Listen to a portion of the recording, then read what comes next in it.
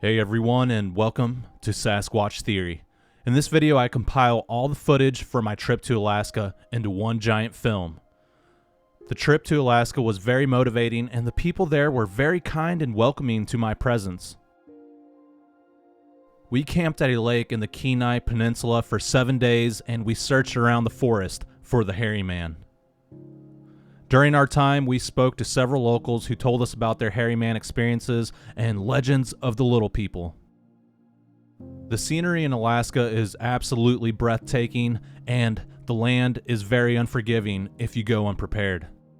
The thought of a grizzly bear coming into camp was constantly on our minds, and we were always keeping an eye out for any danger lurking within the forest. The Kenai Peninsula is around 16,000 square miles and has a population of about 60,000 people. No matter where you go in Alaska, there is always wildlife and wilderness nearby. When we camped on the lake, there were grizzly bears nearby, and we had one that tried to come into camp. Ryan and myself hiked the trail, and we were stalked by a few of them. Towards the end of the trip, Ryan and I were hiking a trail, and we both saw this black figure that was watching us in the tree line. As we both backpedaled at the same time and did a double take, the figure moved off into the brush. We weren't exactly sure what it was, but we think it could have been a hairy man, and it seemed to be observing us as we walked by. It was really cool to camp with Fred from Subarctic Alaska Sasquatch, and I really appreciate the group. Fred, Ryan, and Russ watched over the group, and they made sure that everyone was taken care of. They are locals in the area and they are well aware of the dangers that lurk within the forest of Alaska. Everyone in the group has had a Sasquatch encounter or experience, and we are well aware that these things exist and they are out there in the woods. If you enjoy watching Sasquatch Theory, please like and subscribe, and if you have a cryptid or Bigfoot encounter that you would like to share with me, please contact me at sasquatchtheory@outlook.com.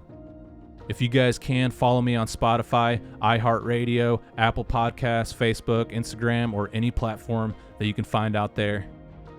Alright guys, let's dive straight into our Alaska Sasquatch expedition here on Sasquatch Theory.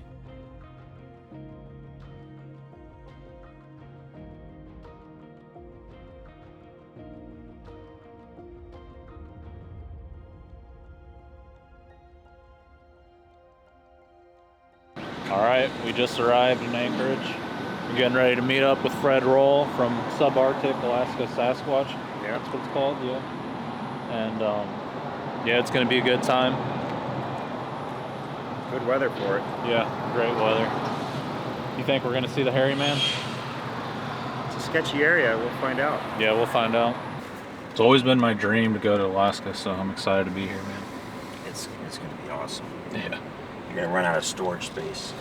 Yeah, I got over 500 gigs. I only probably got like 700 gigs. So hopefully I got enough battery. Yeah.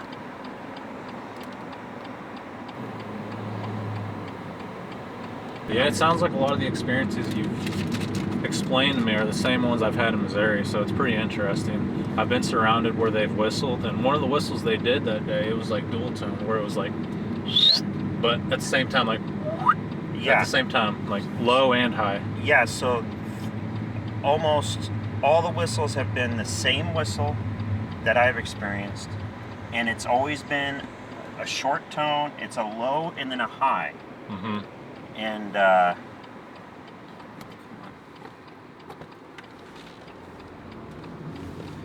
And it's just, I don't know. Definitely not a bear, though. No, I mean, there's only one animal up here that whistles. It's I can't remember what it's called, but like they don't follow you. It's a little critter. They make a whistling noise. I'd have to look up the name of it because I was looking at that, but I've never seen one in the woods. I've never like heard them whistle. And I was talking to my buddy about this the other day. He does a lot of stuff like mining and stuff towards the interior, and he's run into these little critters. It's like I think it's like a little, some kind of groundhog or something. Yeah. But that's what he said. He's like, oh, you got whistled at by one of these things. And I'm like, I don't think that was it. Because, I mean, porcupines make a ton of noise going through the woods. So, it sounded like a human whistle. Yeah, it was Similar. loud. It was loud, and it was Like when someone's like calling to their dog, like or their kids. Or Yeah, their kids, yeah. yeah, calling the kids back, that kind of thing. Definitely to get your attention. Yeah. That sort of deal. Yeah. See, what I thought in Missouri was, man, that's crackheads, trespassers, poachers, Messing people with spying you. on me. Yeah. Yep. I've told people about it, but they're like, no, there's a certain bird out there that does it. But I'm like, no, like this triangulated around me, Yep. and there was 3, one right after another, and it seemed intelligent. There was intelligence behind it. It was It wasn't. And the fact that it, like in the situation in Deception Creek, where it used cover, you know. Mm-hmm. They never reveal themselves. No, but like I got the impression it's like I need to leave, you know. When the dogs left, and then I was watching this sound, and the dogs just left, and they never leave. Like they're normally they're running around sniffing stuff, but they don't leave. That's the first time those dogs have ever like left me in the woods. Yeah. And it was uncanny. I mean, I run into 5 or 6 bears every year in the woods, out there where I'm at, especially near the creeks, and this was not bear behavior. A bear will let you know, it will tell you, it'll grind its teeth, it'll pull at the ground, it'll make noise, it'll do a little kind of like a huffing bark thing. It'll let you know that it's a badass and that, it doesn't want you there. Right. And, the best way is to just de-escalate. But this was pushing me out of an area. It was weird. It was so weird. Yeah, and it's happened multiple times too, so Yeah. we'll have to get your full story whenever we set up camp. One of the days that I'm here, we'll sit down and Yeah, it'll be fun. Yeah, this is a beautiful place. Like a low battery alarm, so it just auto landed, and I couldn't find it. The drone? Yeah, and so I grabbed my buddy and I grabbed Fred, and we went and we found the drone. I say that Fred, communicated with his ancestors to find it, that kind of thing. Yeah. But Fred found it, luckily, and so we're like, screw it, let's go for a drive. So we drove like 150 miles north, and we just were stopping, checking out everything. We went to stopped at Hurricane Gulch. It was just a nice day where it was like this, and we didn't have anything to do, so we just drove. It was a lot of fun. And awesome. That's where I got that picture that I sent you of my car. I was like, oh, we gotta stop here. As I arrive to Alaska, I am blown away by its beauty and breathtaking scenery. Ryan is a native in the area, and he is full of knowledge regarding the Bigfoot topic, and he is kind of my guide on this trip. That I've listened to, the game cameras don't work, whether they can smell them or they can, see the IR. I assume that they can probably see an IR just because their eyes are Caribou so huge. can see it. White-tailed bucks can see the IR. I'm sure animals can see it. And so I'm sure there's a frequency that we don't hear that they can, because those the electrical frequency, there's absolutely. something you put in in an outlet for mice, and it puts off a frequency. You take a cell phone and you put it up next to a speaker that's turned on, you can hear the signal from the cell phone. So it could be the same thing. We have a very narrow range of hearing. Oh yeah. So these critters could have a different range. They have a bigger skull. So I would assume that they have a wider range, especially with They use echolocation too. So. Well, I was gonna say about like the infrasound type of thing. Let's see. I think the waterfall's up here somewhere. Good, there's nobody behind me, so I can stop suddenly. I don't go down here very often. Let's see. Although a lot of people interact with the Sasquatch in the lower 48, there's a lot of missing people reports in the national forest all over the lower 48, and I think the same thing's going on down there. I just think they're more used to people down there in the lower 48, and they've become more accustomed to people. But down here, it's a lot more rugged. There may be squatch that have never seen a person before. or if they do, they just don't like them and they have to fight with the grizzly bears, and they got bigger lungs because they have to go up these mountains, just like the moose and, you know, the big game. So they're a lot more territorial. I think the shorter season too. When you're in Alaska, you get this inspiring feeling that you're on top of the world. I'm not too sure what to expect from this trip, but I know there are many dangers that lurk within its woods. I am mentally preparing myself for the dangers, and I am well aware that anything could go wrong at any moment.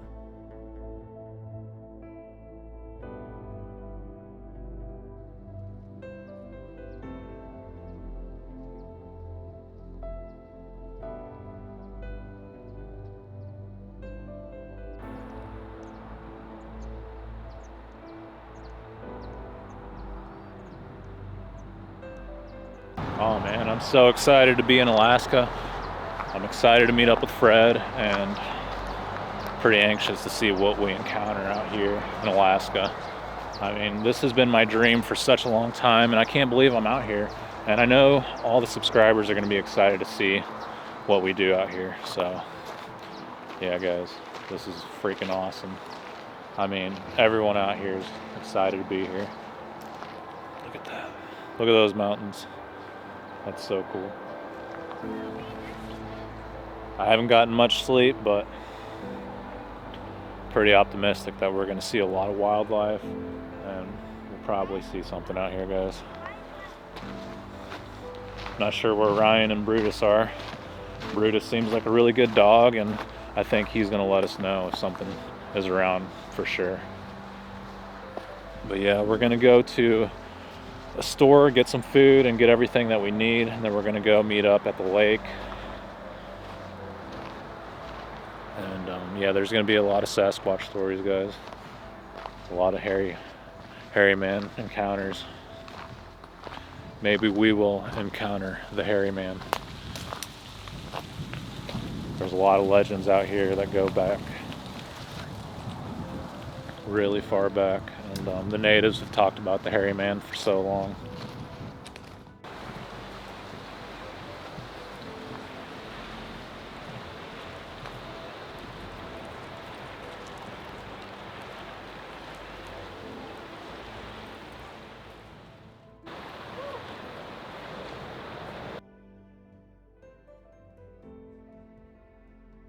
Yeah, I don't think I'll get used to this view. Everything out here is like a postcard. That's crazy. Oh, there's Ryan and Brutus.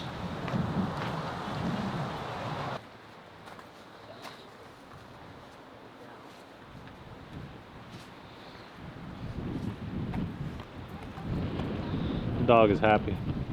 Oh yeah. He's like, I'm on top of the world. Brutus, play with the children. You have to sit first.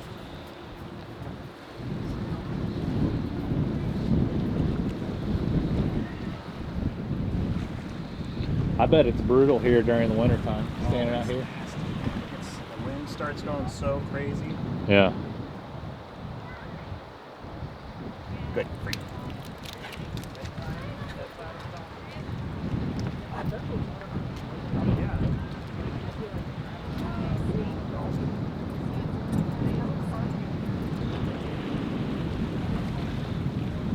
That's the ocean, right?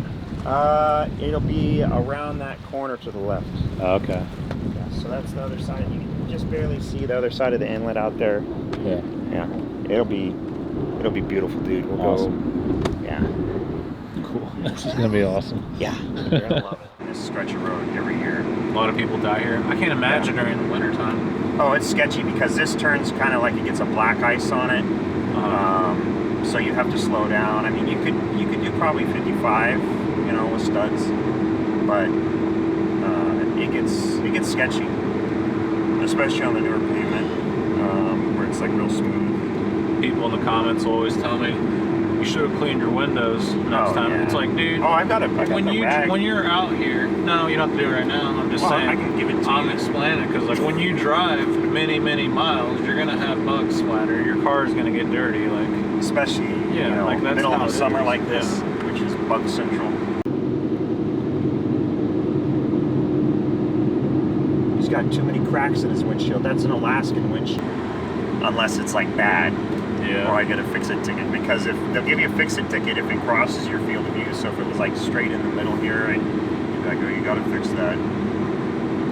Let's say if for some reason we need to get another SD card, is there any way to get another one? Three Bears might have them. Okay. I have a 128 or a 256 in my drone. So if you needed to use that, you know, whatever. It should be good. I'll buy, if they got one here, I'll buy it. Just in case. Yeah.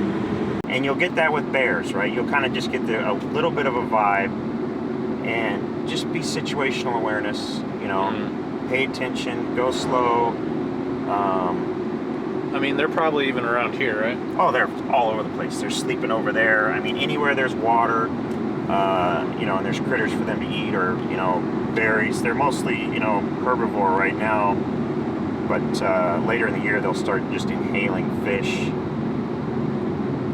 Cool. I mean, it's probably typical for people just to see them walking, moseying around the highway. Especially like at dawn or dusk, because they're nocturnal. So, yeah, road crossings are very common.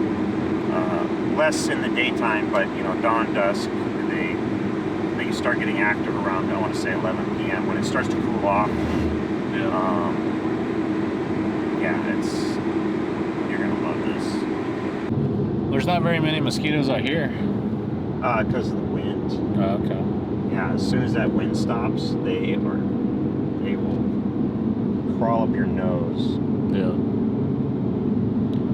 And yeah, once it cools off, or if there's any rain and there's no breeze, I mean, I brought 2 mosquito nets, one for me, one for the dog. Right. I got one too. I'm pretty good at finding structures, man, so. Oh, so going back to the spot of my second encounter with the 3 whistles, I went back there a couple of weeks afterwards, and I went on that far ridge. I climbed up that ridge because it's just shorter, and I'd never been on that side of the creek, so I found a tree that had fallen over, and I crossed the creek, and there's kind of like this flat spot up on the top where it's fairly open. It's mostly birch, and there was a few spruce, but in 3 different spots I found trees wedged in, so there'd be like 3 trees that were still alive, and then there'd be trees wedged in between those 3 trees. And so I circled every single one looking for the stumps, you know, because if it's a snow load or if it's a dead tree, that kind of thing, you'd find a stump there. You know, you'd find it anywhere within the radius of, you know, where the tree fell. There were no stumps, you know, that matched these trees, and they weren't like super old, but yeah, there's like 3 spots up there on that flat area where these trees were wedged in, and then there was a couple of others where it was spruce trees. Now these were, at this point, the trees were dead, so you know, I automatically try to discount anything that's a dead tree as far as the structures, just to eliminate snow load. I just filter them out. But these 2 were broke at 90-degree angles and pointed at each other, like kind of like a trestle. I got a phone call. All right. No, you're fine. Expeditions get footage and then license the footage out, and then use the licensing money to fund more expeditions and to archive the footage, you know, to set up like a trust or something. Sometimes you'll see eagles' nests. They're more common, at least in my area, in the cottonwoods, but you'll just see this huge ball of branches and stuff. Yeah. That's an eagle's nest usually. They're all over the place down there where I live, but I'm sure there's a lot more down here. Anywhere there's fish, there's a ton of eagles. Oh, yeah. Yeah, that's where I see them at. It's a place called the Merrimack River. Any rivers in Missouri are going to have eagles, especially the more remote you get. Waiting for a grizzly bear, man. Yeah, I think once we get to the lake, gun picture at every waterfall in Alaska, or at least drone footage. You know, if you can't get to the waterfall, get drone footage. Those mountains are beautiful back there. Yeah. I can just picture grizzly bears running through that valley. Oh, they're all sleeping, you know, in the trees. They're all asleep right now because it's so hot out. That's how it is in Missouri with whitetails. They're just like right in there, right there in the brush, just laying down. Yep. And again, when you're going to the bathroom, you know, at night, vibration is pretty much the only thing that I'm worried about, because we'll smell the kill site before we get close, because it kind of, if there's no breeze, you'll feel it, or you'll smell it kind of, it's just kind of a sticky smell within about 100 yards of the kill site, where, you know, well, you know. So the most dangerous thing is the sow cubs? Yeah, okay. Absolutely, because if those cubs squawk once, that sow, like, it's just a light switch where she just goes full rage adrenaline mode, and, you know, most of the time it is not a bluff charge and you're gonna have to shoot it, you know. And so situational awareness, and it takes more than one shot for sure. I mean, I'm just gonna shoot it in the head as many times as it takes for it to stop. Is that where you shoot at one? Yeah, I would, with the rifle that I've got and the round that I've got for it, I would just aim directly at the face. I've got, my grandpa was a guide, so I've got like 5 different bear skulls in my house, and you can kind of see around the eyes there's a thinner spot. It's a steeper angle, so if they're like zeroed in on you, it's more likely to bounce, but it's also very thin there. So their brain is like right between their eyes, and if you can get an off-angle shot into the eye socket, or, you know, maybe shoot it in the shoulder to get it to turn a little bit, so that you get a flank shot into the side of the skull. That's just what you got to do. But it's like instantaneous. That we'll hear the cub squawk, and then that you'll hear a train coming through the woods directly at you that's pissed off, and you have maybe a second or two to react. And I mean, you don't want to be in that situation if you can avoid it. Yeah, absolutely. That's why the situational awareness, you know, just pay attention to smells, just take your time. Don't, you know, when we start getting gassed out, let's say if we're bushwhacking for several hours, we need to take more breaks so that we don't get gassed out and start, you know, traipsing and not paying attention. You know, we just need to, in a high traffic area for the bears, we just need to have super high situational awareness. And the dog, like, we have an alarm system with the dog, so he's going to alert for the bears for the most part. So we've got free radar for bears, you know, which is excellent. Like, I've traipsed through the woods before I had my situations. I used to go hiking by myself all the time, and you know, I wouldn't bring the dog, or I wouldn't bring somebody with me. Now I don't go alone. There's either somebody with me or a dog, and I almost always have a dog, because they give you free information. Like, the dog, you'll barely hear something, or you might not even hear it, and the dog's like zoomed in on that spot, like, oh, there's a critter there. And then you can decide, okay, do I want to go up the hill and go around it, or do I want to go this way, or do I want to turn around? Yeah. And you just know, keep the wind in your face rather than letting them wind you. Yep. And even if they do wind you, you know, you're not really surprising it with the wind, unless it's like asleep or something. Mm-hmm. So it's not as bad as coming up on it, like, let's say a sow with cubs.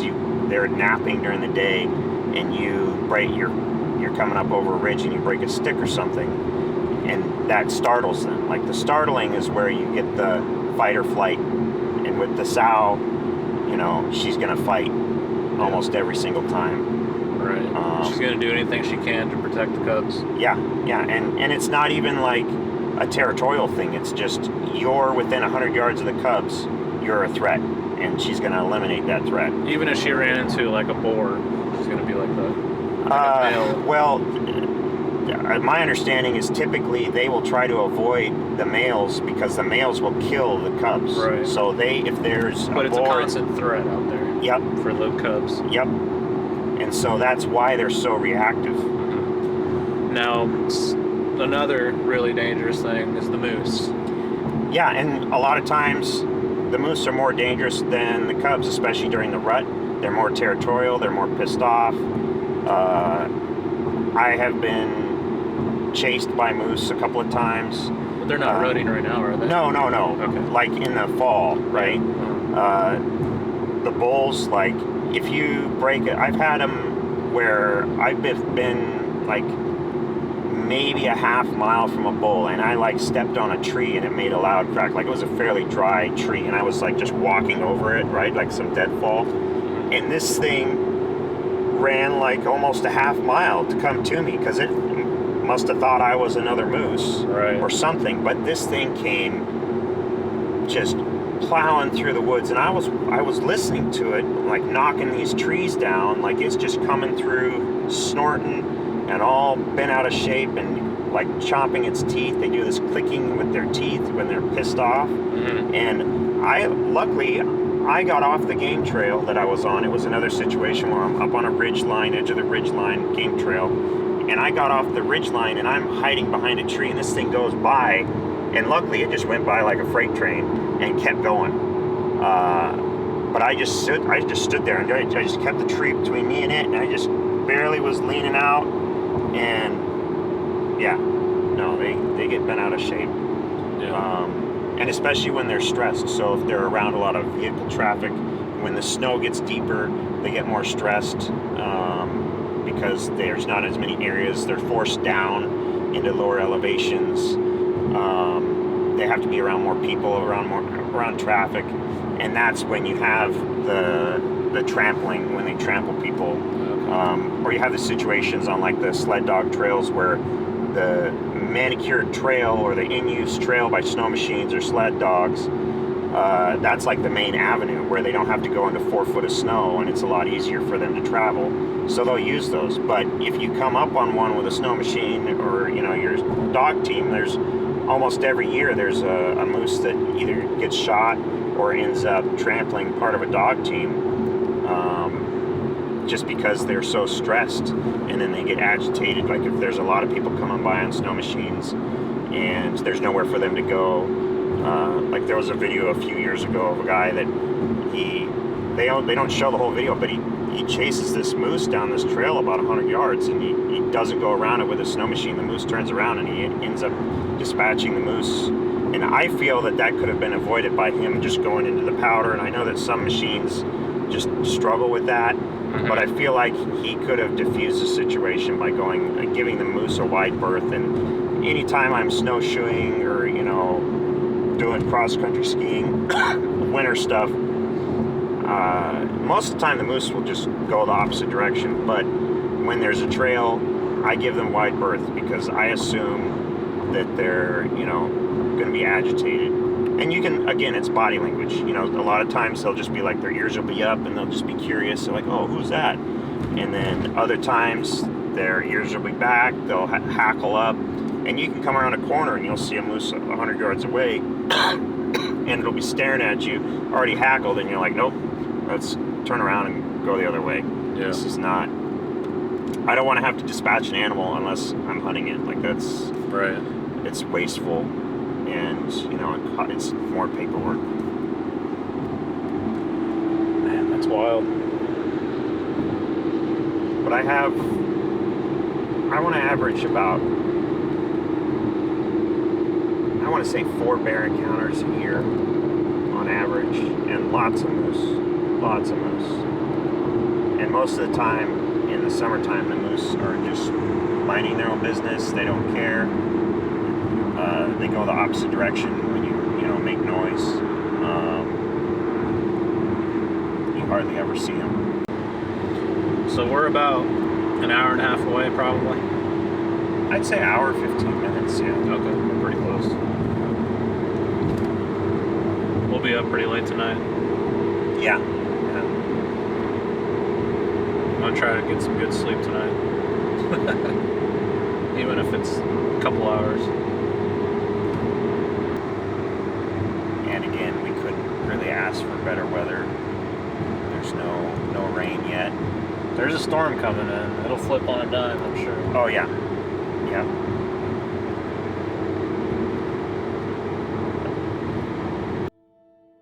As we drive to the campsite to meet up with Fred and the group, I keep my eyes out for any wildlife and any signs of the hairy people.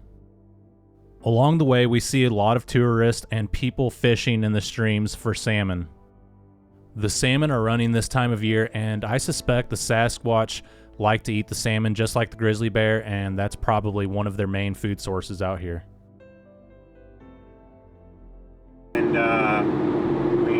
we're getting close. Oh, okay. So I'm just a little bit ahead of you. Yeah. That construction traffic by Bucking Granite Creek and all that shit really slowed me up. Yep. Well, Okay. we're making pretty good time. We're doing like this traffic is doing like 70, 75 for the most part, so we should catch you here in a little bit, maybe. Yep, everything looks completely different now. It damn near looks like Monterrey in Mexico, like with all the cactuses and stuff. But that's from the burns, right? The spruce trees burnt up and shriveled down. But over there it looks like Missouri. That's like what it looks like in my area. Are you feeling pretty optimistic about this trip? It's gonna be fun. Yeah, it's gonna be regardless. awesome. Like, I have good vibes. It's gonna be interesting. Yeah, if things do turn sour, we're just gonna have to watch each other's back, like what we talked about. Yeah, situational awareness, buddy system, you know, and if we run into an angry critter, you know, try to de-escalate. Yeah. But if the Sasquatch, if the hairy men, what do you guys call them? The hairy people. Hairy man, yeah. The hairy man. Yeah. If a clan of them surrounds us and they get territorial and try to push us out of the area, what do? Do we leave or do we hold our ground? I can guarantee you that Fred is going to want to leave. You're going to want to leave because it's not ambiguous, and with as many resources as there are in this area, I would assume they're going to be fairly large. I mean, this is all assumptions, but I mean, most likely I'll want to leave, but do not be surprised if I try to approach them. Like, well, I've done it before. you know, the way I look at it is, if you stop, that's kind of a de-escalation. Yeah. I'm not trying to sound brave. I'm just kind of stupid like that. Well, my thing is, I think it would be cool to get some thermal footage, you know, because I've got that fancy thermal, and it happened in the Mark Twain National Forest. They came up right when it got dark. They were breaking limbs and wood knocking, loud wood knocks all around the property. Everyone else kind of got scared. They went back towards the fire.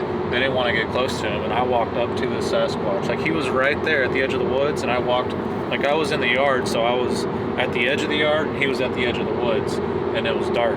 Cloudy like this, you couldn't see him, but he's right there, like, breaking stuff in front of me, wood knocking. Yep. And I set my little Zoom H1 recorder right there. I captured it all.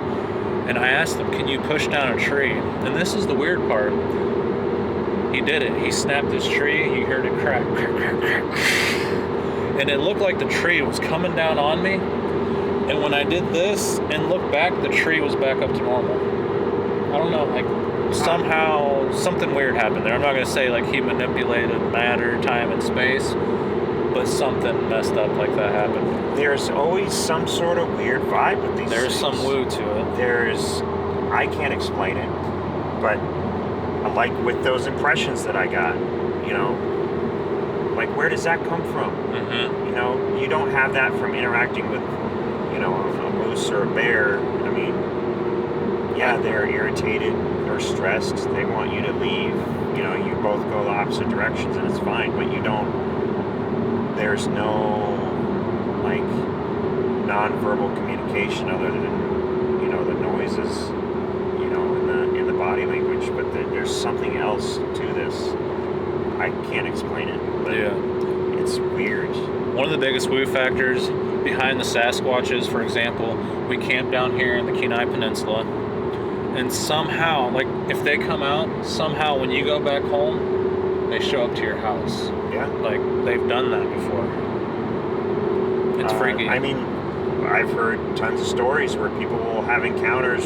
I mean, even in the native traditions up here, they talk about, you have one encounter, you're marked some way, And so then you start having more and more, and that was, Yeah. I mean, kind of what happened to me is it went from one thing, and within that whole summer was just weird stuff. Mm-hmm. And, you know, it went from nothing, you know, running into regular critters in the woods to this kind of stuff. And you're like, where does that come from? Yeah, especially when you go to different places and you're having Sasquatch experiences. And again, you know, I think setting intention, you know, if you want to non-verbally let them know that you're there and, you know, that you're not there to harm them, you're just curious. I think your attitude, your vibes reflects the encounter. You know, at least that's just the feeling that I get. I don't know. Yeah. And I've had a lot of experiences in Missouri and the Ozarks where I thought they were going to take me, but they never do. Like, they're following me, they're pushing over trees, they get right there, like, right up on you, and it's like they don't do anything. It's like they had every chance to kill me, but they didn't. It's almost like a warning, where they're just playing with you. Absolutely. Like, I think if I had just stood there, you know, when the dogs left, I think it would have started escalating from there. But I was like, nope, I got a bad vibe. I'm going to go away from where this bad vibe is. And, you know, it kind of de-escalated to a certain extent. But, It just depends on the mood that I'm in. Some nights I'm brave when they come in, and it's just like, I don't care. But sometimes when they come in, I'm like, dude, we got to leave. Like, we got to go. I think it's important to pay attention to the warning signs. Absolutely. If you get a bad vibe, you know, don't like let fear, you know, and adrenaline, like, it's really hard to control that, but I don't know. I feel like you can't panic. The most important thing is not to panic, because then you create that fight or flight thing, or the prey response, rather than prey response. Yeah. I don't panic because it scrambles my brain, and it just kind of like reformats everything, and I'm shocked. You know what I mean? Yeah. It's like I just stand there and I'm like, what? Because my brain's trying to figure out what it is. And sometimes it takes months after it happened. Like, what was that? You'll sleep on it, and then you'll wake up and you're like, oh, you'll have some sort of breakthrough, you know, about it. Yeah. And especially when you hear other people tell their encounters, you're like, that's exactly what I experienced. And especially when they say they saw it and they had that same experience where, you know, they were whistling and then this thing stepped out. You're like, well, I heard the whistles. I've been followed. So I was just one step away from seeing this thing. And I kind of dreamed about it for any time I would have a dream that I could remember for about 3 months after the initial thing. It just kept playing over and over or something. I don't know, but there was some processing there. Oh, yeah. That went on. Buddy, how you doing back there? He's out. He's out. Car ride's pretty good. Moose crash area. 112 this year. By my place, the highway between the Matsu Valley and Anchorage, there's, I want to say, 180 to 200 every year. Cut down all these trees for like a... Oh no, this is from the fire, but they had one spot that they were cutting a bunch of trees down for some sort of moose habitat. Not sure. I could find it on the map where it is. We'll go check it out with the four-wheeler. Got a lot more bug splatter on the window. Yeah. You just can't avoid it being out in the country. I mean, even if you lived in the city, that's going to happen. You know what I mean? There's bugs everywhere. And there's so many like swamps, you know, especially on the way down here, that you're just driving through it and there's just thousands of them. I can tell the mosquitoes are going to be bad out here. Yeah, I brought mosquito coils. I got some bug dope. Man, those mountains back there are cool. Yeah. Yep. We got to walk all the way up here. Maybe. That's not too far. Well, depending how far we go down in here. But yeah, we're at the Kenai Peninsula. Am I saying it right? Yeah. All right. Kenai Peninsula. Kenai Peninsula, and this is an undisclosed lake. Yeah, look at that. I bet the waves get pretty choppy up there. There's some wind. Yeah. There we go, guys. There's the Kushka right there. Otter man. Is this the spot? Here's Hey! yeah, we're gonna camp here. So this is where the grizzly bear are gonna come in at. Yeah, it might have been this actual site. Oh, okay. This is where a person had a sighting? No, where they got their tent pounced on by a bear. Yeah. Look at that lake. You guys go swimming out there? Too cold. Feel free. Ice cold? We'll tie a rope around your waist. Yeah. Oh, yeah. Let's go Alaska. It's not too bad. Well, yeah. No, I'm just getting my toes wet. I'm definitely not going to fly the drone out there.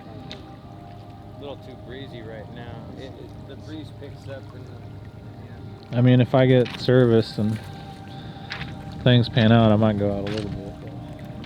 But I hate to lose the drone out here. well, we do have the 2.5 horse. I mean, Yeah. and the John boat. Yeah. And flotation. Yeah, I mean, we can technically go ripping around right now.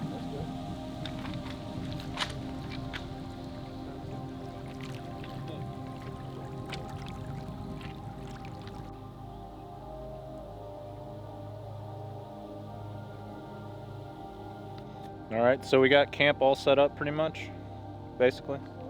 I think so.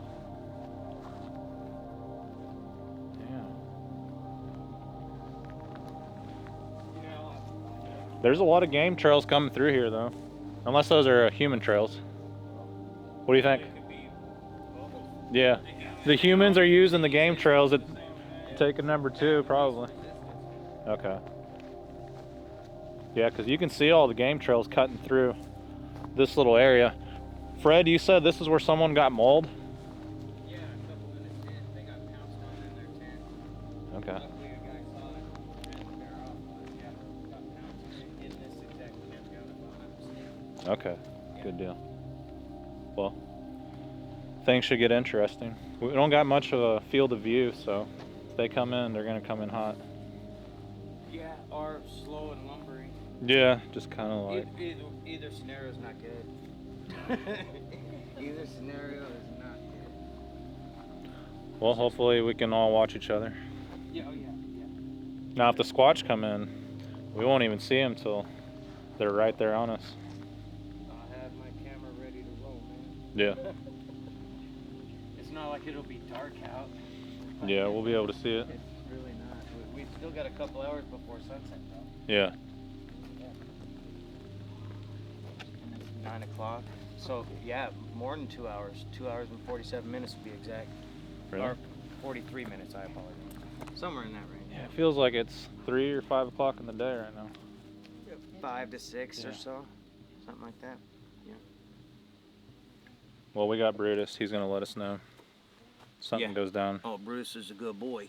He's a vet on these trips, huh, Bruce? So this is a Comfortable. trackway that's going, there's a game trail over here, goes right by my house, by my kitchen and my dining room. So those are the footprints. There is the footprints right there. There's my glove next to one of the footprints. So that's pretty big. Huh? Yeah, those are big Carhartt gloves, and then that's the Oh. trackway. They're in line. Yeah, Yeah. yeah, that's what Dr. Jeff Meldrum said. And then I measured You know, it. he is one cool guy, man. Yeah, he is Yeah, I like super Jeff. cool. He's a mellow dude. I measured it, but I went from toe to toe is 44 inches. Well, here's right here, maybe 42 inches. Mm-hmm. Toe to toe. That's what I did in this one over here. This one over here, toe to toe, and it was yeah, like 42 inches toe to toe. That's the trackway right there. That's cool shot right there. Yeah. You know, And you went right back into that game trail back here. There's a game trail where that's where the moose come through Really? on my property. And Yeah. what month was that? This was January 13th of 2022. And then I've had wood knock since, and I've had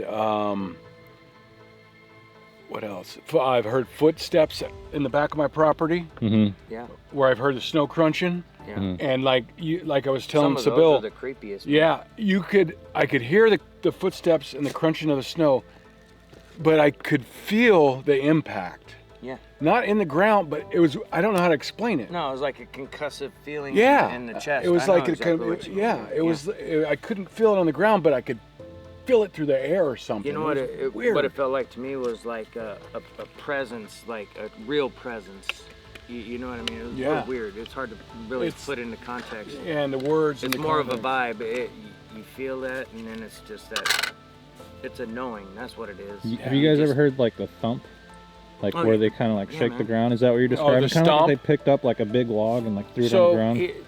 Go ahead. I think he was talking more about the presence, kind of feeling like it's like you don't feel it in the ground, but it's more of in the spirit almost. You can man. hear it, and I don't know if the sound weird. travels, and you can feel it. And Well, the infrasound would account for that, because we It was only so hear down weird. to 20 hertz or something like that. Yeah. Mm-hmm. But I showed this to Dr. Jeff Meldrum, and he was like, "Yeah, the prints are straighter than a human. It's not a moose. It's not a dog bouncing."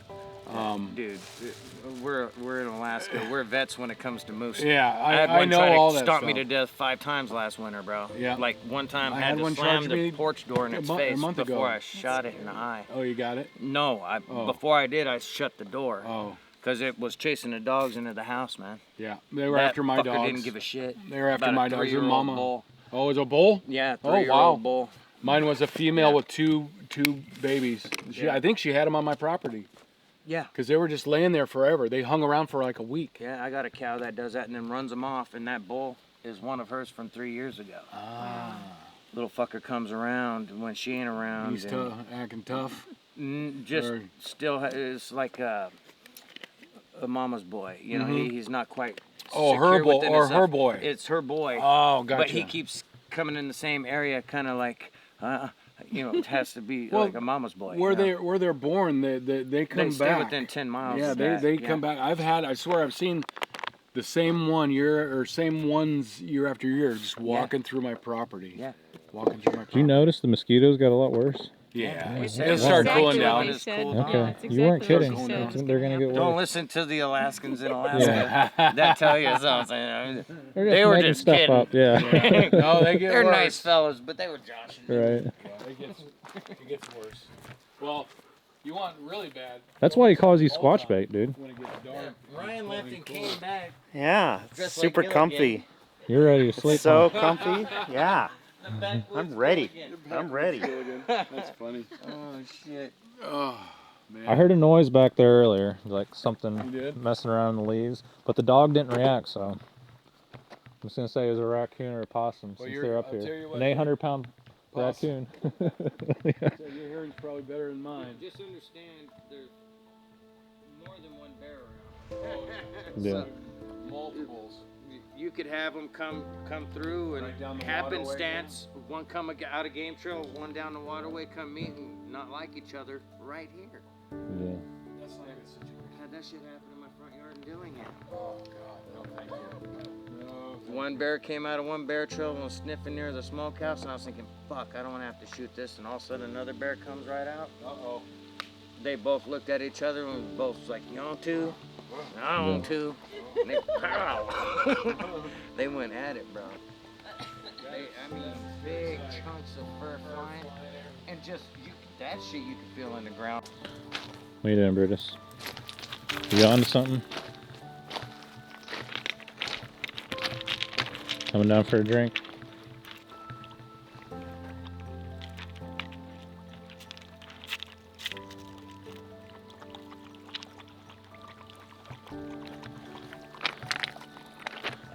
Water's probably really fresh. That's glacier water. I mean, I don't know, but when it's cold out here, everything's frozen over.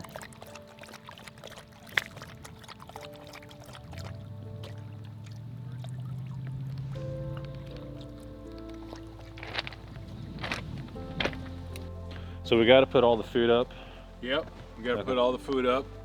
Right now I'm wiping out the pan that we had cooked the steaks in to get all the grease out of it.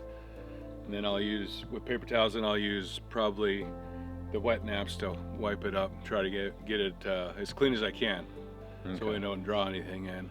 Yeah. So that's to keep the grizzly bears away. Yeah, you can try to keep it as good as you can down. Don't leave food out. You want to burn. We're gonna burn all the rags that we use that has grease on them, so it gets rid of the most scent as we can. So does it doesn't draw them in. Okay. And right now it's after 11 p.m. Yeah, it is. This is nighttime. Yeah, this is nighttime in Alaska. Yeah. I got my Land of little, the midnight sun. little face mask here. Yeah. I Got use your that little- anyways. Yeah. You're a little sleepy. Yeah, in Missouri, as soon as the sun pops up, I'm awake. I'm like Yeah. a plant. Oh Yeah. I gotta have like a schedule, even though I don't keep a schedule. But I do good on a schedule too myself. I've been that way, but just recently it seems like I've been working kind of nights, so. yeah, we're relying on Brutus to let us know if something's he'll be around. And the people camping over there, they got dogs too, so good. Yeah. we'll see, guys. Awesome. Plan for tomorrow is to go across the lake, possibly. Go look around. Fred wants to stay the night out there, but we're not sure if that's going to happen. We'll see. It's up to Brutus, though. Up to Brutus. Yeah, leave it up to Brutus. What do you say, Brutus? But yeah, we got Squatch bait. He's going to be Squatch bait for tonight. Yeah. We'll see what happens. I'm gonna start flipping you off too. Just rub all the grease on our tent. Yeah. Okay. Cool. Good deal. We got an audio recorder set up along down the lake, and yeah, Fred says the best time is around like midnight to like 4:30, 5:30 in the morning. But yeah, one thing I found strange is that there's no animals, like no birds, no owls going off. As soon as we started cooking, even the bugs left. Yeah. There's like an eerie feeling out here. It's just quiet. It's quiet. It's spooky. Could be a critter, Yeah. you know, predator. Could be something around. Yeah. Okay. We'll see what happens. We got old Betsy. We got backup. Trust me. Yeah. Have you guys noticed that with grizzly bear activity? Like they'll just take off running for no reason, like get spooked. So, I've run into a lot of them up by my place, and almost every time I see a bear butt, and that's it. Yeah. Once they either wind me, Boom, they're gone. or if I step up close to them, you know, like from here to the bushes, I wake them up, they just leave. You know, they want nothing to do with you. No, that's Yeah. the majority of it. Okay. They stay clear. Yeah. And as far as these things pushing them out, I have noticed where I had my 2 encounters, there's way less bear activity over the years. Like way fewer moose and fewer bears in the area. Yep. So this is nighttime, huh? In the summer, yeah. Okay. But it does eventually it changes, like it turns into nighttime. Oh yeah. Mhm. Okay, yeah. cool. Then it flips, so then we get 4 hours of daylight in the wintertime, on the Oh, shortest day of the year. Yeah, December it's like 6 20 hours. 20 Oh man, that's gotta be rough there. Yeah. That's when you get cabin fever. Mm-hmm. Okay. Last year, the Northern Lights, dude, were so freaking beautiful. Yeah. Over the valley, they were dancing. When it started off light green, just a light ribbon, then it went purple, deep purple, and then bounced into blue, then up into green, dude. It was beyond gorgeous. Yeah. Up into the reds, too. What is that like? Solar flares or solar radiation? It's Aurora Borealis. Yeah. It's, Well, Well, from what causes solar it? flares, that's what they say. It seems more spiritual. Dude, I think there's It an looks aspect like- to it. Yeah. there's a lot of context to that, though, because some of the native beliefs is little people will dance underneath the Northern Lights. Really? Yeah, and if you whistle at them, they'll dance higher. Yeah. They'll bounce around. But, Dude, it's quiet out here. well, there's No, it's songbirds. birds. I know, but still. On the lake. When it's totally dead. You trust me, the Yeah. energy There's- changes. Yeah. Yeah. It's like someone It'll be stepping a into a vibe. room and sucking all the air out of the room. Yeah. It's very similar. Like paranormal activity. It'll be a vibe. It's for yeah, sure. it's on an energy level for Okay. sure. Oh, dogs are barking, man. At us. Yeah. Yeah. They're like, shut the hell up. Barking at us. Yeah. Right now, we're the most dangerous things around. Yeah.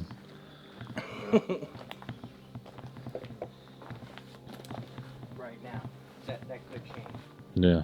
Subject to quick and abrupt change. I'm watching the dog. Yeah. Just seeing how he reacts to everything. He seems to be calm. He's I've gotten to know begging 'cause Brutus. I've got candy in my mouth. Yeah. Yeah. If he starts whining, like, Fred hooked him up with some steaks. Yeah, Uncle those Fred and starts steaks. looking into the woods, I'm gonna that's know. not sweet. Yeah. Because He I'm not starts trying to barking. fight. Appreciate you rolling with us, man. Sorry it took so long to get you out on an expedition. Yeah. but Well, you definitely don't if want to any of run off. them, this one's epic, bro. Yeah. Well, I just don't want We're to getting out there doing some shit. Yeah. Because they sound like they have a reactive dog, so Yeah. Remember this will be Keep fun. your ears open. Yeah, it's gonna be a good time. Oh yeah. It's really it's like glass. And so let's see, the sunrise was over there, so or sunset was over there, so hopefully we get something coming over these mountains here in the morning. That would be so cool. What do you mean? Well, sunset's over there. Okay, right? so the sun coming up? Yeah, like Okay. over these mountains. That Yeah. would be awesome. Yeah, absolutely.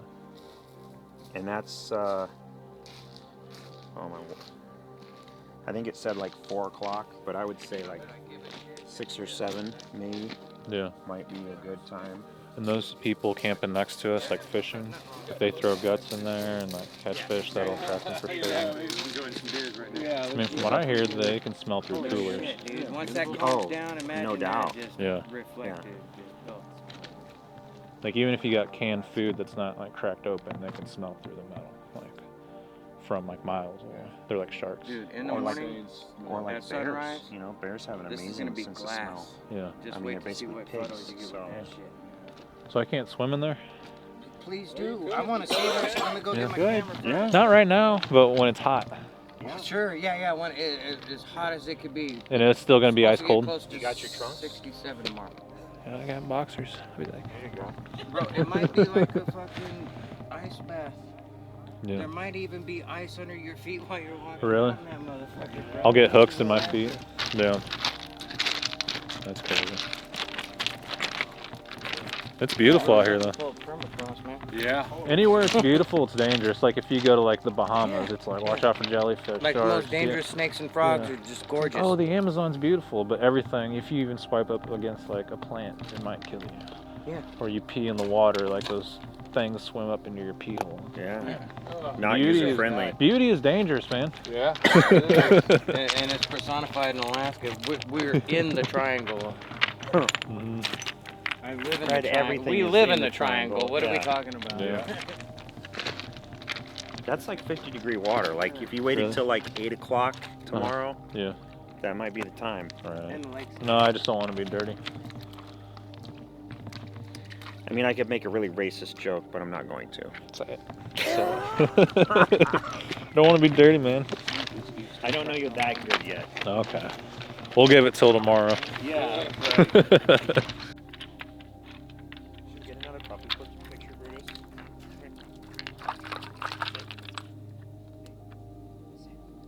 Try to zoom in all the way across the lake. You wouldn't think it's that far, but it looks really far. No, when that boat was over there, they looked like a little nothing, like a little fly over there. And they were coming our way, and it took them a while to get here.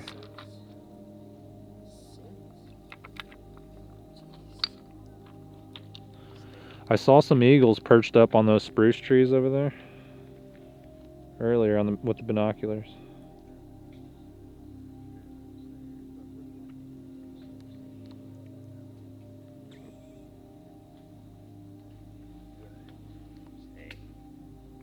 Russ, what are your expectations for tonight? What do you think's gonna happen? Oh man, I don't know. Could get Anything? sketchy. Anything? Can Anything could happen. happen. Okay. I mean, a UFO could just hover over the freaking lake. It could. I mean, I'm telling you, crazy things have happened like already in the past. It's already been documented. Yeah. Especially here in Alaska, there is a lot of UFO activity, a lot of Sasquatch activity. It's pretty disturbing. We're Yeah. 2 hours south of Anchorage, roughly. Roughly Yeah. 2.5 hours. But we're in the deep wilderness, right? Yeah. Yeah. pretty Yeah. much. It don't take far to get into the deep wilderness. Yeah.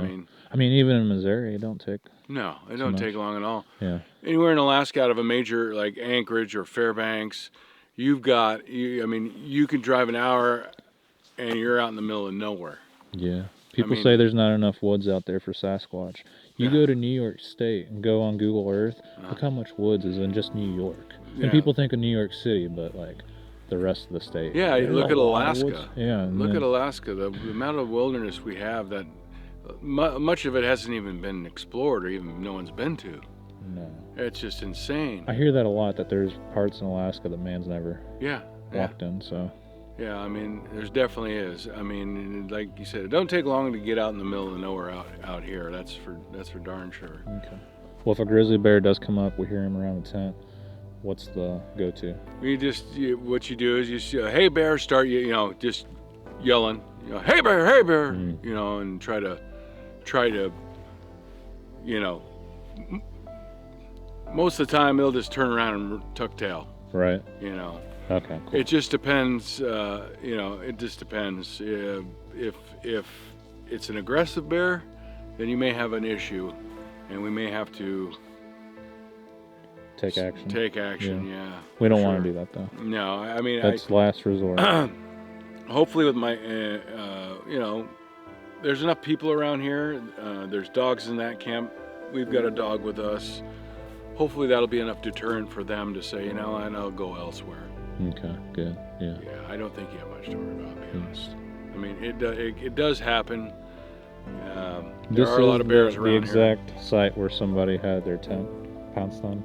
I think that's what Fred was saying. I don't know exactly. We don't know for sure. We don't know I don't know for sure if this is exact campsite or not, but I think it was in this camp area. Do you got Brutus with you? Yeah, he's down there. Oh, is he down there? Oh, I He's just saw brushing another his dog teeth. over there. Okay. Sorry. Yeah. Yeah, there is definitely a high population of bears in this whole area around the Kenai River, out here in the peninsula too. So. Yeah. What about a moose? What if a moose comes around? Oh, they more than likely won't. Moose won't. Yeah. They'll still clear, and especially if they have young, they'll still they know we're here. Okay. Just like Squatch knows we're here. Yeah, they do. I mean, seriously, they know where you're at. They know where you're at. Is your dog with you? Brutus. He went over there. I thought I saw him over there. Brutus. Thing about moose is running into a female with her young.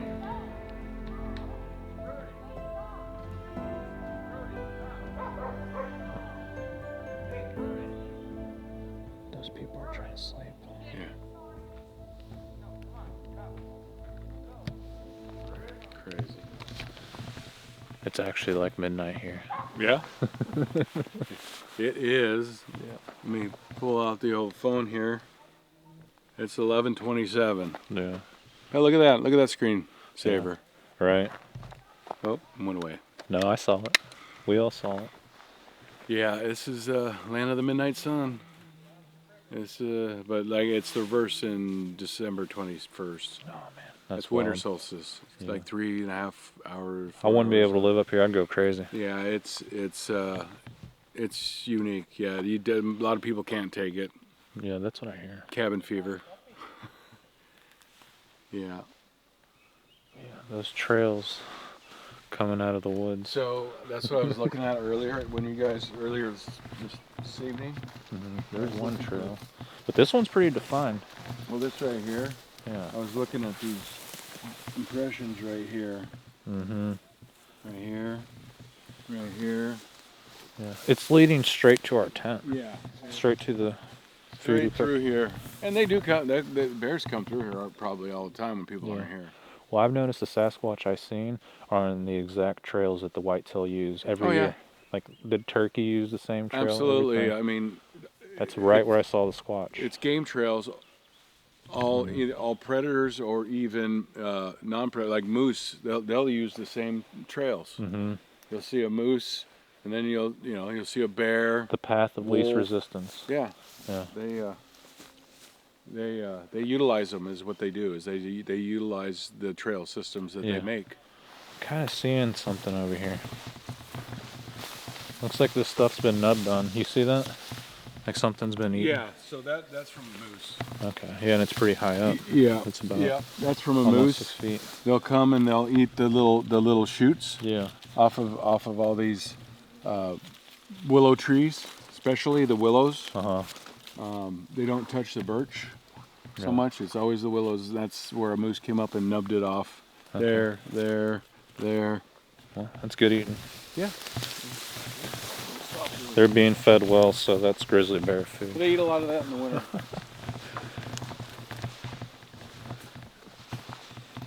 What happened? Where did Brutus go? He went over to He went to visit the neighbors. the neighbors? Yeah. Huh. Yeah. Okay, cool. Well, we'll get ready for bed, and Night. yeah, we'll see what happens. Keep you informed. Yep. The first day was extremely exhausting, and I spent 10 hours traveling just to get here and another almost 3 hours to get to the campsite. It was difficult adjusting to the time zone, and I was completely exhausted. It was strange adjusting to the northern region and in a place where darkness never seems to fall. That night, things were very quiet, and I kept thinking about a grizzly bear just coming into camp and how I was going to react to that situation and how I would approach it. Luckily, there were no grizzly bears or hairy people that came into camp, but I was optimistic that we would hear the Sasquatch vocalizing in the distance.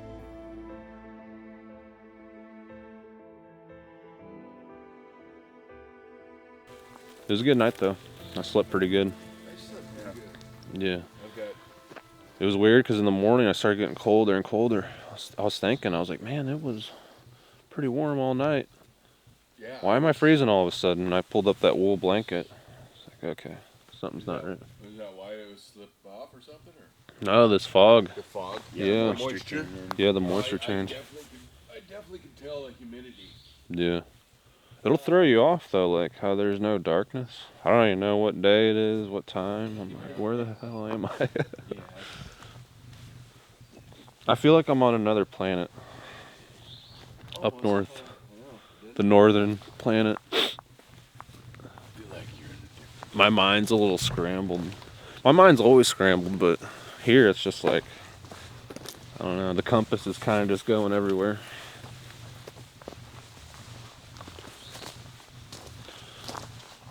Oh man. I slept good though, that's all that matters. It took me a while to go to sleep. I was kind of worried. Didn't know if I was going to be able to get any rest, but fortunately I did. Apparently it's dangerous just walking around by yourself, so. I gotta walk around though, because I want to know what's around me. Ooh, look at this, there's like a defined trail. I guess that's from us, walking this shoreline. I don't know if you guys can see that. Yeah. Fred went somewhere about 100 miles away. Not really sure for what, but I really want some coffee, some breakfast. And like I told the guys, I just want to go walking around. I want to walk around all over the place, but they say it's a bad idea to do by yourself. I just like to walk. Anyone that knows me, they know I'm always pacing around, walking, and I can't sit still. I'm like Brutus the dog. And I don't listen.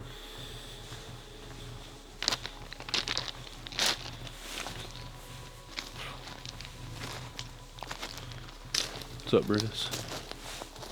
Like I said, I'm gonna be paying attention to Brutus.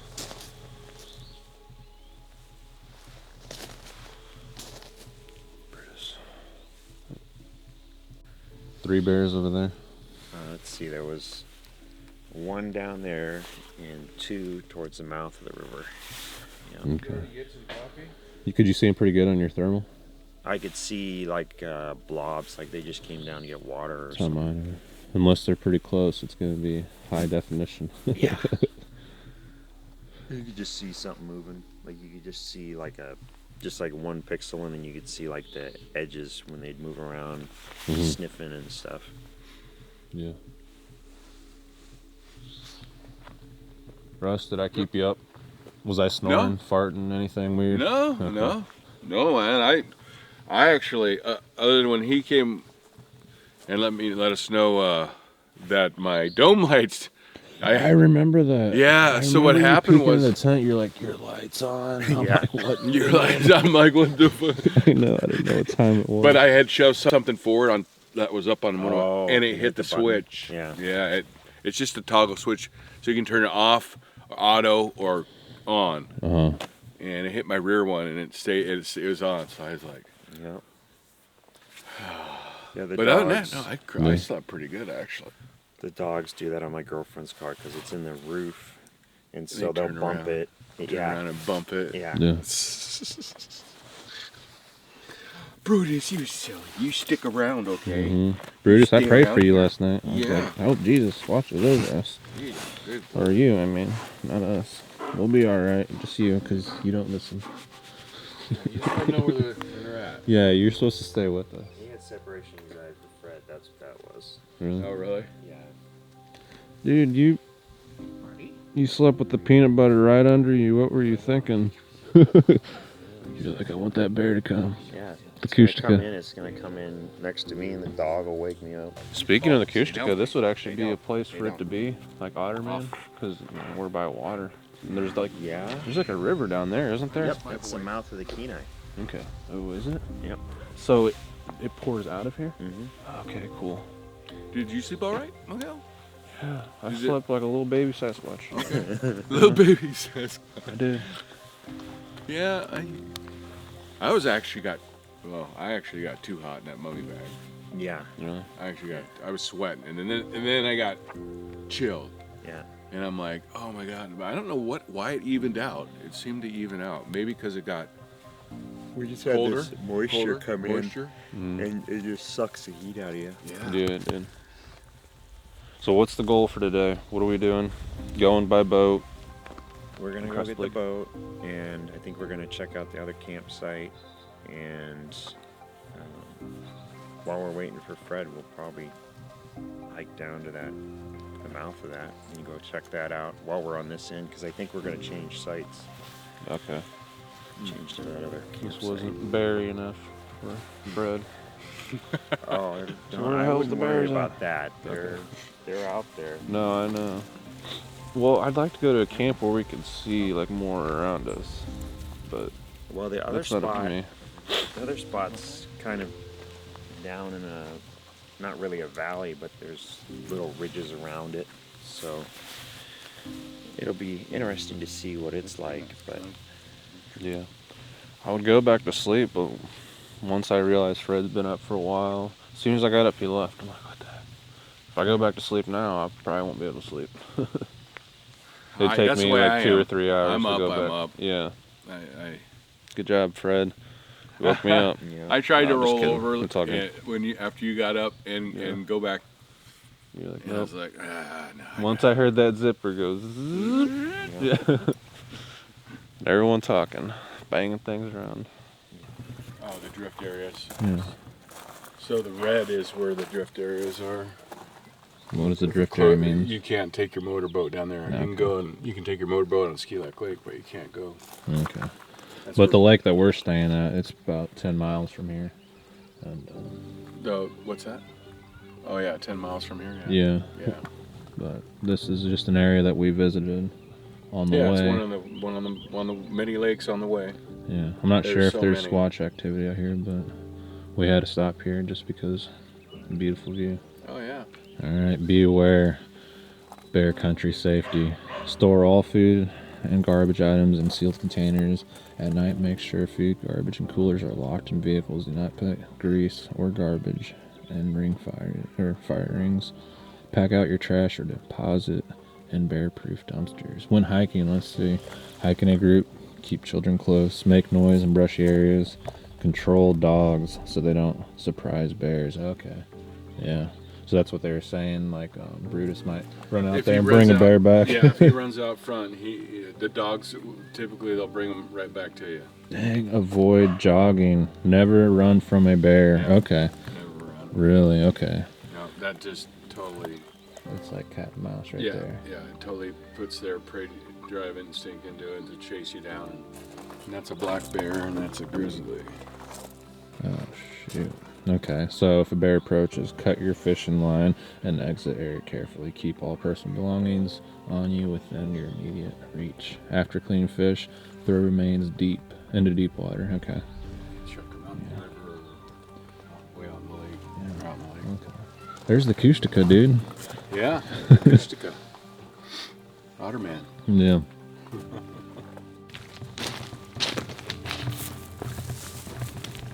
All right, so what are we doing? I figure we'll just hike down to the mouth, Okay. assuming we've got enough beach for it. Yeah. Supposed to be 1.4 each way. 1.4. Yeah. So it'll be fun. So we're hiking down around the beach. Gonna look for any tracks, wildlife. You got Brutus with us, of course. Ryan's locked and loaded. Looks like a Navy SEAL. Squatch SEAL. These rocks, I think that's granite. Yeah.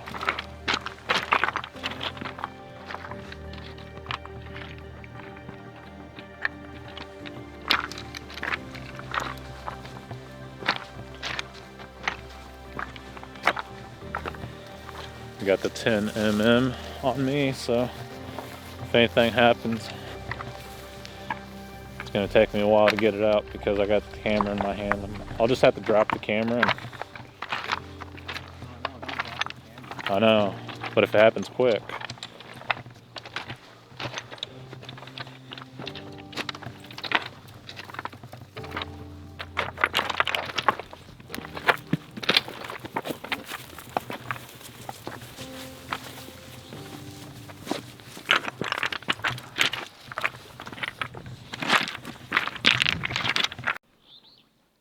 Mountains look beautiful today. Yeah, it's going to be an awesome day. Just zoomed out as far as I can go out there, or as far as I can reach. That's a long ways away to get to those mountains, isn't it? Like if we hiked to that, it'd be a long trip. There's a lot of forest down those valleys. Something like 15 miles from here. I'm not sure about the crow flies. Pretty close to that. Yeah. But we are going to go back that way. Look for some tracks, grizzly bears, anything like that. It's going to be fun.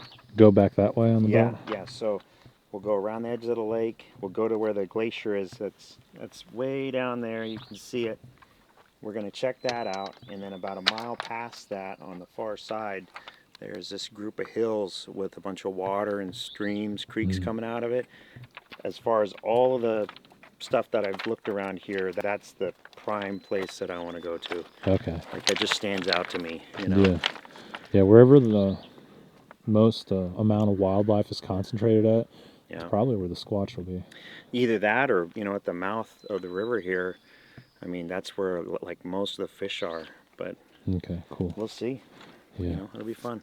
Yeah, follow the food sources, and yeah, we'll set up the H6 over there and use the road microphones and see if we can get any sounds.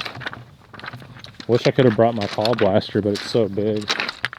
I got mountain lions programmed into it, squash, wolves. Is it one of those Fox Pros? Yeah, it's the Fox Pro. Oh yeah, I love those. Yeah. My buddy's got this cabin north of my place, and we snow machine. It's about 25 miles of snow machine into it, but we'll set up the Fox Pro back there on the lake, and you'll get coyotes, cats coming in like for miles. Yep.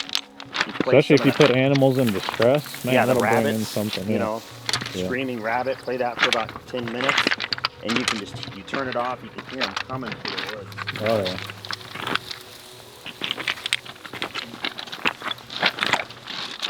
And I'm not completely sure, but I think this stuff is granite. But granite has like some type of magnetic field behind it.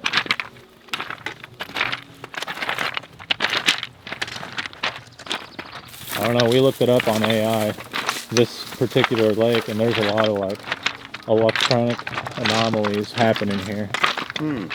Whether due to the rocks, the water, all kinds of stuff. It listed it off on the AI. I was like, oh, I'll have to read it off later.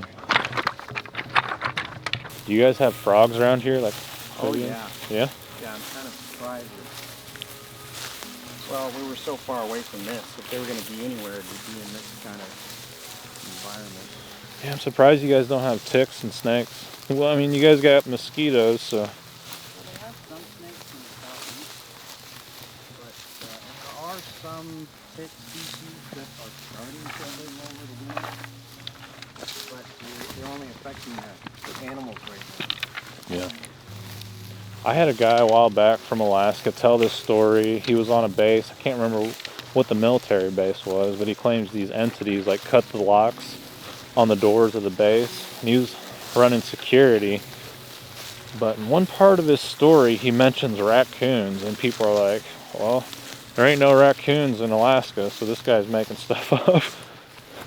But I don't know if he moved on to like a different part of the story that maybe took place somewhere else, but I looked it up and I'm like, what? No raccoons in Alaska. No trash cans. Yeah, no trash can. Big trash cans. So that was like a red flag to a lot of people.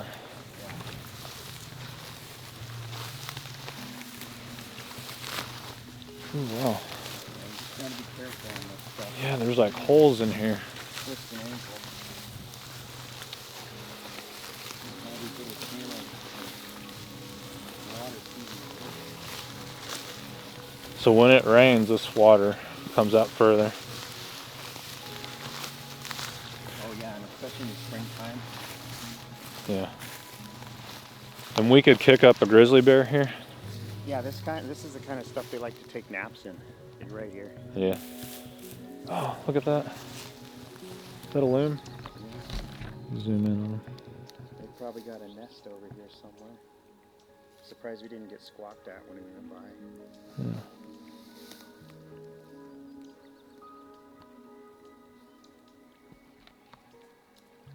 That's cool.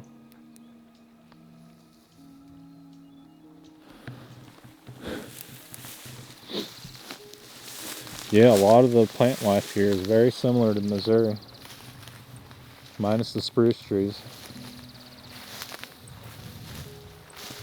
A lot of the roses, the flowers, the dandelions, grass. You guys don't have oak trees here though, do you? No, we have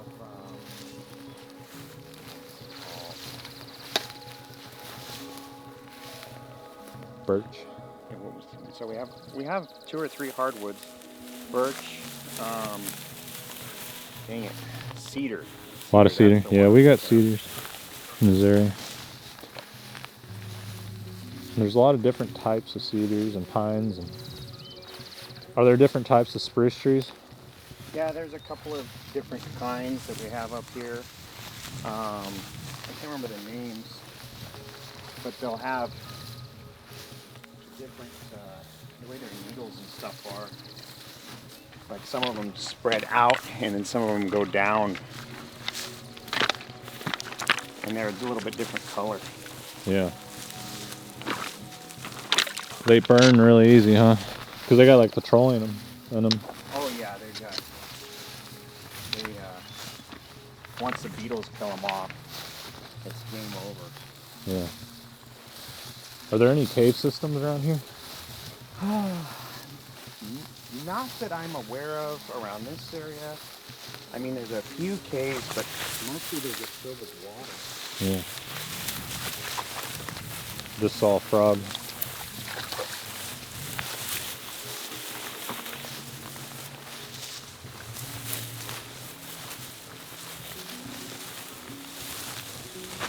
Man, this is some spongy stuff here. Yeah, and this has got rocks under it. Yeah. It gets way worse. Crossing the muck big. I thought about bringing the muck boots, but they were too big, a little too heavy. I mean, if it gets deep, we'll turn around, you know. Just It skirts. gets impassable.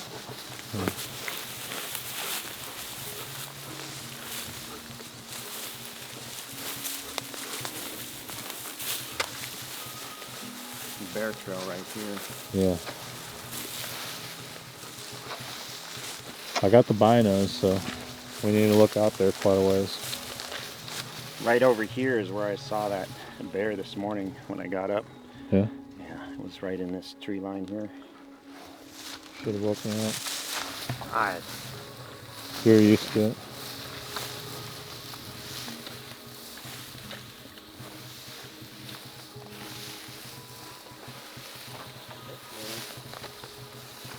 I'm gonna follow this bear trail. It's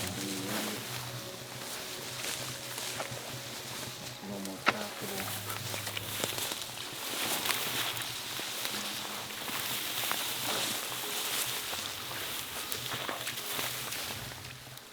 Wow. Sinking in. Yeah.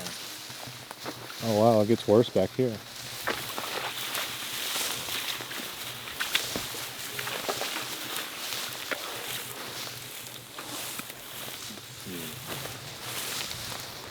It's probably more rocky closer to the lake.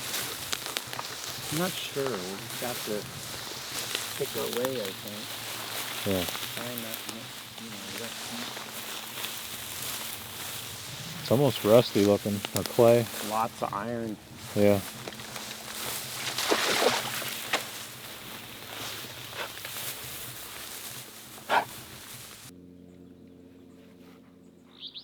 A lot of skeeters out here.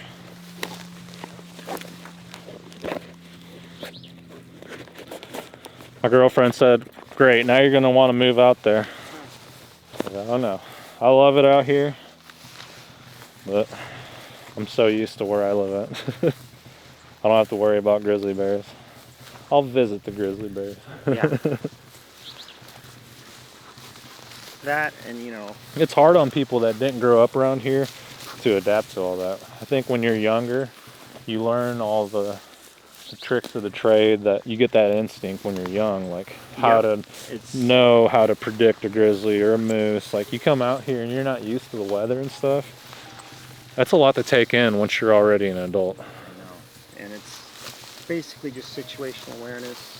You know, use your nose, especially when we're this close to where they're sleeping. That and the talking, you know. Uh-huh. You don't surprise them. You're like, hey bear. So right now, if there's a bear right up there, he just figured us out, and it gives him time to get out of the way. But if he didn't hear you, and then you say, hey bear, he's like, hey, attack you.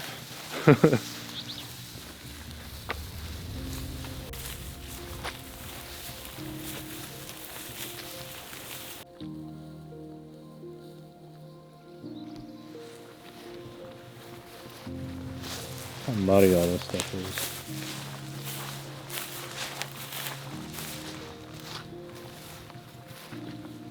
Bird just went up in there. Where'd you go, buddy? I want to see what it looks like in here. Yeah. Yeah, I see a break in here. Hey, bear. Hey, bear. Letting them know, man. There's a break right here. That looks doesn't look old, but definitely snow load because the tree's dead. If it still had green on it, I'd be like, yeah, maybe something pushed it over. Yeah. But there's like a different habitat in here. Man, it's dark in here. There's another one. You think strong winds coming off that lake? Yeah, because there's a glacier at the other end, right? Uh-huh. I would assume the wind blows this way. Dude, it's creeping. Trees are kind of leaning that way anyway. Yeah. It's thick in here. But this is where the grizzly bears are probably at? Yeah. Sleeping? Well, if one comes at me, shoot it. Yeah. 'Cause I don't want to die.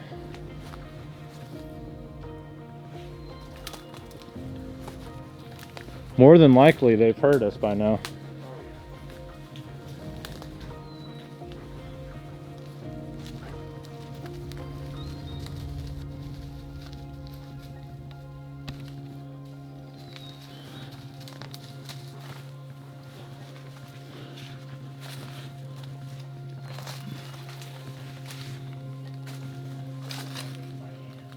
Yeah?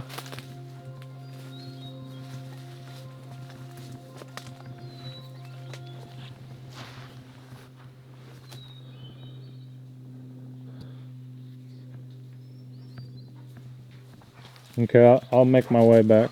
Just wanted to see what was in here. There's definitely a feeling when you walk into the woods. Yeah. Yeah. It gets tight. Yeah. Very claustrophobic. I mean, I'm not claustrophobic, but it gives you that claustrophobia feeling. A lot of dry wood in here, though. Does that birch bark start up Oh yeah, you just peel pretty it good? off and Yeah, it'll burn a fire. it lights right up. Look at that. There's some birch in there.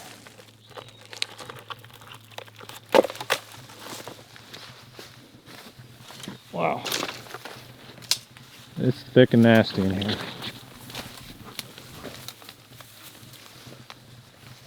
Mosquitoes love it in here too. Yeah. Spiders are out in Alaska. Got spider webs in my face. That's orb weavers and wolf spiders. Yeah. Tiny here. Biggest spider we get is the fishing spider. Yeah? They can get up to 1 inch in diameter. So if you look, see down here, Uh-huh. see all the those beetles. carpenter ants. Yeah, carpenter ants. They'll live in they start in the stump when the tree dies. And they just build a nest, and then it eventually causes this.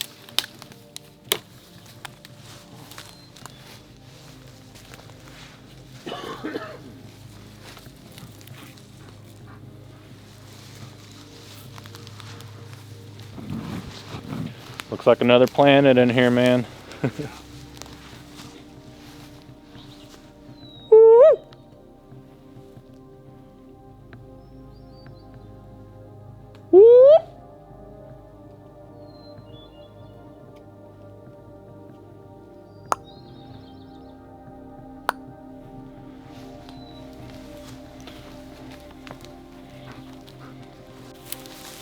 Oh, it's not a stick for you, buddy.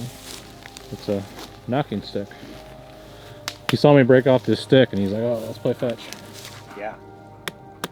Hang on, get back, buddy. I don't want to hit you.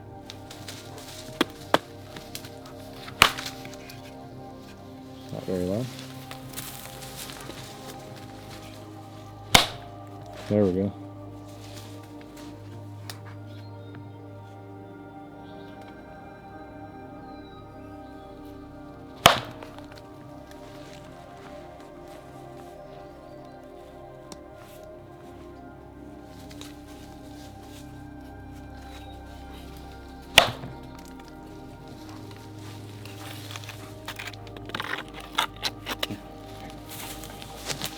Watch this. Oh, you got it already. Good job. I didn't have to throw it. He'll give it to you. Here, give it to me. Okay. All right, let's go.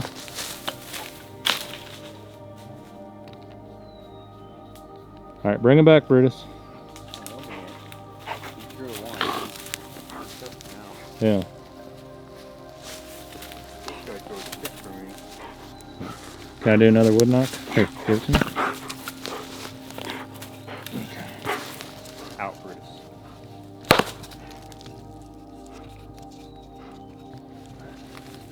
Get you in the fluffier stuff next time.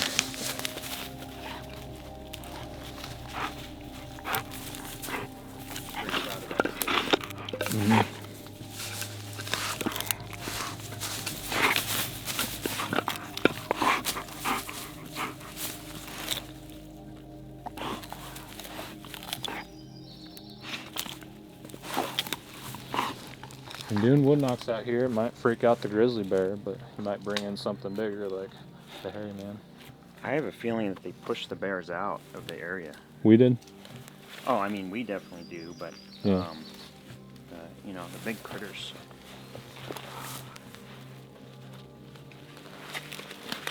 Got pretty hot quick, huh? What? We got 10-4 on Copperhead Mountain.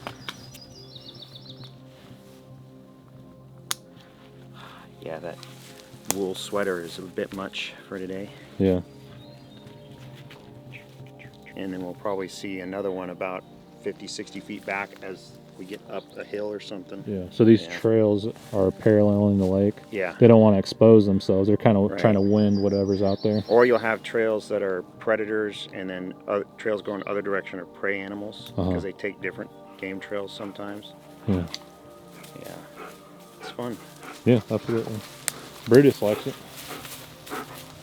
Anything. He's got a stick now. He's happy. Yeah.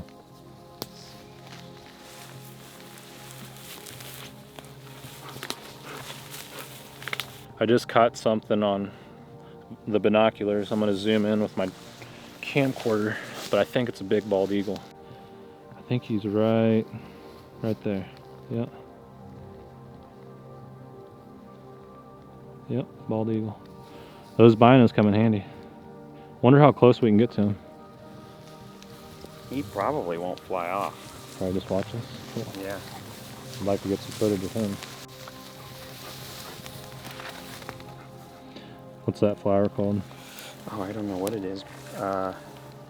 It just looks cool. I usually pick flowers for my girlfriend when I'm out in the woods. Yeah. I don't buy her flowers. I just pick flowers Yeah. every time. Ooh. Yeah, there's some definite holes you gotta watch out for. Yeah. These grow in Missouri too.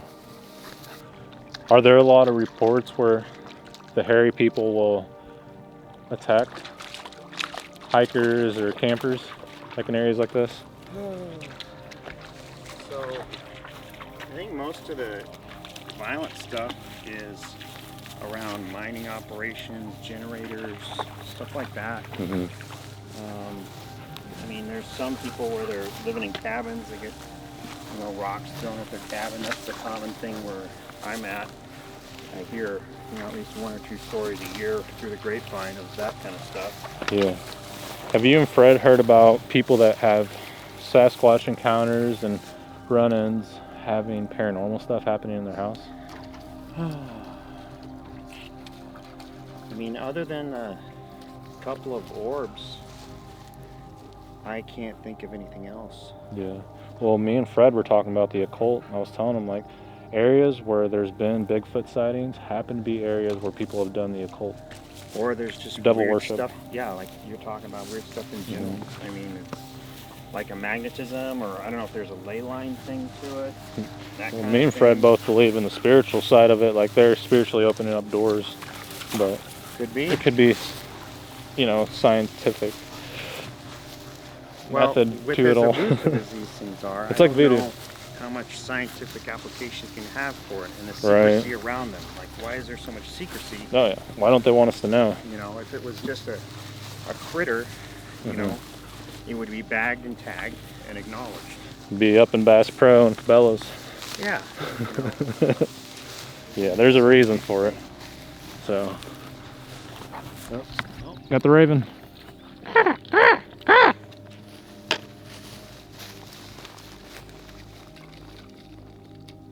That's a sign. He just flew over us. Looking for shinies. Yeah, They're smart. they are very smart. The parrot of the north. Those mosquitoes are biting the heck out of me. Got some pictures I built here. Should be alright, but they just keep like catching me on the thumb, the same spot. Yeah. Okay, you got it handy. Spray it on there.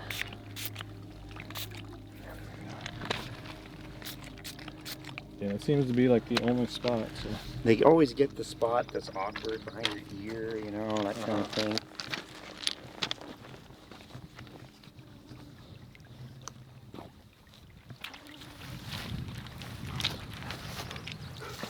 wish we could just walk on the beach the whole way, you know? Yeah. That would be fun.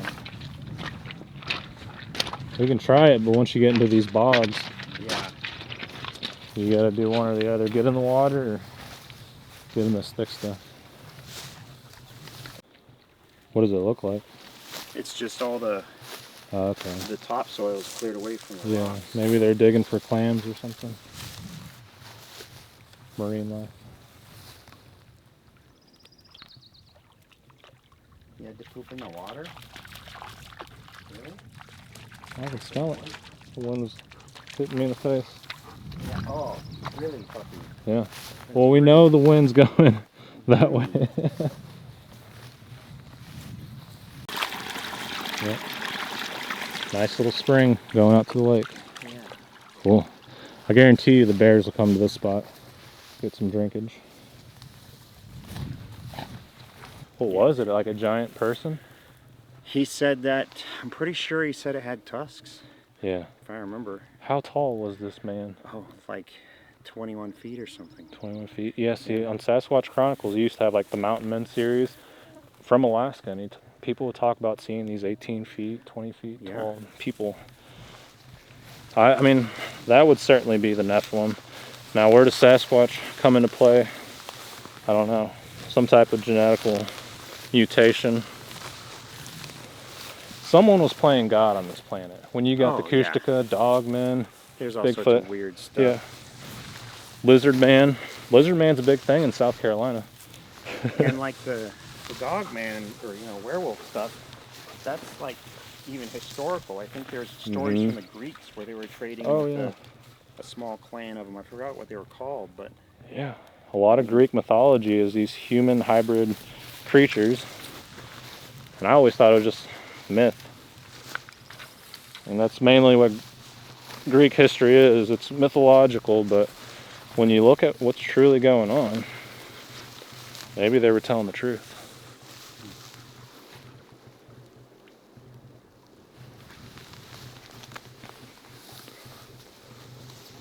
Do you see something?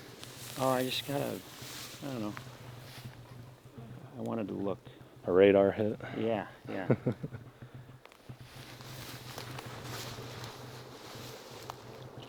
It's just kind of a weird spot.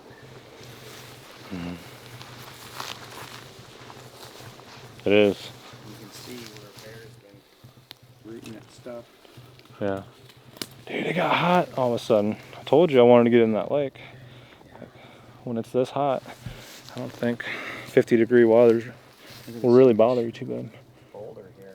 Yeah, that boulder's kind of weird.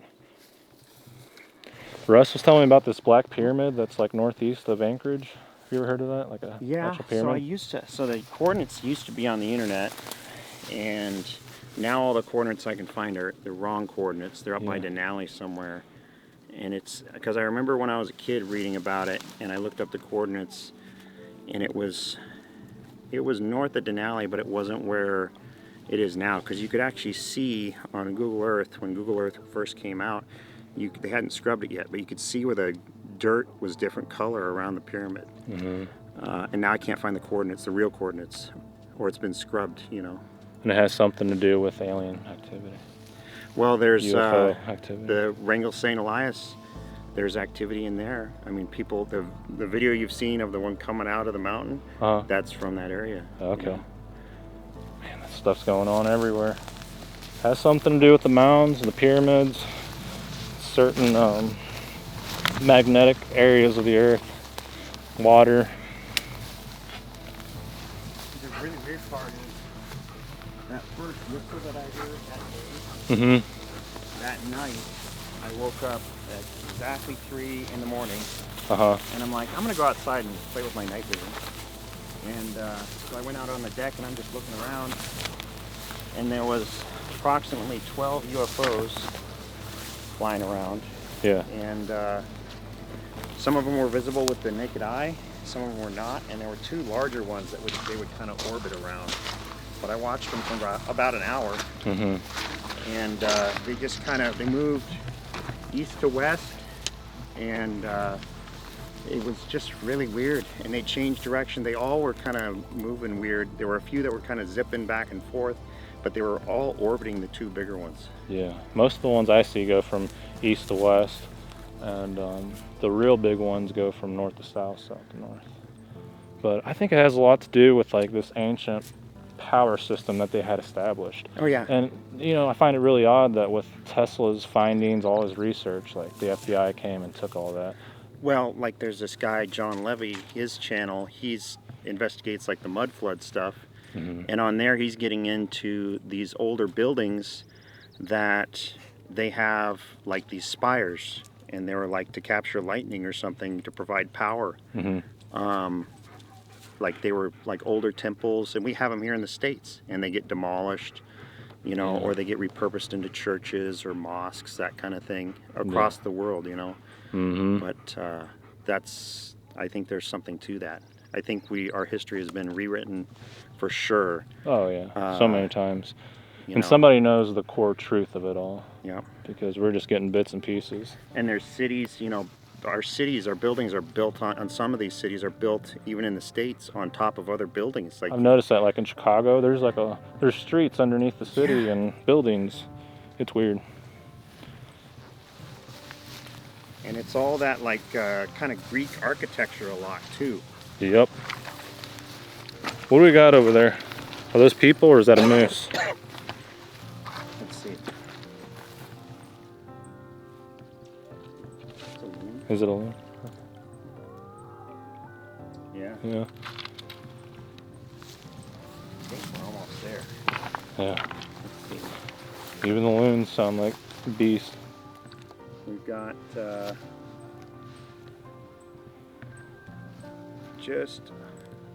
just under half a mile. Trail system back there from back when they did the like section lines for the geological survey. And I went hiking back there one day, and there's 3 creeks, and you know I've on this trail system, so I made it to the 3rd creek, and I should have refilled I've got a gravity water filter. I should have refilled my water, but I didn't.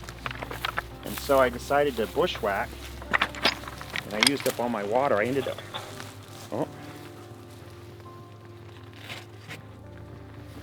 You might have to come get us on the boat. send it.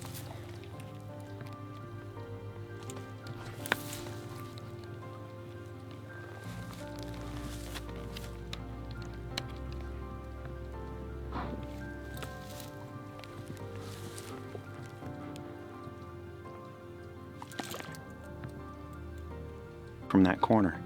So I bet it's just as it wraps around past that rock, we're good. Okay. So a buddy of mine, That big rock? he got a 50% off code one time used for Garmin, and he didn't need it. And I'm like, why do you have to enable my bad behavior, you know? Yeah, he bought it and had that sit around. Oh. Must be picking up somebody else that's on the lake. Yeah. But, so I'm like, I wanted to get one of these, but I didn't want it right off the bat. And, you know, so I had to spend $600 on it, but it's, you know, Works pretty good. ridiculously expensive watch. What I like about it is it's cheaper on battery than my phone for making GPS tracks. So I've got that mapping app where I just map all the trails and stuff that I do. You can download them. And it's a lot, like this takes 5% battery on a hike to track it versus 25 or 30% on my phone. Yeah, the maps really suck up a bunch of battery juice. Yeah. So you have to pay the monthly fee? Yeah? No. So,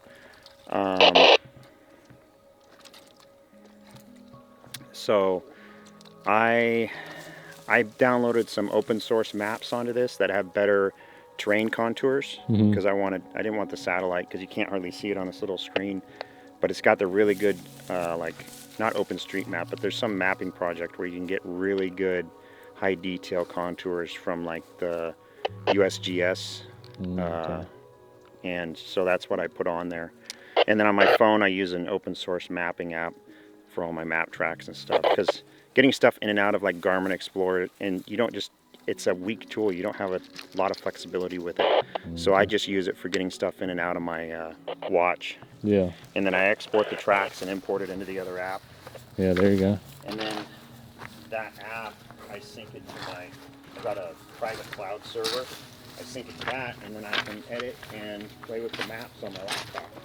You know? Yeah. So I can build tracks. And same on my tablet, it all syncs together into one big map file. What are you looking at? Yeah, some kind of chunk of a critter.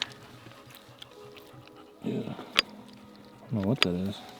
Part of a bird, maybe? Yeah. There's like eagle feathers around here, pretty sure.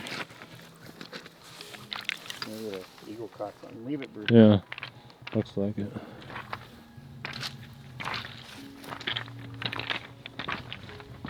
Caught some critter coming down to get water. Yeah, it sounds like it.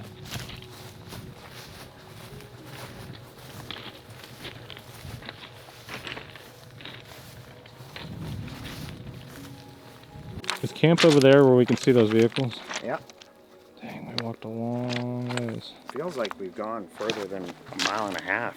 Yeah, I think so. We're almost to the big rock. Yeah.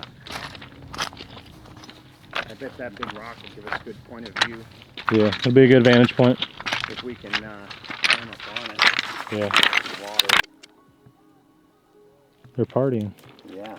Something.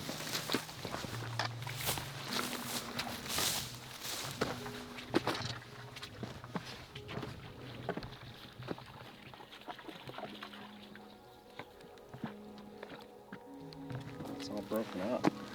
Yeah.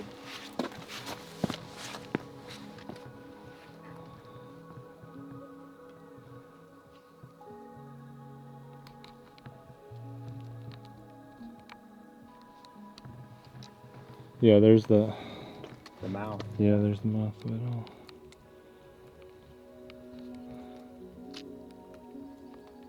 That's cool that we can see it from here. Yeah.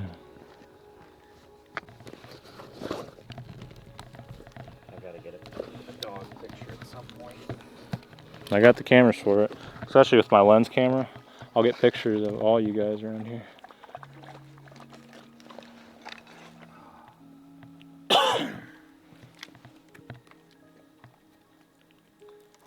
I thought it was a black bear, but I guess it's just like a rock or a log. Dude, that's wild country, straight back that way. Well, everywhere. Missing in Alaska. There's definitely a rock or something out there. Yeah.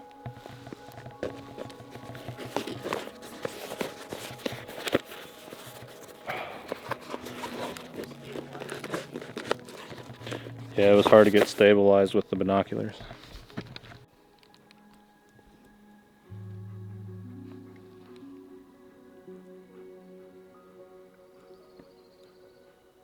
See any heat? I'm sure a lot of stuff is putting off heat right now.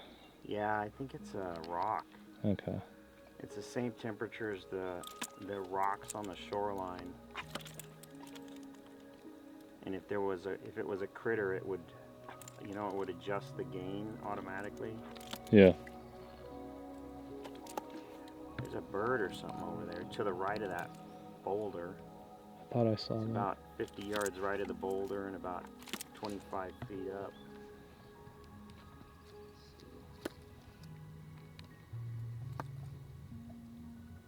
I can only zoom in so far, but when I blow it up later on the big screen, maybe we'll see something. Yeah, you can really see it. Yeah. Yeah, I just see a lot of rocks, no tree peekers. If you were gonna do a whistle, this would probably be the spot to do it. Point it that way, towards that little hill. Okay. Mouth's dry.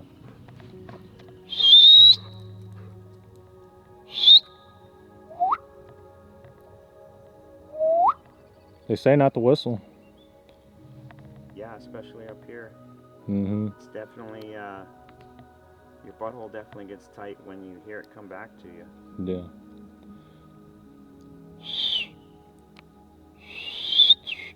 Can't do it. Want some water? Yeah, I might need water. Have the technology. You got that technology water? cool.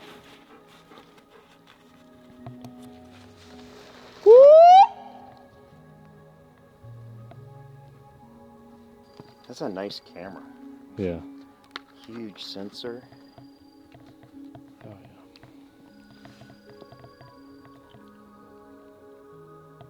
What are they? Oh, okay. You got snacks? Oh, I appreciate that. Yeah. Thank you, sir. Yep. And if you want one of these, I'll eat the other one. Some sort of German sausage. Okay. I'd get it on land just in case it did it again. Well, we're at this huge rock at the mouth of the river, so we'll be hiking back.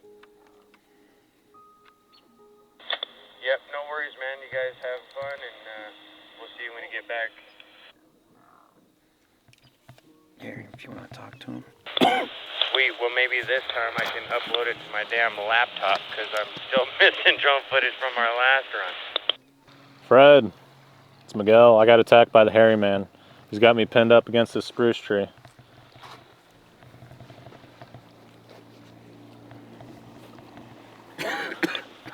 Has your virginity been compromised?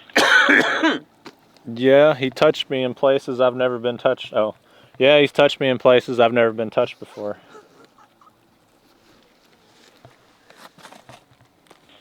You gotta explain to him next time no means no. No, he said I'm part of the clan now.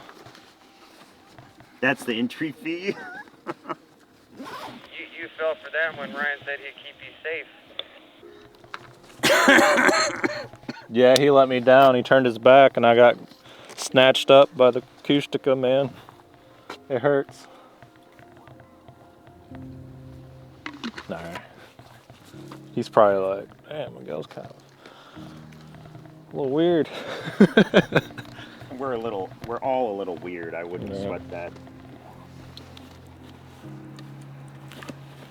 Okay. Brutus is like, I don't know you guys anymore. He's just like, I need a stick. He hasn't reacted. No, he's all super Yeah, so chill. I haven't noticed any grizzly bear activity. I haven't seen or heard anything. I mean, that No track, wood knocks, nothing. this trackway definitely has some activity. Yeah. And I did see one little track, which, you know, I was like, oh man, I don't want to run into that. Yeah. But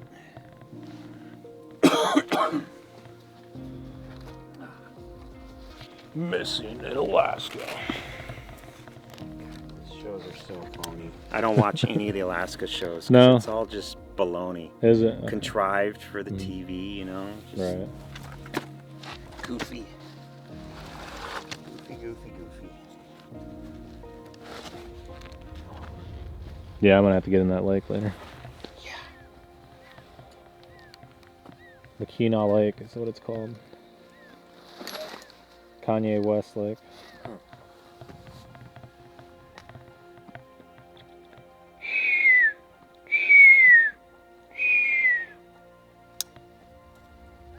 They're having a party over there.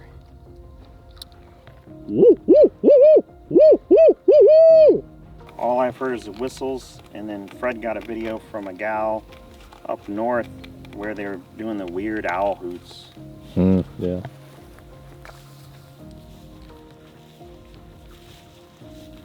It's hot in Alaska. I'm having a difficult time navigating through this moss or this marsh.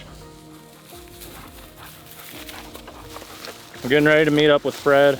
He's back at camp, and I think we're gonna take the boat out to a different campsite and try to do some fishing, look for Bigfoot tracks, and all kinds of stuff, guys.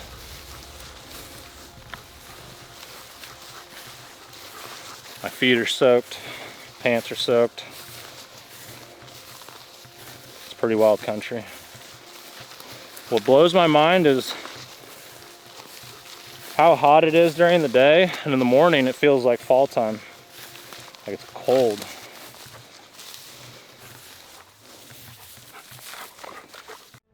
Fred has had several terrifying encounters in Alaska, and there was one in particular incident that he shared with me years ago that really stuck with me.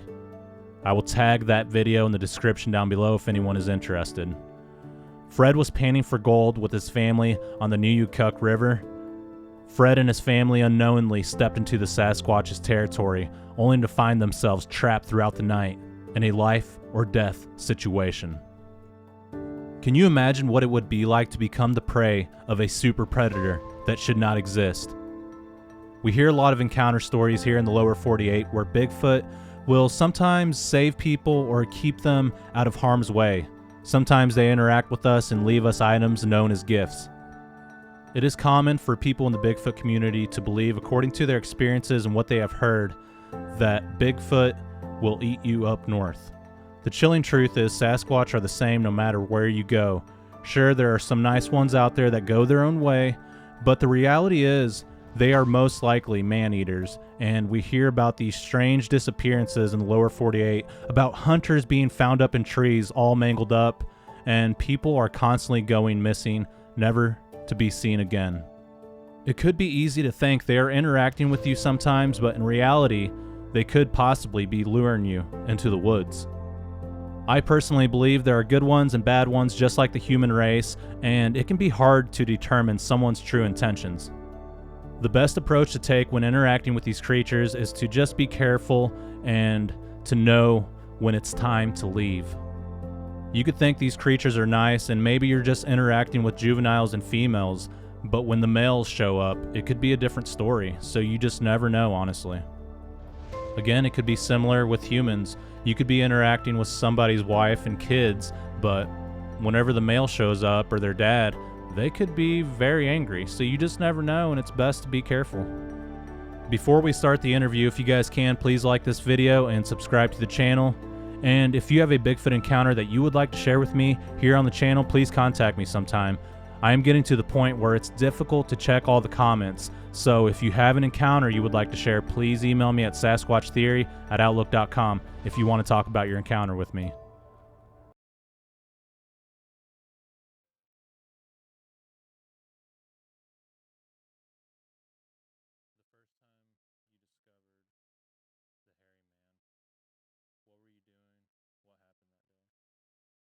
man, I was a little kid. I thought elders were just talking junk to keep us out of the woods. In 1983, I'd broken away from the kids playing to go work on my tree fort and was walking back. I mean, I must have been about 150 yards from the house, but I was going on this trail that went right into these alder brush. They're about 10, 12 foot tall. And as I'm walking along, just something caught my attention, and I stop and I look up, and I'm about 70 yards from that line, and saw this big, tall, dark figure. I thought it was one of my uncles, because one of my uncles was like 6'2". I thought it was my Uncle Leo. And I stopped and looked again, and then that's when it started swaying and then screamed, and I got the hell out of there. So you saw the creature? Yeah, oh yeah. He was swaying back and forth? Yeah, swaying back and forth, but it was just a dark silhouette at 70 yards in the alders. But the thing of it is up until that point, I thought it was just stories to keep us close to the house. You know, I thought I knew it all as a little kid, but I found out different, you know. Yeah. Growing up like that, you know, it really opened your eyes to the types of things that the outside world just don't understand. You know what I mean? I could tell them stories about stuff from the village all the time, and most of them would be like, "Oh, geez, yeah, right." But it's crazy, you know. I get reports from the village all the time of stuff happening, and you know, anywhere from Gustavus to Haines to up into the interior. Okay, so your major encounter happened 2006, you know, we're doing a gold panning little prospecting mission with my uncle, and you know, he had it all planned out. He started planning it a couple years before, just collecting all the material, small travel sluice box and all the other, you know, fixings for his little gold panning adventure, because he was thinking about staking a claim if we found something. And we ended up on the Nuyakuk River in 06. That was a hell of a trip, man. When we got there, you know, it was a couple hours before dark. We just unloaded stuff, and I wanted to go check for black bears, but it was just getting too dark too fast. So we just hung around. We ate dinner. My uncle made like a salmon chowder, and I forget, had the big pot up on that freaking Coleman stove. And as we're sitting there chatting, you know, he was just giving us marching orders for the next day. You know, we're just there to be worker bees, but You know, he was like, I want samples from here and there, and he's just going over it. And it was about a half hour after dark, and I was messing with the rear sight. I just bought this 870 Remington shotgun. Just bought it, and the ghost ring sight in the rear was off because I took a couple practice shots. And I was messing with that, and as he's telling us and giving us, you know, a talking to about what we're going to be doing, the whole place is. And the messed up part about that is like when that happened, when the whole place creaked, there's a slight difference in the air. It wasn't the pressure, that came later, but there was just a difference. And so when I glance over, my cousin's looking back at me, and just above his right shoulder was the top of the window behind him, and I saw dark movement, and my eyes got big, and he jumped up and said, hey, that ain't funny, you know. And I was like, I giggled, and I was like, no, it's probably a bear, because we're right on the Nuyakuk. I mean, it's a little further away than the lake is from us now, and I remember thinking it's a bear. You know, we're right on the salmon river. We saw a bunch of spawn outs as we were going up, and this was September 17th, you know, 2006. So he grabs a 30-06, and I grabbed a 1,000,000 kilowatt powered spotlight, and I had my shotgun.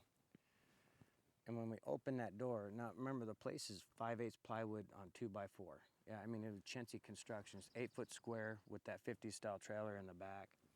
But as we swung that door open, I remember panning over the riverbank, and there was nothing. I was half expecting to see the bear right there, you know, because usually they're just kind of meandering around.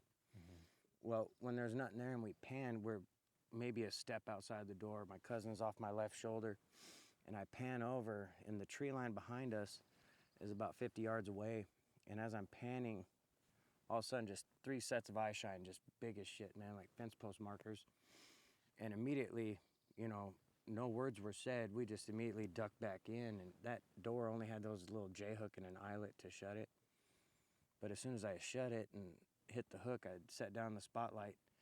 I was holding that shotgun offhand, and I'm trying to talk to my cousin. And I was like, there's a hairy man. I look across to my elder. I'm like, man, there's a hairy man out there. And I mean, it was all happening so fast. But all of a sudden, my cousin's just underneath that card table. They were playing cribbage just before this happened. And the way he fell under there, it looked like he was having a seizure because he had the rifle barrel in a death grip. He was holding it like someone would a paddle, you know? Mm-hmm. And as I'm looking down at him, I noticed his pants are getting wet. You know, he was pissing himself.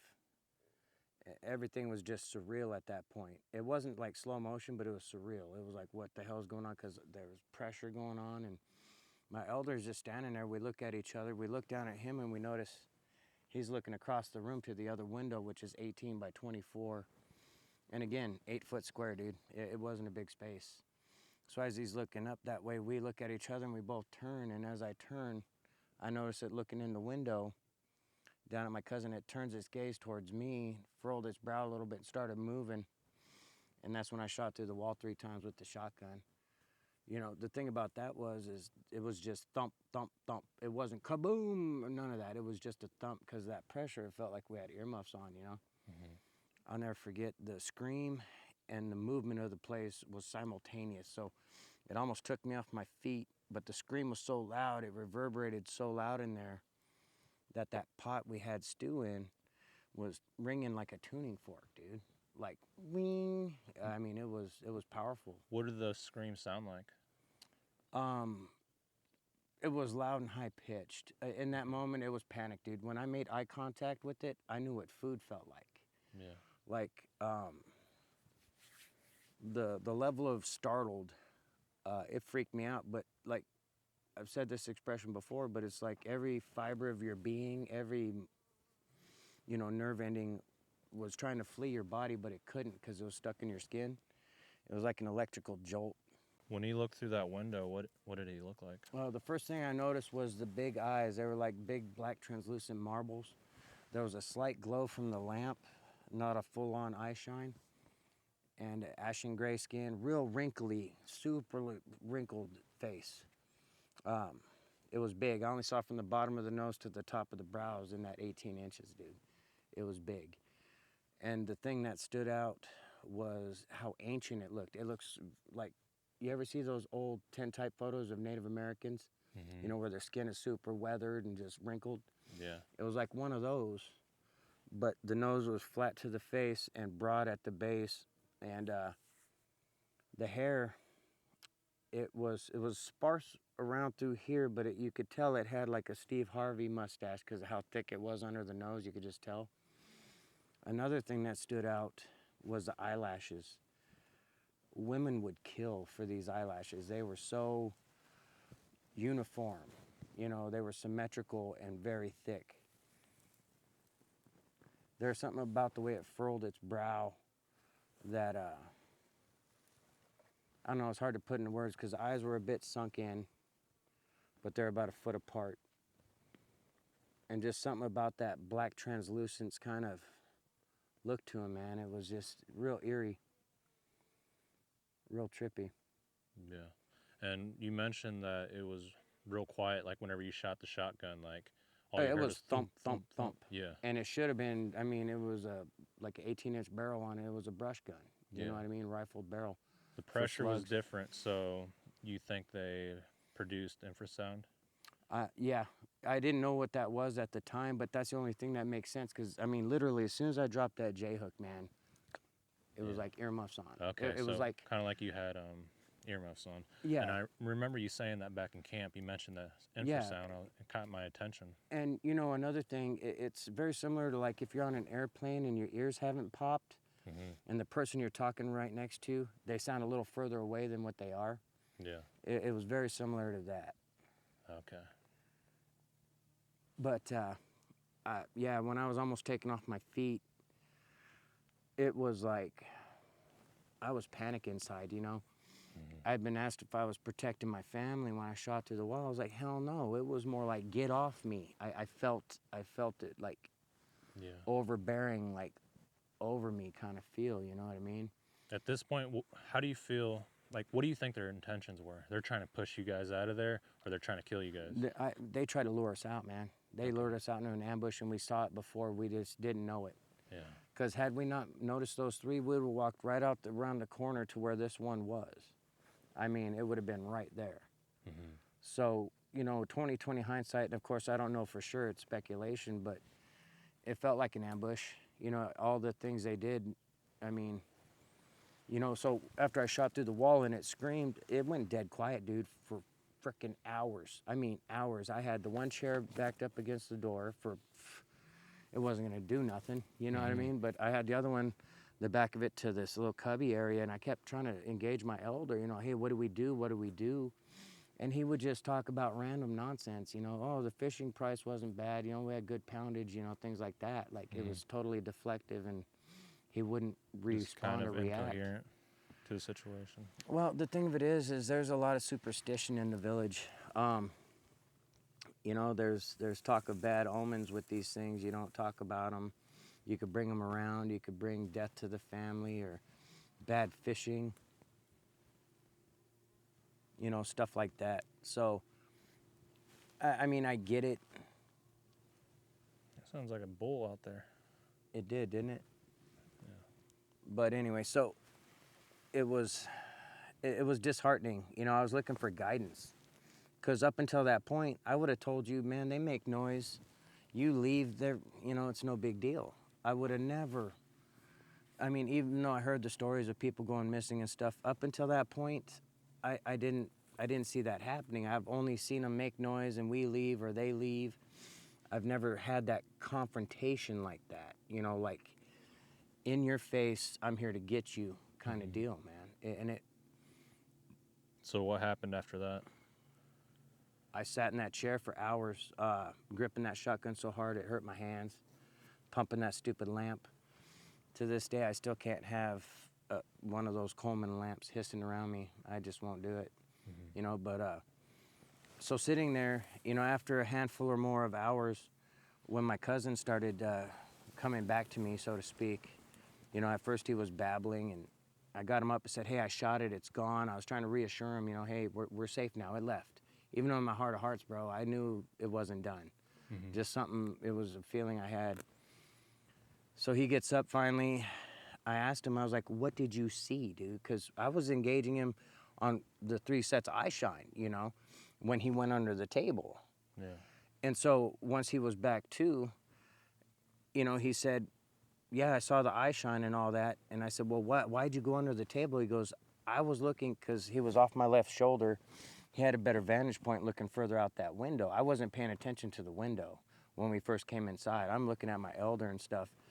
Well, from his perspective, because he was about 1.5 feet further away from me, he was looking straight out, and this thing showed its teeth to him, and that freaked him out and did whatever to him, and he went under the table. And he said it was further back from the window, but when he fell under the table, he was still looking that way, and it came in closer to the window. And then that's when we looked at him and then turned and saw it, and then it continued moving out of the way. But so we get him changed, It was really rough, because this same person shot brown bears with me, charging sow, dude. Stood there like a soldier, didn't flinch, nothing, solid. But to see him in that condition, dude, freaked out. He had wet himself, and I'm no hero. I was scared shitless, dude. I mean, I wasn't like, oh yeah, I'm gonna shoot now. No, it was all, involuntary. It was remote. It was just reactive. So we start talking about what we're gonna do, and it's really hard because we're all sitting there, and those two are tucked in the little cubby. I'm still in the chair, and trying to devise a game plan, because it's pitch black out, dude. I mean, it's darker than dark. If you're outside, you couldn't see your hand in front of your face type thing, and you can't safely go on a river like that. But we had tried to plan on maybe using that big spotlight and just drift. We just went over a bunch of various little plans or schemes to get out of there, because the boat's 20 feet away and just 6 foot drop, 6-7 foot drop down to the little landing. But it felt like 10 miles away, in those moments. Mm-hmm.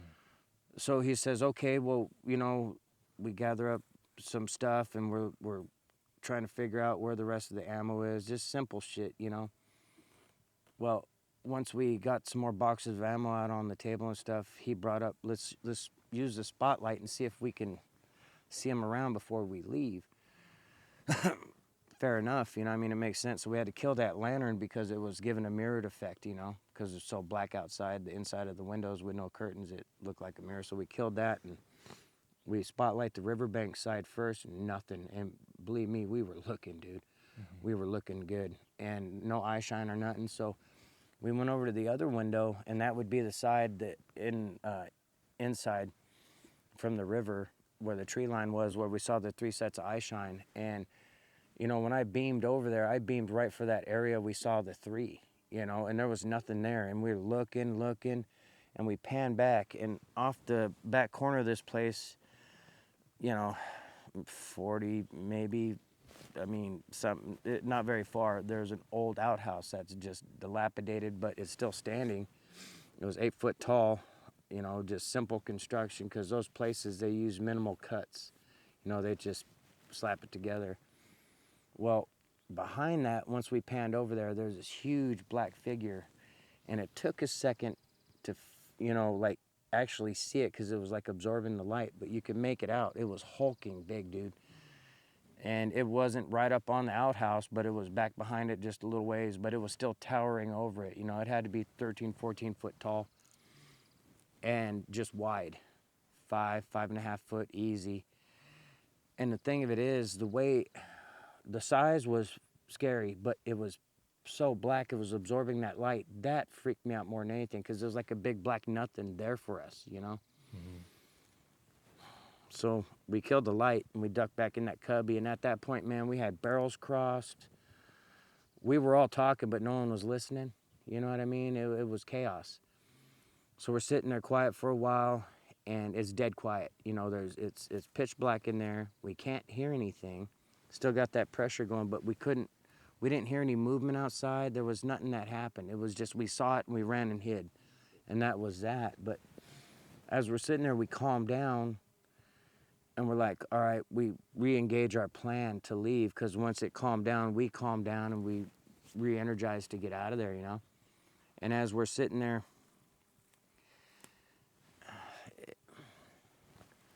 it seemed like every time we were getting ready to plan something to get out of there, we were countered with something. So we're literally getting ready to make a break for it. We gotta cut the bow line, because we had like 50 to 70 foot of rope to an anchor, and no one was going to retrieve that shit, you know? So I told him, you'll need the knife. He was going to use the shotgun. I was going to use the 30-06, and I had my elder's shotgun over my shoulder. It was 36-inch, just monstrosity. It was like an old Wingmaster or something, but it was a good old shotgun, but it was for geese, but we swapped it out with slugs. We were getting ready to kind of make a move and spotlight again, and we just killed lights from gathering ammo, and off in the near distance, you hear this, it sounded like rotor wash, thump, thump, thump, thump, thump, thump. And we started feeling it in the ground, and all of a sudden you could just hear this thing run past.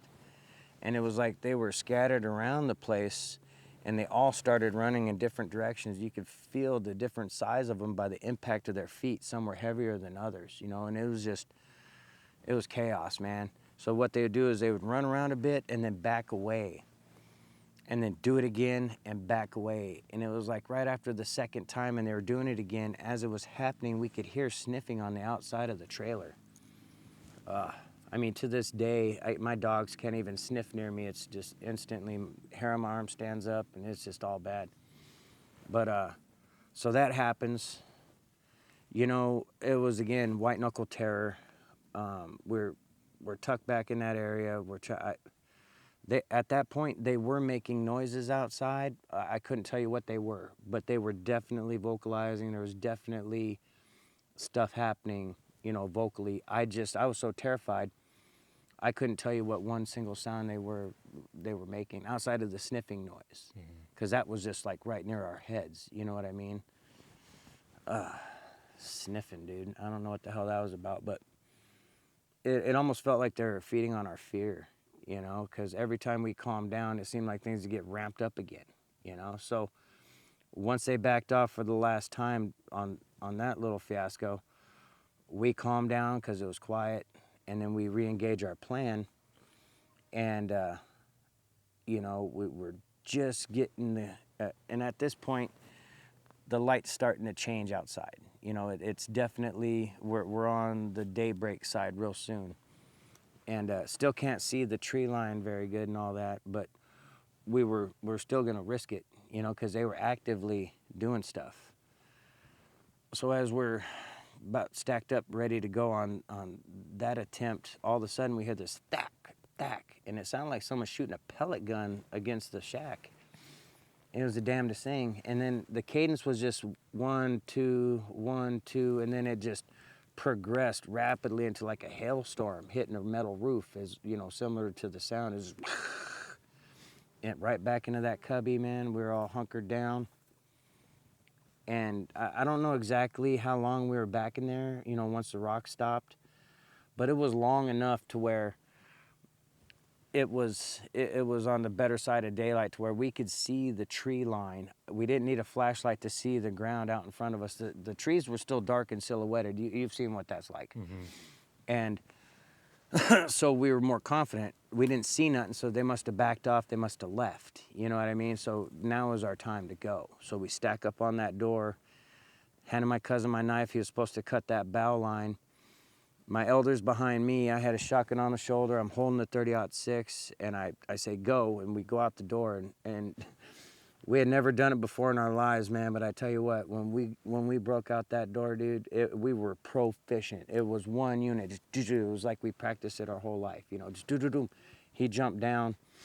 I sat down the 30-06, and I helped my elder get around me.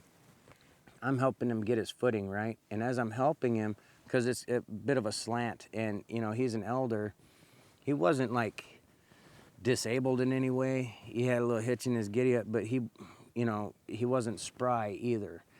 And there was dew on the grass, so, and it was a cut bank, so it was kind of hanging, so I helped him get his footing. And when he had his footing, the way I was leaning, that shotgun I had over my shoulder was so long, it was pushing the ground and pushing me forward, you know what I mean? And so I'm trying to adjust that. I scoot back.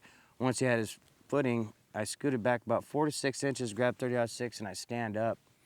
And when I got to full height, this rock, a little bigger than a basketball, whizzes past my face. And when it was right here, it was like it went slow motion, man, and I followed it. till it impacted the water, and it impacted in about 3 feet of water. But the Nuyakuk's fast moving, but this thing hit with such force, it impacted the bottom, and you heard it go crack before the water could close over it. I mean, it was loud. Immediately, I have that 30-06, and I turn to my left, and at that tree line, that big black nothingness was coming out of the trees, and immediately, man, 3 shots center mass. I had no eyes to shoot for. It was just a black silhouette, and it was moving, you know? So I put 3 shots on it. It didn't flinch. It didn't do nothing. I mean, I heard the bullets hit. It just stopped moving forward. Immediately, I turned and I jumped down the bank. I noticed my shotgun on the ground. My cousin has the outboard started, but it's idle, it's cold. So it's idling high, and he's trying to shift, and I'm telling him, idle down to shift. And I'm like, throw me my knife. And so he throws the knife. I set the 30-06 down, I cut that line, and I'm putting the chain in, and I notice my elder is just sitting on the edge with his feet outside. I walked over, I shoved him into the skiff. I wasn't trying to be a dick, but it was go time, you know? He bruised his wrist pretty bad, but so when I pushed him in, he fell on his ass and then turned and faced towards the bow, looking my direction. And I never forget, I get the rest of the chain in there, and I'm thinking, grab your shotgun. For whatever reason, my cousin left it right there on the beach, a little landing area. But as that's happening, he shifts, and I look back at him, and everything kind of goes slow motion because their eyes get real big, and they're looking up at the riverbank behind me. You know what I mean? And I turn back as I'm pushing, and I see up to about just below the knee. I saw the shins. I didn't see the feet because the way the riverbank was, it was above me. But it had dark hair, and the tips were like an auburn red, cinnamon kind of red. But the rest of it, it was almost like a rose hair tarantula is what it reminded me of, you know, if that makes sense. But I never forget in those moments when you're super freaked out, usually a memory will play through, but in these moments it was like just pictures, you know what I mean? Because it was just so chaotic. So I push off, I jump in, and I'm immediately in the bow of the skiff on my knees with that bolt open, putting more rounds in that 30-06, right? And I'll never forget, he backed up, and there was chaos going on. I wasn't paying attention to it. I was tunnel visioning hard, dude, at this point. Just like when I turned to shoot the black one coming out of the trees, it was tunnel visioning. Like, it was weird. But one of the creepy things, when I'm looking at it, there was movement off to its left and right. There was stuff happening outside of just this one. There was movement. But we get going, and we're rocking back and forth, right? And I didn't find this out till like 15 years later. As I was loading that 30-06 and I had my head down and he was swerving, I thought he was trying to break friction to get up on step. But what it was these things were chucking rocks at the skiff, at the outboard. There was a big dent in the transom. It had cracked the cowling. And luckily, even though it was cold, he slowly got it up and going on step. And when we're still right in that general area, I looked up once off to my left and I saw movement just inside the trees because the bank was a little high, but I could see movement. Thankfully, they didn't follow us too long because honestly, at that point, I was expecting trees to drop in front of us on the river, like in my mind's eye, you know? And so I had that 30-06 reloaded. I'm looking for 220 grain rounds, right, that we'd use for a big bear, but it was irrelevant at that point because they had stopped chasing us, the activity stopped. And once we got down to where the Nuyakuk is with the confluence of the Nushagak River, I felt like I weighed 1,000 pounds, man, for all those hours, gripping that shotgun so hard, dude. Like, just the whole body being tense, and it was crazy.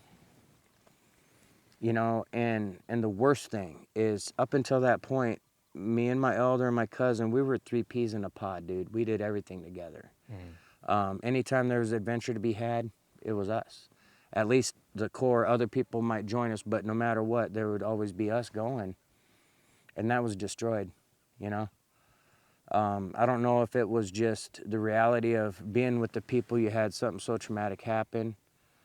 And me, I wouldn't shut up. I was telling anyone with a pair of ears, hey, dude, watch out on the Nuyakuk. They try to fucking get us, dude. You know, they were out to get us.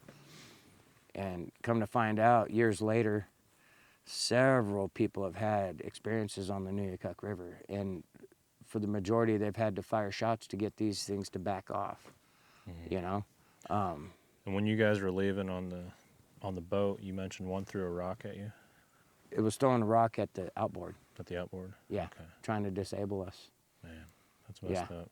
Yeah, because once we got down to Kaliganik, I looked at the transom, and I noticed there was a dent. But you know, in your mind's eye, when things are going on, you just notice stuff, but you don't think about it. But it made sense years later when my cousin told me we were swerving back and forth to avoid the rocks. You know, I didn't see that part. He did though.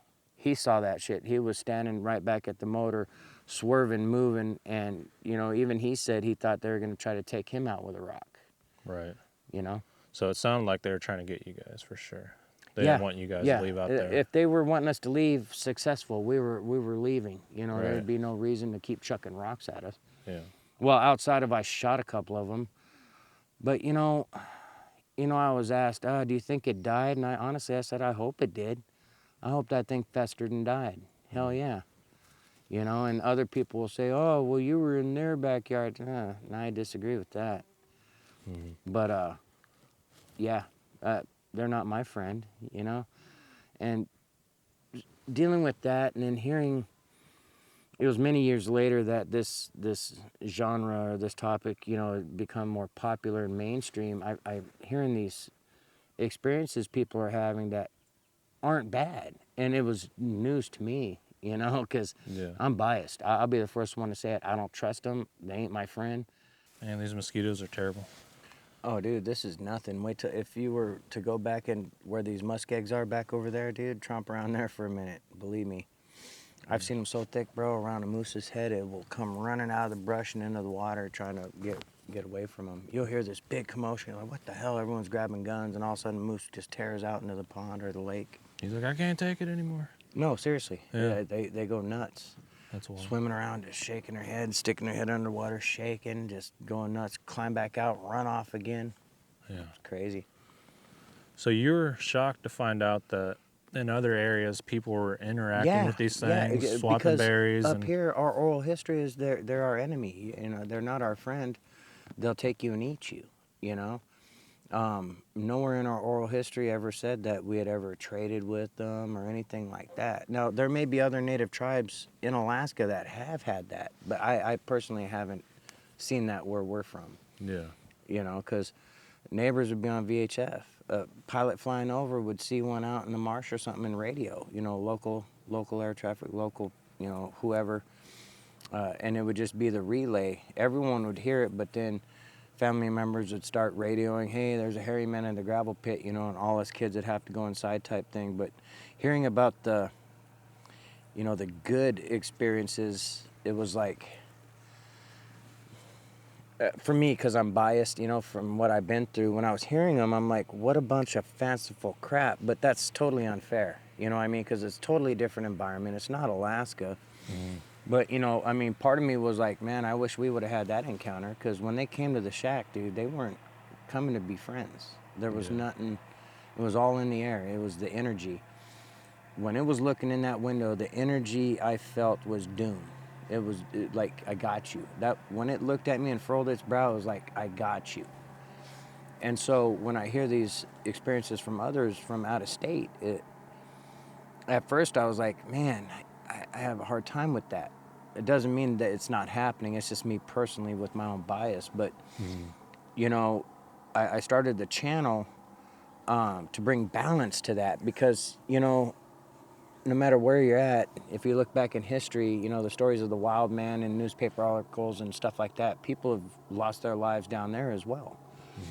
So hearing all these, stories of friendship and this and that, I figured I better start letting people know about Alaska because a lot of people want to come up here, and visit. And, special thank you to those who made it possible for Miguel to be up here in Alaska with us. It was really cool. Yeah. It was a really cool thing. Shout out to all the helpers. Yep. Shout out to them. They want to remain anonymous. We respect that, but thank you. Yeah, thank you. Really cool. I mean, look at where we're at, dude. Yeah. I mean, dude, Yeah, this is amazing. It is beautiful. But so I just wanted people to know about Alaska and what's going on up here, because it's the same animal but different conditions. You know, the environment's so harsh and rugged. I mean, you witnessed it firsthand. I mean, we had 3 bears, one with a cub. You know. In a blink of an eye, you could be dead. Yeah. I mean, look, when we're breaking camp, all of a sudden Russ is like, hey, bear, and all of a sudden everyone's got a gun and everyone's taking it serious. Happens it when you least happens expect that quick. it. Yeah, it's all random, you know, but thankfully, you know, none of us were hurt with the bears. But Alaska, it's different. You can't predict anything, you know. Even the predictable things are unpredictable. Like, you know, the weather, for example, there's certain telltale signs of when the wind will kick up. You know, those are pretty standard. But when it comes to wildlife, man, it's something else. You know, it's totally its own unique thing. One of the reasons I love it and respect it, but, you know, I just think there should be more balance. And you know, some people, they get the wrong idea. They may come to an area to where they're not friendly, and they may have the wrong idea that they are, and they may push the boundaries too far. You know what I mean? Because we got 500 to 2,000 missing people a year up here. Yeah. You know, like over 60,000 since they started keeping track in '89 or something crazy. It's insane, dude. Yeah. And do you think it's because of the harsh conditions and how rugged it is that possibly makes the Sasquatch a lot more territorial? Maybe there's so much land that they're not used to people encroaching on their areas. Right. And they got to fight things off like moose, grizzly bears, things like that. Yeah, well, actually, you know, I showed you that picture of that one standing behind the moose. You know what I mean?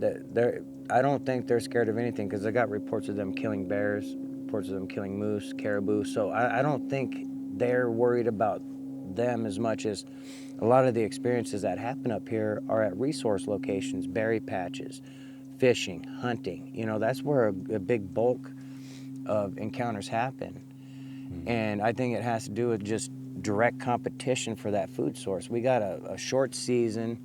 We have a lot of resources, but a short time to gather them. So, you know, if you got your favorite fishing hole and there's a stranger there, you know, it could turn bad for you, you know? Yeah, absolutely. Yeah, it's crazy, man. So have you encountered the Sasquatch after the trip upriver gold panning? Yeah, the following year. Yeah. Yeah, What happened we were there? triangulated by 3 of them. They're making these weird owl hoots with this simultaneous click popping. It was crazy, man. We came upriver. I just freshly injured my hand on the fishing boat. I had a severely compressed median nerve in my right hand because it got cinched on the fishing boat. So I had this quasi bandage on it, you know, and me and my cousin Paul and cousin James we had to take James up to New Stuyahawk to drop him off because he was going to hang out there until hunting season with some relatives. We're running behind, you know. We were fucking around, dude. Let me be honest, you know. We're some Indians getting ready to go whoop it up out in the woods, and we're heading up river and it's starting to get dark. You know, we're like, crap, we need to find a spot. Well, this little pullout we decided to use right off the bank of the Nushagak River is right by a bend, and at the end of this bend, on the side that we chose, there's these bluffs that start there and they get higher and higher going towards Ekwok. And right in that area, unbeknownst to me, the locals there will tell you stay away from those bluffs. You know, that's where the hairy man is. We didn't know. We get back up in there and we just set up a pop tent, throw our bag of beer and whatever in there, and we started this bonfire because there was a bunch of beetle kill. We ran a chainsaw for like 20 minutes, you know, and we get this fire going. Everything was fine. And as we're sitting there chatting like me and you are, we hear a natural sounding owl hoot. In front of me, it'd be like, you know, 10 o'clock position on the clock. It was about 60 yards away, I guesstimated, you know, just a simple owl hoot, no big deal. However, a moment later, behind us about maybe 100 yards more at like the, you know, 7, 8 o'clock position, back over here up on this ridge, we hear an imitation owl hoot. that was horrible imitation and loud as hell, dude. I mean, we felt it. We're like, oh shit, you know. And as soon as that one sounded, across the river, which was at that point probably 80 yards and then another 20 yards to the trees it must have been in, it let out an owl hoot.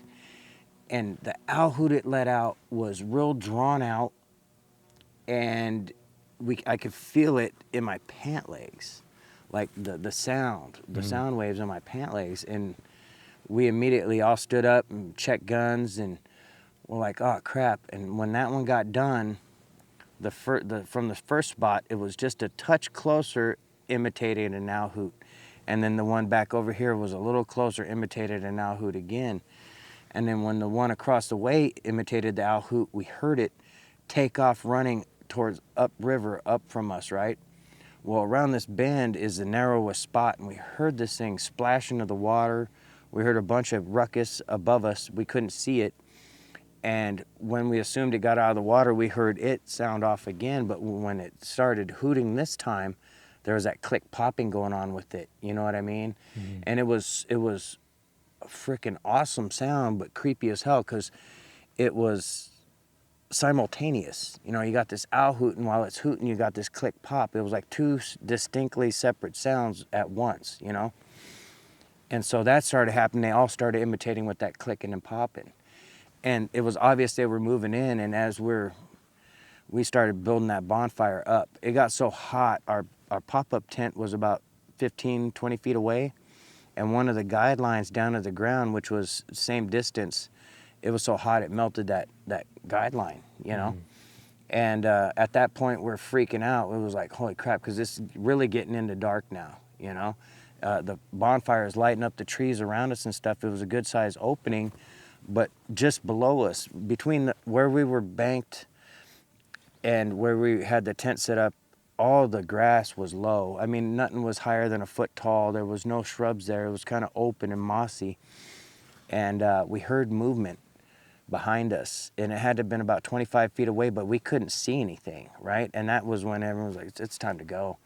You know, we grabbed the bag, we left the tent, we got into the skiff, and we basically drifted. And what we were gonna do is keep an eye on the bonfire, because we didn't want to start a forest fire, but we didn't want to be there. So we drifted out, and we drifted a little further than we wanted to before the anchor caught, and we sat there. And while we were sitting there, we're kind of laughing about what we were dealing with. Then all of a sudden, the screams started back in that little area where that first owl hoot originated. We heard screams and weird noises. Sounded demonic as hell, dude. If there was a Hollywood person there that was recording that, they wouldn't have had any better demonic sounding screams and growls and grunts and stuff. So we sat there listening to it, and we're all in the skiff, and we're being quiet, listening to this go on, and we'd whisper like, holy crap, when the real loud noise would happen or whatever. But once one of the logs came flying out into the river that was just in the fire, because we had a bunch of them laid in the fire where one end was burning but the other end wasn't, and we just push it in little by little, you know. Mm-hmm. But one of those logs came flying out into the river, and once that happened, it was time to go. We just pulled the anchor and drifted out of there, you know. But that was the next year. I mean, less than a year later. And the only reason I went back into the woods is, man, this stuff's in my blood, dude. Look at this. Had I not gotten back on the horse, so to speak, I would have never went out in the woods again, man. Mm-hmm. I wouldn't have, you know?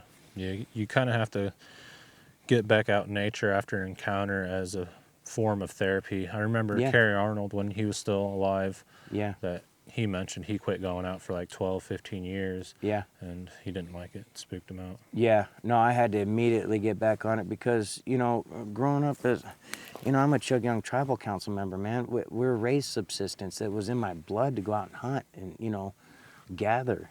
Mm. You know, I mean, it's a modern version of hunter-gatherer, but it's a real deal. You know, you get out there and you do what you got to do to make sure you got your grub, you know, ready for winter and all that. And I wouldn't have survived had I just stayed inside. You know, I just couldn't have done it. Right. You mentioned that one of the Sasquatch mouth popped and it sounded like a wood knock. Oh yeah, that was years back. What it was we were coming back from Manicotuck, and in the wintertime the snow machine trail is perfect, you know, because you got a lot of tundra marsh and, you know, just wide open areas. But in the spring, the trail's still okay up until a certain point of runoff, and then it's junk. But we were coming back from Manicotuck, and we're on four-wheelers, and the lead four-wheeler got stuck in the marsh. So we're all contemplating how to get him out, because he was leading the way. He was the one that knew the trail. And there was about 11 of us, a bunch of double riders and a couple kids. And as we're standing there, one of the kids had noticed the hairy man off to our right. It was about 100 yards out, just standing in the middle of the muskeg, dude. Must have been about 10 foot. And we're all just kind of shocked, like, oh shit, you know, it's over there. And one of the little kids was like, we should shoot it. And the other kid was like, you're dumb. You don't shoot it. Don't be dumb. And so as we're talking, like, and kind of in shock that it was standing over there, it did a tongue pop because it had its hands down to its side. But the tongue pop was like two Louisville sluggers hitting each other, right? I mean, loud, crack. And we're like, whoa. It did it once, and then it followed up with a second one, like within a couple seconds. And when it did the second one, it kind of lurched forward a little bit like that, kind of like a challenge. And we all just stood there like, what the hell? And then it just took off from immediately, we're looking at it in front of us, it took off to the left, and it was moving so fast. You could see the marsh water and stuff spitting up behind it. It was just boom, gone. Well, about a half mile, once we got unstuck, half mile down, across the muskeg, it must have been about 300 yards along the tree line, we saw movement of a couple others. So what we suspect in 2020 hindsight is that one distracted us, and the family unit moved behind us while we were distracted. Yeah. You know, that's what I mean, it could have been something else, but that made sense, you know, as far as how that played out. You know what I mean? Yeah. So ever since these encounters, you began speaking to other people, other locals in the area. And Alaska's a huge state. You started your own channel, and ever since then, you've been taking reports. Yeah, just been, you know, just getting, I have the interactive map on the website, you know, at subarcticalaskasasquatch.com, and that the whole point of that map is so when you go to the map, you can zoom in on an area, and there's marker pins where experiences happen. You click on the marker pin, it'll show a little synopsis, but it's also embedded with my YouTube channel, so you can click it right there and it'll take you right to that encounter video. And you can use it as reference, like maybe they owl hooted there, maybe over there it was just whistles and screams, or, you know, just little things that could help somebody if they're out in the woods in that area, just different signs, you know, to be aware of, just like being bear aware. I don't want to keep anyone out of the woods, dude. I want everyone to enjoy this. This is beautiful, but there's dangers here that... Yeah, it's not necessarily to help researchers find Sasquatch. It's to help people know. If you go in there, this is where things have happened. And public safety. Yeah, you know, I don't care if someone goes to research. God bless them. Hey, be safe. You know what I mean? Yeah. I don't care. I'm not territorial. You know, I'm a, this is my squatching spot. It's not like that. Yeah. Look how big this place is, dude. Oh, you know, we went over 20 miles in 2 days by a little boat, you know, and we didn't even barely study anything. I mean, in the big scope of things, this state's so huge. Yeah. It's just, you know, but whatever they do out here in Alaska, hunting, whatever, man, you got to be careful. Oh, yeah, absolutely. You can't take it for granted. Look at the weather change we dealt with. You know, you had water seeping in the boat. We had bear activity. You know, all this is less than a day, you know? It can just escalate. You know, it can go from just calm and everyone mellow to all of a sudden, hey, bear, you know, guns are getting, you know, unholstered and all sorts of stuff. It happens so fast. Especially when winter comes. Like, if you're out there exploring and it's going to be 20, 40 below that night and you get chased off by a bear and get lost. Well, bears are hibernating at that time. Yeah. Well, so you have more like wolves and, you know, that type of thing. But there can be bears, maybe... If there is, there's some serious problems going on with that bear. Didn't get enough to eat, and you're in serious trouble, dude. Yeah. You're in serious trouble. Like the emaciated one you guys saw, that's a dangerous bear. You know, like I was telling the park ranger yesterday, I was like, hey, there's an emaciated bear. It should be about a 700-pounder, but you could tell it was lean, and it was harassing some girls. Is your camera overheating? No. Oh, okay.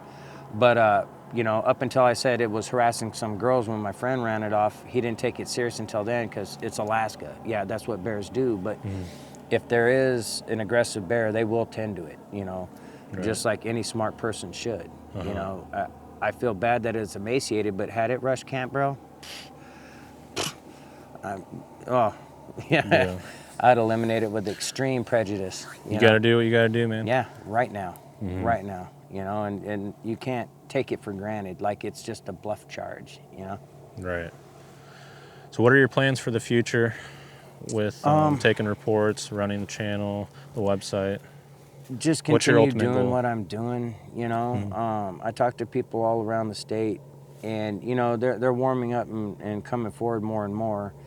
And a lot of the experiences that are being shared, they're not immediate, like from recent years. Some of them 20, 30, 40 years or longer old, you know. So sometimes people will watch the channel and get the misinterpretation that this is all happening all the time everywhere, and that's not the case. It's you know, many years and miles in between some of these experiences, you know what I mean? So it's so random in nature, you know. Just keep on plugging away. You know, I just got a call yesterday morning from a guy in Palmer, you know, with a couple experiences that he wanted to share, and it happens like that. You know, people will see what I'm doing and see that I take it serious and I don't mock people, because I already know. I don't need evidence. You know, I filmed juvenile trackways, twisted trees, you know.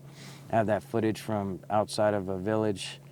You know, they want to remain anonymous. I'm giving them time to let things calm down, because it's still an active situation, you know. You know, Gustavus is dealing with the same type of thing. Southeast Alaska this year seems to be a little spicier than normal, I guess, you know.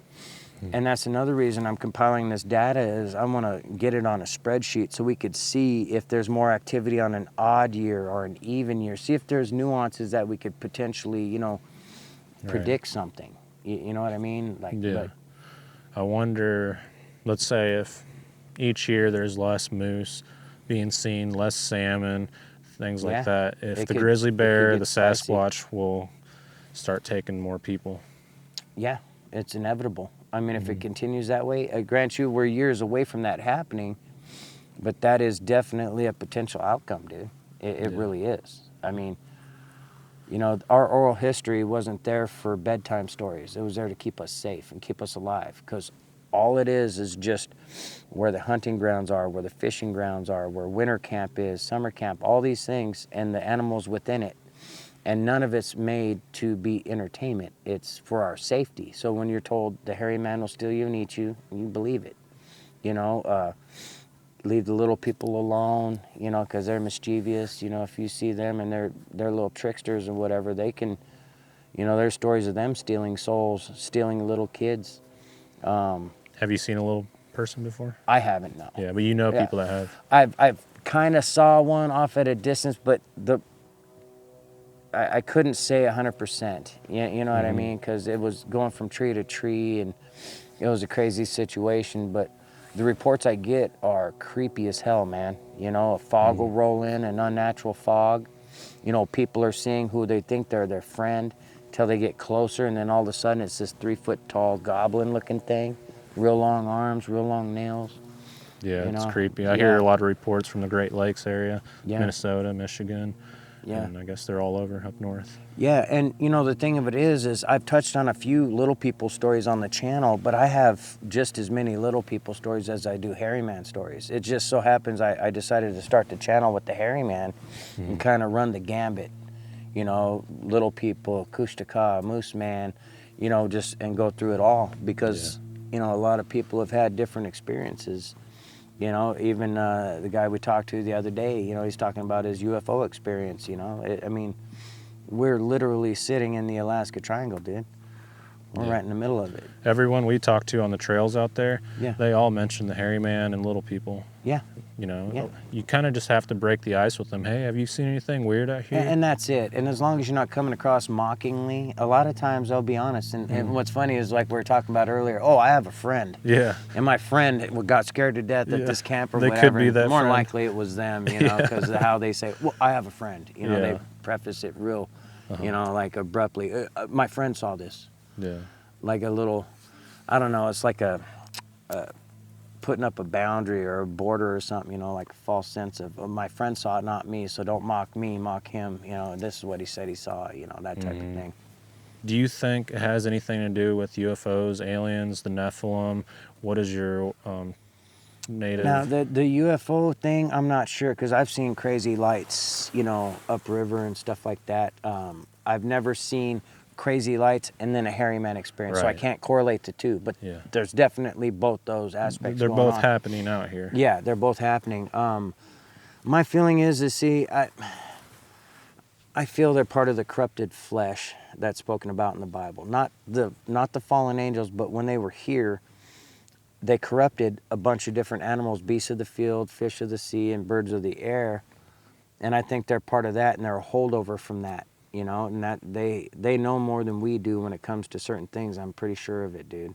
Yeah. You know, I mean, ancient knowledge that they lie to us about everything, dude. I was going to be a history teacher up until I realized they'd lie to me about history. Yeah, history's been wiped and changed Yeah, so many and different so I couldn't- times. Nobody knows what's Yeah. right and what's wrong. Yep, exactly. And it's all by Just design. the basics. Yeah, you know, and it's really sad. But there could be a correlation. I haven't heard of a direct correlation between those, but they could all be part of the same thing, just doing separate things. You know what I mean? So, I mean, of course it's speculation, but I mean, geez, who knows? You know? It's kind of like wildlife and nature. Like you got bears, moose, everything's doing their own thing, but they all Right. originate from nature. Exactly. It's kind of the same with the cryptids and aliens. Like Yeah, yeah. they're all out here. And, you know, who's to say? You know, I had an elder tell me long before I even had my encounter in 06 that the hairy man, because I was talking to one of my cousins about it, this lady said the hairy man is an empty vessel. When you see them just picking berries or doing whatever, they're not being aggressive, they're just an empty vessel. But when they're attacking and killing people, they're possessed by a demon. And I found it intriguing, but it was just some old lady telling me this, you know. Even though she was an elder and I respect it, I'd never heard it before, you know, that they were just an empty vessel and they were used when the demon, you know, possessed them. I've heard that about like dog man, that like Yeah. a person can become a dog man. Didn't you tell me an encounter story, or maybe you heard it from someone else, where they trapped a juvenile and when they went back, there was just it was a little girl. woman. Yeah, that was an oral tradition from Caligulac, the original Caligulac, because the one that's there now is the third one, but they had to move it a few times because of ice damming on the river during breakup. But they caught this young juvenile hairy man, dug a pit, put it down in the pit and covered it up, and would give it food and water for like 3, 4, 5 days. And on the 5th morning or whatever it was, they heard a voice saying, help me, I'm cold." So they looked in the pit, and there was a missing villager that had been missing for 2 years, you know? Some people suspect it was a swap or something like that, but there's this story that when they steal you, they either choose to eat you or transform you. And if they transform you, it'll take 5 days for you to morph back into yourself. There's another story of a lady, she lost her husband. He went out to hunt, and this was long before statehood. This was, I mean, many, many years ago. Husband left to go hunting, never came back. So she mourned him for 2 years and then started doing her own fishing and stuff like that, right? Well, they had a smokehouse that he built, a real good one. And as she was smoking fish, she saw a hairy man go in there, and so she ran over and locked it in and ran and got help. And they all came there and they were waiting. You know, this thing was trying to break out a little bit, and then after 5 days, things had calmed down. They checked in there, and it was her missing husband. He had transformed back into himself. Yeah, that's interesting. Yeah. What do you do with that? Yeah, I mean, Right. I can't discount it. It's It part sounds- of the oral tradition yeah. for a reason. It sounds you know? wild, but there's a lot of missing people out there. There So- is 500 to 2,000 every year up here, dude. It's crazy, you know? That guy that was at camp the other day, the one you asked about, if he's ever heard any strange stories, he was talking Yeah. about his family or somebody he knows, like they'd be driving at night, it'd be pitch black, and all of a sudden it's full daytime, and then it kind of like snapped back to darkness. Yeah.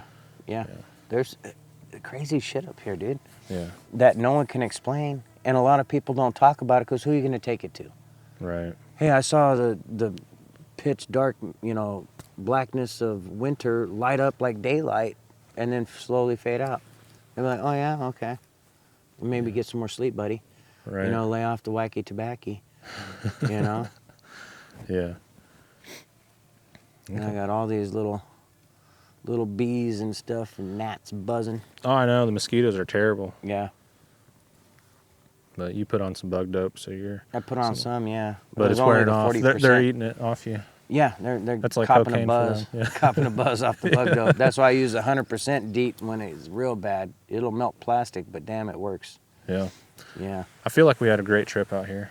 Dude, it's been awesome. Yeah, it's been really eventful. Yeah, and we covered some serious ground. we did. You know, it's hit and miss. You know, that's why usually when we do excursions, we just go to have a fun, and we don't necessarily think about squatching. It's just if we come across something, then we'll investigate it. But other than that, we're just doing our thing. You know what I mean? Whether it be fishing, hunting, or whatever.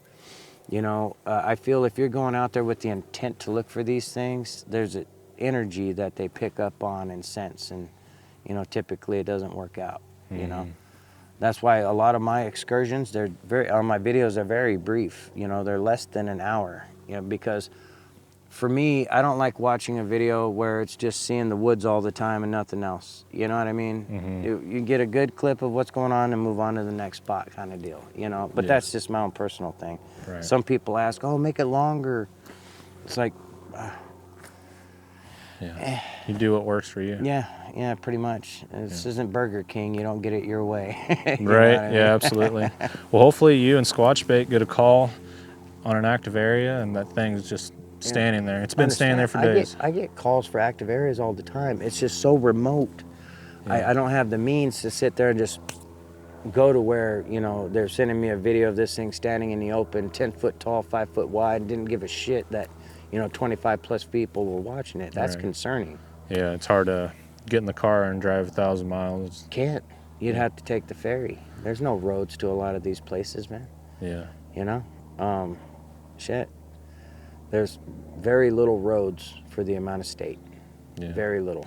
Well, you're doing a great job, and I know everyone appreciates you for the help that you've provided, the service. And, you know, a lot of people don't have anyone to talk to. So when a grown man who's held this in for a long time can look at you in the eyes and tell his story and you believe him, you know, that means a lot to him. He can move on with his life. I've had guys cry talking about losing a dog and stuff, dude. That's rough, bro. Same When here. this hardened, salty dog starts weeping about his best friend, dude, fuck.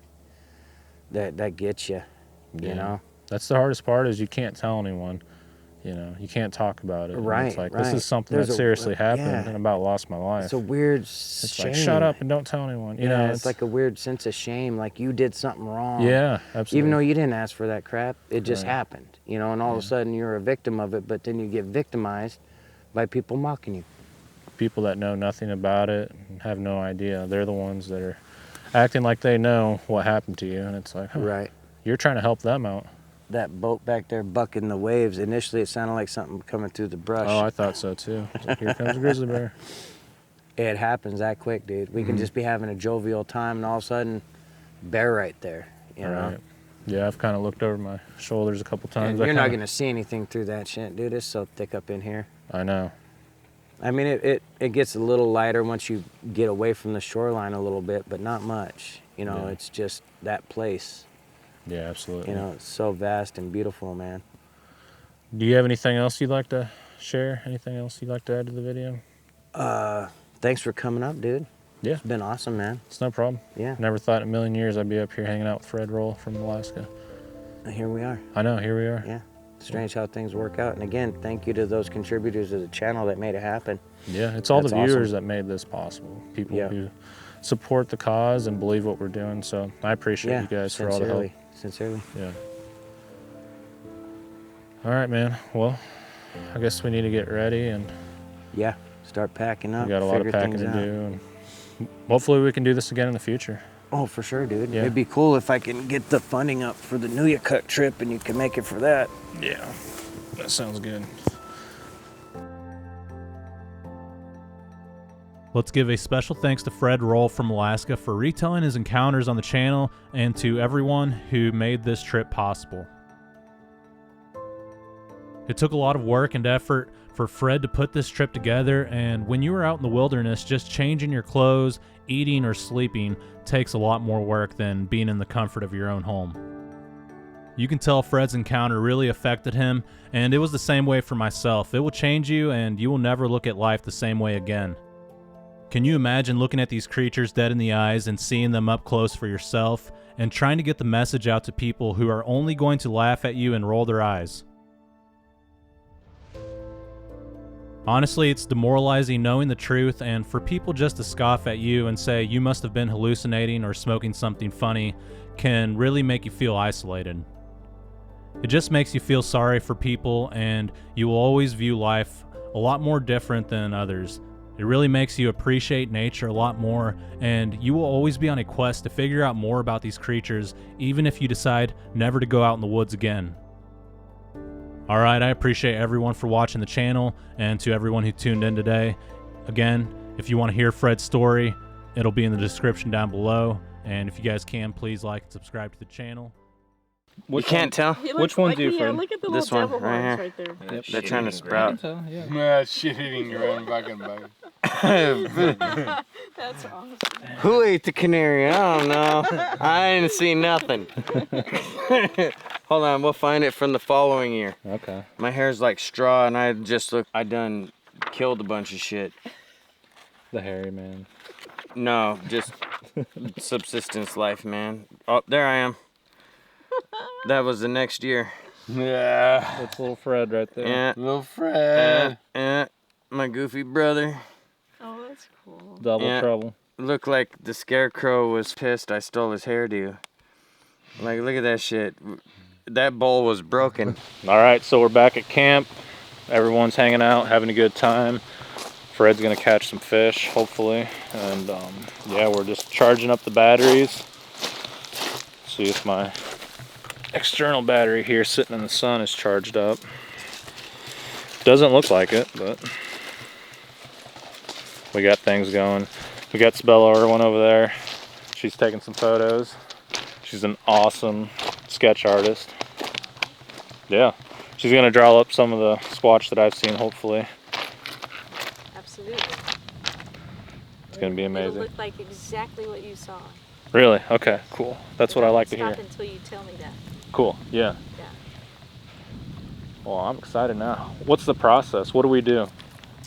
You have your own channel, correct? Yes. Okay. Yes. So do I sit there and tell you about my encounter and then just describe all the details? Yes. Is that how that works? Yes. Okay, cool. Yeah. Yeah, I'll help you out any way I can. Yeah. And in fact, you can tell your encounter if you want to on that channel too. if you Awesome, want. yeah, I would love to do Yeah. that. Because Cool. what I do is not only illustrate your, like what you saw, but illustrate your encounter as well. Yeah. Like the elements, like we'll put your Sasquatch in the tree, like in trees, and show it going behind the tree and peeking out. And, Yeah. And the way you described it, standing there, Mhm. looking off to the side. Yeah. So I did illustrate all of that. Awesome. Like, are you saying it's not just a drawing, like, to where, like, it's like a motion kind of deal? Or? Well, no, it'll just be like. Okay, I like, thought you meant like illustrated, or. Well, it'll illustrate. So the illustrations, like you'll be telling what you saw, and I'll be illustrating. I'll be drawing illustrations to illustrate, like it standing there, Uh-huh. and it was Okay. looking off, and then when it turned and. Okay, the so there'll be expression- different views and all that? Yes, like Okay, so there'll be cool. different. Like when you said that's you saw a surprised expression. Yeah. So I'll do one. That'll be another Oh, that'll illustration. be awesome. And then when it dives back. Yeah. behind the just whatever. Well, Whatever that's going to be tells the amazing. story. Yeah. I'm excited about that. Me too. Yeah. It'd be awesome working Yeah. with you. Absolutely. Yeah. And like I said, people that I've spoken with in the past in the community, they said, get a hold of her. She'll draw it yeah. up. Well, And I wish you had. I talked to Now my you friend Joe, and he's like, well, she's really busy. I don't know if she'd have time for it. No, that's okay. But I was like, all right. I'm a little bit behind, but Yeah. I'm catching up. Okay, So, good. This is going to be amazing. Hopefully we can catch some salmon out of here, some trout. Yeah, that would be awesome. Yeah. So incredibly peaceful just listening to the It is. waves. What kind of camera do you got there? Canon EOS or whatever it's called? Yeah, it's a Nikon? Nikon, Okay, yeah. Nikon's good. I heard they have a really good low light settings. Yeah. That's cool. I got a Sony A7i in my bag. It's pretty cool. I need to learn how to use it a little bit more. I got the video part figured out, but when it comes to taking like awesome photos, like where it looks like glass, You just gotta take a whole bunch of them. Yeah, And that's what the I've beauty noticed. Of digital. Take like a 1,000 pictures of like this Exactly. pencil or this mug sitting on your desk. Eventually, one of them's gonna look awesome. That's exactly right. Yeah. And you can try different settings too. Yeah. That's the beauty of having digital cameras. Like back, in my day, you had to. I mean, you were literally using up film. Depending on what you had and how many rolls you had. And so, Yeah. I think the digital cameras really encourage you to try different settings and. Yeah. Do you use Photoshop to Yes. make them sharper? Yeah. Sure. Okay, And that's if what I you use. have pictures from the exact area where you saw your Sasquatch, I I'll do. literally put your creature in that exact setting. Really? Okay. Yeah. Cool. It looks a little bit different. Like It's changed. the trees are a little bit bigger. The Yeah. brush that was in front of it's bigger, so it might be a little blocked out. But I can fix it up. Yeah. Okay. Yeah. All right. Cool. Well, yeah, I know exactly what you're talking about. So we'll make it happen. Absolutely. Yeah. Hopefully, we see a Sasquatch here and we can all draw it together. That would be awesome, wouldn't it? Yeah. A non-violent one. Exactly. I can see an eagle sitting on a tree way over there. If you look on top of those spruce trees, the I see one to it. the very right, yeah, No, I see it. yeah. Earlier today when we were picking up that boat, there was an eagle that kept calling, and I finally found it. It was right in his yard in a really huge pine tree. And there was a raven that was just... Oh, really? Yeah, this raven Yeah. was just swooping down on it and attacking it, and finally the eagle had just had enough and it took off, and the raven was literally just chasing it. It was so cool. Yeah, that is cool. They're so intelligent. Beautiful. Yeah, they're beautiful. Yeah. I mean, you see encounters like that on National Geographic. Yeah. But it's really cool to actually watch them. When we went all the way down there, we had a raven fly right over us, and I was like, Ryan, it's a sign. Because, Oh, I think if so you're too. Native American, they say if it think flies so right too. over you, Yeah, it means something. yeah, It means it's going to be a good trip. yeah. He's watching over us. Yeah, I feel that way. It's Mhm. true. My son and I, on our last fishing trip, the exact same thing happened. Mhm. We pulled out of the driveway, and we were headed towards some trees, and all of a sudden, what broke out of the trees was a raven literally flying right over us, Mm-hmm. right down the middle stripe. Yeah. That's pretty cool. Yeah. It was like, we both just looked at each other and said, that's like amazing. One time where I'd seen this white Sasquatch. It came out of an area. I mean, all the encounters happen in the same area. But I was looking for him, and it had already been years later after I'd seen him. But I was looking for him, and it was wintertime, it just snowed, and it seemed like somebody threw like a football over my shoulder. And it was this giant white owl, flew right over me, and he landed up on a branch. But this owl, I've never seen an owl this big. It was bigger than any great horned owl I've ever seen. Wow. And his eyes were like orange and red, like it looked like fire, and he was looking like into my soul. But he was sitting up there on that tree just looking down at me. I'm telling you, okay, so this owl was probably about that tall. Round head, all white, and I went to grab my phone, like I slowly went to grab my phone, and he looked at like my hand moving down, and then he flew off. I'm like, dang it. Couldn't get Do him you on really phone. believe that was an owl? I don't know, because then I started looking up like spiritual meaning behind it, and it brought up like the Native Americans, and they started talking about it. I can't remember what they said, but it had a meaning behind it. Absolutely. Yeah, and then they had stories of like natives that had seen because that. owls don't get that big. No, they don't Yeah, get that no. big, and it was bigger than any like great horned owl I've ever seen. Like, it was crazy. But it was in that same spot where I was looking for that white Sasquatch that I'd seen. Well, it sure makes you wonder, like, Mm, like it was a shapeshifter. Of yeah, some kind. yeah, I thought about that yeah. too. I once had a red-tailed hawk drop I was coming into a small town, and this was in South Texas. I had just visited a woman who was having Sasquatch activity on her property. She had like 17,000 acres. Hmm. And as I was coming into this little town, in Texas, you really have to go the speed limit because they have speed traps everywhere. Yeah, the state patrolman will pull you over even if you're going the speed limit. So there was a curve up ahead, and I'd slowed down to about 35, and there was a stand of trees to the right, and this hawk came out of the trees, and I'm watching it as it floats towards me, and it just keeps coming down, and it's flapping its wings like this, and it's coming lower and lower and lower, and I see that it's got something in its talons, And right when it gets above my car, like 10 feet above my car, it releases a snake. Really? Oh, that's wild. And hits the hood of I was driving a Mini Cooper. Uh-huh. And it hit the hood of my car. And I'm like, I mean, what? Yeah. Yeah. Well, what do you think the meaning of that is? Like he defeated evil or something? I don't know.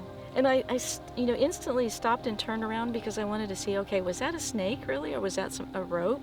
Because if it was a rope, then it was still going to be there. So I drove around, and I got out of my car, and I looked, and there was no rope. Yeah. So, I've seen that before, where a hawk has like a snake in its hand. Yeah. Like, what the heck? That's crazy. But to be flying your car. Yeah, just to drop right on your car. That's pretty random. I've been to like San Antonio like over 30, 40 times. We used Really? Yeah, when we go to Mexico, we'd go through like San Antonio. Do you have relatives? Waco, Houston, and down to like Nuevo Laredo. Oh yeah. Across the border into Monterrey, Yeah. Mexico. That used to be, Nuevo Laredo used to be a great place to go shopping. Yeah. Yeah. Yeah. And now I'm scared to go there. Yeah, the south part of Nuevo Laredo, it looks like the ghetto. Yeah. There's a lot of people begging. No, I wouldn't go there now. It's still America, but people don't realize how many broke people there are there. People that are just broken and stuck there. Yeah, it's a whole different world, but it's still the United States. It's like, wow. Yeah. But then you just go a couple miles north and it's like, it's America. You see that big giant flag. Yeah. There's National Guard there. Yeah. And then you're like, all right, I'm kind of safe. There's Burger King again. Normal Burger King. Not the one where they serve jalapenos on it.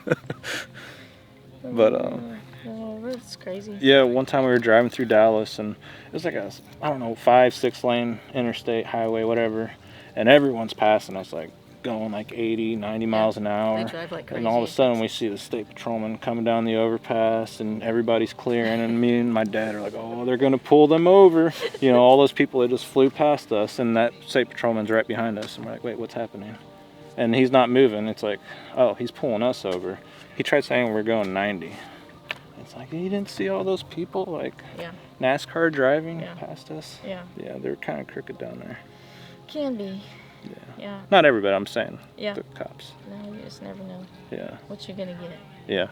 Which is kind of true of life. Just Life's wherever like a you box go. of chocolates. Yeah, pretty much. Man, those mountains look beautiful. Oh, look at that loon. Where's he at? It's way out there. Oh, I see him. He's gonna get shot on camera. So Not literally shot. But... Oh, he went down. Yeah. But that view right there. I know, it's That's amazing. I probably already filmed this, but I'm gonna film it again and again. Maybe you'll see the Bigfoot walking up there. The Alaskan Yeti. that would be so cool. Right, to just see one walking right along there. Oh yeah.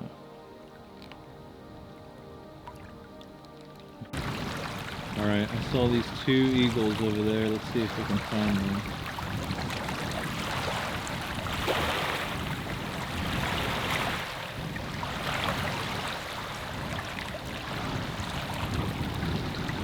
Saw them on the binoculars, but can't find them now. They were up on the trees.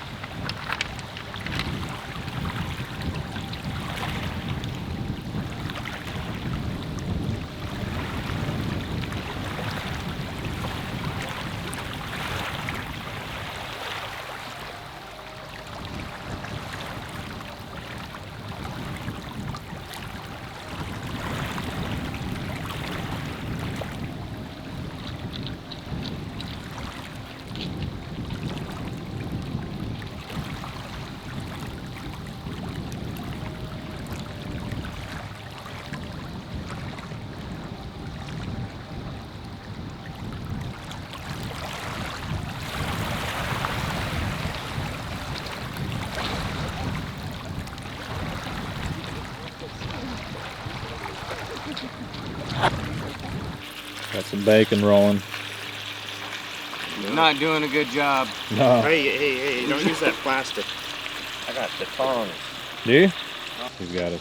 These bats people think are for knocking on trees. It's to keep your bait in line. You never let your squatch bait get out of line and have thoughts and ideas. That's a bad squatch. Pow! Let's keep them in line. Yeah. Just saying. If anyone was curious about why that little bat's there, it's Yeah. the bacon line. I was gonna melt it. I'm just gonna hook it and flip it. But yeah, you insist. Squatch bait. It's a super tongs. Yeah, he's Gotta use a okay. super tongs. We're gonna save the bacon and we're gonna pour it next to our campsite tomorrow. We're gonna pour it No, at the just entrance pour it of on your bread. tent. Right. Grease Well, it'll keep all them up. from eating me. At least I'll see the There you grizzly bear Yeah. licking the grease, and then I'll be like, yeah. And then we'll eat grizzly. Yeah. Roast them Oh, up. you can eat it all you want. I don't eat scavengers. No, it's good, man.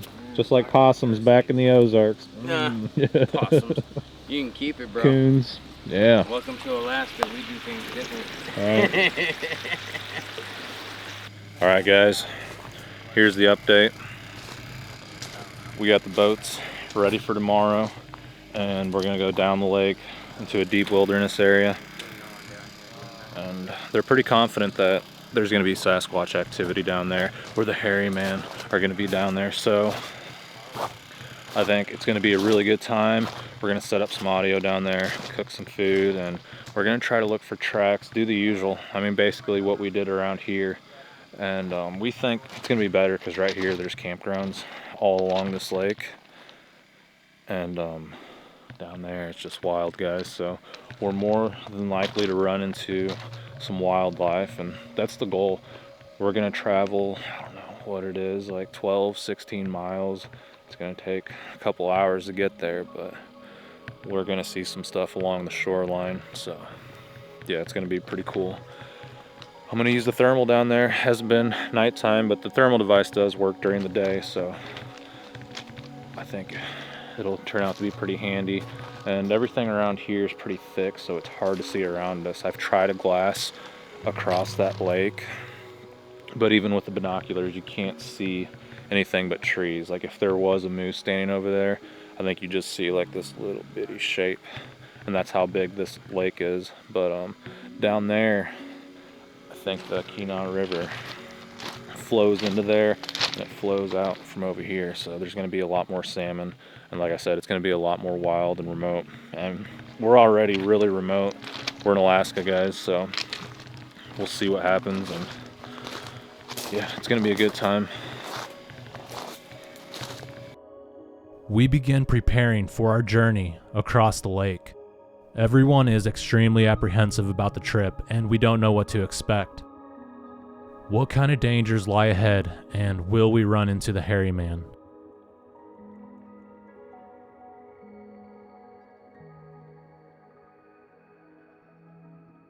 All right, we're getting ready to go to bed, and this is what it looks like at nighttime in Alaska.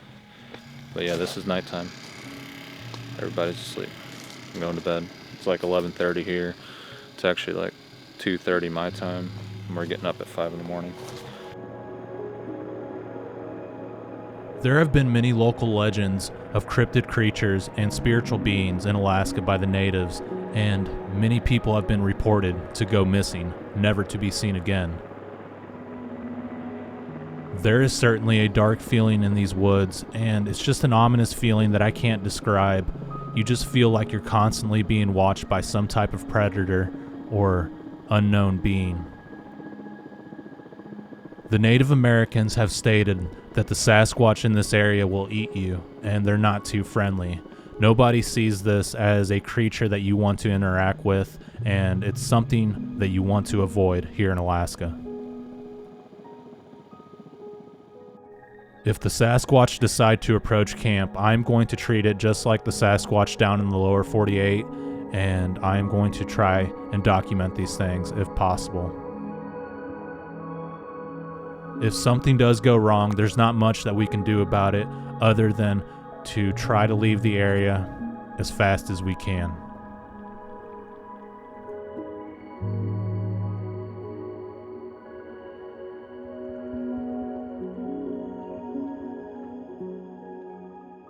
It's funny that they guessed immediately. Oh, he's going to see Fred. Yeah. Oh, I know. They all know. That's hilarious.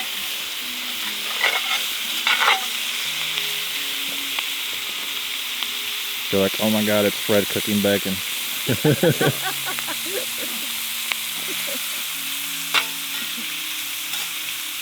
My grandma taught me how to cook when I was real young. Yeah. Yeah, she said I was too ornery. Because initially I was like, oh, I'll just have a wife cook. And she was like, you're too ornery. I'm gonna have to teach you how to cook so you can feed yourself. I miss Grandma. Yeah. Yeah. Family is ruthlessly honest, bro. Fred, what's the goal for today? What are we doing? Stay alive. Staying alive? Yep, stay alive, bro. Yeah. Eat some breakfast, and we'll be going across Skilak Lake. Well, we'll skirt it and take a look-see around. I mean, we got fresh reports from less than 2 miles away. Mm-hmm. You know. So we're gonna take the boats, go down the lake. How many miles? It's going to be approximately 17 miles one way. 17 miles. Okay. How long does that take? How long To will be it take? determined.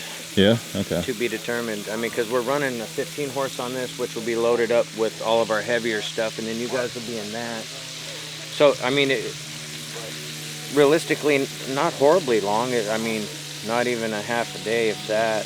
Like, we should find a place by lunchtime, I would think, Yeah. or you know, brunch time. And it's pretty remote here, so we're heading to. That's really remote. Oh yeah, I mean, you can get misled by, oh, this is a campground, but yeah, this is just base camp, dude. We're going out there. Yeah. We're going into the wilderness. We're already in the wilderness, man. Yeah. We're at this campsite. There was a couple in a tent, and a guy ran off a bear that was pouncing on their ass. Yeah. So you can get it anywhere in Alaska, I tell you.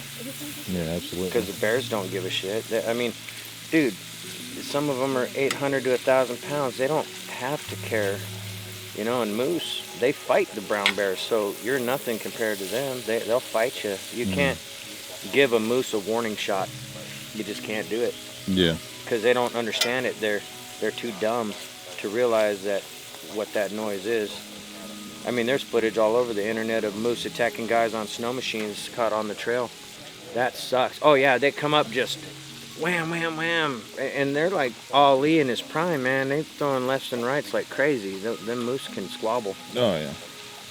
Yeah, I had one bull moose all winter long. 5 different times it tried to stomp my ass. It's lucky it lived. He didn't end up in the skillet. Yeah, because it's not like I would have reported it. I would have been hanging quarters. Yeah. Fuck that moose. Yeah, they're dangerous. Oh, dude, yeah. Yep. But don't make no mistake, dude. This is literally the bear attack capital of Alaska, at least. There's more on the Kenai Peninsula. There's more bear attacks per capita. They write books about it, dude. There's Really? multiple volumes of books. Not all of them are from here, but a good portion of them are from the Kenai Peninsula. A lot of them in the fall, though, when people are out moose hunting, you know, because then you're catching the bears that may not have gotten all that they wanted to eat for hibernation, and you're there. Right. You know, you don't want to be a part of that, Yeah. dude. You want no parts of that shit. Right. Yeah, they're not all eaten equally, so. No. And it's usually the 4-year-olds, the younger males that are a problem because they don't quite know what to do yet because they're just recently away from mom because they're with mom till about 2 or 3 years old. And then, you know, you run into problems with some of those. And then you got the ones that are outcast because they're too old to fight anymore, but they're still monstrously big, dude. Yeah. And they got to eat. You know, it turns primal for them, and so they'll take an easy meal any day. No, yeah. And Yeah. Alaska's different, man. It's the hairy man. yeah, We think they're up there by the glacier. they're all over. They're all I over. mean, I mean, they're probably around us right now. I don't know about right now, but the potential is very high.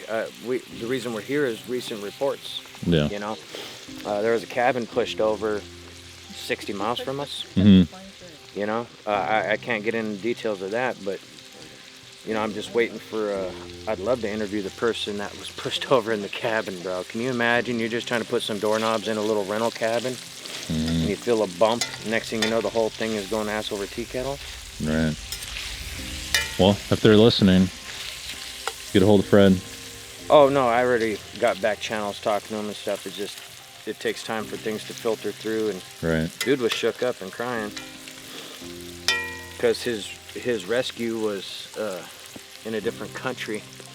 Had to come back to go and get him. Oh wow. Yeah, it's terrifying. And that's close to here? About 60 miles. Okay. Yeah. As the crow flies. Yeah. Maybe a hair more, maybe a hair less. I didn't Google map it for exact, but close enough to, you know, it's to be determined, man. I think it's going to be awesome going across the lake, that's for sure. Yeah, it is. For sure. I mean, dude, the fog this morning when I got up was way denser than this. It was crazy. Mm-hmm. We just need it to burn off a little more. Gives us time to cook breakfast and shit. Yep. Cool. Good deal.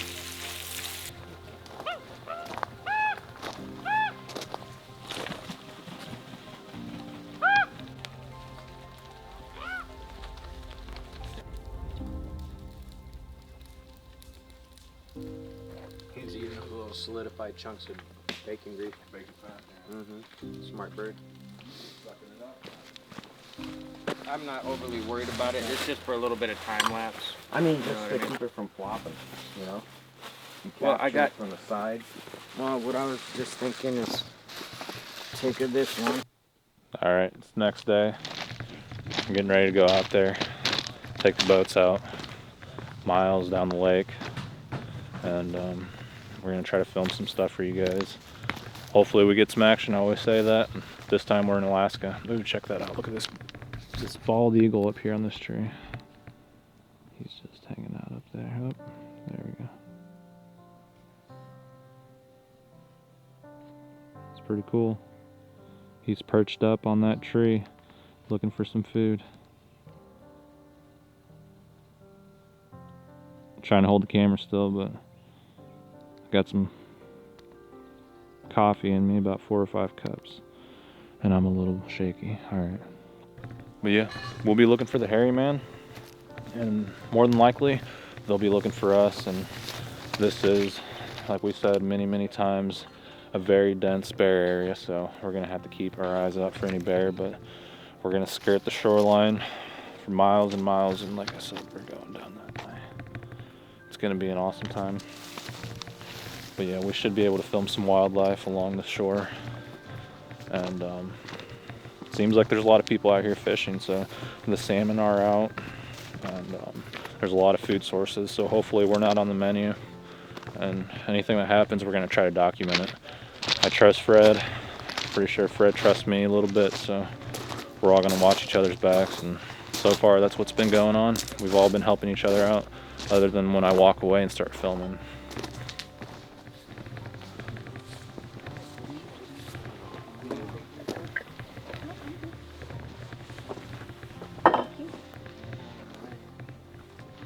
We got piles and piles of gear, guys.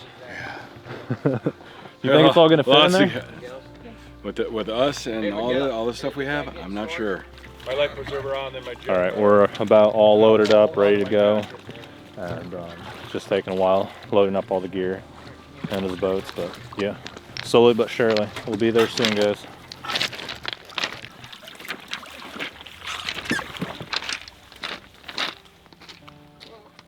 Why'd you put it right where you got seepage?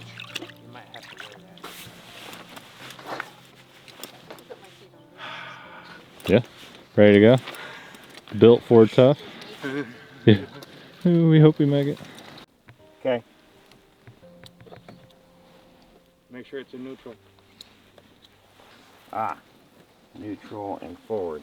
Okay.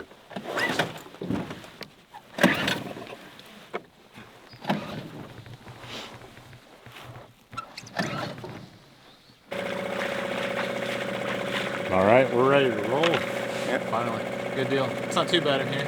Yeah, it's I'm interested to see how packed up they are. Sardine factory over there. they got so much stuff. They got 1,000 pounds in that boat. Yeah. This thing warm up a little bit.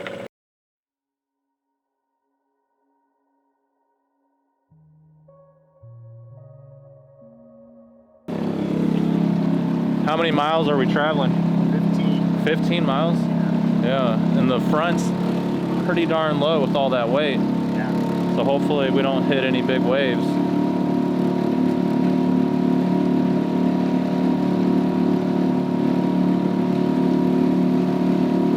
Looks like they're up and running too.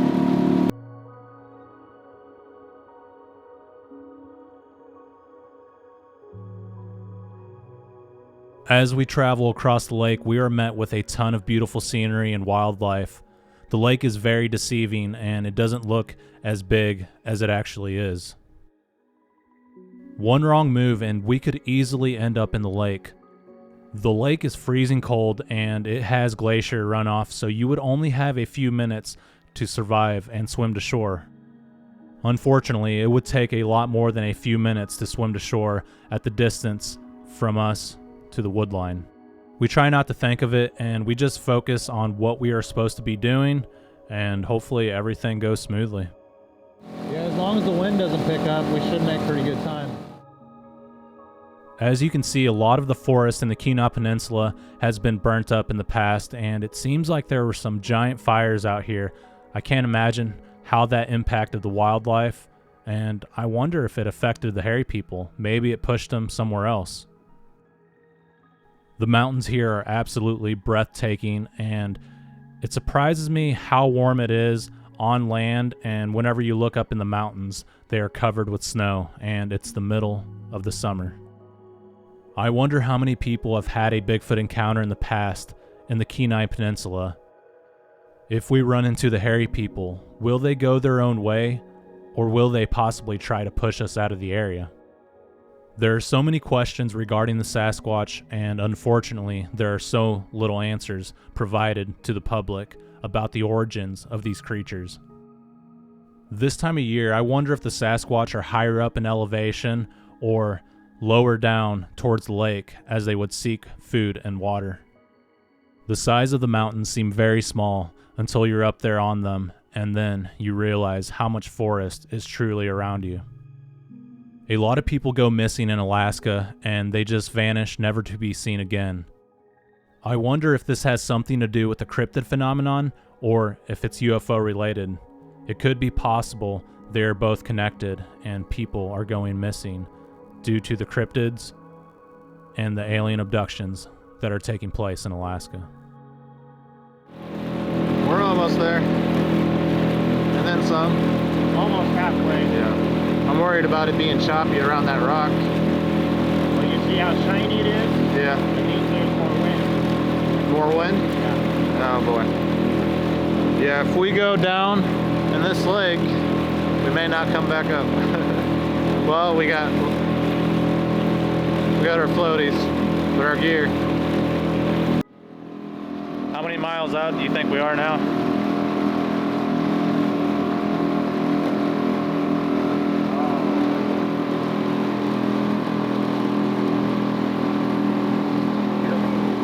Miles once we get to the other boat. 13 more? Yeah. Oh, wow. We gotta go around that point, and then go inside, and then cut back. Okay. And that's another, once we get to the point, I think it's 8 miles. Okay. But how many miles have we gone since camp? Probably 6 miles. 6 miles? Okay, we're making good time then. Yeah.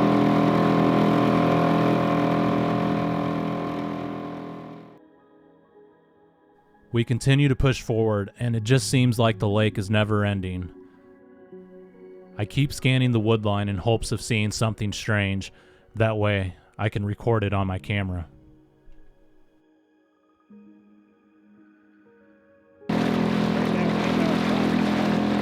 Yeah.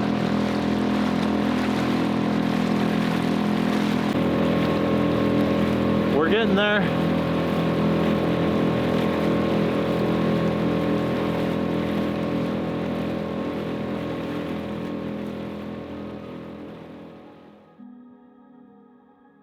Fred and I hit it off great, and we keep looking at each other like, I can't believe it's Fred from subarctic Alaska, and he keeps looking at me like, I can't believe it's Miguel from Sasquatch Theory.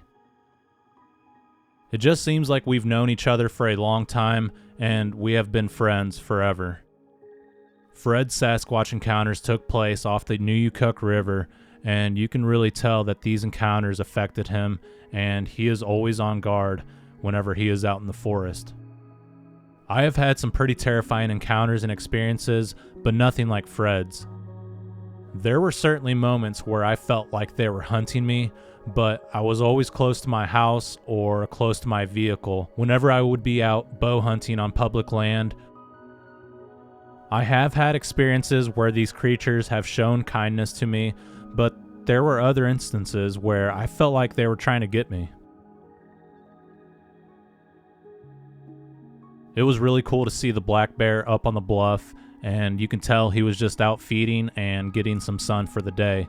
It seems like the grizzly bears push the black bears off of their territory, and they have to live in more rugged terrain compared to the grizzly bears.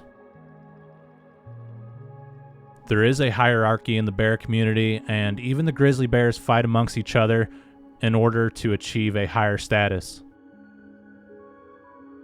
I wonder how many Sasquatch live out here, and I would think that there are multiple clans spread throughout the area. It just seems like there's an entire society of them spread throughout the world, just like people, except they live their life in darkness. Animals that live out in the forest do not want to be seen by people, and it's the same for the Sasquatch. Alaska has its long list of strange mysteries, just like the lower 48. For example, people talk about the Kushtaka up here, Moose Man, and many other strange cryptids. There are the little people, of course, and mountain giants. I wonder if they're connected to the Sasquatch.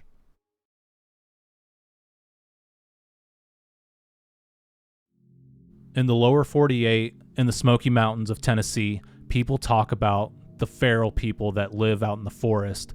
And the legend goes that they were pushed out of the Carolinas and they moved deep into the mountains in Tennessee. People claim that they are a lot different than the Sasquatch and they are cannibals. It makes me wonder if it's the same phenomenon happening all throughout the world. I can't believe how long we've been on the water. The lake didn't look that big. Yeah.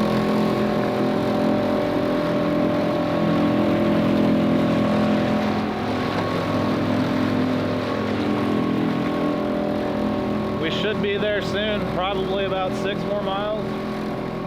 Yeah, 7 miles, I think. Yeah. Cool.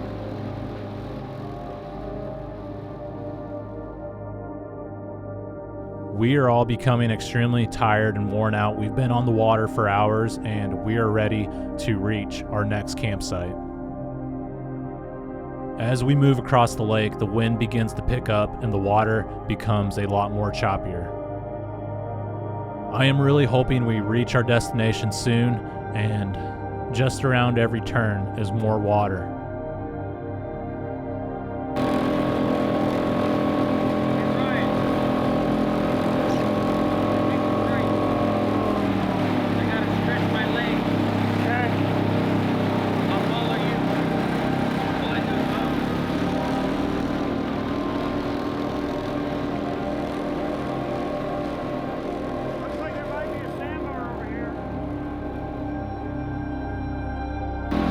Alright, Fred has to stretch his legs, so we're gonna stop somewhere offshore. I don't know where though. Right there. Okay. Taking a short detour.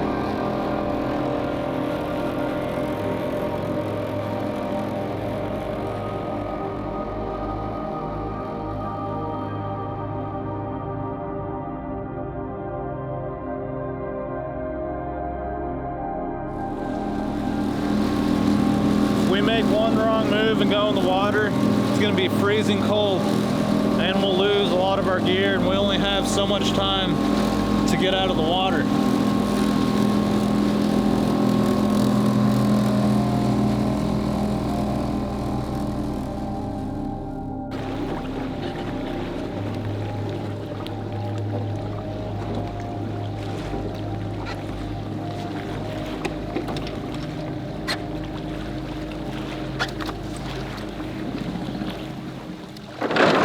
ahoy. Yeah. All right, good deal. We're on Survival Island now.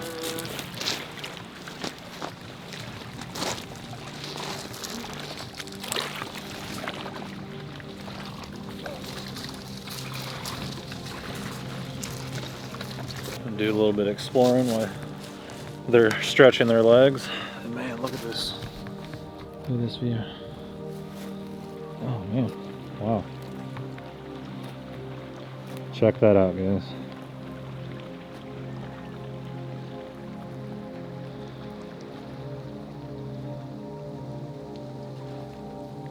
How cool is that? Definitely don't want to fall down that.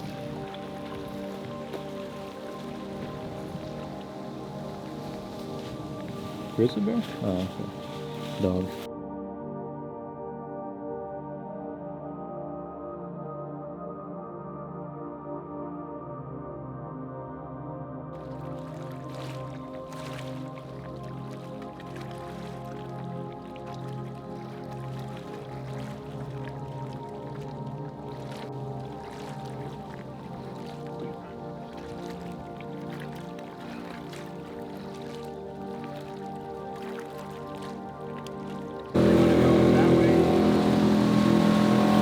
We've been on the water for several hours. We're almost to our spot. It's about an hour away, and yeah, it's looking pretty promising. The hairy man could be anywhere, but we're going really remote. I trust Ryan and Fred. They're locals in the area, so if anyone's gonna know, it's gonna be these guys.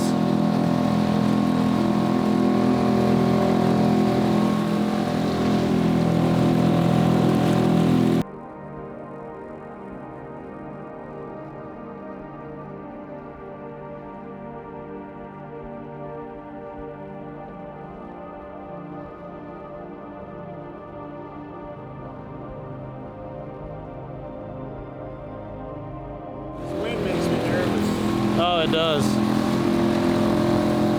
We're getting a lot closer to the glacier. Water looks a lot wider. Hopefully we make it. We're almost there, so. Fred looks worried. Yeah. If Fred's worried, that's a bad thing. Fred only gets worried when the hairy man comes out. Yeah, it's a lot choppier.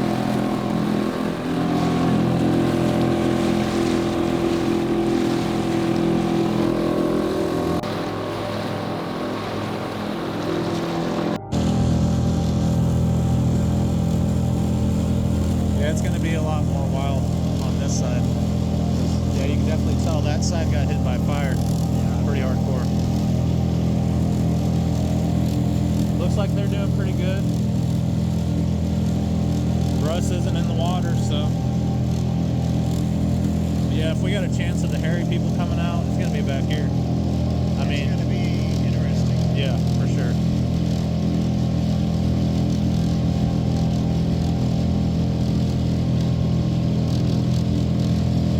I'm hoping we can document something, even if it's eye shine, wood knocks, tree breaks, them walking out in the open. I got that thermal. Tracks. I got enough batteries to run that thermal. Okay, yeah, I got my thermal device. We got night vision, but you can't really use it. It's so bright out. Yeah. I mean, it'll look like daytime basically. But Yeah. I'm having a good time though. Hopefully we don't have a bad time. yeah, it'll be nice. Something could happen in a flash and we'll have a bad time real quick.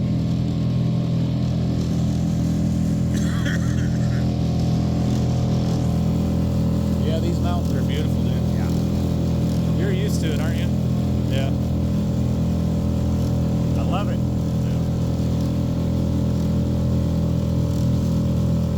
I mean, how many people get to go to Alaska in the lower 48? Not too many.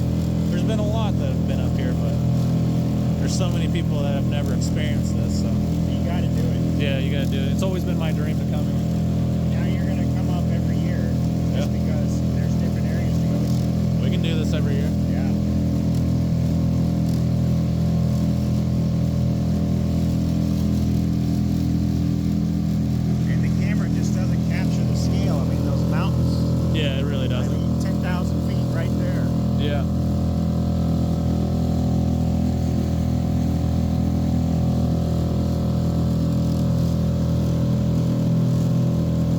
Hopefully it doesn't get choppier.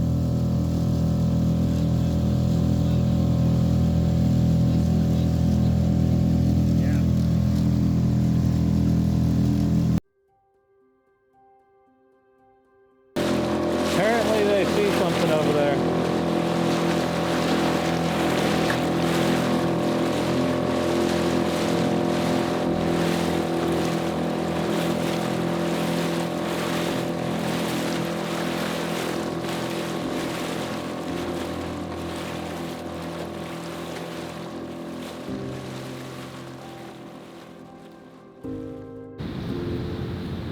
All right, guys, we're here.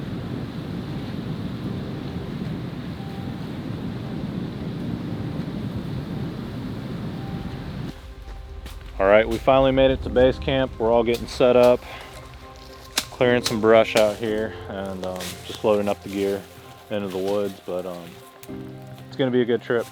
I think the salmon are running through here.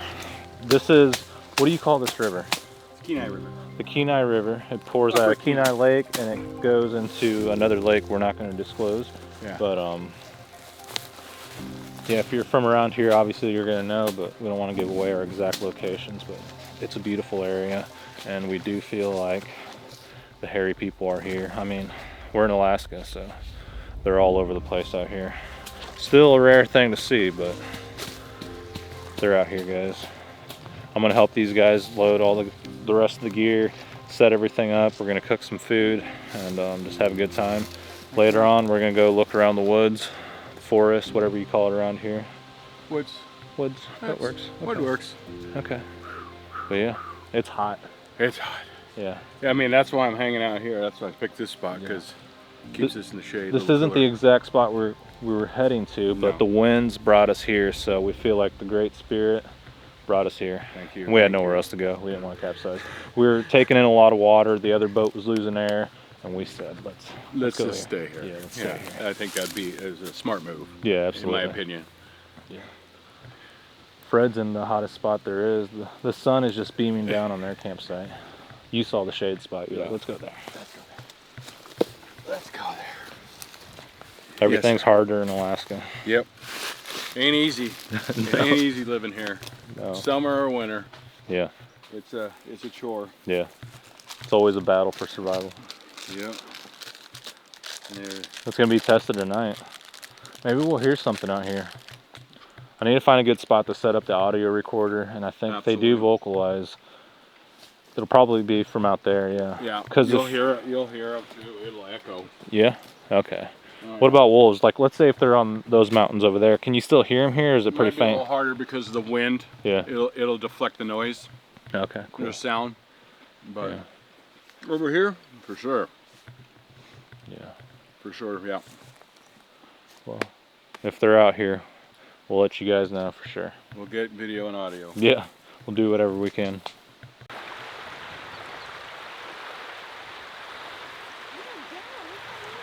There's a bunch of them.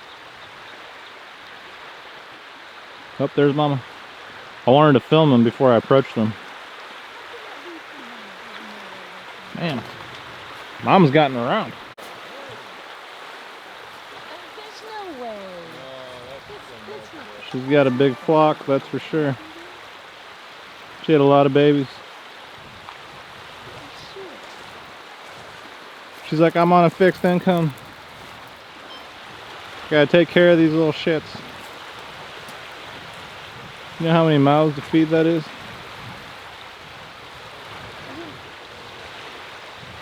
She's like, everyone group together, stay together. You got that when it was closed. Yeah. Will you share that with me? Yeah, I will.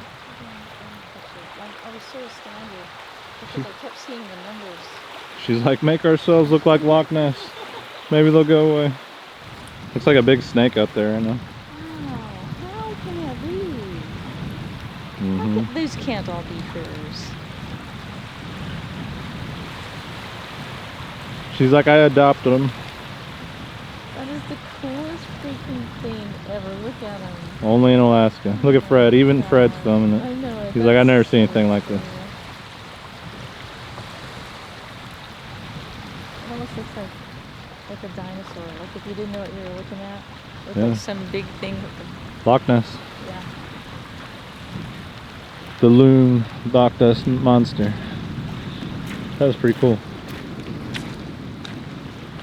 That loon had a lot of little babies. That was pretty cool. Yeah, that was a lot. That's a lot of. It's like 40 of them. She adopted a couple flocks or something. She might have, or Yeah. maybe they're communal and she's just the Right. sitter.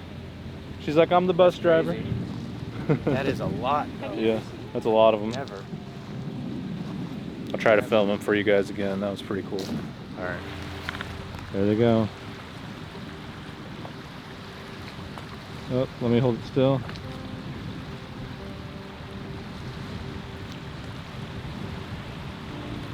That wind is bringing them right back in. So Ryan went for a walk as soon as we got here. He took Brutus with him, and he hasn't been back since. So we're gonna go look for him and see if we can find him. It's kind of unlike him to be gone for that long. So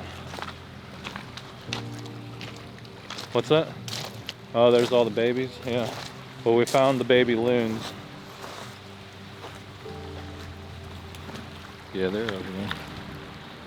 But where's Ryan? Because, I mean, we should have heard gunshots if he ran into a grizzly bear. Yeah. But if one surprised him and he never got a chance to pull it out, yeah. I mean, I don't want to manifest that. I'm just saying. It's kind of strange for him to disappear. Brutus! Brutus, Ryan. And I mean, there's this stuff all over the place, so. Definitely bears around. People are just throwing the heads out. Or unless those are the bears that got the salmon. But I saw some salmon heads up on sticks earlier, so it looked human. Looked like human activity. I don't know. Yeah, it's kind of weird. I don't see him anywhere. Unless he went all the way around. Yeah, but I don't see him doing that after such a long trip. I figured he'd get his stuff set up, not leave it out in the sun. I mean, we are in the missing triangle, so you never know. I guess so.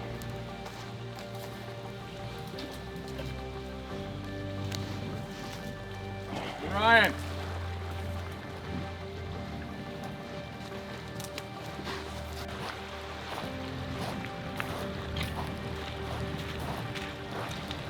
He went into the woods too.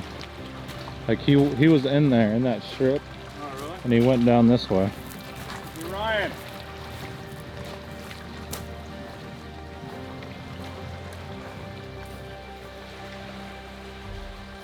Thought you saw something.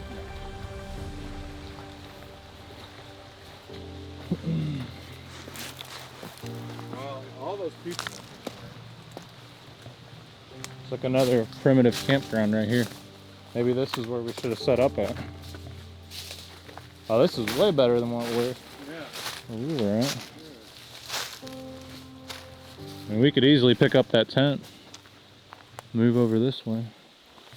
Oh, there's a trail right here. Okay. This is like Blue's Clues, man. Except a little more dangerous.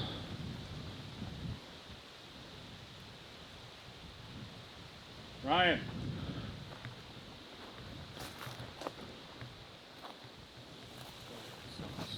Just gotta make sure I can still draw. Yeah, but you gotta Yeah, I got a racket, so I'm still gotta drop the camera. drop the camera. I don't know. I might just film and let you shoot. Yeah, help me. Oh shit. This is kind of spooky. This is like where you'd expect to run into a bear. Yeah, yeah. Yeah, if they're sleeping, yeah. We just gotta be loud. I mean, the tourists went this way, so. But I mean, 20 minutes after they pass, a bear could come out of that way yeah. and be like, oh, Yeah. I'm gonna lay down one here. good thing is there's marsh all along here. Yeah. If you hear him splashing, he'd be coming this way, straight at us. Not through that marsh. Ryan! Ryan! Ryan!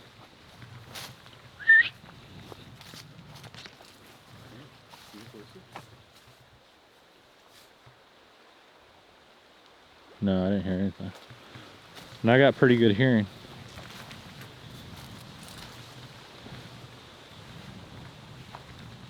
He's kind of like that, I guess. He was saying and telling you not to venture out. Yeah, And now, I think it's kind of unlike him. I mean, I've only known him for a couple days, but he hasn't left without telling us. He's pretty yeah, responsible about all this. Not saying he's not responsible, but it's just kind of weird because he said not to separate from the group. yeah. He might have been all the way around. He could have. We'll go down to the end of this beach, and if we don't see him, we'll go back to camp. And if he doesn't come back, we're all gonna have to go look. Yeah.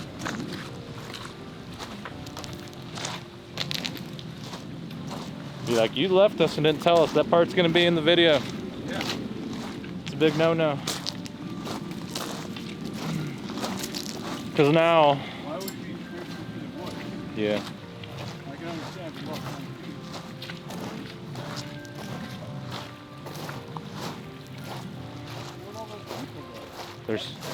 well, he did mention there's a trail up there. Like where? Somewhere up in that mountain. Oh yeah, that's an old trail. An old trail, yeah. But I don't feel like he'd go without us. Yeah, he wouldn't hike all the way up there. I don't feel like he would just let us set up all his stuff either. Just like leave it there. Yeah, that's what I'm saying. Well, I'm saying he'd want to help. Like whenever we stopped, that pit stop, he was the first one to pull everything out. You know what I mean? Yeah. I've heard, I don't know, I'm not trying to say anything happened, but sometimes like somebody just walks off like that. You know what I mean? And it's unlike them.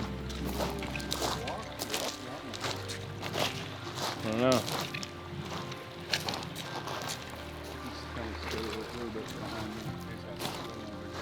Okay. I'll stay a good 6 feet behind you.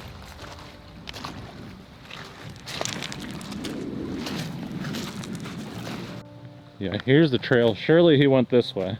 Oh, sure. Pretty dog prints? Kind of looks like it right there, see? Yeah. Might have. Oh, here's the trail, yeah. Yeah. Since you got the pew-pew, I'll let you go in front. Oh yeah, they made a. Oh, they got a nice trail. It goes all the way around this way too. Okay. Shoot, this is gonna be awesome for us. I don't know if we should go back that way. Listen for voices. I hear people down that way. You do? Yeah. It probably goes to a. I don't want to hook up with those people. You hear that?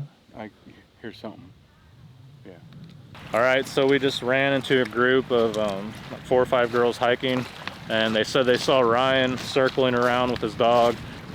He's okay. They were singing as they were walking down the trail, and yeah, everything's good. But if he doesn't show up within the next couple hours, we know something's wrong. He's probably going to be sitting at camp when we get there. Yeah. Yeah. I think you have to come back this way. Yeah.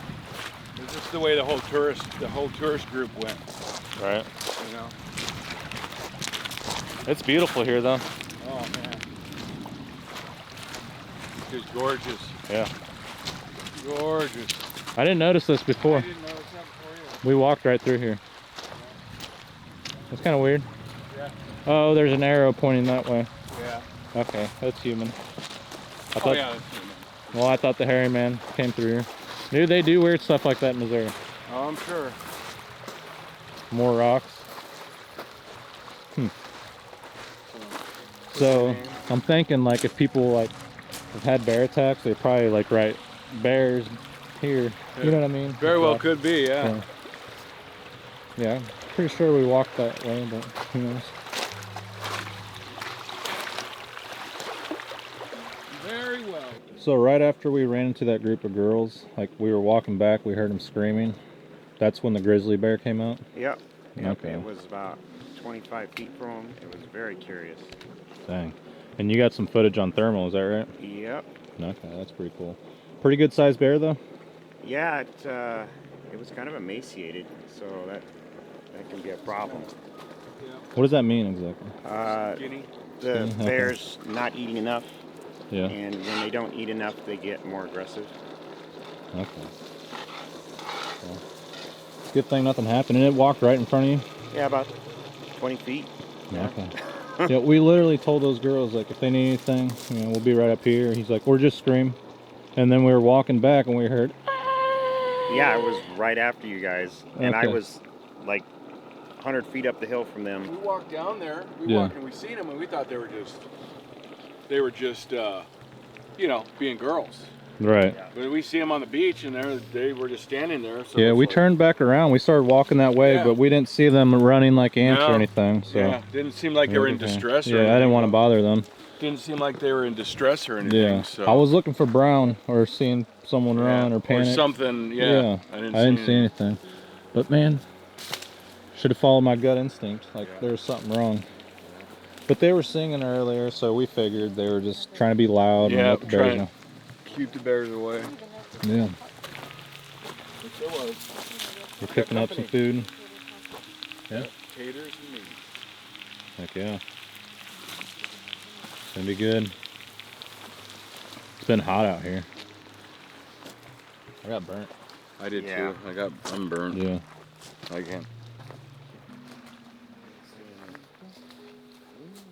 can't stand the sun. Got the audio recorder set up on the tree. Maybe we'll hear something. It's hard to say. Everybody else has been seeing bears, moose, but I haven't seen anything. We saw that black bear on the way out here, which is pretty cool, but it was hard to get good footage of it. Moving on the water, everything was kind of choppy, and it was a good ways off, so I did the best I could. Oh, earlier, right there in that stream, there's a giant splash. And I kind of waited a few minutes, and then it splashed again. I'm pretty sure it was a salmon, which is pretty cool. So there's definitely some fish in here. Maybe Fred will be able to catch a good sized fish. Yeah, it's beautiful out here, guys. I mean, I can't say that enough. I got some sun today. I'm pretty red. I got burnt up. It's hot in Alaska. But the weather changes, and at nighttime it's pretty cold. But I mean, obviously there's like snow on those mountains back there. Let's see if I can film that fish splashing. He's somewhere in there.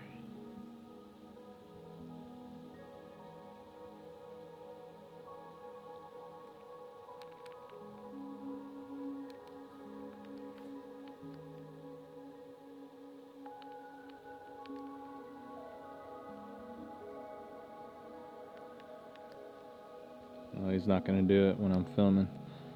That's pretty typical wildlife. That's probably what. Juvenile eagle. Feathers out of his wing, I bet you got him. Laying in the fly. Oh, he's circling.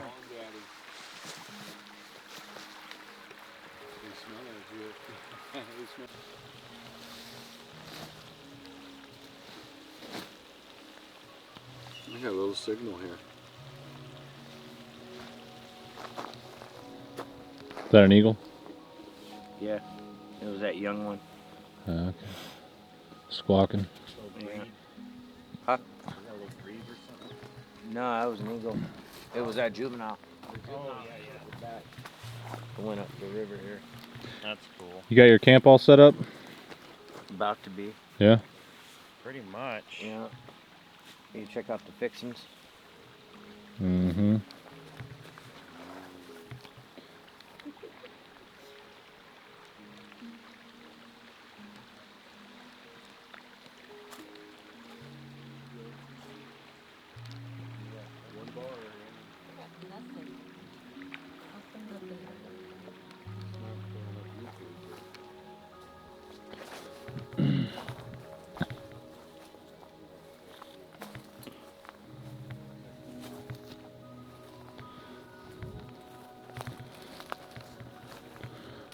Should see some brown bears moving through here.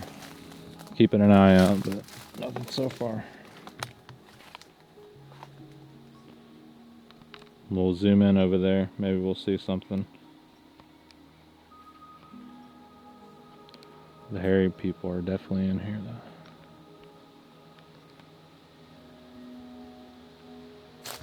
Fred, do you think we'll get some action here? Anything's Yeah. Well, I got the audio recorder setting up right next to the tent, but man, I'd like to go down that trail where he had that grizzly bear encounter. Get back up in there. Because literally there was a sighting 2 weeks ago just around the corner, less than a half mile. Okay. You know, there's a lot going on, recent stuff. Yeah. And I mean, This is prime. the salmon are here, the bears here. Yeah. Bears are definitely here. Yeah, bears are definitely here. Are we having a good time? Great Yep. time. Absolutely. Beautiful weather, can't beat it, man. No. I mean, it's hot here, but it's going to feel good here in a little while.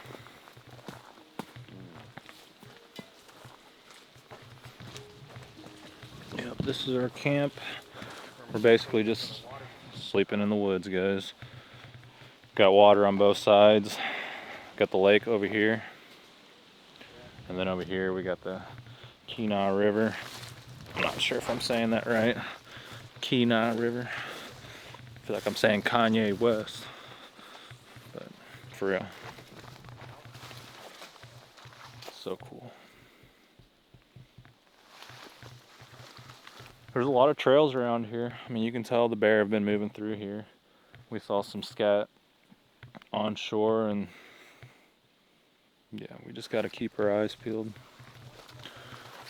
I want to go and hang that audio recorder way up on that mountain, but we know for sure that there's grizzly bears over there that don't care what you are, how loud you are, and what you do. Like, they're gonna approach you. They're pretty fearless. I don't know if that's typical bear, but they don't care. They're hungry. They're bears. It's this water bucket. Is he water thing. dehydrated? Yeah. Yeah. Got my gear set up on the tree as usual. If you guys watch the channel, got the flashlight, which I don't need a flashlight here. It's got the IR for the night vision. Won't need that because it doesn't get dark. Got the GoPro. Got all my camera equipment in there. The drone, the thermal, and yeah, we got everything we need. A bunch of batteries, basically. The tent. Scooby snacks. Ruby snacks? Look at Brutus. He's such a good dog. What was his reaction whenever he saw the bear?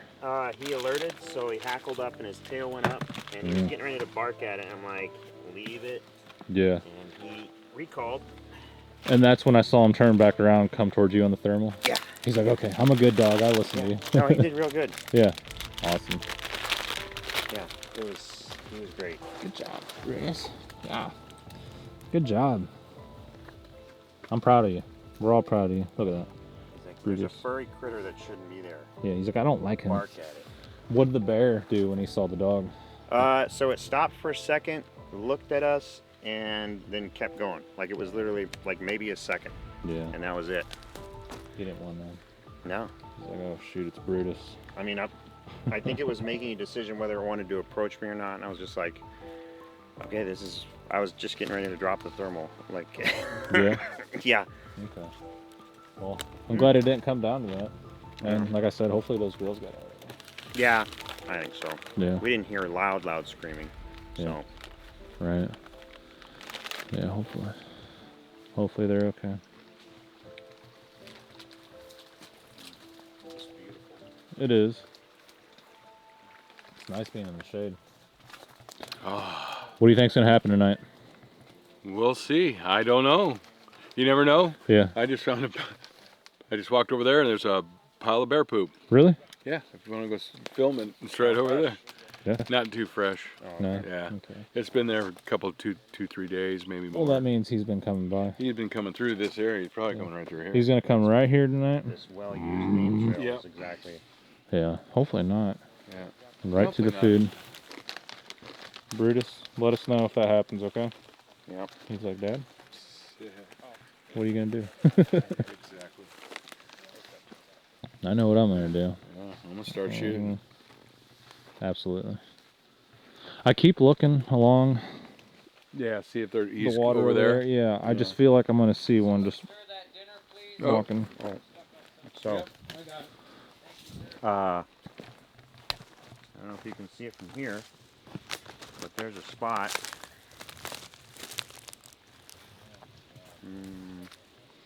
That trail go right through there. Yeah, well, there's a Right spot along with there? a couple of tree breaks where you can see, you're about 30 feet back in the trees, but you can see everybody, like when you guys were setting up your tent. Oh, you could see us? Oh, yeah. You were watching us Yeah. the whole time? Yeah. Oh man, you saw me pee whenever I was over there then. I didn't see that. I heard Okay. you airing up the mattress, though. Yeah. Okay. No. No, I'm just playing.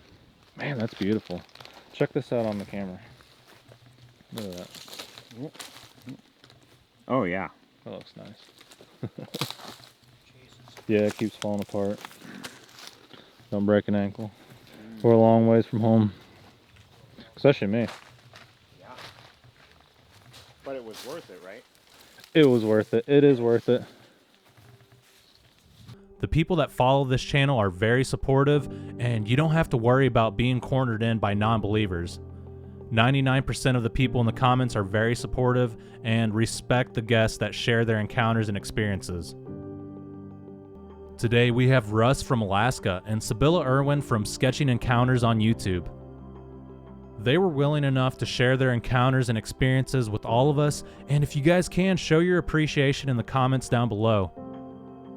If you guys enjoy these videos and want to support the channel, I have my PayPal link down below, and you guys can use the thanks button as well on YouTube to make a donation. Don't feel obligated to donate anything, and you guys are helping the channel by watching these videos, and it just makes traveling and camping in these areas a lot easier. Things are constantly breaking down, and I'm always having to purchase something, whether it's batteries, SD cards, or computer equipment and software. Our guest today stayed with Fred, Ryan, and myself in Alaska for 7 days, and we were able to combat the elements together.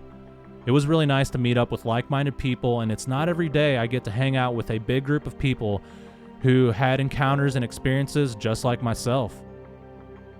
If you have a Bigfoot encounter that you would like to share with me here on the channel, please contact me at sasquatchtheory@outlook.com.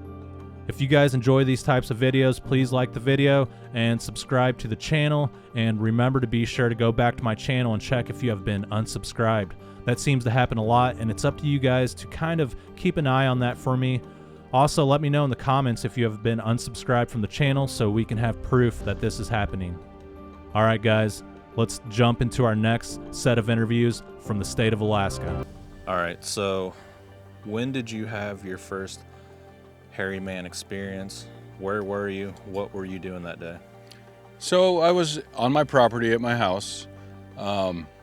I was out. It was at night in the middle of winter, so it's pitch black out. I was out with my dogs by my shop, and I looked towards the back of my property, and I see these huge, like each eyeball was this big, and they were this far apart.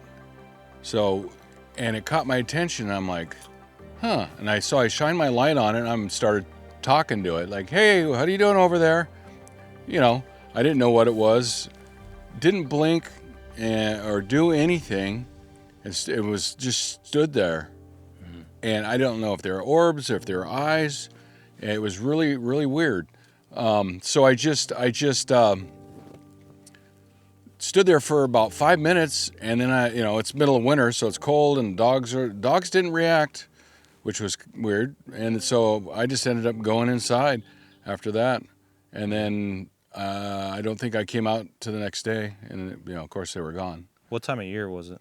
So I want to believe it was around, if I remember correct, I think it was November or December. What time of day? What time? It was. Let me think. I'm trying to draw up the old memory files. Was it dark out? Oh, yeah, but it was in the middle of winter, so that time of year we only get 3 hours of light a day. Okay. 3 to 4. Now, were these eyes self-illuminated, or did you hit them with a flashlight? They weren't self-illuminated. When I go outside, I always have a headlamp on, and then I have a bright flashlight too, and a bright headlamp. And I had my headlamp on, and one of my dogs was over by the corner of my shop, so I walked over there, and I'm always being in Alaska. You got to scan for critters. I scan for moose all the time. Because they're dangerous animals and they go through my yard constantly. So, but I just happened to turn my head and got a glint of this, and then I shot back over to where the whatever they were, eyes or whatnot, and then I took my flashlight and beamed it. Now I couldn't see anything, but they did glow with and like eye shine. And they What color were they? green with yellow around the outside. They were kind of greenish yellow, and then they had yellow and around the outside, if I remember correctly. And I thought it was some kind of after that it was a red ring. Okay. There was it was multicolored. It was, it's hard to explain, but like I said, I just talked to her like 5 minutes and was like, hey there, and don't know why I was doing that and responding the way I was responding, but that's what I did. And then I just, like I said, I went inside with my dogs and called it a night. Yeah. Why do you think the dogs didn't react to the situation? That's a good question. You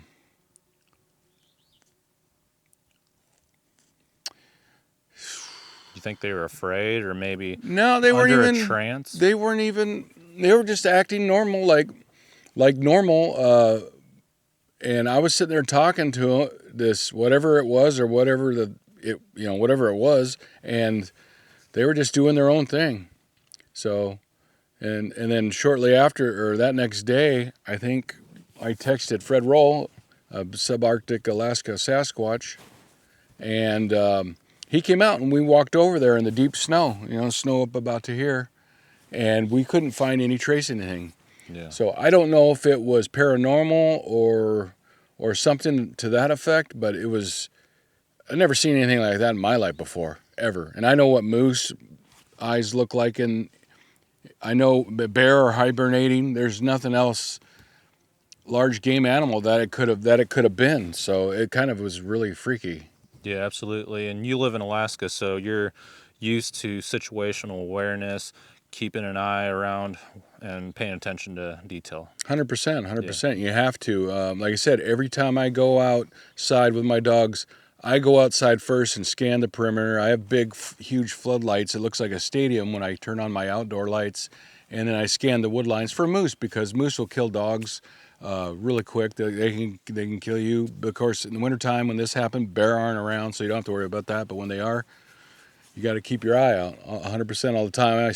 Just the way I was raised, I always scan everywhere to look for creatures that might hurt you. Yeah, we ran into a grizzly bear today. That's right. Yeah, you're the first one that saw it too. Yep, I did. It was a pretty energetic moment when it was probably around a 2-year-old grizz, and it just had left its mom possibly this season. It came across the river, and I was down washing the pans out that we had breakfast with, and I heard a splash. I looked over, and then it just immediately it started yelling, "Hey bear," is what we do up here, to alert your fellow campers, or Alaskans, they know what that means. Hey bear. And everybody kind of sprung into action, and I was banging on the cast iron skillet with my spatula, and thank God it decided to go the other way, more or less. It was really close, though. Yeah, it was pretty close. It was pretty close. Yeah, I got some video footage of it. Okay, so you met Fred, and you spoke with him about your incident. What else took place? Have you experienced anything else? Yeah, we basically just talked about it, went back there and looked, and we didn't really find anything. The next one was the footprints that I showed you the pictures of that go right by my one side of my house, which is my kitchen and living or dining room area. And I showed you the pictures of them. They're these large, look like footprints with like a 40 some odd inch stride. The prints themselves, I can't remember. I have to go back and look in the photos, but I think they're at least 14 to 16 inches. It's not moose. I know what new moose prints look like. I know what dogs pounding through the snow look like. This is like, it was just crystal clear imprints, no drag marks, and they had a huge gait to them, and went back in past my house back into a game trail where a lot of the moose come in and out of. I have So- a couple game trails. The tracks were in the same area where the deer normally cross. On Where the same moose trail. do, yeah. Okay. Yeah, there's 2 places on my property. One by that side of my house, I said. The other one's on the other side of my house. It's another trail. There's 2 of them that come right through, and they come right through there. So this is a trackway that's going, there's a game trail over here. Goes right by my house, by my kitchen and my dining room. So those are the footprints. There is the footprints right there.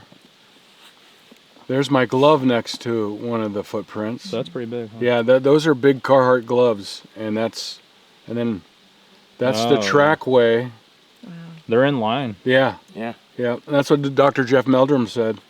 And then I measured it. He is one cool guy, man. Yeah, he is I like super Jeff. cool. He's a mellow dude. I measured it, but I went from Well, toe yeah, to I can toe. Toe to toe is 44 inches. Well, here's right here, maybe 42 inches. Mm-hmm. Toe to toe. That's what I did in this one over here. This one over here. Toe to toe, and it was yeah, like 42 inches toe to toe. Dang, that's pretty big. Yeah, and that's the trackway right there. That's cool shot right there. Yeah. You know, And you went right back into that game trail back here. There's a game trail where that's where the moose come through Really? on my property. And Yeah. what month was that? This was January 13th of 2022. And then I've had wood knocks since, and I've had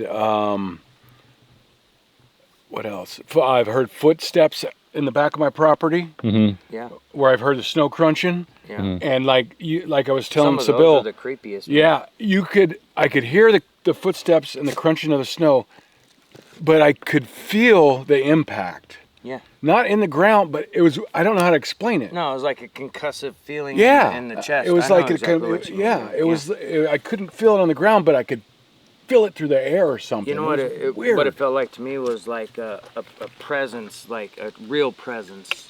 You know what I mean? It was Yeah. weird. It's hard to really It's- put into context. Most of the time. And how big did you say the tracks were? I want to say, we'd have to go back and look at the pictures we can do later, but I want to say they were 14 to 16 inches. Okay, so pretty big. Yeah.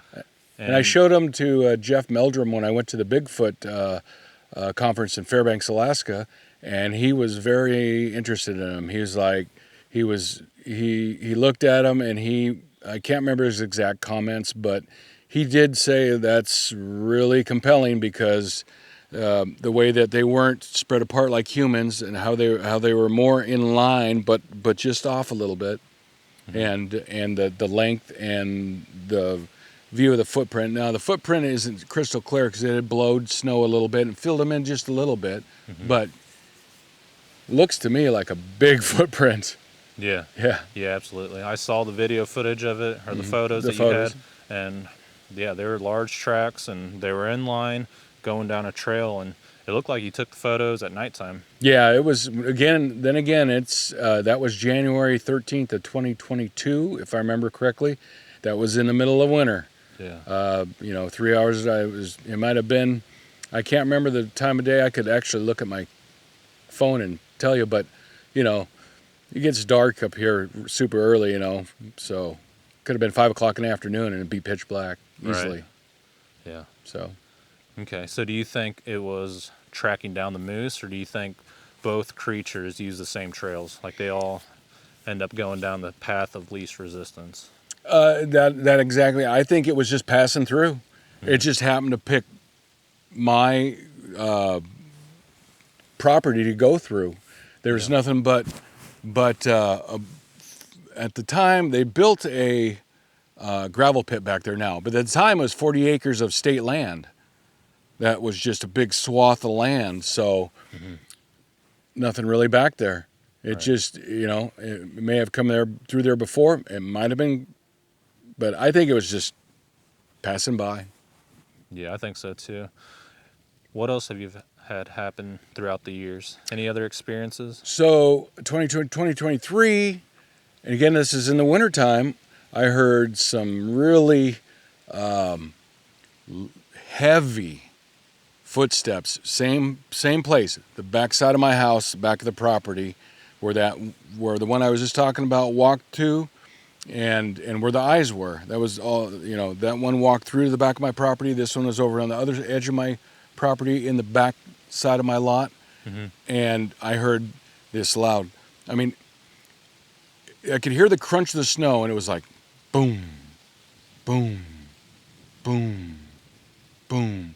So it sounded like something that was taking long strides, heavy, because I could hear the crunching of the snow, but I could also feel the impact, but not in the ground. I don't know. It was like it's hard to explain how I felt it, but it almost felt like it was going through the air. It was weird.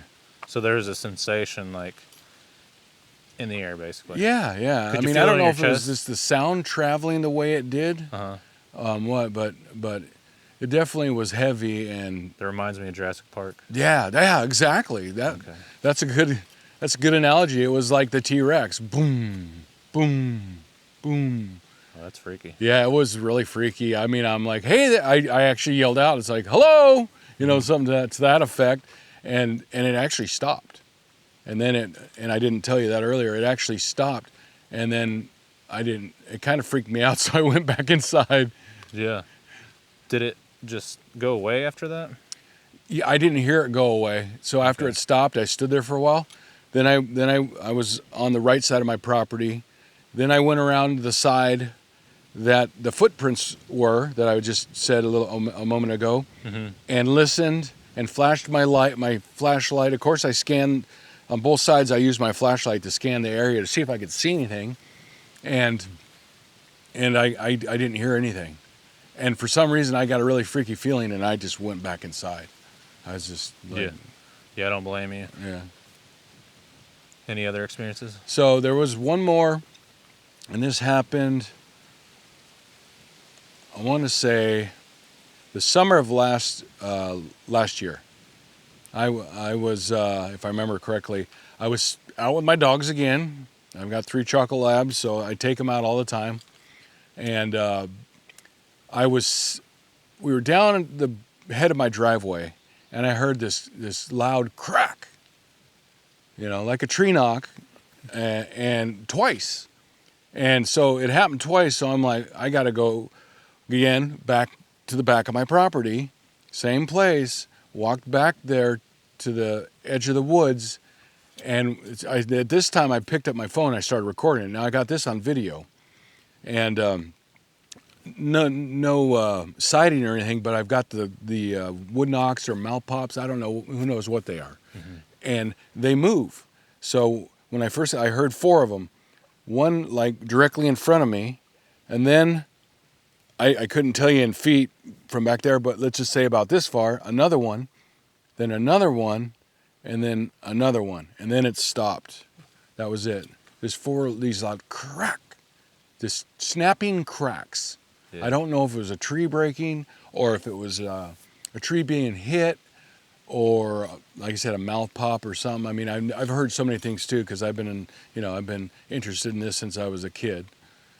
This phenomenon. So, but those are the only incidents I've ever had, and it didn't happen. Actually, let me go back. This all happened down where I live now, but when I lived in Fairbanks, I had 7 acres of property.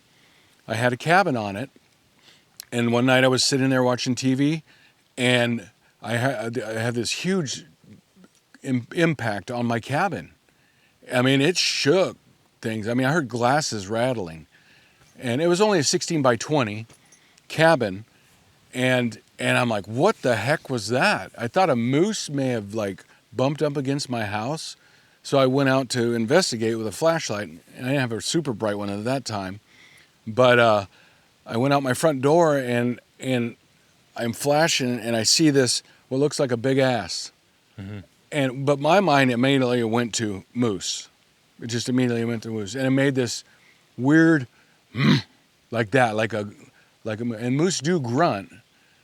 So I didn't get a clear sight of it, but that was just another incident that happened in the interior of Alaska. All the other ones happened down south. Yeah, that is interesting. And you said slap the house or kind of moved it? It didn't move it, No. but there was a sizable impact where it shook the whole house, and I heard, like, in my cabinets I have glasses and I stack them up sometimes and next to each other. I heard them jingle, rattle. Okay. Yeah, because Fred Roll was telling me about an incident that happened not too far from here where the Sasquatch moved the cabin. So Just I pushed kinda it off its confused that. foundation. Yeah, yeah. I've seen the pictures. That's phenomenal. Yeah. And But living up around here, have you heard of encounters throughout your life? just second. I mean, not personally through other people that I know. Just through experiences I've heard through other channels and stuff. Yeah. Okay. Yeah, I've never had anybody come up to me and go, and said anything to that effect. That I've seen a Sasquatch or heard one. Yeah. But your interest in the subject throughout the years has piqued your curiosity and kind of made you aware of what's going on out there. So instead of just going inside the house when you hear these knocks and saying, I don't know what that is, you're kind of out there checking it out. Like, Absolutely. I'm definitely more in tune with things that happen around me, especially, and there was a time, like, as younger, I was interested in it. Then I got a little older and it kind of faded away. And then I got old, I moved back to Alaska. I was gone for a brief period of time, and then moved back and started getting into it again. Basically things happened at my property now, those 4 incidents that I told you about, and which led me to meet Fred Roll, and he came out to my house and we investigated, and it's just been gone from there. I'm just really into it. I want to know. That's why I came on this trip with you and Fred and doing what we're doing. Yeah. Try to get some answers, something. What did you think about the trail in the park that we were at earlier? Whenever we went on the trail and we started seeing all the breaks, what feeling did you get in there? It was definitely spooky. Yeah. I mean, it was definitely spooky, and we saw there was a ton of breaks there. I mean, everywhere. And like we said, there weren't moose. You could tell if moose have been nibbling on the trees. I could show you right here where moose have nibbled on the trees, right here. But nipping the buds. Yeah, they nibble on the buds, and a lot of times they'll bring them out and they'll break them. But there was none of that evidence, and these were clear snaps. It was really eerie. Not to mention there was a bunch of grizzlies that we had encountered already, but... Yeah. Ryan, the first day we got there, he encountered a grizzly bear. Mm-hmm. Then me and him went up there during the nighttime. I think it was like 1 a.m. Yeah. And we encountered a grizzly bear. Yeah, I stayed up at mom and camp. a cub.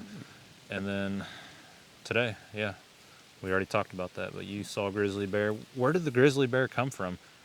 The one that I saw this morning? Yeah. Where I alerted everybody to? Yeah.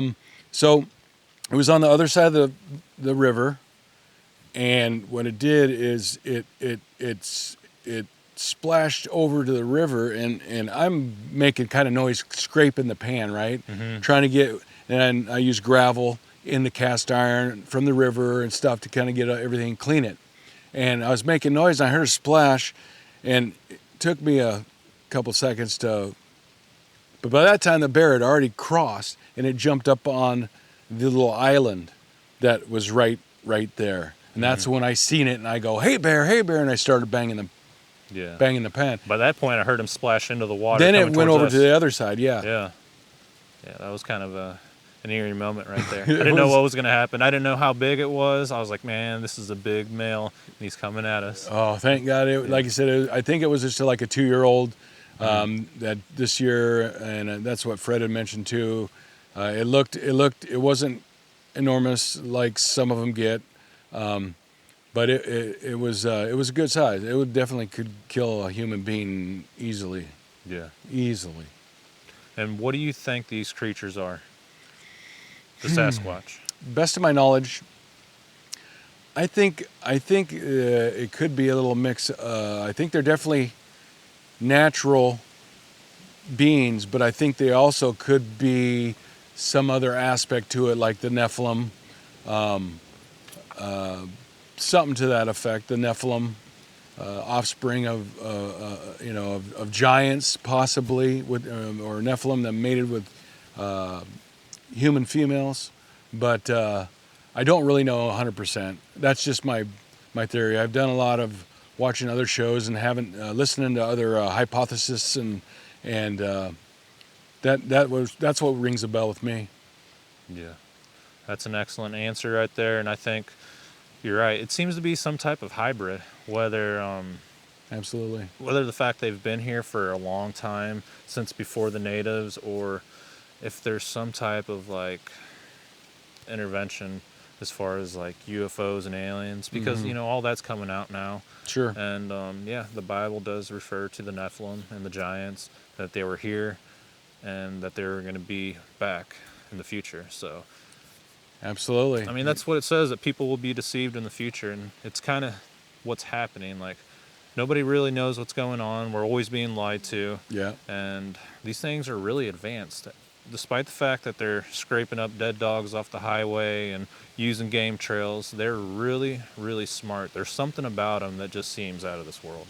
Yeah, I think they're super in tune with their living space. They're, the environment they live in, which is the woods. I think they have another supernatural element to them that like we said, where they come from as far as the Nephilim. And I think they've been around for thousands of years. I think they've been here. Civilization didn't come to the North American continent for quite a while. I think, and there's accounts of the natives of this country talking about for hundreds of years. So maybe even longer. Yeah, absolutely.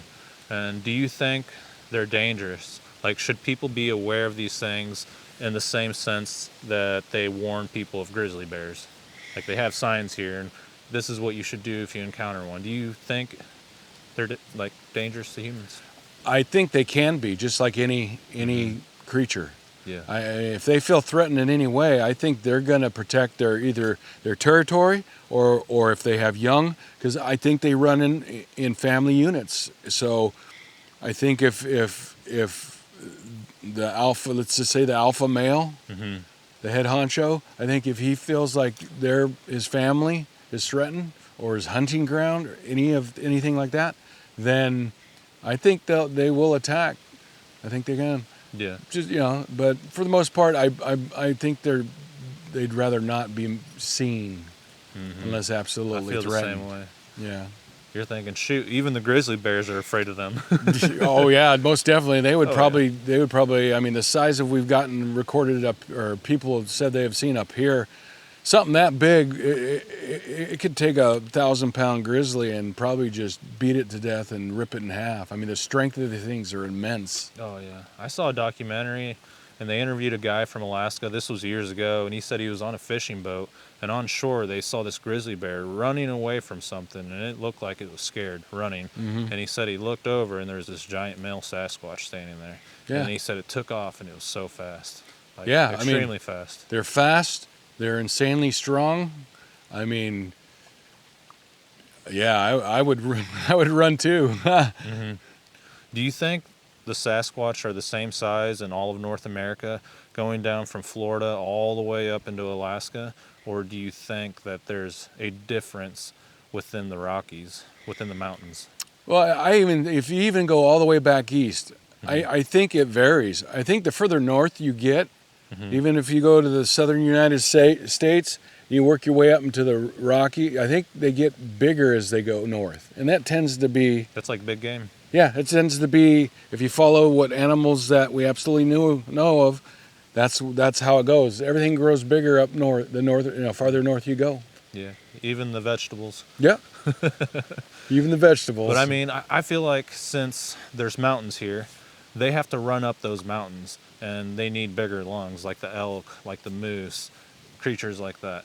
So I kind of feel like with bigger lungs, you get bigger muscles, and you're more aggressive because you're around other predators that are as big as grizzly bears, or, it'd take a lot to bring down a moose.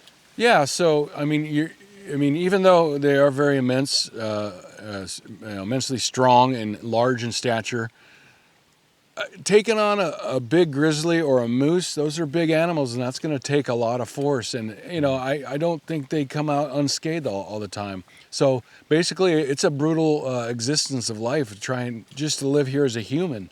Imagine being out there 24/7, 365 days a year. Yeah, you'd be more aggressive for sure. You'd be more aggressive because you got to be. Yeah, and if you eat something the size of a moose, that's a lot more food. That's a lot more protein, so you're going to get bigger. Yep, you're going to get bigger. I hear there's an island, I don't know what it's called, like Kodiak Island. Yeah, Yep. the grizzlies are eating like the large elk, and in turn, the grizzlies are getting bigger than the rest of the population of grizzlies in the state. I'm not sure if that's true. Down on Kodiak Island, they're the largest of the grizzlies, or they call them brown bears down there, around, because they've got so much fish and game they eat. They just, and then it happens around the coastal areas like this. That's why the grizzlies here in this area are much larger than the ones in the interior of Alaska. Because there's just a much more rich environment for food for them to eat. Yeah. Source. Let's say in the future, if the moose population starts to go down, there's a lot less salmon. Do you think people will start going missing? That's a good question. Yeah, I mean, just like any animal, if it gets to a point where it needs to eat or starve to death, I think it's going to go after whatever it can get. And you go along the food chain, I think we're pretty easy pickings when it comes to a food source. Oh yeah. If it was an opportunistic time to do it, yeah, I think it would definitely happen. Yeah. Well, Fred mentions that they'll eat you, and there's a lot of missing people here, a lot of missing people in the lower 48 states, and we can't say it's all Bigfoot, but I mean, if you look at a lot of the missing reports, it was like such and such was walking in the Mark Twain National Forest, going out for a hike that day, and was never seen again. Yeah. And a lot of those reports are very, very similar. Yeah. I mean, a lot of people go missing up here. I mean, a lot. Yeah. And, a lot of things can happen too. The weather, it can change on a dime, but you just never know, Yeah, you could be out there fishing miles away with just your fishing pole and run into a grizzly bear, like that guy we saw earlier. Like we saw, the guy we saw earlier. Or all the people we saw. I think some of them didn't even have bear mace. No. And they were going into these deep, remote areas. Yeah. And that's pretty scary. There was a lot more bears around where we were than the ones we saw, for sure. Yeah, I mean, I don't know what the laws are here in Alaska, but you should totally always have a firearm. Bear mace isn't going to cut it. Oh, 100%. I carry one on my person all the time, for personal protection. But then when I go out in the woods, I carry larger weapons, like my shotgun with the 3-inch slugs. And then I have a 44 mag with bear loads, casted lead bear loads, 300 grain bullets. So it's best to be prepared. Always. Absolutely. Always be prepared. Do you think something's going to happen out here? It could. There's a lot. There's a lot of wilderness out here. Yeah, for sure. I'm hoping it does. Me too. Do you have any questions for me? How are you enjoying your time up here? I'm having an excellent time. I mean, I'm always on edge, looking around, but overall, I'm just enjoying the woods. I mean, I'm always out in the woods, so being out here, I feel like I'm at home in a sense. And I've seen some interesting things. We've seen loons, we've seen eagles, we've seen grizzly bears, all kinds of things. Yeah, there's a lot of wildlife up here. Yeah, and I'm just excited to be here just because I've always wanted to go to Alaska, and then I started hearing about the missing triangle area and these violent Alaska Sasquatch triangle creatures, or the hairy man. So I was always thinking, man, I want to go up there.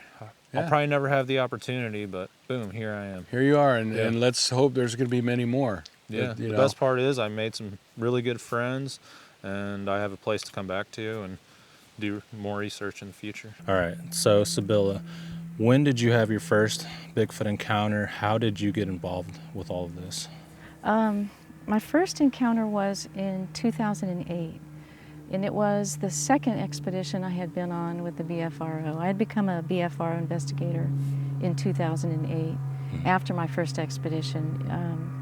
It was one of those things that as soon as like boots hit the ground and I set up my tent, I left that experience knowing this is what I was supposed to do. Like it was, you know how sometimes you just know this is your path.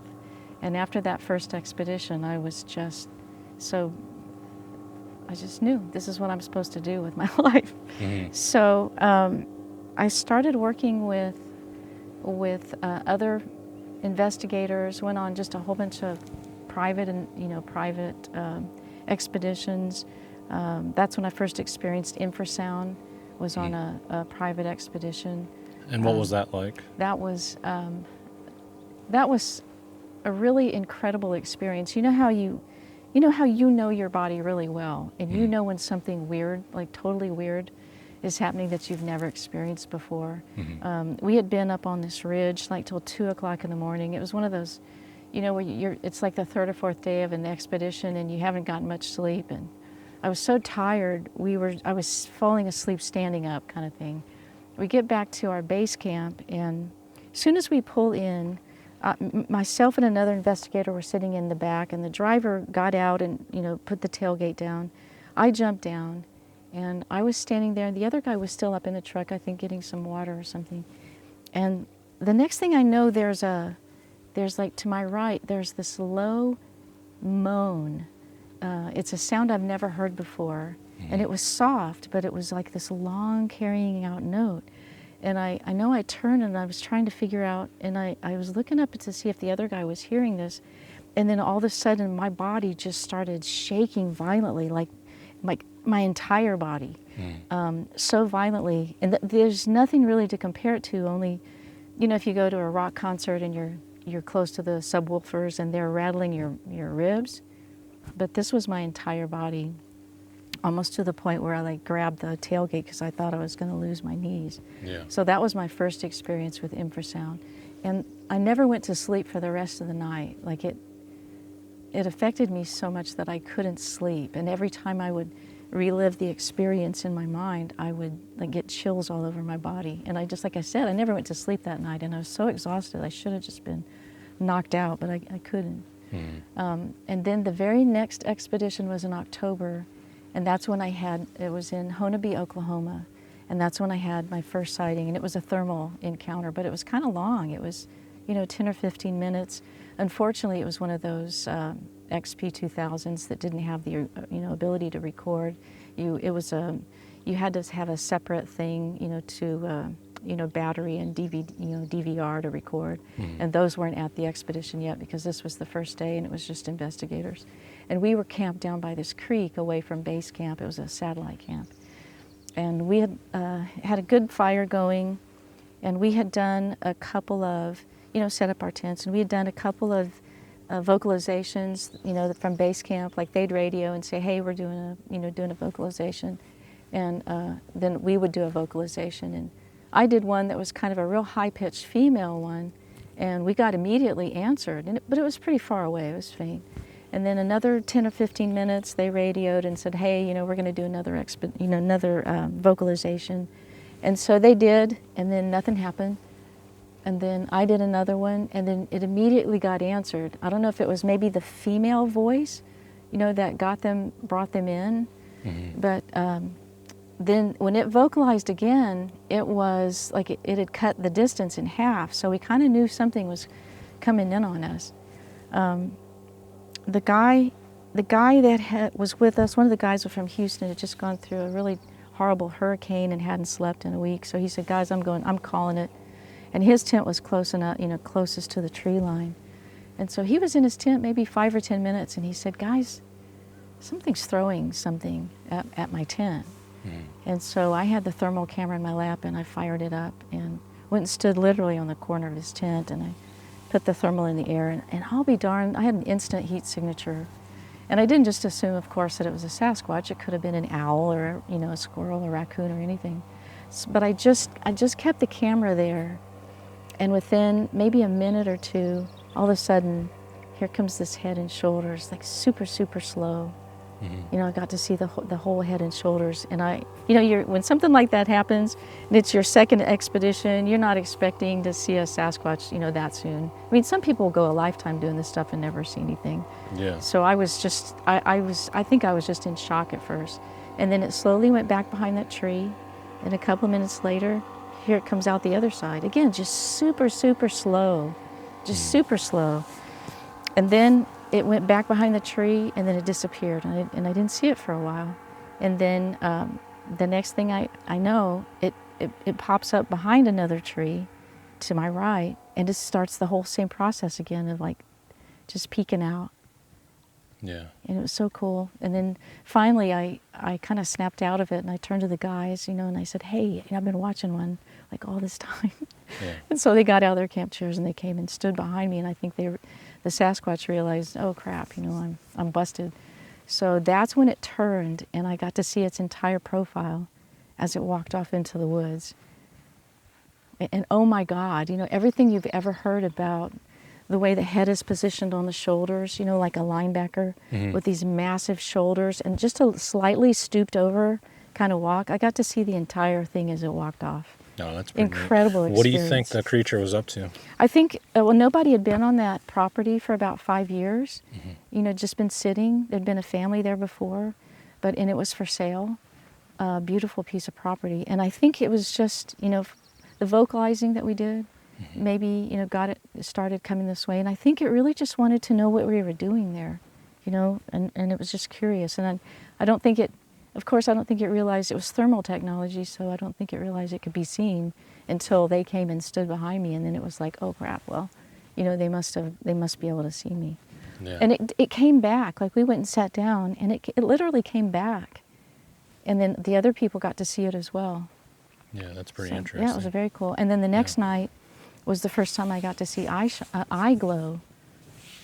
Yeah, just in the same tree line, because myself and another investigator decided to stay there in case it came back. And we were standing in the back of his truck and just, talking quietly. There's no we don't use headlamps or flashlights or anything. And we're just standing talking, your elbows on the cab, just watching. And all of a sudden it was just like bloop, white glowing eyes. Yeah. And there's nobody's shining anything. And I turned him in, I was saying, you're seeing that, right? He was like, yeah. It's eye glow. And I hadn't seen it, and a lot of people are still on the fence, or they were at that time. This was 2008. So a lot of people were still on the fence about eye glow. Were they self-illuminated? Yeah, absolutely. Okay. 100%. Yeah. Yeah, it wasn't eye shine, because there was not even, enough ambient light for that. Yeah. Yeah. We don't have to put this in the film if you don't want to, but the expedition in Honobie, Oklahoma, was that the ones that Troy Hudson went on? Okay. Yes. Okay. That's sure interesting. Was. In fact, he was the one who jumped down. Oh, I forgot that part. He had been in the truck and, getting some ice, and he jumped down, and I guess I had some, well, I had expected him to say, what the, was that? Because I thought it was so loud to me. I mean, it first started out real soft, but then I was shaking all over, and I thought, how could he not have heard that? And I expected him any minute to turn around and say, what was that? But he didn't. Like, he didn't react. And when he jumped down, I guess I must have had that look on my face, that shock. And I was still shaking all over when he jumped down. And then that's when he looked at me and he goes, what? What happened? And I still am shaking. I'm like, you didn't hear that? You didn't hear that? And he said, no. And he said, what? And I said, I guess I was still, I don't know, maybe put his hand on my shoulder or something. I'm still shaking. And then he yelled out to the other guy. He said, she just got zapped. And we were planning on staying there. Mark was building a cabin, but he had a Connex box that he was sleeping in, living in while he was building his cabin. And we were just going to sleep in that box. And after this thing happened, they were like, we're not staying here. Yeah. Yeah, I don't blame them. Yeah, they didn't want to stay there. I would have stayed there, but they were like, no, we're getting out of here. So. Yeah, it's freaky stuff, that's for sure. Yeah, it's cool. I mean, it didn't really scare me, but it's just one of those, when you have an experience with your body like you've never experienced before. It's never happened before or since. You know that they're doing something to you. It's got it. It's from some external source. And I heard, a soft moan beforehand. It was really, really cool. And the interesting thing was, where that infrasound experience happened was literally just about a mile from where I had my first sighting. And literally catty corner to where I got zapped is where the siege of Honolulu took place. Okay. So all this stuff took place in the same areas where there's been past reports and encounters. Right. Yeah. Yeah. And for anybody who doesn't know anything about the siege of Honolulu, they should look it up. It was an incredible, incredible thing that happened there. Oh yeah. I can't imagine what it was like being the family members and being terrorized by these creatures. Yeah. And I don't know if I've ever even talked about this before on camera, but there was a woman in Honolulu who had a restaurant and some cabins, and we used to stay in those little cabins sometimes.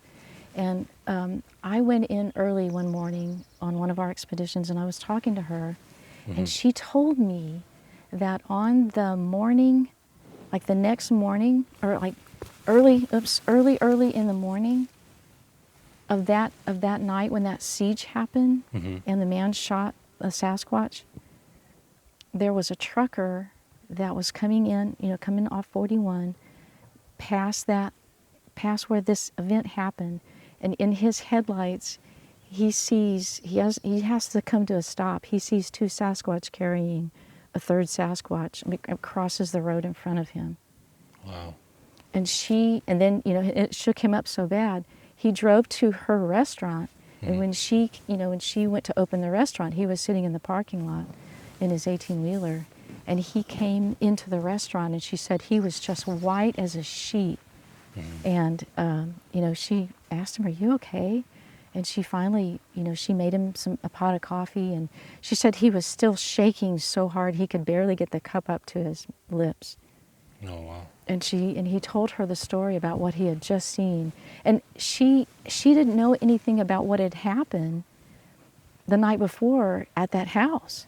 Yeah. So here's just this guy telling, and she says, well, he tells her where it is, but and she's trying to think of whose house that is and everything, and she thinks she knows who it is, but she doesn't find out until much later what actually happened that night, and then she puts two and two together.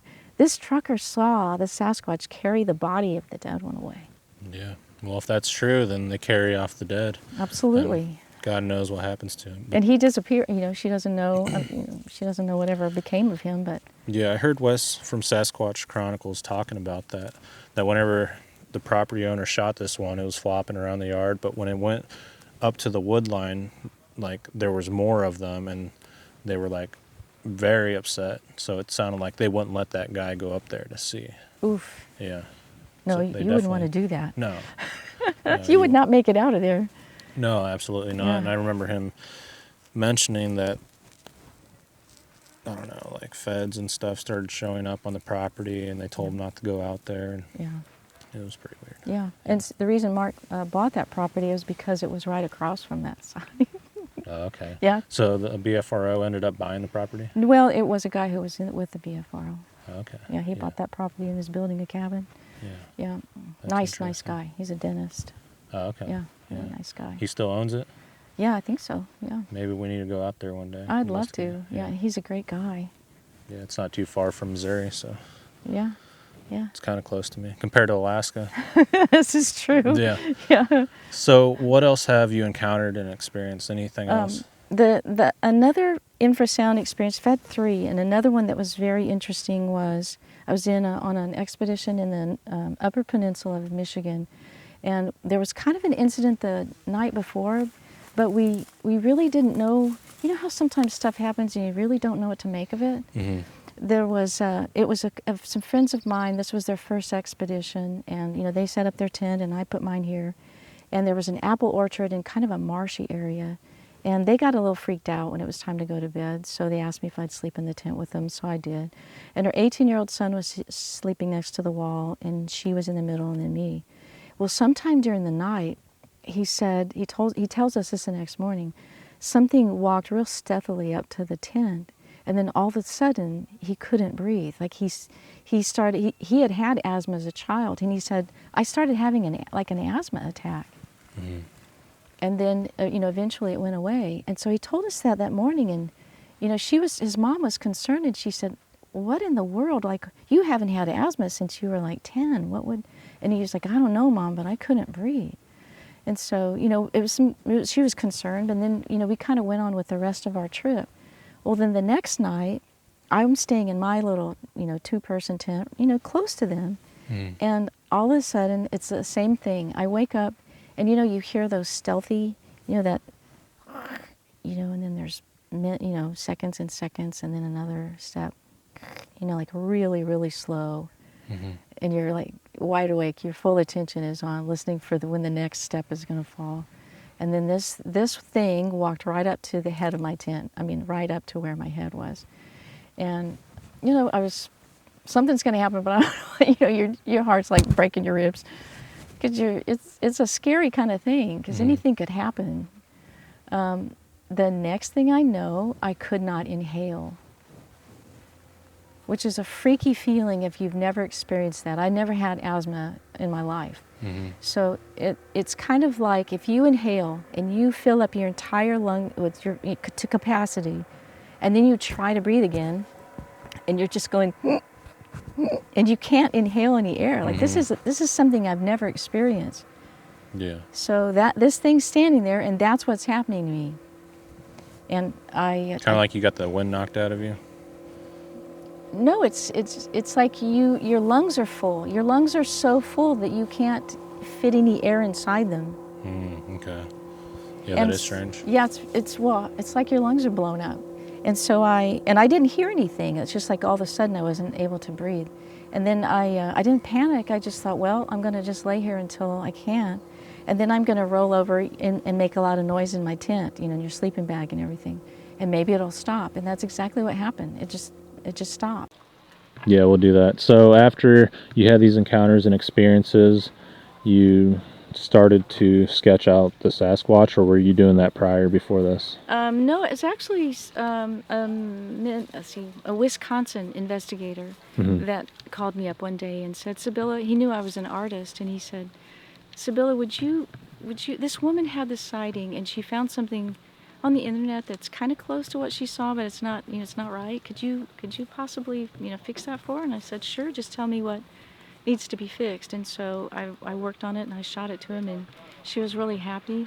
And then, of course, that got the ball rolling, and then he found some other witnesses. So that's how I started working, doing witness sketches, which was kind of a perfect marriage of, because I had been doing a lot of photographic paintings, so they look like a photograph. I love to do portraits of, birds and horses and animals. And so this was like a perfect blend of, being totally witness driven. Like my witness sketches are not my idea of what they saw. My sketches are, you tell me, it's an interview that I do, the process is, and I ask you a whole bunch, you'll see, because you're going to go through it with me. I'm going to ask you a whole bunch of really detailed questions, and that helps me paint the picture of what you saw. And then I will do a first iteration, and I will send it to the witness, and then they tell me what needs to be fixed, and then it literally just gets pinged back and forth between us until that person says, that's exactly what I saw. And I don't care how long it takes. I want it to be as close to what they saw as it could possibly be.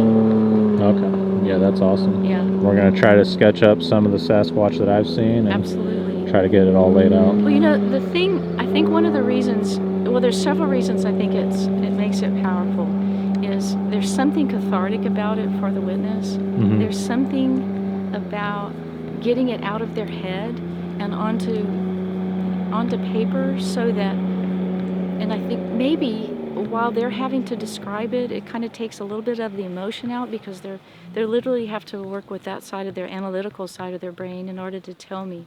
And I think there's something about that process that helps kind of take the emotion out of it a little bit, so that by the time it's done and they have this image that they can then, turn around and show people, this is what I saw, this is why I don't fish anymore, this is why I don't hunt anymore, this is why I no longer camp, this is what I saw. Because you know, you can tell me about what you saw, but while you're, you know, trying to find the words for it, you know, I still may have a whole different picture in my head than what you're telling me. You know what I mean? Because we all visualize differently. But if I do a witness sketch for you and it's totally guided by you, then that image is worth thousands of words of you trying to describe it to me.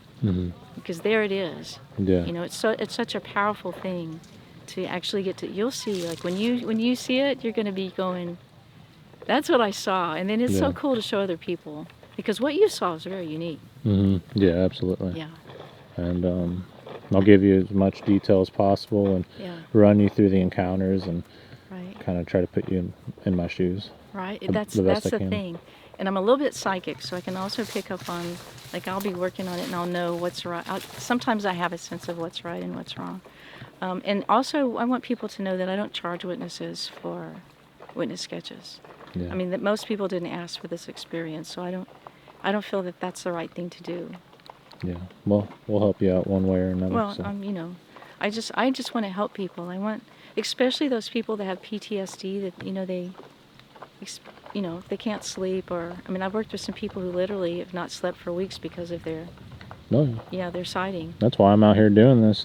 You watch me in camp, I'll be pacing back and forth. I'm restless. I'm always thinking I understand about it this 100% because you know what's out there. You've seen it with your own eyes. Oh yeah, I'm constantly looking over my back into the wood line. I'm like waiting for these things just to come again and terrorize us. Yep.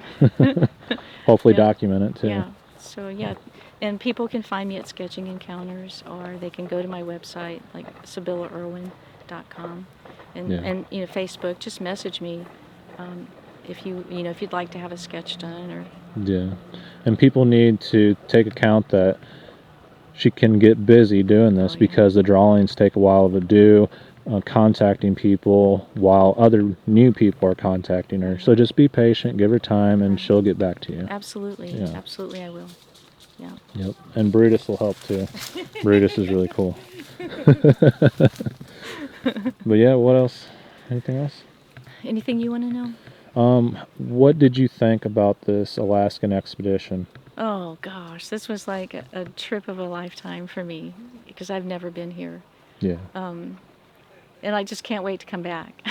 Yeah, me too. I told Fred I'm coming back. Yeah, I can't wait to do this again. Might not do 7 days. I might just do 5. Yeah. And I hope it's the same group because it was so great. Yeah. This was such a great trip. Yeah, I loved it. Yeah, everyone was extremely kind. Every person here had some type of encounter or experience, and it was just mind-blowing. It's stellar. Yeah. And Alaska is, you can't even wrap words around the beauty around every corner. Like every corner has a different incredible view. Yeah. How did you feel about the grizzly bear heading straight towards your camp? I thought, well, you know how I don't know. At the end of the day, I always think of what my favorite moments were, and that was my favorite moment of that day, was watching the men around me react to that bear coming close. I mean, like, he was saying bear, bear within 2 seconds. Fred had already had his pistol out, and then all the other guys. It was just Russ was hitting the cast iron skillet. Ting, ting, ting, ting, ting. Yeah, that was actually my favorite moment. Yeah, because everybody was so on point. Yeah, nobody jumped in the boat and left you. No, nobody freaked out. Yeah. And then after we kind of realized it was doing what a bear's supposed to do, the cameras were coming out. Yeah. It was great. Yeah, I was more worried about Mama Bear coming Me around too. the corner. I was a little concerned about, because he looked pretty young. Yeah. Yeah. The young ones like that, they get hungry though if they're kicked out. Yeah. He was beautiful though, right? Yeah, he was beautiful. Yeah. He was just looking for some salmon, then smelled some food at camp and got excited. Bacon was going? What was going? Something was going. Yeah, we just cooked breakfast, so he was coming in for a meal. Following the trail. Yeah. But there was a lot of grizzly bears in that area. Yes, there was. Yeah, a lot of tree breaks too. So if that's where all the grizzly bear like to hang out, I imagine the Sasquatch. Yeah, the Sasquatch were pretty close by. Yeah. But yeah, I appreciate your time here, and thank you. It's been a pleasure meeting you, and I'm looking forward to working with you. Yeah, it was a pleasure meeting you. Thanks to Fred and supporters, we were able to come out here, and it was awesome. Yeah.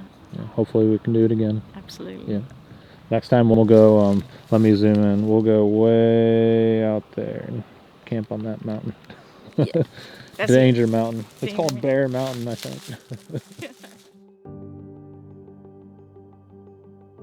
All right, thank you very much, Russ and Sibylla Irwin, for sharing your encounters and experiences with all of us.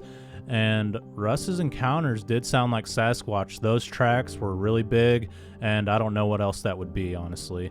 The Sasquatch do use game trails, and they follow the food, and that seems to be exactly what was happening there. He talked about seeing eye shine, and he described how big the eyes were, and it does seem like the Sasquatch were around his property, so I think if that happened before, it will most likely happen again, but you never know. Another thing is Sasquatch will go up to the house and slap it really hard, so I think they're just trying to get people's attention, possibly trying to scare them, and I don't know what their true intentions are when they do that, but it is startling, to say the least. When he described the footsteps he heard, it really reminded me of Jurassic Park, and I think that's a really good comparison when talking about these creatures because they're so big. Some of them can be up to 14 feet tall, maybe even taller, I'm not for sure, but whenever I seen the eye shine outside of my house one night, the eyes that were low to the ground went up like an elevator to about 13 or 14 feet, and it was very fluent, and I just couldn't believe that they get that big even here in Missouri. Where can something of that size hide without leaving any sign or trace, and how do they avoid people constantly? I do believe there is another element to this activity, and there are reasons why they hide the truth from us. Sibylla's encounters in Oklahoma were very interesting, and it sounds like she's had a lot of activity there. When she described the juvenile slowly hiding behind the tree and then coming back out again and doing the same thing over and over like it was playing peekaboo, really reminded me of the encounter that I had here in Missouri. If you guys enjoyed this episode, please be sure to give the video a like and subscribe to the channel. And if you have a Bigfoot encounter that you would like to share with me, please contact me at sasquatchtheory@outlook.com. It's Dan Wesson Bruin. Say it again. Dan Wesson Bruin. Dan Wesson Bruin. 10 mil. 10 mil. Pretty nice. They stopped making that one. They make one that's called a Kodiak. Yeah. It has a rail in the front for a light if you want it. 16. Yeah. But it's super accurate. Yeah, Probably pull it back that way a little bit. this is too, like, pretty close to the ground. Is it? Okay. This is where the light's coming from, right?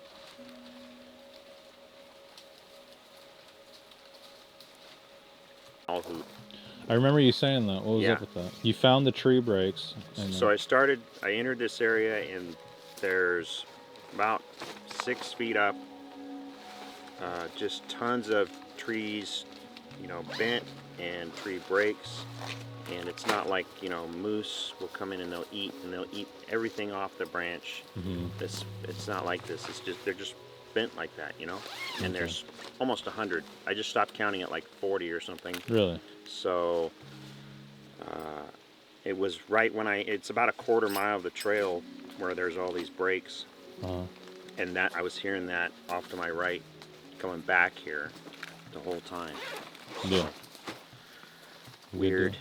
Well, I want to find a good spot to hang the audio recorder. I was telling Fred. That would be the spot. Yeah, because here we got that big lake. We might not hear stuff that's... Absolutely. Yeah, we got the wind hitting us. It's not too horrible.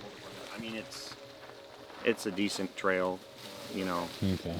but it's just... It's a nice trail. Half mile, Yeah. maybe 3/4. Okay. We'll go check it out. Yeah. See anything, Russ? Yeah, let's look at the squash. Okay. Yeah? Definitely worth I have been too. definitely worth throwing a recorder there. Okay, Yeah. well I got it right there. Yeah. I think it turns on at 12:30, turns off at 4:30. I might switch it to 11:30 and then shut off at 5:30. You never know. And I just need more. I think of a couple of spots. So there's public use on the trail, Mm-hmm. but I think if we hide it good enough, it'll be fine. Oh, it'll be fine. Yeah. Are you guys allowed to set up trail cameras here? Is that illegal here? I don't know. They changed that in Missouri. You're not allowed to do that anymore. Regulations, I'm not sure. Yeah. I think it's just hunting type stuff. Does that need to be stirred again?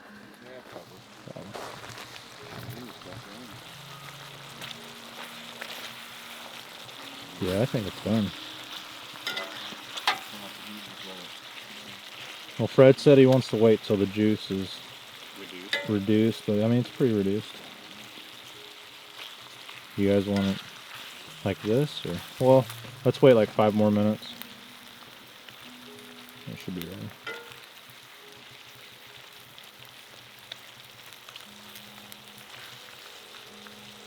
So good. Yeah. My mouth's watering. Yeah. Man. That water splashing up on the shore, I keep thinking I'm hearing something walking. Footsteps, yeah. Yeah. When I was sitting over there earlier and you were taking a little siesta, I kept hearing the sound like footsteps, but it's the log, water hitting the log going. It's like, My grizzly bear. Run. Oh wait, you're not supposed to run. Okay. Supposed to run. Well, I'm gonna run. No, I'm kidding. Well, it's just if you can outrun the person you're with, then you're okay. Yeah. There's some people on boats over there. Yeah. If it comes down the trail at us and any sort of weird body language, it's game over. Yeah. Oh yeah, I'm not gonna wait to see if it attacks me. Yeah. If I think he's gonna attack me, he's going down.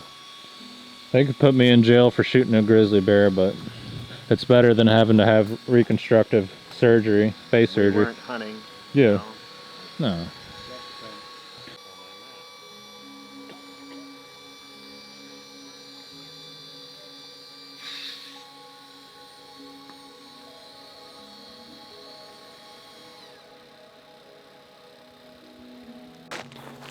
These people have been catching salmon here. I don't know how long ago, but they put the heads on a stick. You know the bear have been around here with all the salmon.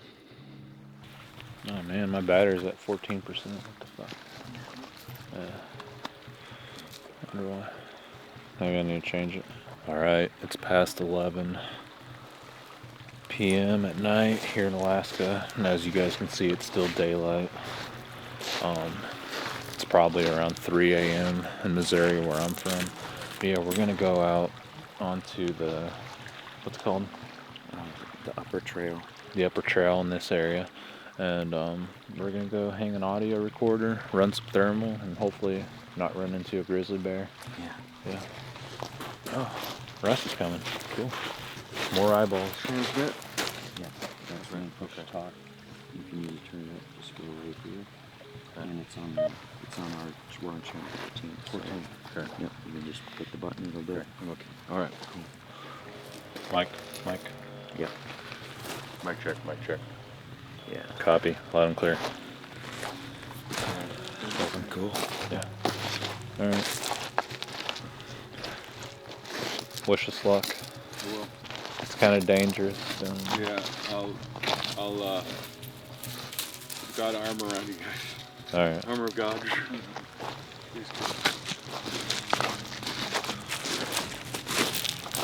Got bruises. I'm really sluggish right now. Tired.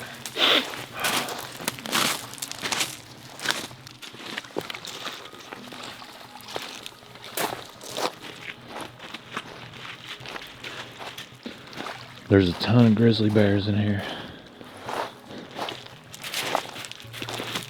This area is known to have the highest density of grizzlies in Alaska, as far as my knowledge goes.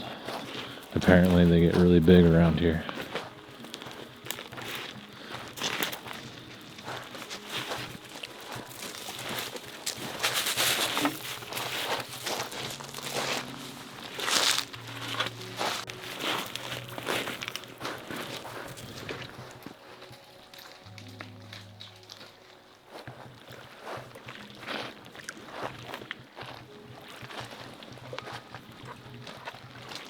Scan the beach real quick.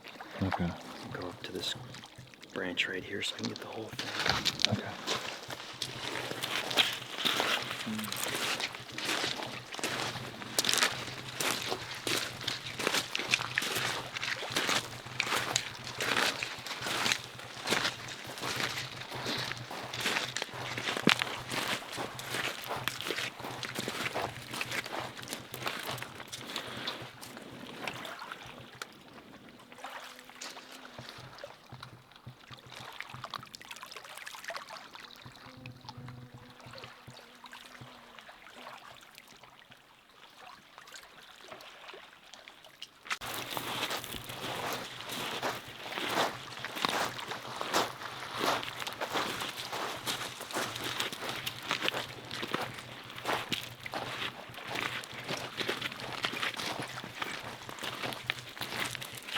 So this is about where those girls were standing. Right over here. About 40 feet. That's that first group of big logs there. They were swimming right there. And the bear came up right here, like between those two beetle kill. And then I was right here on the trail about 100 feet back, and it just came straight towards me after they started throwing a fit. We just walked right through there.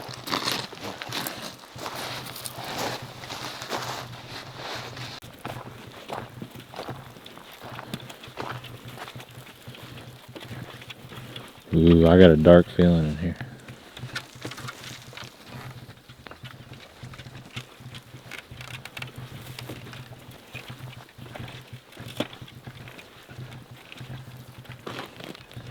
It's even darker when we get up to where close to where the breaks are. Really? Because it changes from spruce into like a, I'm not sure what kind of tree it is. It's some hardwood. Okay. Weird.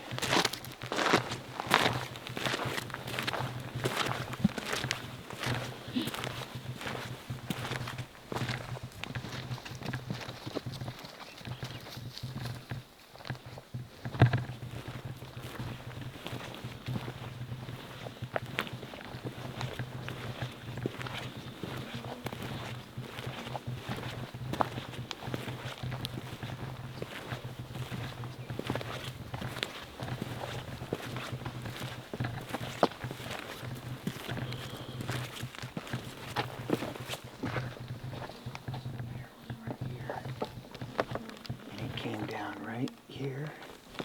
I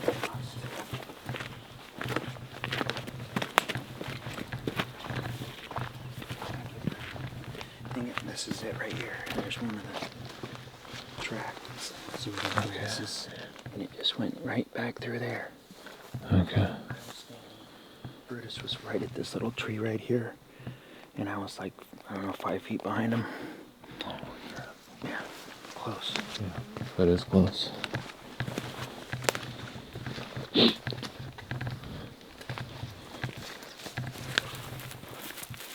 What the hell is that? That's what I heard earlier. Was it a loon? It's just tiptoe. Quiet. Oh, it's spooky in here.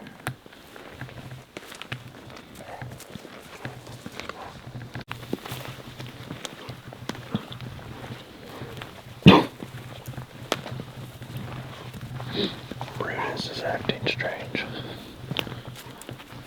He's kind of acting a little weird. You can probably smell where the bear came through. Okay. The bear might have followed the girls out when they left. And so he's huffing the... So he's looking. Yeah. Something broke a branch over there. It's my stomach.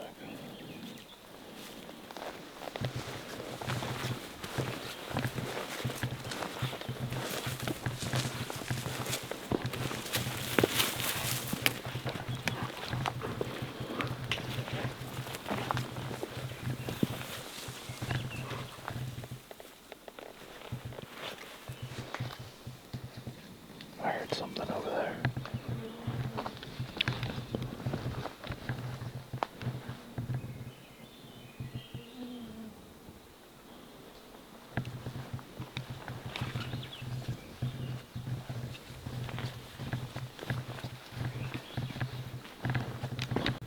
Dude, the mosquitoes are horrible.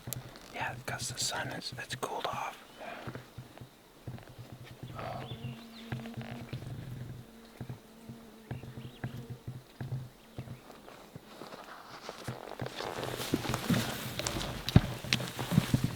I feel like we're being hunted.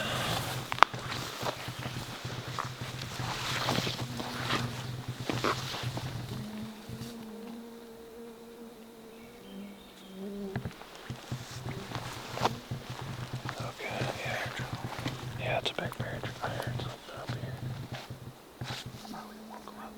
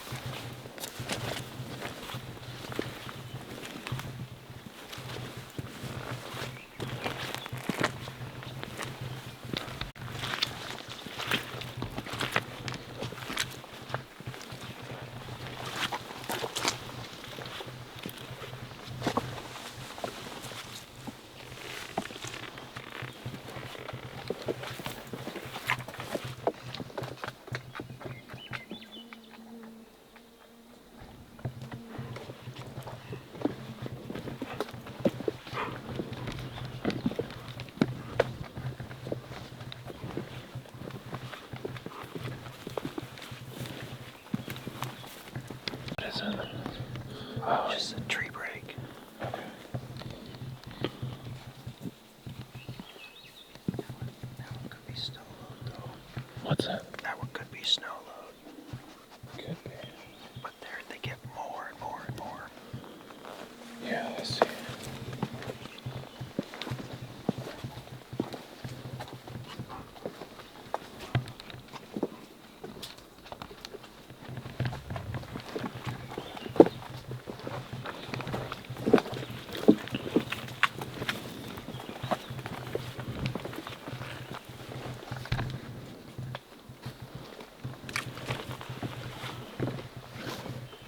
Another trail. Bear trail.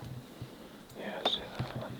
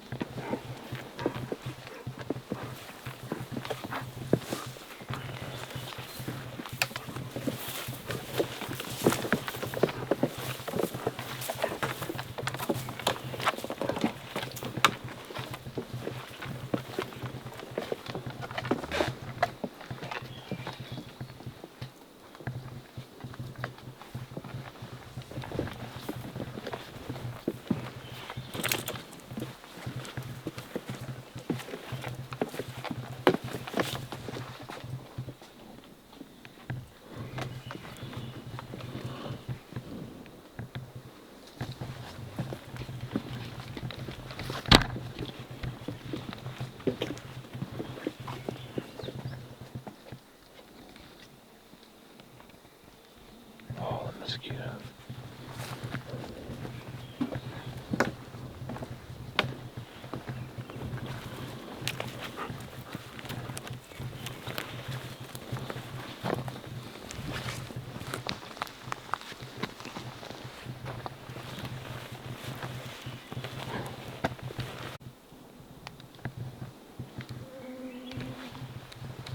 There's like a habitat change here. Everything changed. Yeah. Let me know what your vibe is like going up this hill. Okay. If you start feeling weird or something. Okay. I feel weird.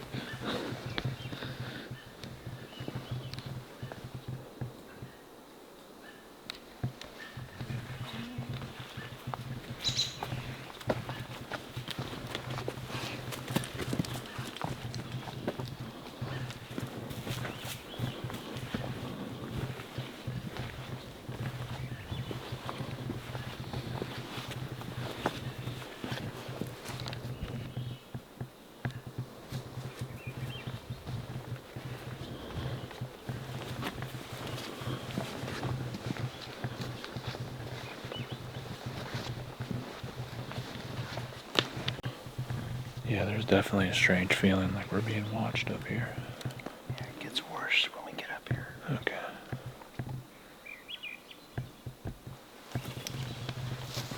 What is it, Brennus?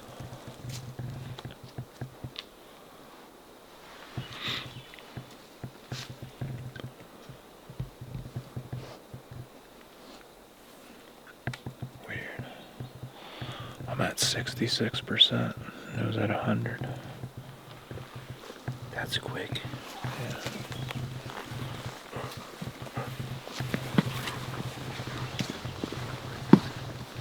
Now this could be somebody just breaking it, right? And this one has been getting on. Yeah. But there's hundreds of these. Yeah, how they're splintered like that. Yeah, that's- short, real short breaks too. I'll find some better ones. I think there's a couple with a twist. Okay.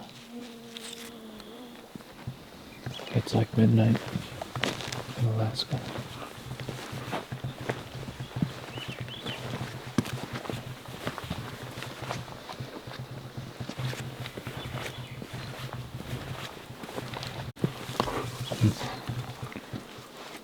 This is right about the spot where I stopped hearing the cooing as I was coming down, that weird whoo, you know, the half owl noises. Okay.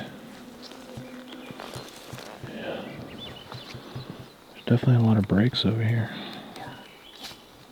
Trail right here. see him. There's a spot up here where almost every tree, and it's all these little ones around 6 feet. Yeah. That is a little strange. Surprised we haven't ran into a grizzly bear yet. Well, we got out of the tight spot. That was close. Yeah.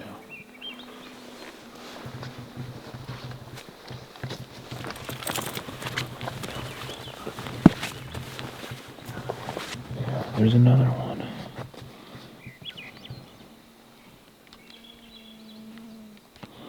Yeah. Another one.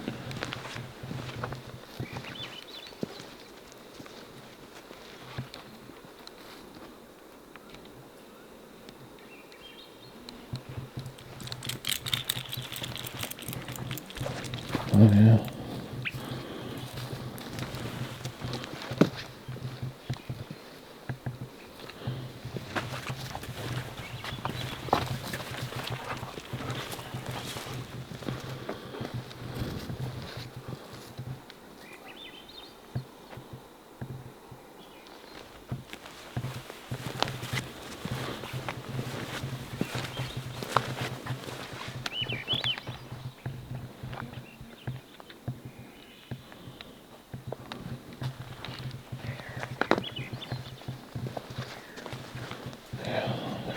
All over the place. They're hard to see on camera. That one. And I mean, Oh, yeah. some of these are low enough to be like kids or something. Yeah, but that one looks like that same. And, you know, a moose will do this to get to the leaves and stuff. And, you know, eat the bark off, but, I mean, it's not really ate up. There's more here. You want to hang audio somewhere around here? Yeah, that's what I think. So maybe if we traipse up here about 40 or 50 feet to this little meadow edge, okay, and put it somewhere over here. Yeah. I just want to show you some more of these trees. Yeah, I see another one right back there. And then I think we'll come right. This looks like a good spot. Okay. Yeah, right here. There's a game trail right there. Yeah, we don't want to make it super difficult to get either. Yeah. Okay. We'll just remember this tree break right here. I'll mark it on my phone or my watch so we can come right back to it. Okay. Yeah. Let's hang it up. Well, let's go down here just a little bit. Okay. I want to show you. I want to go to the end of the breaks, right? And then we'll come back and hang it on the way back.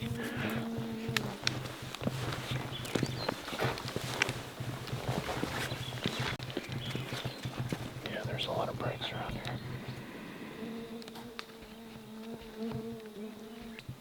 And they're real short, like sharp, you know. Should we do a whistle or a whoop? Let's do it after we hang the audio recorder. Yeah, then get the hell out of here. Yeah. All over the place. Yeah. Another game trail. Yeah, that's crazy.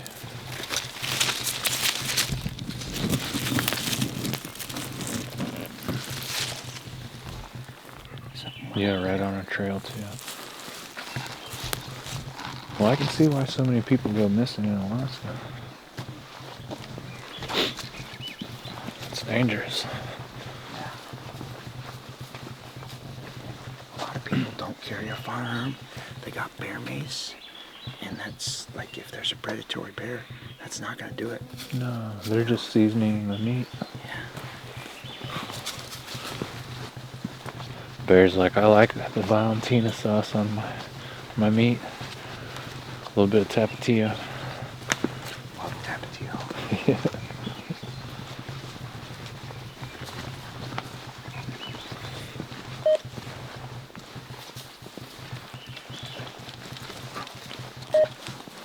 What's that mean? Oh, you're hitting one of the buttons. You were probably hitting one of the buttons. Oh, shit. I'm going to take my flare. Yeah, do that. I thought I saw something black cross the trail up there. I didn't mean to hit the button.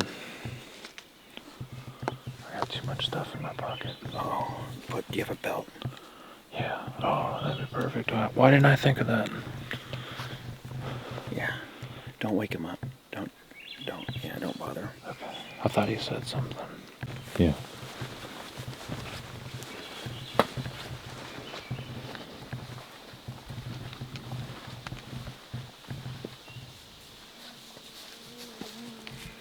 So, these are all dead. Mm. But, I mean, kind of interesting. Nothing conclusive, but curious. Yeah, looks like something. Tree shenanigans. Yeah, but the brakes, that's what really has my attention. Yeah. There's a lot of good brakes. There's a lot more daylight up here. So, what I want you to keep an eye out for is what happens in my area is near trails with a lot of human traffic. There'll be blinds, so you'll see a tree with like all the sticks or all the branches at the top broken, so it could like peek over it and watch. So keep an eye out for that kind of stuff.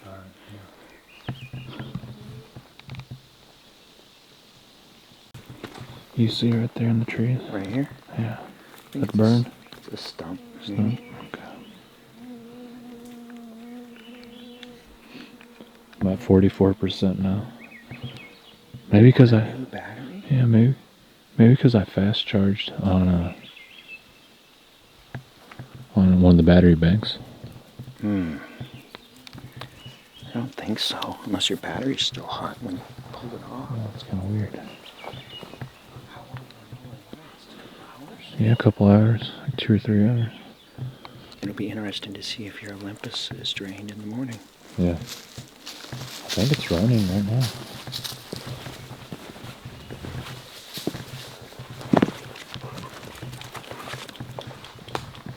Oh, I hear something. That wind's throwing me off. The wind. I keep thinking I'm hearing something in the brush.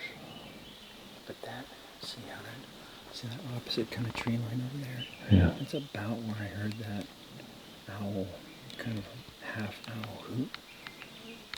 And it was, I want to say it did it about 15 times as I was coming through.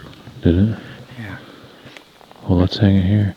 That's weird how this tree, the butt end is up and wedged in between that. Yeah.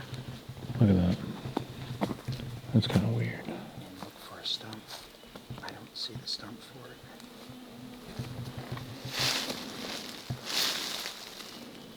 It's got a break.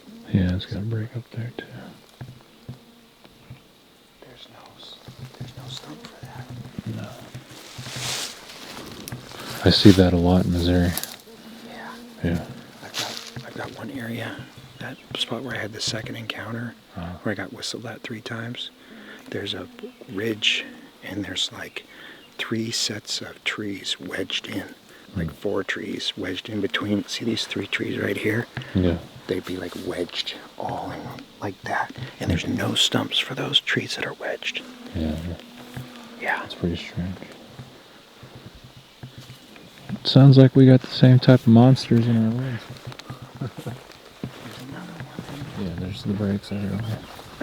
This one looks kind of fresh. That could have been broken off by people going on the trail. Yeah. Could have been. Where I'm at, they'll do breaks in the trail, or they'll push trees in the trail. And then people will come and cut them with chainsaws, but then there will be more trees pushed in the exact same spot. Yeah, they do that. They'll block trails. Yeah.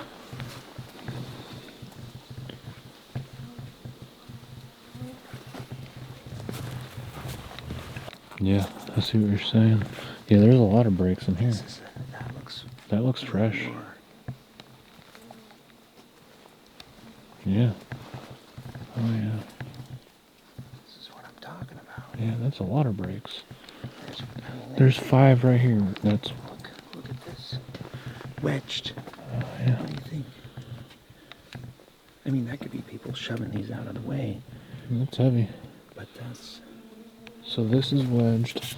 That tree's upside down over there. We got 1 break. 1, 2, 3, 4. 1, 2, 3, 4, 6, 7 breaks right here. They're peeling these things like bananas, dude. 8 back there. Oh yeah. And look, it's not getting 8. Mm-hmm. If it was getting 8, this would all be gone. Yeah. There's a giant squatch in here. A whole family group of them.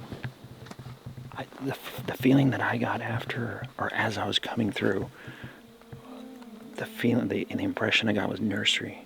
Because they're low, the brakes are down low. Yeah, these are younger ones. Yeah, like I'm thinking But that mom hill. and dad's around somewhere. Why is that one so tall? What the heck? That's cool. Yeah, that's weird. But like I just got vibes from that direction. Mm. You know, that's. I try not to ignore that. There's 2 more. There's just brakes everywhere. Yeah. See what you're saying. Well, let's hang it around here. Look how fresh this is. Look how new that is.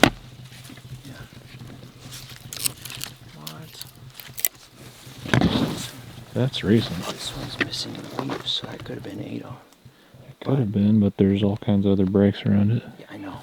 I'm just saying. I'm trying to. Look at that one. Yeah. I mean. Oh no. That's right. I'm missing a tree right here. Oh yeah. That one's busted. Look at this one. This one looks fresh. Look at that. That's fresh. Like we're talking days. Yeah. A couple days ago. I think this would be a good place to come back to. Say we put the recorder here instead of down there. Okay.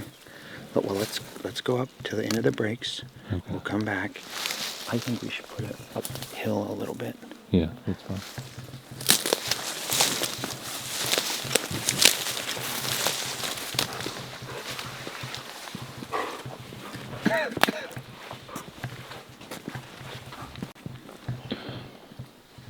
I was coming down the trail right here, and I saw these 2, like right there, and I'm like, oh, what? Yeah.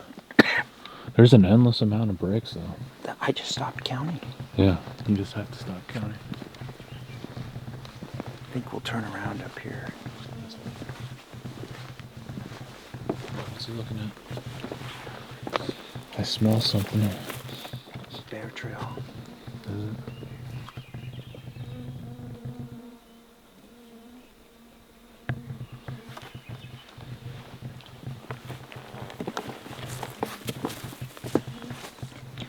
So this goes back.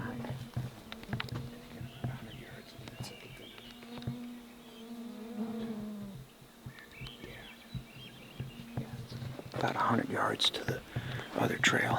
And those girls were walking this way? Yeah. That's dangerous. They came down the other side. I'm talking about little girls, high school girls. Yeah, yeah. Like 4 of them. Yeah. And they're just singing through the woods. I was coming up the other trail, and I ran into them like, well, I haven't seen any bears on this one. Yeah. You know? You're like, if there's a bear, don't kill us now. Yeah. Yeah. I heard, we ran into them, they were singing. Yeah. They were all happy and chipper and scared to death. This is a spooky fucking area. I guess whatever gets you excited. Yeah. Girls are crazy, but they're brave. Yeah. No. No thanks. Yeah. Twist on it. Yeah. That looks like a good one. But yeah, this thing's snapping them like toothpicks, dude. He's just walking through here. Yeah. Maybe it has something to do with people. Could be. Or directional markers, or just communication between them, like leaving their scent. I think it's a territorial marker. It is. And people come through here and they've, you know, let's say they have young ones on this big hill over here. Mm-hmm. You know, they just don't want people around, and people don't know what that is. Yeah. You know, it would be really interesting to talk to locals that hike these trails. Yeah. You know, to see if they've been, you know, screamed at. Look at that one behind us.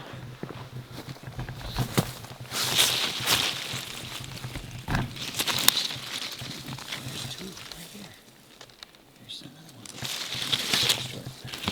Now these are both missing leaves. So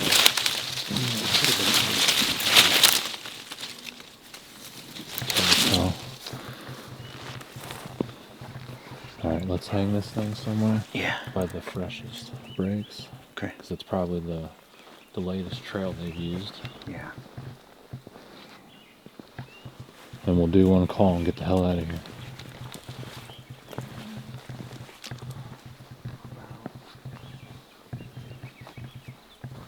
About right back there. If we can find it. But we gotta come back here in the morning. Oh, I can GPS. I can mark it. We can go right to it. Don't sweat that. Alright. Well, let's go in here. Yeah, definitely come back because you have to do alright. Yeah.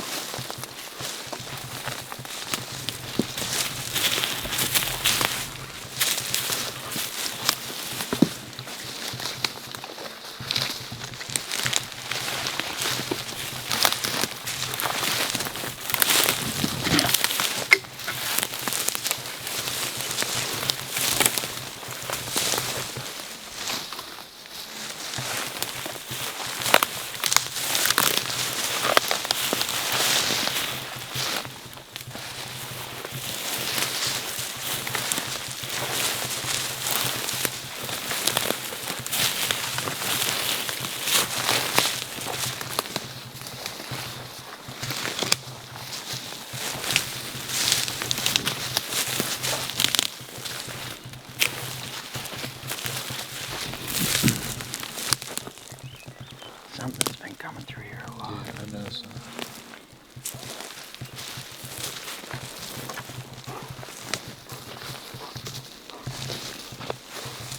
Yeah, there's breaks in here too. Those same breaks.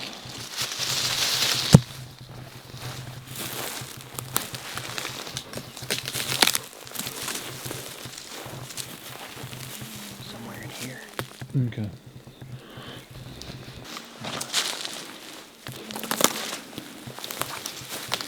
I got it marked orange too. I'm gonna mark it on my phone. We'll come right, or on my watch. We'll come right back to it.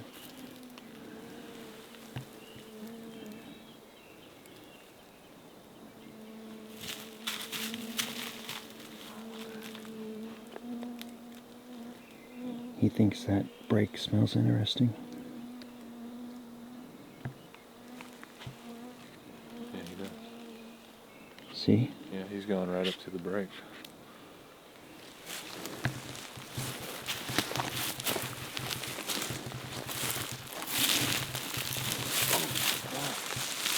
Not feel good in my back. Get some rest. Getting old. I ain't gonna hold it very long. You gotta put it closer to the trunk.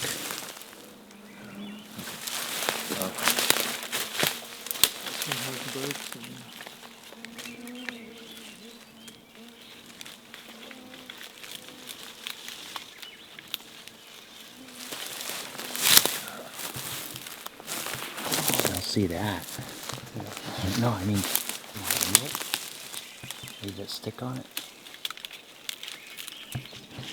Is that better? Yeah. Yeah. I was just saying, like, it'd be interesting if that was missing in the morning if it was up there. Oh,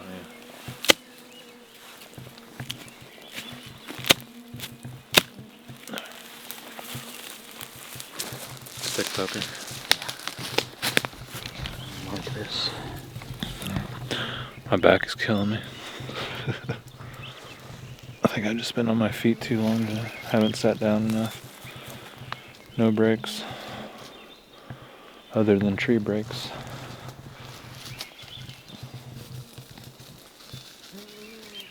Hang on. I'm gonna do a call here in a little bit. Yeah, let me mark this so Okay. I have to give you.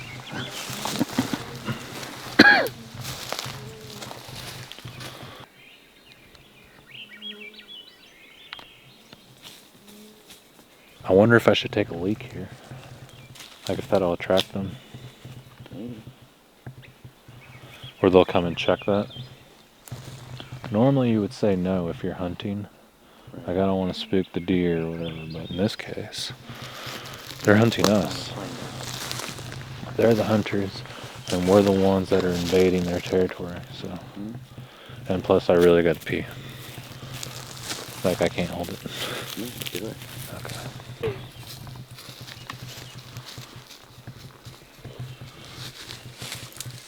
Yeah. We marked our territory. Yeah. I got it saved. Okay. So hopefully it turns on. It should turn on. So see that break right there? There's two right Those there. are fresh, yeah.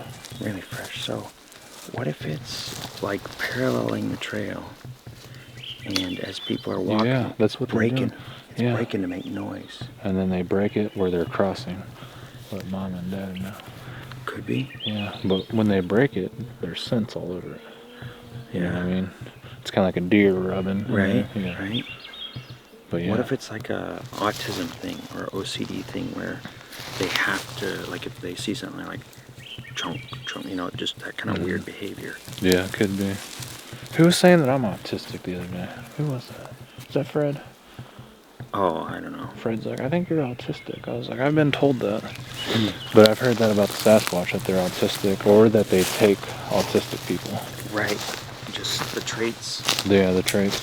Guys, I think I'm autistic. And they're easily upset. Yeah. And they want things done a certain way.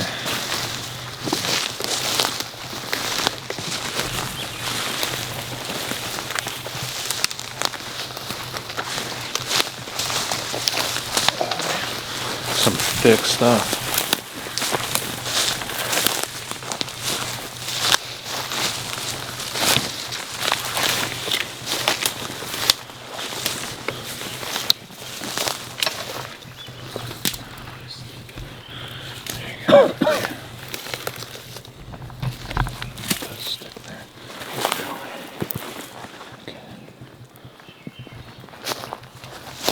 Snap that too. Point it towards the recorder. I don't know if that's enough. Do you think that's enough? Enough what? What if your watch doesn't get it right? Or your map? It hasn't yet. I mean, I got the spot kind of memorized. I mean, it's a spot with, 40 breaks on my side. Okay. Don't worry. Okay. Yeah. Alright, I'm going to do a call right here. You can hold this. Do a lot of them. People are going to say that I'm an idiot for doing it, but I'll try to find out. Push it that way.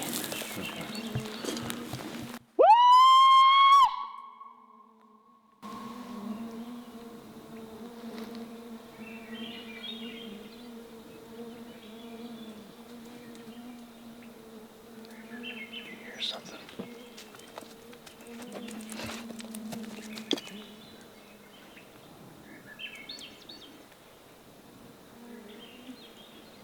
I wonder if that'll attract grizzly bears. If they'll come and check it out.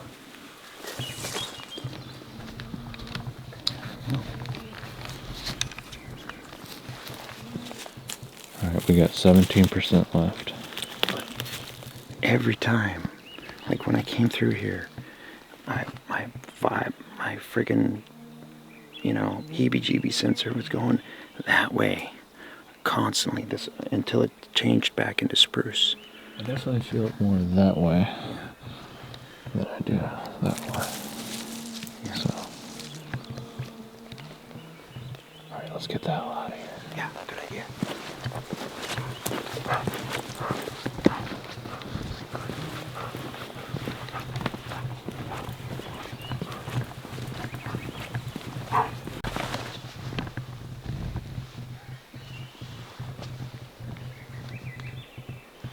Oh man, these mosquitoes.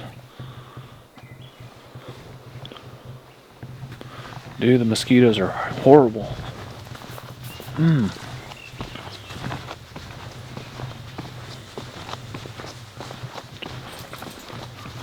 It's getting darker.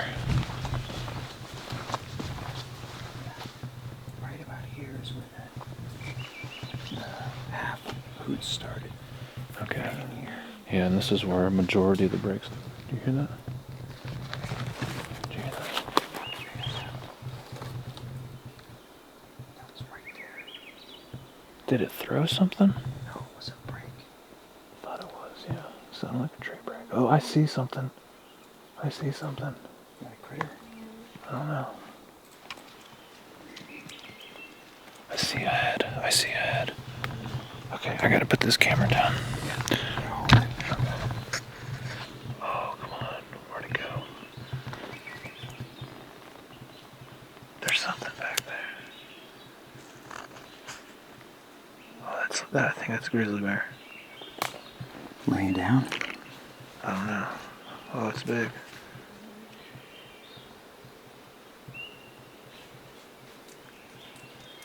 I don't know what that is. I can't see it. Straight here. Oh. Straight right here. Do you see that?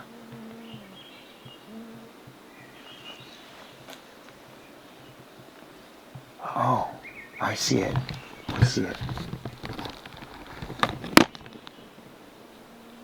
I'm gonna get focused in on it. It was something off our 11 o'clock just now. I think it's a grizzly bear. No, there's definitely a critter there. Yeah, I see like its whole body. And we heard it snap. What if it's a squatch laying down or on all fours? It could be. Oh wow, it's long. It is. What the fuck is that? Dude, something's not right about that. Oh boy. What if it's a little one laying down? No, it ain't little, man. I mean, it could be. I'm not used to seeing grizzly bears.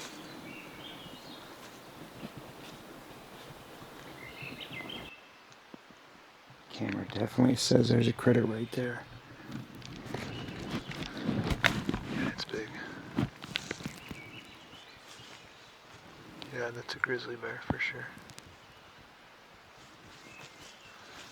If it comes at us, we're gonna have to fucking shoot it. I'm hearing more snaps around us and not in that direction either. Yeah. Where'd you put the camera? I got it in my gun. Let me get a different angle on it.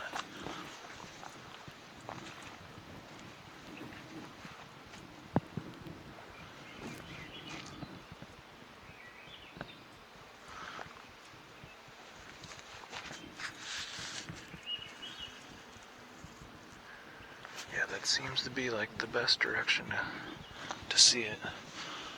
Let me get up past you. There's a bunch of breaks around us, remember that? I know. See, the weird part is it's not moving. No, it's not moving. That's what fucking sketches me out. Yeah, it's like a grizzly bear that's just like frozen. It's just sitting there. And I can only see like parts of it. You want me to go up to it? No, absolutely not. We're not gonna... Oh, it moved. I think it's a grizzly bear side profile. Yeah. And he's like sniffing up, and he kind of like, oh yeah, he's looking at us now. He can hear us. Yep.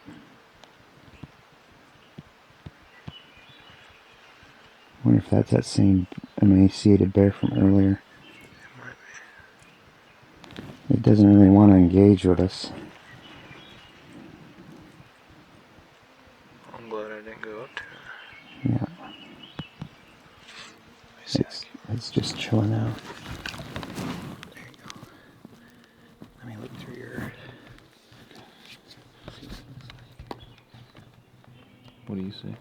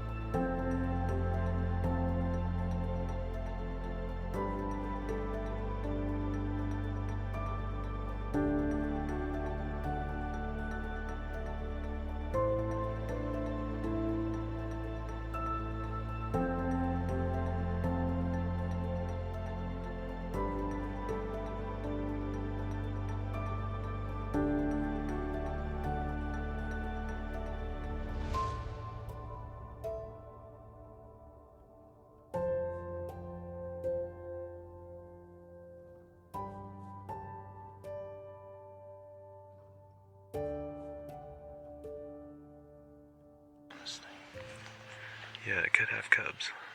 Yeah, And it's kind of eyeballing us. I know, that's why I have trepidation about it. Well, since you have the rifle, let me go in front. Because it's going to come up behind us, don't you think? Well, if it charges us, I'm just going to shoot it. Let me make sure. Yeah, I'm not recording. There was another noise over here. I heard as soon, so we heard this break when we startled it, and then I heard another one over here. So as we go by, I see it. I think it's being frozen, so we pass by it and it can come up behind us. Probably. What if I get it? You can almost see it. Oh, that's a log. Oh, there it is. Oh, yeah, motherfucker. Oh, yeah, it's like hiding. Yeah, it's hiding. It's fucking hiding. Oh, I see it. Yeah, it's right there in that open. Yeah. It's gonna stop. And we didn't even know when we came up. No, he might follow us though, because that grizzly bear just froze.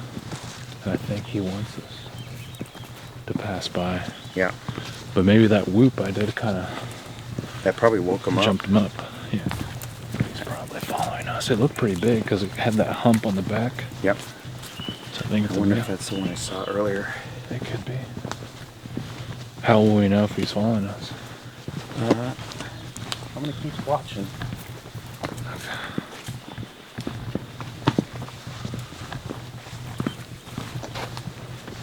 But if it looks like it's locked in on us. It looked like it was. Well, no, I mean like when it's coming down the trail. I'm just gonna so they look a little different when they're not doing a buff charge. Okay.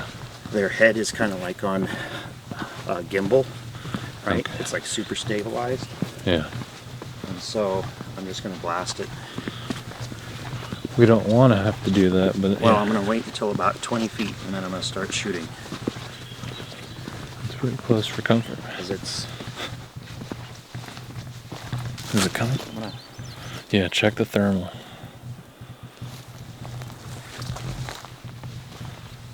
Let me know.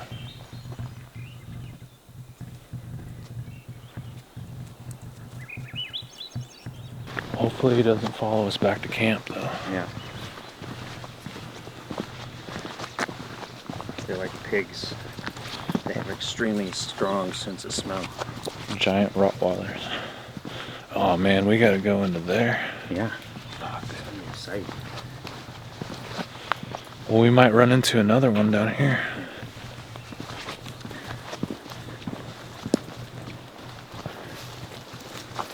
We'll just take our time. Listen for those snaps. Yeah. Well, we won't be able to hear it coming down the trail. Okay. So if you see it, I want you to step off the trail, out of the way. Like if you hear it coming, just step out of the way so that I can, you know, have a clear, safe. Brutus. Either direction, you know. Yeah. Brutus looks worried. Yeah, it's going through the brush. I see a heat spot up there too. Yeah, it's a rock. Yeah. There's another one on the left.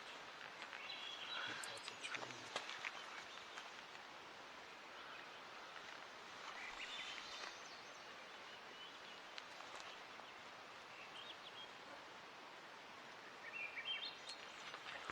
gonna follow our scent, probably. Yeah. It could be. I don't think we're being followed. Can you imagine how many bears we probably walked by and haven't realized it? Probably 3. Yeah, I would say that's a good. When you get in the heebie-jeebies, you know, it's for a reason. Yeah.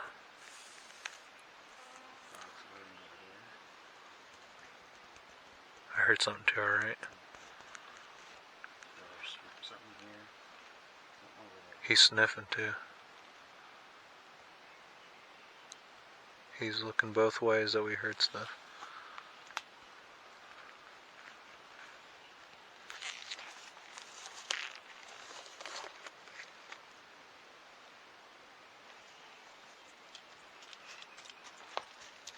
What are you doing, buddy? He's acting nervous.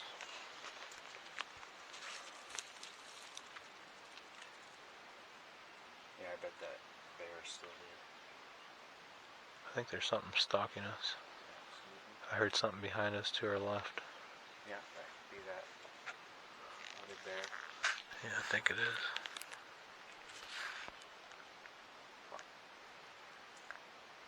Alright, let's get out of here. Is there?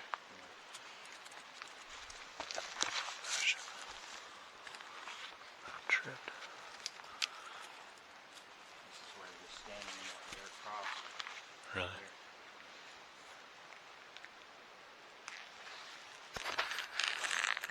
I saw a bear come through here. Huh. Come up right there. Fucking up. Exciting. I guess exciting is a word.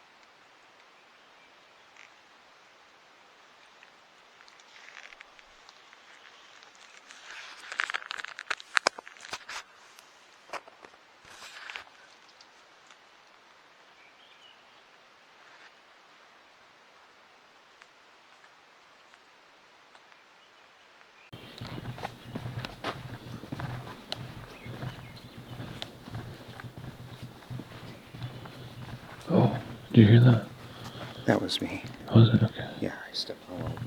Well, I'm getting paranoid. We gotta make it out of this woods. Yeah, and we're going to the skate shoot. Yeah. Real tight area with a lot of thick stuff. Yeah, it's tall grass. Yeah. Well, if one comes at me in front, I'm gonna freaking get down. Step off. Yeah, step off to the left. Or, you know, just step off.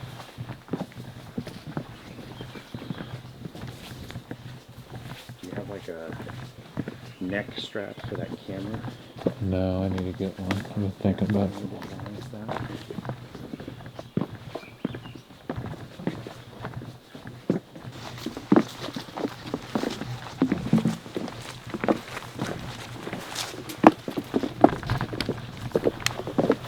Bear will probably come into camp at like 3 in the morning. Probably. I hate that he's got the generator on. I know. That you can't hear anything coming in. I was thinking about that too. I don't really think that'll scare away bears. No. Because I've seen them chase people on snowmobiles. It's a stump. Okay. Yeah, I spotted that before. I was like, what? Every time I've come through here, I've seen that. I'm like, yeah. Dude. Got 5% on the battery. That's crazy. I know. It's a brand new battery.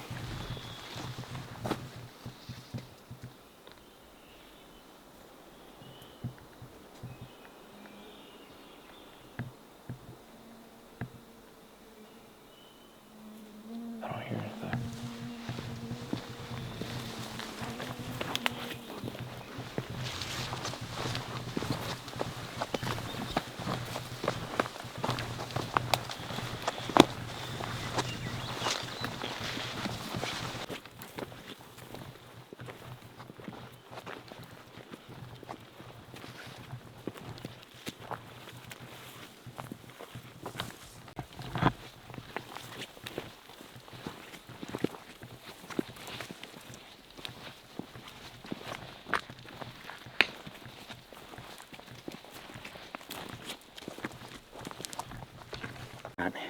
It's like, you know, matchstick. Yeah, like a matchstick. Yeah. It kind of like exploded. Yeah. I bet part of it's the noise. Mm-hmm. The crack of the tree breaking. Yeah. I heard something up here on the left.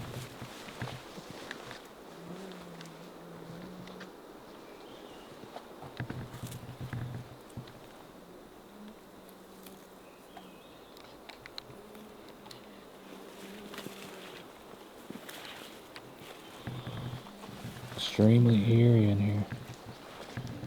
That's creepy.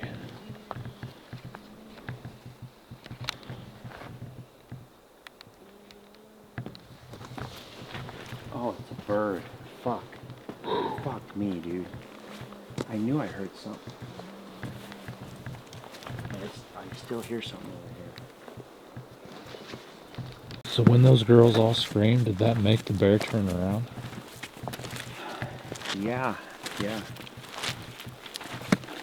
Sound like bloody murder, just a bunch of girls screaming.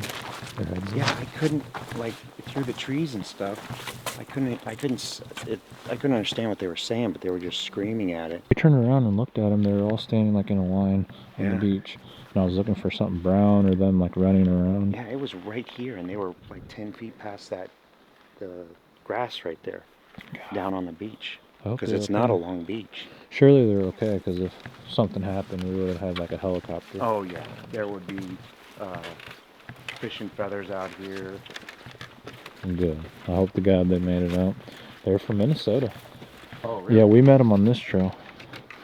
They were coming down this trail. Yeah, I had just gone up. Yeah, that's what they said. I was about a half mile up this trail, maybe 3/4, when I ran into them.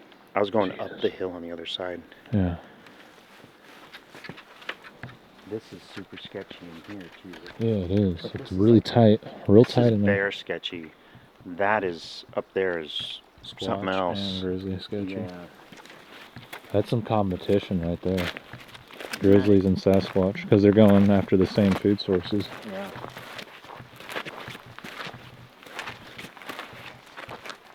Let's come out real quiet, and we'll scan with a thermal and see if there's anything on the beach. Okay. I'm sure there is.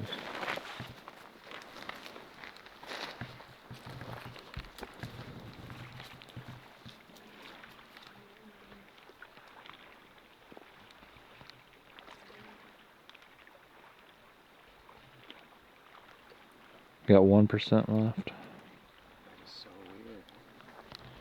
What do you see?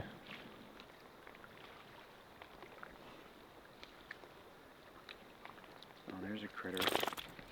There's 2 critters. Where at? Birds? Like seagulls? Bears. No. It's like a bear. It's like a sow and a cub. No. Yeah, come look. No fucking shit. Oh yeah, that's definitely a sow and a cub. Take a look. Oh shit.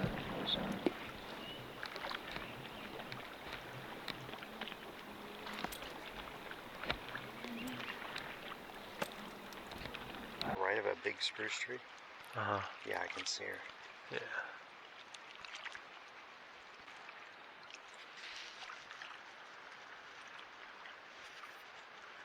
Anyway, adjust one to your eyeball.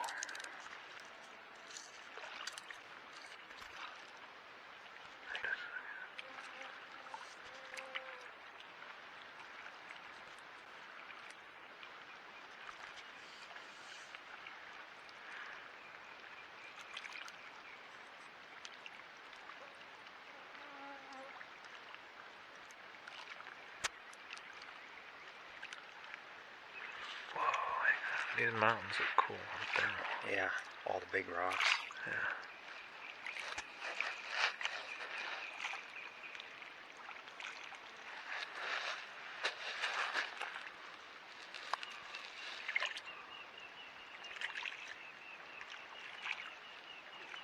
Check this out.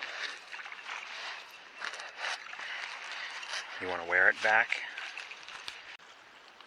I see her. She's got the little one behind her. There's something. Oh, those are rocks, probably.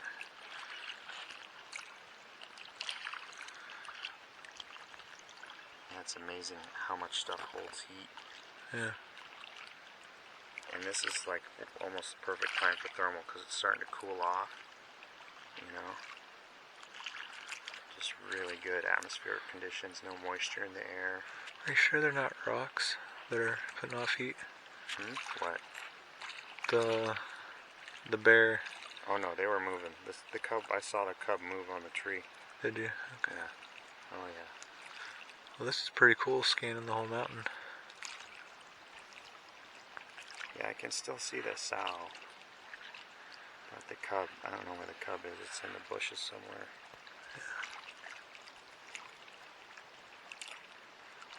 Covering a lot of land with thermal, looking at a mountain. Yeah. And I do see heat signatures. They're just like dots. Oh, it's hard to okay. say if it's like a squatch or a grizzly. That little island. There's lots of rocks over there. Yeah.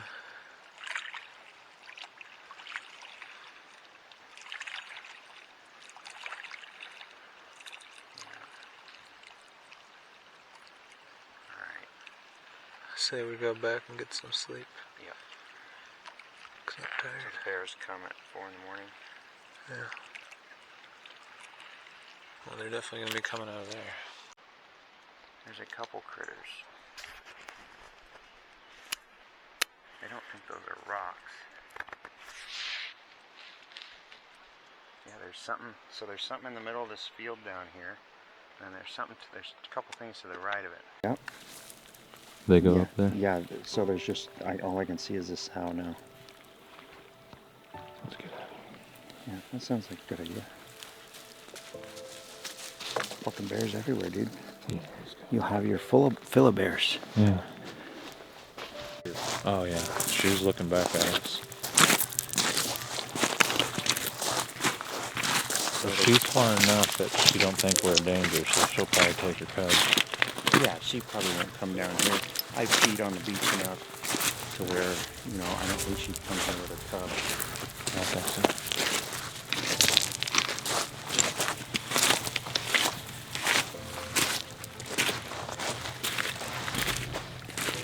Because it's laser. This one, you can just barely see it out there, but Yeah. I mean, it goes quite a ways. You want to play with my PVS 14? Let's do it. Right now? Yeah. What is it? The night vision. Oh, okay, yeah, let's do it. Bought extra sets for everybody, but You got more night vision? yeah, I've got tubes, but I've been waiting for the housings to get here. A buddy of mine makes lightweight housings. Do you build them? Yeah, I can build them. You need to build me one, send it. Yeah. Yep.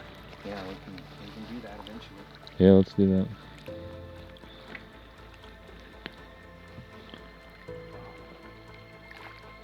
Oh, I think that thing's on the beach now, isn't it? Or what am I looking at?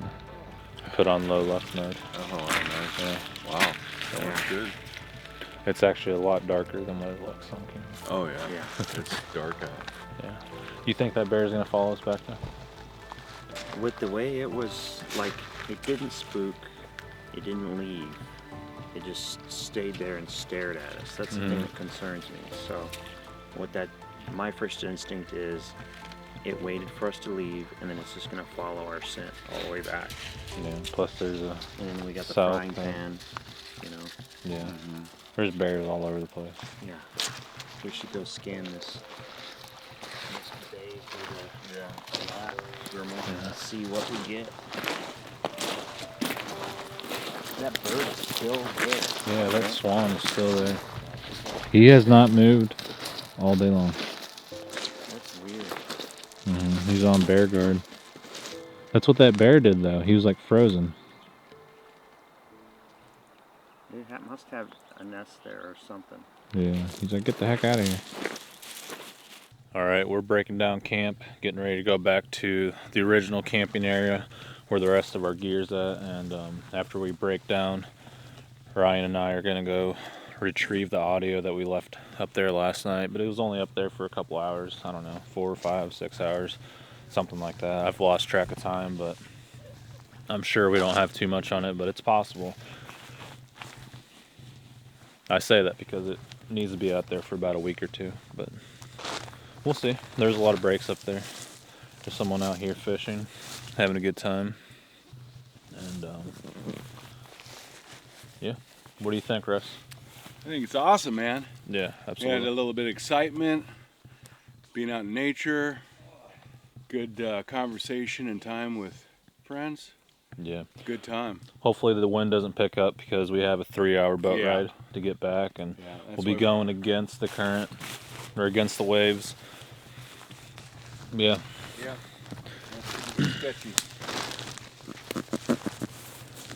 Old Miggy needs a shower though. Yeah. Need to jump in the lake. If it warms up and it gets really hot, I'm going to do that. Oh, I wanted to mention. Jump in the this. lake when we get back. Oh yeah, for sure. Yeah. I don't care how cold it is. Yeah. Nice bath therapy. See this trail back here? You can see this defined trail. See that? The bears have been coming into this camp, is what it looks like. But the same way, like what we saw in the park, yeah, there's the trail. Same way in the park. Here, let me flip this around for you guys. There's this tree right off the trail, and if you look, about 7 feet high. Snap. It's kind of broken right here too. Maybe a bear did that when he walked past here, but that's pretty strange. I don't see anything that fell on top of that that would cause it to break, but could be snow load.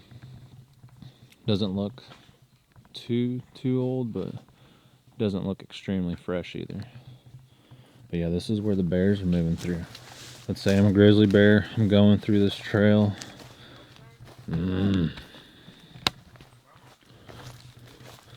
Grizzly bear.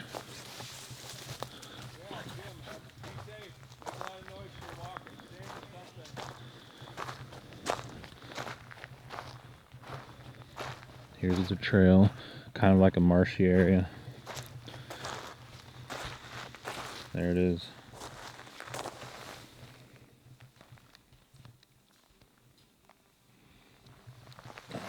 Have a good one. Be safe out there. Oh, yeah. Mm-hmm.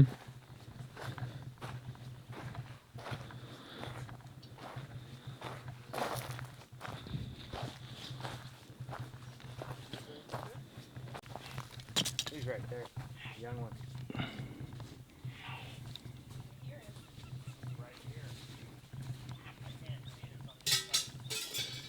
Hey, bear.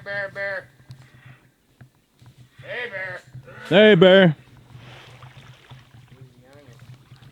Ooh, that's cup size down there. Where's mom? Hey, bear. Hey, bear. Yeah, bear. Over here, Ryan. Yeah, that's cub size.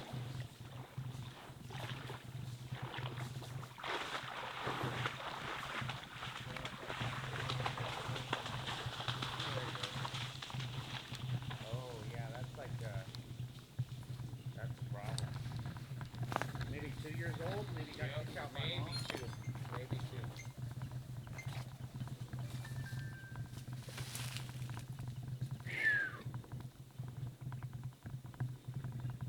You smelled that bacon. That's skillet. I was locked and loaded. Oh, you hear him moving through there. As long as it doesn't circle around. Yeah. Keep your eye on the heel over there. Oh, he's in that bog. Over in that bog. Yeah. Maybe going that way. I don't know. He might be coming back. You can see him? I can hear him. If he does, he'll come down this trail. Hours of boredom interrupted by moments of terror. Yeah. Move on, bear. Move on.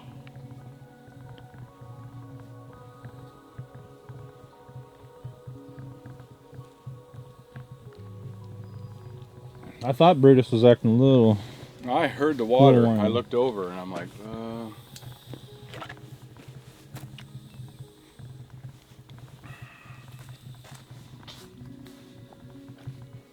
I don't think one like that's gonna come at us. yeah, I don't think so. Yeah. Moving away, hopefully. But the wind's blowing right that way. Well, the fire probably smells the bacon grease, I'm sure.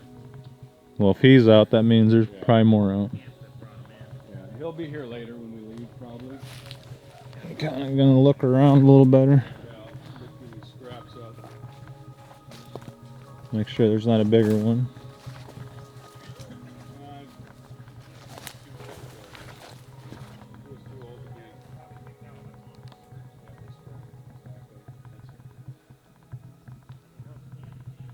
Oh yeah. You see him at all? No, I just heard him crash back that way. Yeah, he's probably heading away. Brutus is looking kind of concerned. Jill? Concerned. He was whining even after that bear No, he left. has a stick, so you can never tell when he's whining. He has stick anxiety or... You know something's going on. We just had a grizzly bear try to come into camp. I guess he was moving through here, went into the water, and then he was coming up our way. But Russ was standing right back here, and he's the one that heard it and then spotted it. But yeah, it's probably a younger one that got kicked out by mama, and he's looking for food, he or she, whatever. But still too close for comfort.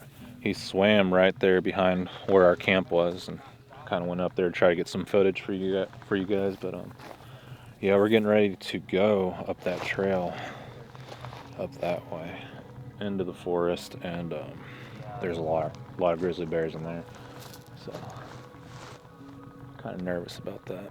We'll see, guys. Hopefully it's nothing to worry about, but we're in Alaska, so you always have to keep your guard up and have situational awareness. I'm getting worn out. We're breaking down camp. We're going to load up the boats after we get the recorder. We're going to head 15 miles back to camp across the lake.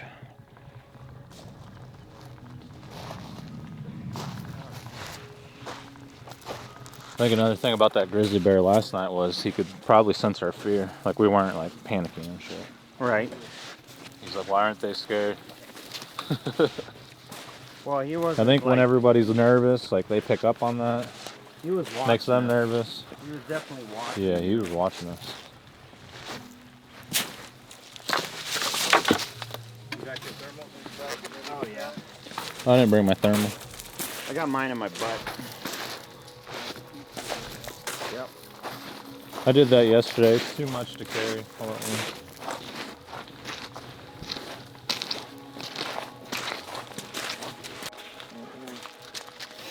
Oh, yeah. There we go.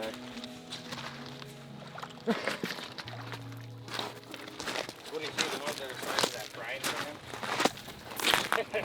Yeah. Yeah, that's That cub and sow, they're directly across over there, which is pretty good ways, but I guess if she wanted to come over, it wouldn't take her no time. Oh, no.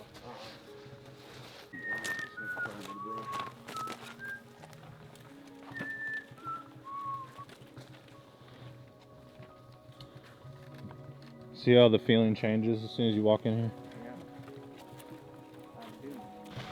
There's a ton of trails in here too. Ton of them. oh yeah, All over the place.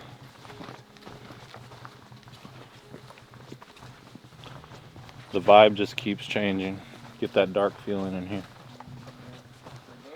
There's another break right there. As soon as Oh yeah. you get in here, you just start seeing these breaks. Nothing fell on top of it. People say it's snow load, but that thing's fresh. That's a green one. Sometimes moose do stuff like that, but Yeah, you can see where they've been like yeah, nipping the buds off.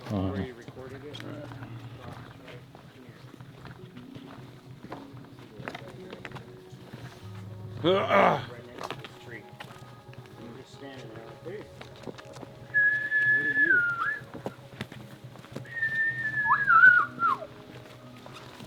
Let us know. Let us know.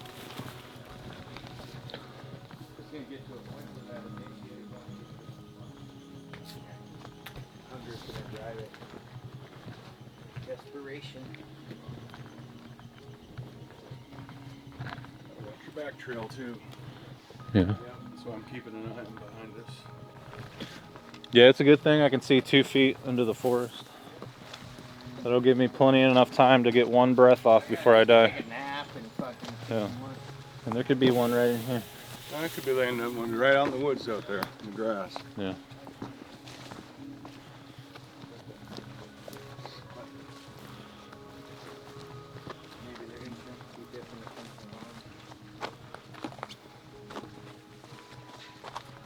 You can't even see past that fallen tree. I mean, it's so thick. Yep. Welcome to Alaska. Holy shit. Yeah. Oh, Jesus. Yeah, you don't want to mess with cottonmouths. And my body just like reacted. Yeah. And then I turned, I jumped back and then here it came. Mm-hmm. And it chased me up the whole bank of it was a stock tank. I've also mentioned numerous times that I don't want to get bit by a copperhead, and people are like, oh, it won't kill you. But I think that has a lot to do with your health. Like, if you're not, like, how your body fights it off. How soon you get help. Yeah. And how much is your body weight to disperse the toxins, Yeah, everyone I've talked to said it hurts like hell. And how much they like 2 inject weeks. into you. I was wondering, do copperheads do dry bites? There's a lot of variables. It's the babies you want to watch out for because they inject all the venom all at once. And actually, they're more toxins than what I gather too. Yeah. Yeah. As babies, they're venomous as hell. I wonder if the copperhead also does like a dry bite like rattlesnakes will do. Oh, I don't know. I don't want to find out. Yeah. Yeah. Nope. I don't. I mean, being raised in Alaska, I don't do good with snakes. Yeah. No. Don't like snakes. I run into snakes like you guys run into grizzly bears. It's typical. Yeah. Yeah. And they're so Oh. hidden. Like the copperheads, they blend in with the fall leaves so well. That mud is black.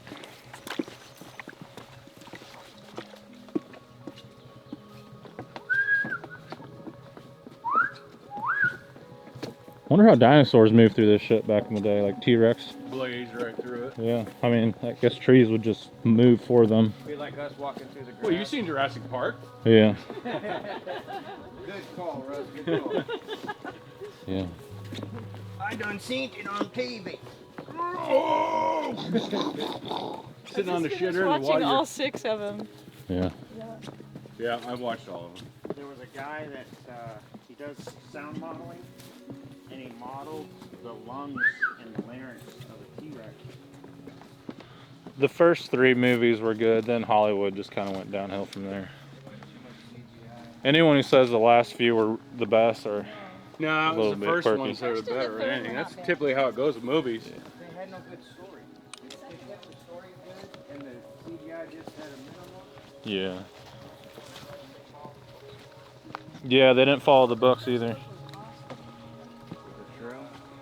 Yeah.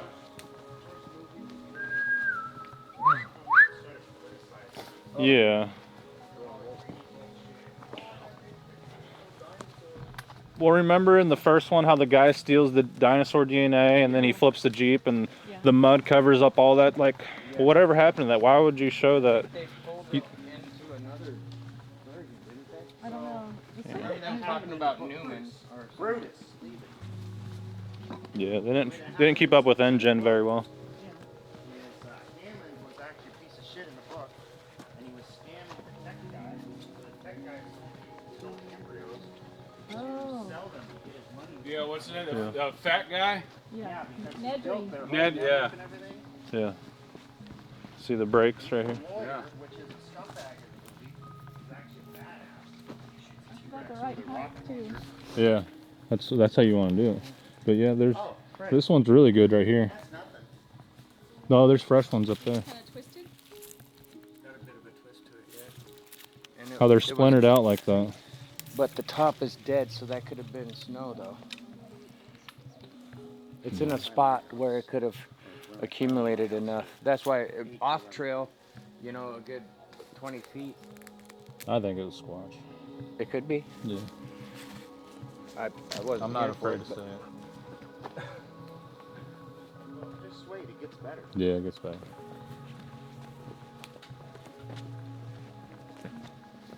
Well, I just stopped counting at one point. Looks like an eyeball.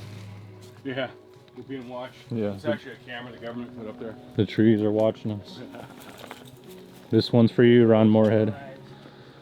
Ron Moorhead talks about that, how they live in the trees. They're in the trees. Yeah, Yeah, you just push the red button. I've seen that. I've heard that, how they just disappear and like behind a tree and they're gone. Yeah. Turn on, then pick and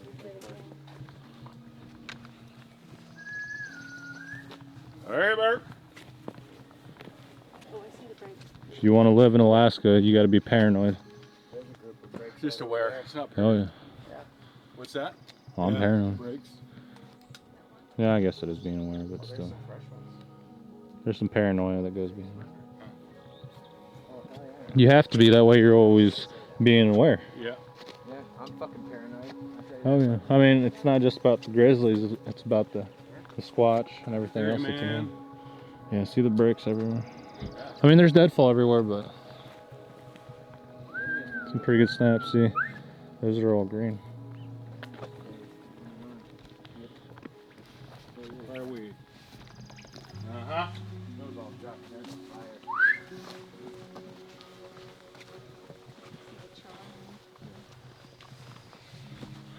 I wonder how many grizzly bear live just on this mountain. Oh, geez. Lot. How many do you guys That's think? Bear Mountain right over there. Oh, I mean, yeah. I mean, literally, we're camping at the base of Bear Mountain, dude. And there's like a hierarchy between the bears. Like, Oh, yeah. they all got to fight for the Territory. for their territory, their status. I'm sure it's the same with the hairy people. I mean, there's reputable people turning in reports of them seeing a five-member group going across the swamp Yeah. right at the tree line. We're in the aspens now. Is that what these are? Yeah. Yeah. Okay. It just changes like the habitat. It's pretty neat. Oh, yeah. Yeah, you don't like it, just keep walking, it changes again. I don't like it, Fred. Uh-oh. Let's just keep walking. Leave it on the comment card. Yeah. We'll try to make it better next time, buddy. We got all sorts of little berry plants here. Oh, yeah. Low bush. Yeah, little bush. Man, I got bit on the arm by something. Something bit me.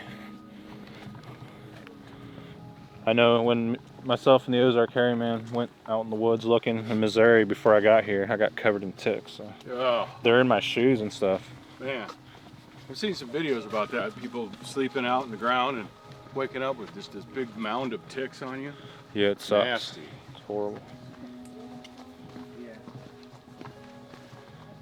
Smells like it. Smells like it. Yeah. Blueberries? Yeah. Bears love blueberries. Low bush cranberries. Oh, look at that. They're here. Look at this. What is that? Moose? Is that moose too? Yeah. Wintertime. People are like, that's just rat poop. I found something the size of that in Missouri, and people are like, yeah, that's just mice poop. I'm like, that big? Okay. It's just a what? Mice poop. Yeah, I found like giant pellets of poop. Oh. Like, that's mice. Some people said that's deer poop. I'm like, Yeah, it's a mouse I've to be seen worried so many about. deer. Like, that's not what it is. Like, they're huge. They're bigger than that. Like, they're like Easter eggs, like the chocolate ones. Deer? Like, is it mule deer? No, we don't know what it was. Whitetail? Probably like groundhog. Yeah. Do y'all have mule deer in Missouri? No, there's been rare reports of them, like, but no, they're not supposed to be there. Oh, Colorado's got huge mule deer. But yeah, that grizzly bear is just right down in there. Oh, when you guys were Yeah, recording when we were walking back, he's just right over there. We've probably It was walked about past about 70 yards 5 that way, one. maybe. Yeah.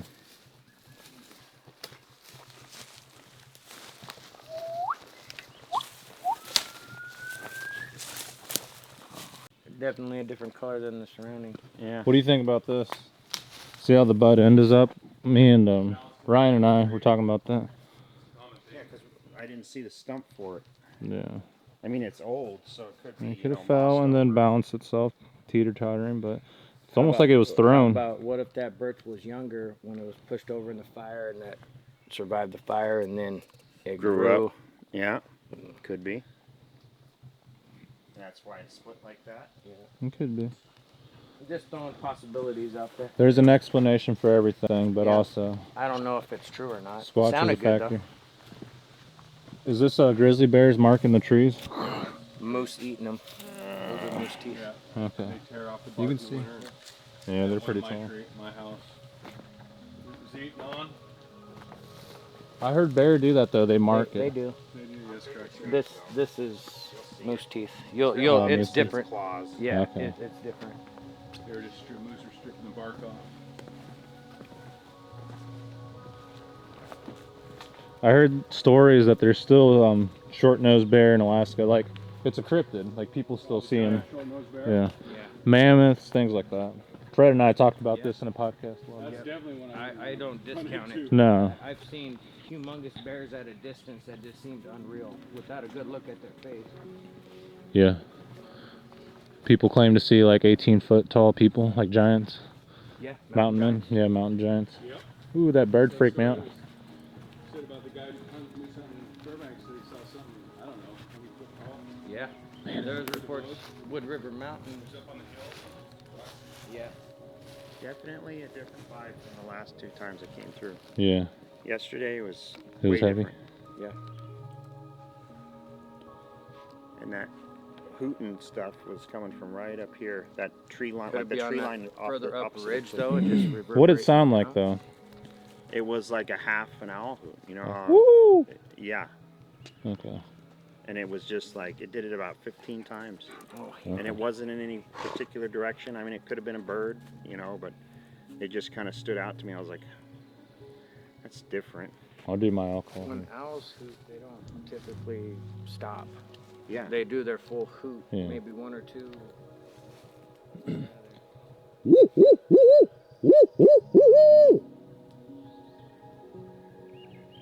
There's none of those around here. That's a barred alcohol. Who cooks Maybe. for you? Yeah. We'll do the screech. A little scratchy. Good. Woodpecker. Yeah, woodpecker.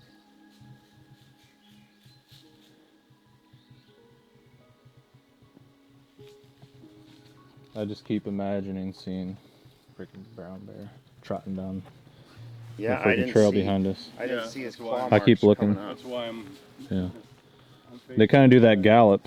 They're coming at you. that's main, like you said before, least resistance. Yeah. I'm not trying to manifest it. I'm just trying to be aware that that's what can happen. No, my In a buddy was flash. like, oh man, the Forest Service keeps a good trail. It's like, they don't come out here, dude. This is all bear activity. Yeah. Well, I'm sure the bears use these trails. You know, It's easy for them to navigate. And then they'll just cut into the woods. Probably more than humans.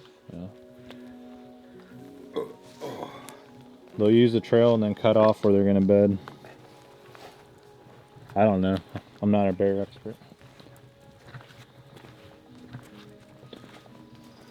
Yeah, it's going to be cloudy today. Hopefully it doesn't rain, then we'll really be stuck out here. I don't want to unpack again. Sometimes we just don't have a choice. That's right. But yesterday, it was just determined for us. Harry man? Yeah. Yeah. Yeah, we were talking about that yesterday. People that visit like a new national forest for the first time, they'll have a Squatch encounter, and people that lived out there their whole lives are like, I've never seen anything. I've hunted out there, shit out there, ate food out there every day. Well, Nothing. let's be honest. A lot of people stare at their feet when they're walking. They're not observing everything. Yeah.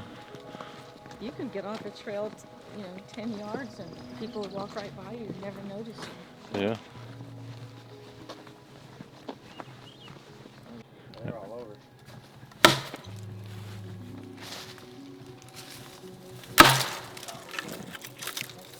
That's a Squatch.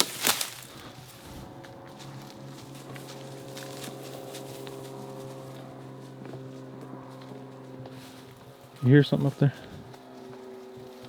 I don't know if it's I the know I sound heard- from the plane. Thought I heard brush moving up that way. Like I could hear Brutus, but I heard it past me. Yeah, you got. Well, there's the bear trails. Better hearing than I do.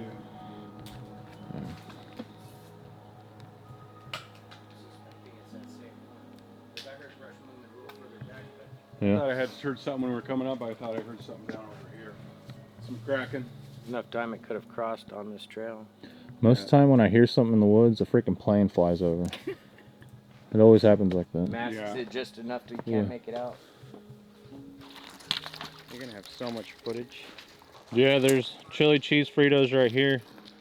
It wasn't a bear, but I guess the raven took it. Yeah. Yeah, he had some Fritos in his mouth whenever he took off. He's like, man, those things are so good.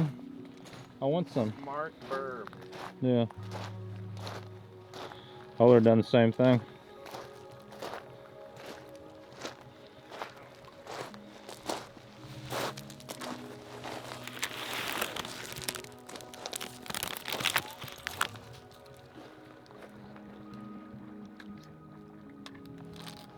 All right, we're packed up. We're heading back to our old campsite, and yeah, pretty interesting here. Definitely a dangerous area for grizzly bears, and there was what I think a lot of Sasquatch sign, but we're gonna head back and load everything up now.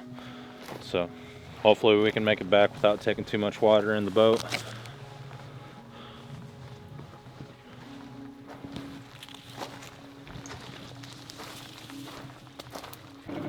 All right, goodbye, beautiful island, bear-infested island. Yeah. I may never see this spot again in my life. But it was worth the trip. It was worth the trip. Yeah, absolutely. Because the next time I come to Alaska, we're going to be exploring other areas too. It'd be weird just to go to the same spot every time. Oh, we can't. Yeah. There's plenty of places. Yeah. It's a big place. Yeah. 3 hours back, and hopefully the wind doesn't get really bad. We don't get stuck out here. Yeah. Start the boat tractor. And I can give you real mileage. Yeah, the tractor will definitely help us out. Did you use the watch to find the audio recorder? Did it take us right back to the exact spot? Okay, cool. It beeped at me when we got within 50 feet. Ah. Yeah. And then I'll if have you to want to get get me one of close those. to that, you've got to restart. Yeah. Then you've got to restart the track once you're within 50 feet. If you need to get within like 5 feet of it, then it won't auto shut off. Okay.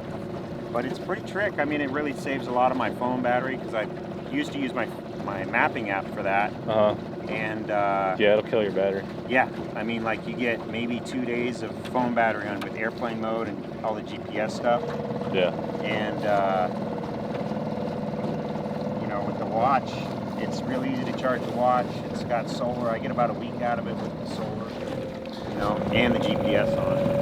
You know, He waited for us to leave to get the Fritos. It's going for the Fritos. Oh. He knew I was filming him too. Yeah.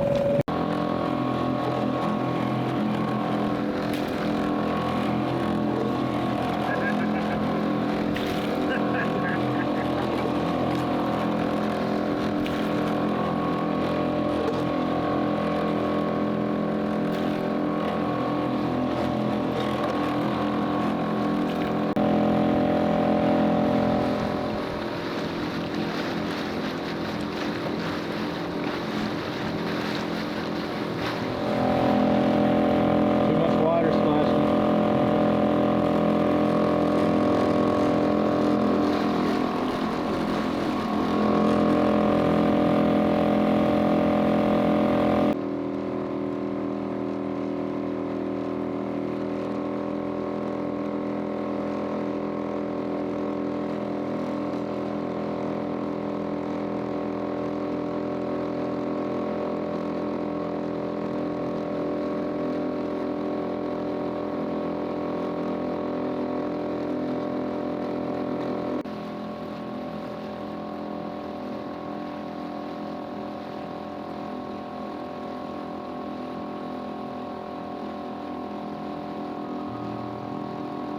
I think it's a bear, yeah. You can see its face.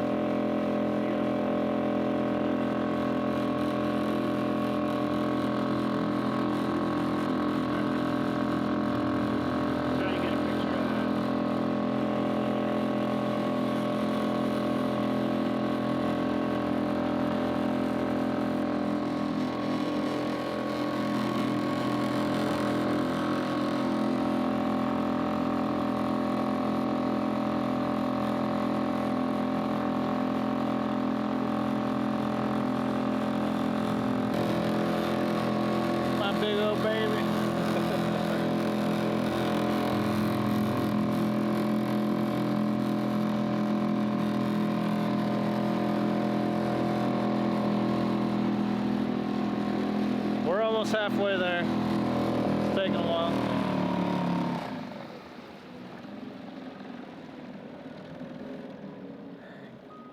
We picked a good time to leave.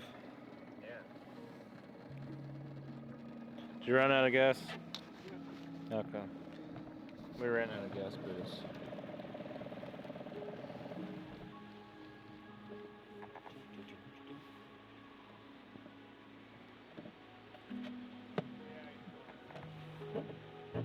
You better hurry up. The Acustica will get us.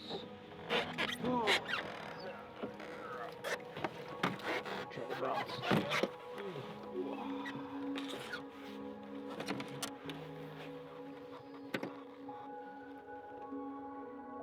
What happened, Brutus?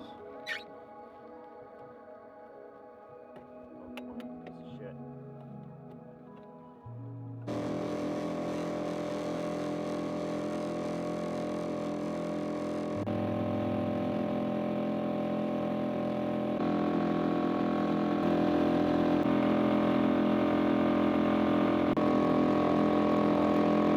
I feel like we'll be real close once we get past this point. It'll be so nice.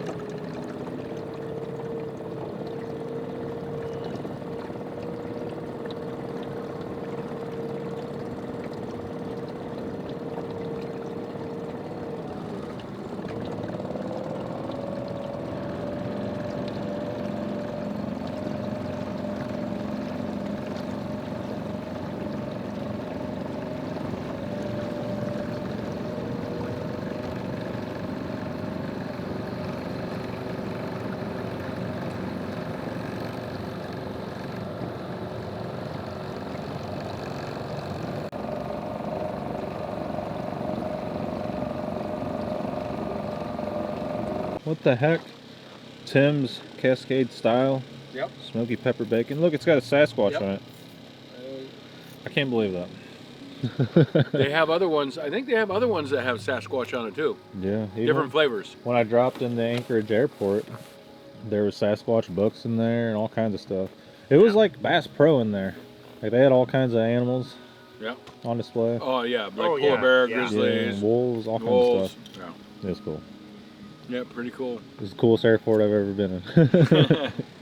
There's some weird ones, like in Colorado, they were like showing like they had all these paintings that like depicted the future and stuff. And it was Yeah, like, I seen that. That's creepy. yeah, it was like That's- World War III kind of Yeah, weird that's stuff. that's creepy. That's Yeah, crazy. Nazi stuff. I've seen people report on that. Yeah, they took them Give down, but Yeah, they give their opinion on what they think it meant or what it means or whatever. yeah, Definitely something weird. yeah. And they claim there's an underground base under the Right, a Denver bunker. airport. Yeah, Yeah, or base. Yeah. and it's in the middle of nowhere. It's not in Denver. It's like out in this field, away from Denver. Yep. Yeah. I've seen people that or watched videos of people that said that they calculated the cubic footage of yards of dirt they moved. Hmm. There's no way it could have just been for the airport. It's massive amounts of dirt that they moved. Yeah. So there's got to be something, a big structure underneath. Oh yeah, absolutely. I believe so. We know what's going on. That's right. Oh yeah.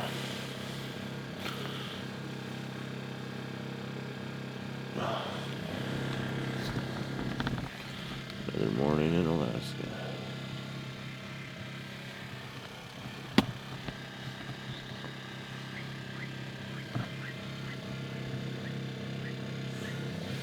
There's us.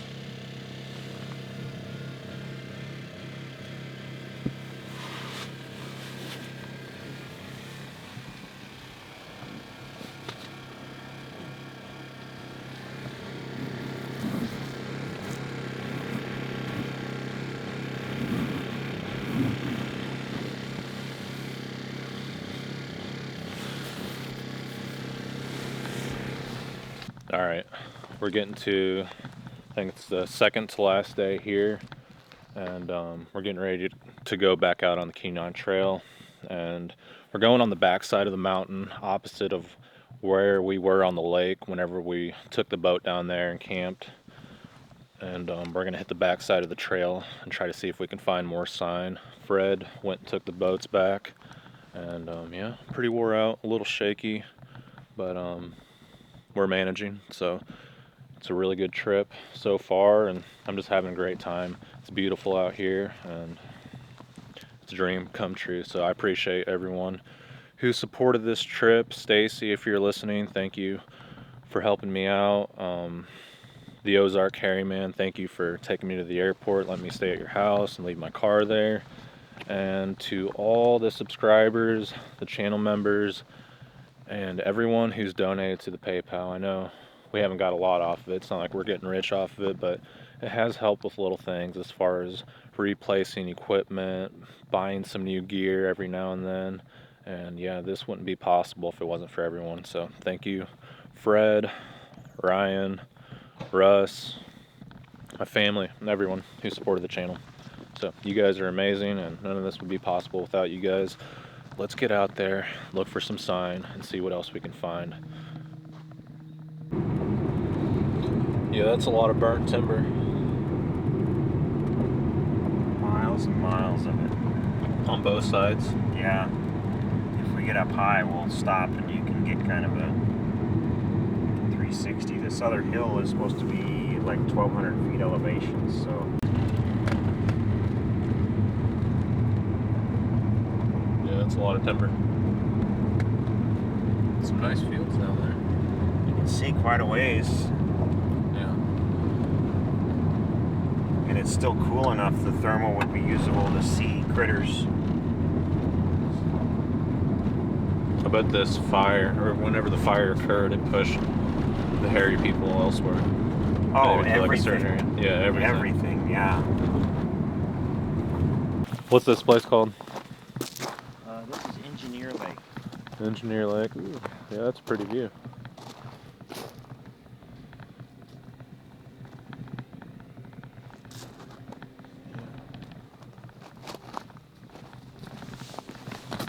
Oh, shit.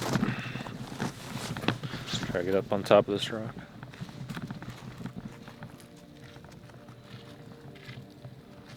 Oh yeah, there's people down there. Like a parking lot. Yeah. Oh, that's pretty cool.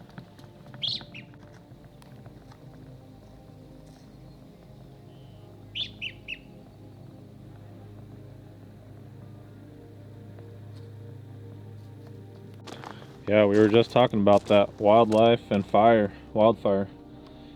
Many species of wildlife benefit from the new forest that grows after a fire. When fire burns naturally, a mosaic of different forest types is created, providing diversity of vegetation and habitats many wildlife species need.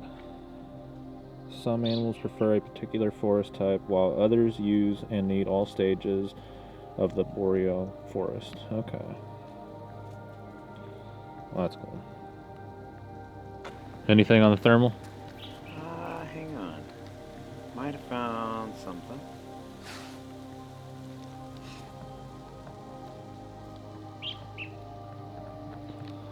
I'll zoom in out there on that field. So, see on the where the lake kind of comes in a little bit, there's this group of two groups of trees. Mm-hmm. Like there's a group on the right and a group on the left. If you look straight up the center there, that opposite tree line across the lake, there's a heat signature over there. I don't know if you could zoom in far enough for that. I'll be able to. I'll rest the camera on this rock.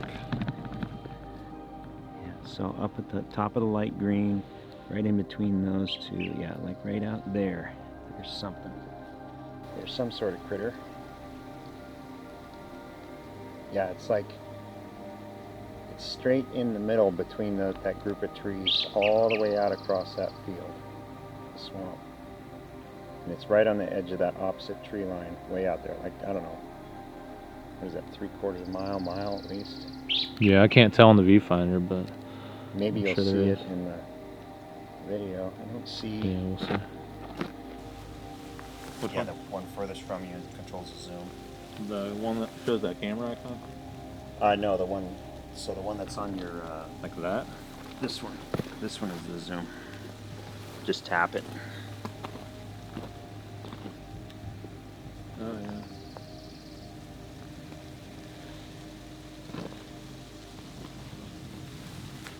That's pretty cool. Your Zoom works a lot better than mine. I'm pretty impressed with the sensor on that thing, and that sacrificial lens I got does cut the resolution down by about 10%, but yeah, it's still pretty decent. Right. As long as you got it in focus.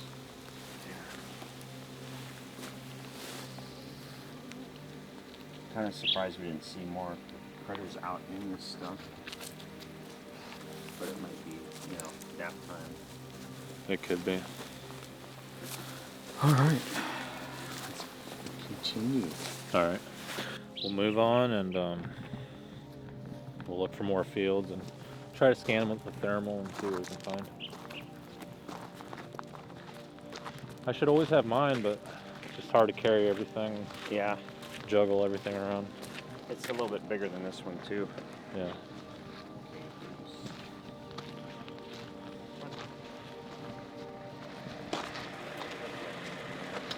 Come on, Brutus.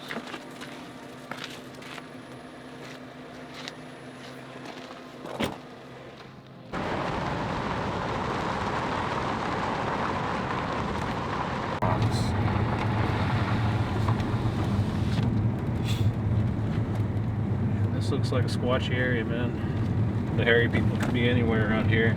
Looks like the habitat that they would use, honestly. Pretty thick. Just want to look for waterways, which the lake's down there, springs, and uncut wilderness. And this is it. I mean, look at that.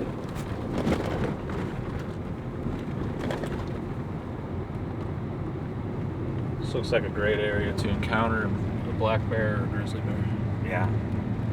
It's a good thing we've got the doggo. Yeah, the dog will help out.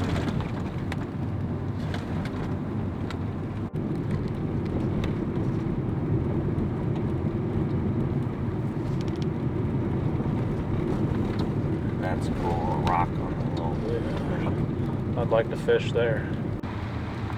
Oh, what do we got here? Construction? construction in the middle of nowhere even. Yep. Cleaning up the burns.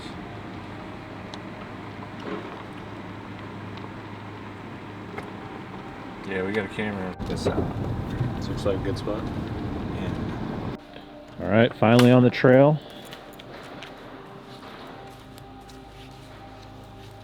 Weed-free trail. Awesome. Hayden Creek Burn, May 1996. 5,200 acres. Trail ends at a rocky area overlooking Skilac Lake. Cool. Yeah, awesome. 2 miles. That'll be fun. Absolutely. Is that bear scat right at the head of the trail? No, yeah, I guess it is. Yeah, that could be. It kind of looks like it. A really It's big not dog. not quite dog. Yeah, probably black bear. Yeah.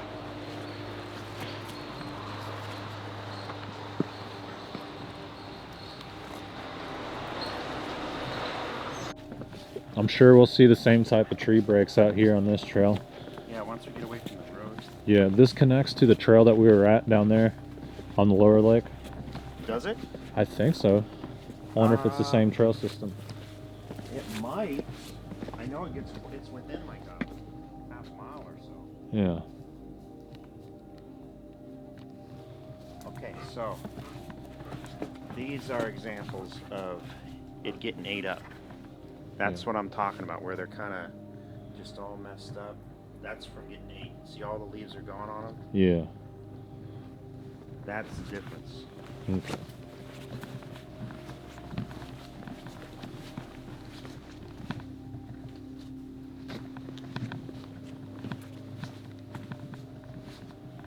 Yeah, that's a big break. I don't think a moose did that one. Could be snow load, but it looked like it was a pretty fresh tree, you know, like not dried up. Well, this one's still alive to a certain extent. Yeah. You know? It's pointing down the trail. That's And where we're heading. They get less snow here than like my place. Oh, okay.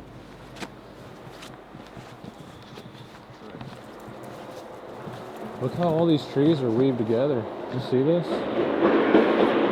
That's kind of weird.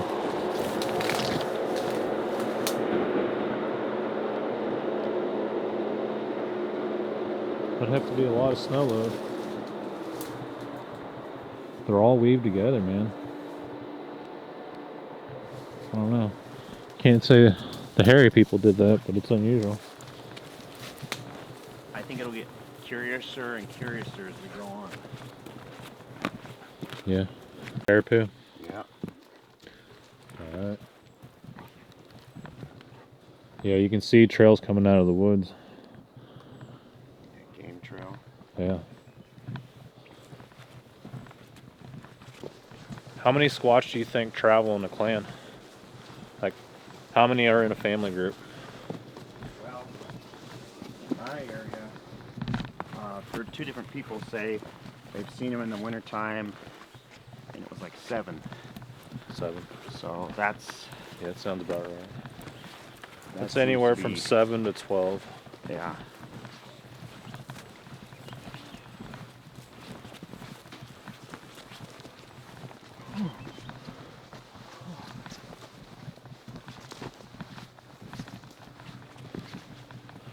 A lot of habitat transitions on the mountain. That's probably snow load. Yeah, I think so.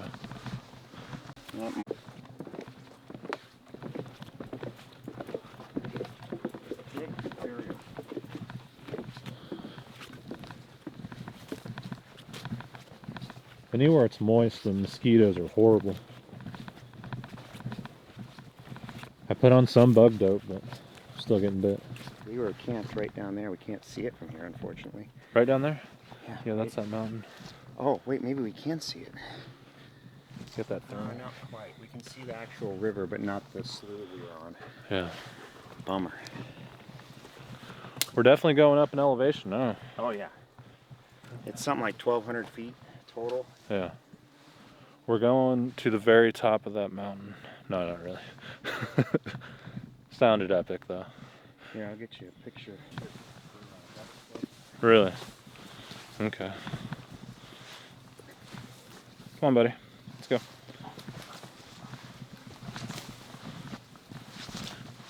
Yeah, the hairy people in here, they could hide so easily with how thick things are. In the wintertime, is all this dead? Like all this dies off? Oh, yeah. Just brush? There'll probably be 2 or 3 foot of snow here. Yeah.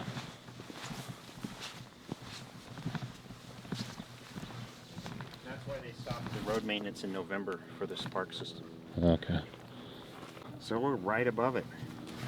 Where we camped at? Yeah, you see that the little pond there? Uh-huh. And that little island? Uh-huh. We were just to the right at that tip. Okay.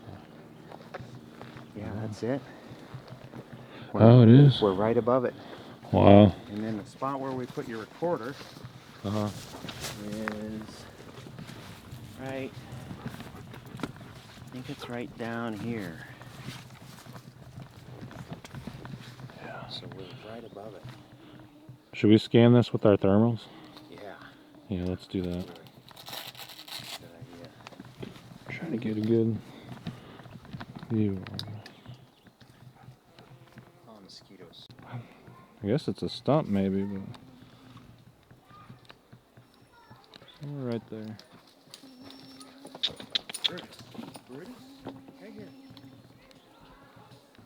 Yeah, I don't know. Can't tell.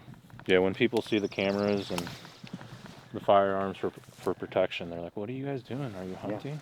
Yeah. It's like, no, we're staying alive. Yeah. We're being safe and cautious. There's too many people out here without any protection. I mean, some have bear spray, but will that be enough if one just charges out of this brush like a freight train? Can you say, "Hang on, let me get my bear spray out, Mr. Bear"? I think it's complacency. I feel like one person in a party should have a firearm. Yeah. And then bear spray. You know, Yeah. use the bear spray first if the wind is favorable. You know, not blowing towards you, if you can. Otherwise, use the firearm. You know. Last resort. I mean, if someone's getting attacked, not if you just see it moseying around. Yeah, I mean, you don't need to spray it just to spray it because it's doing bear things. But if it's like locked in on you and it's aggressive, Yeah, delete it. absolutely. That's where we camped at? Yeah. Let me zoom in. What spot? So you see where this long pond is here? Uh-huh. We were just to the right of that, on that little kind of outcropping. That's so it? that guy was fishing on the opposite side of where that little lagoon comes out. Okay, cool. Oh, freaking mosquito. Biting the shit out of my hand. Oh, that hurt. Horrible. And they're testing for the cure of Lyme disease and... No, they invented Lyme disease, Oh, they invented there. Yeah. Yeah, I can't remember the name of it, but yeah, see how it curves in? Down here is where we saw that sow with cubs. Okay. Right here is where I ran into the girls with the bear. Okay. Let me try and get a right shot of this. It's so cool. Yeah, that is cool. Yeah, that's those mountains. And you can see where the mouth of the river comes out. That's it right there. Yeah. Awesome.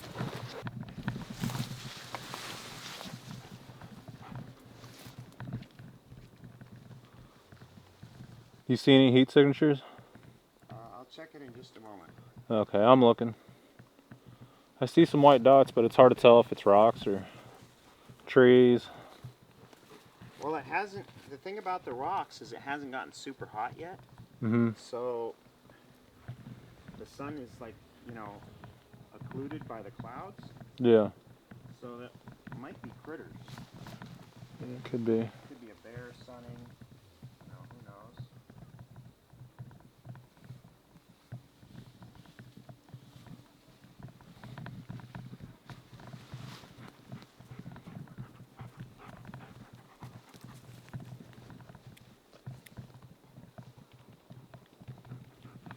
Yeah. And then the tree line behind it, where it goes from light green to dark green. So when it goes from the aspens to the spruce, there's another heat signature, or there was. That could be like a... Yeah, there's something in the tree line to the right. Kind of looks upright. Yeah. To me it does. Yeah. I wish we had better... I've only got 1x base magnification on this, so it kind of sucks for stuff that's far away.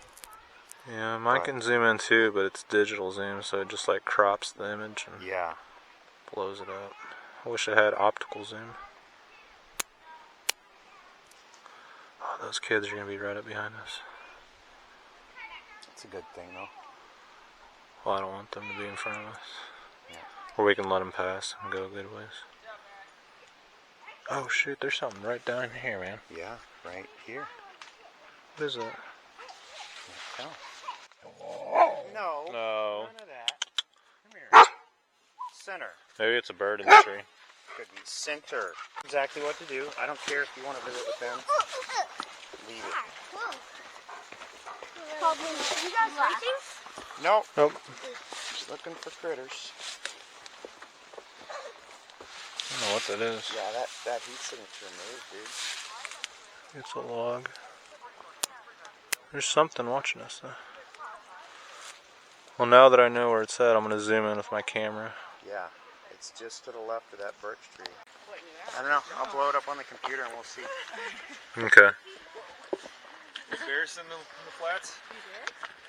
We ran into 2 down here. We camped there last night, or the night before last. Yeah. Oh yeah. It's thick with bears. More, just as often as not. Oh yeah. Yeah. The sun is like, you know, occluded by the clouds. Yeah. So that might be critters. Yeah, it could be. Could be a bear sunning. You know, who knows?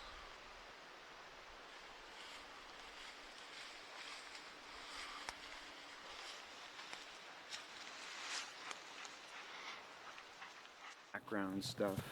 Down there, I thought I saw some heat signatures. Pretty much Yeah. where we were camping. Yeah, I think that might be some of the rocks. There were some rocks back in those trees, maybe.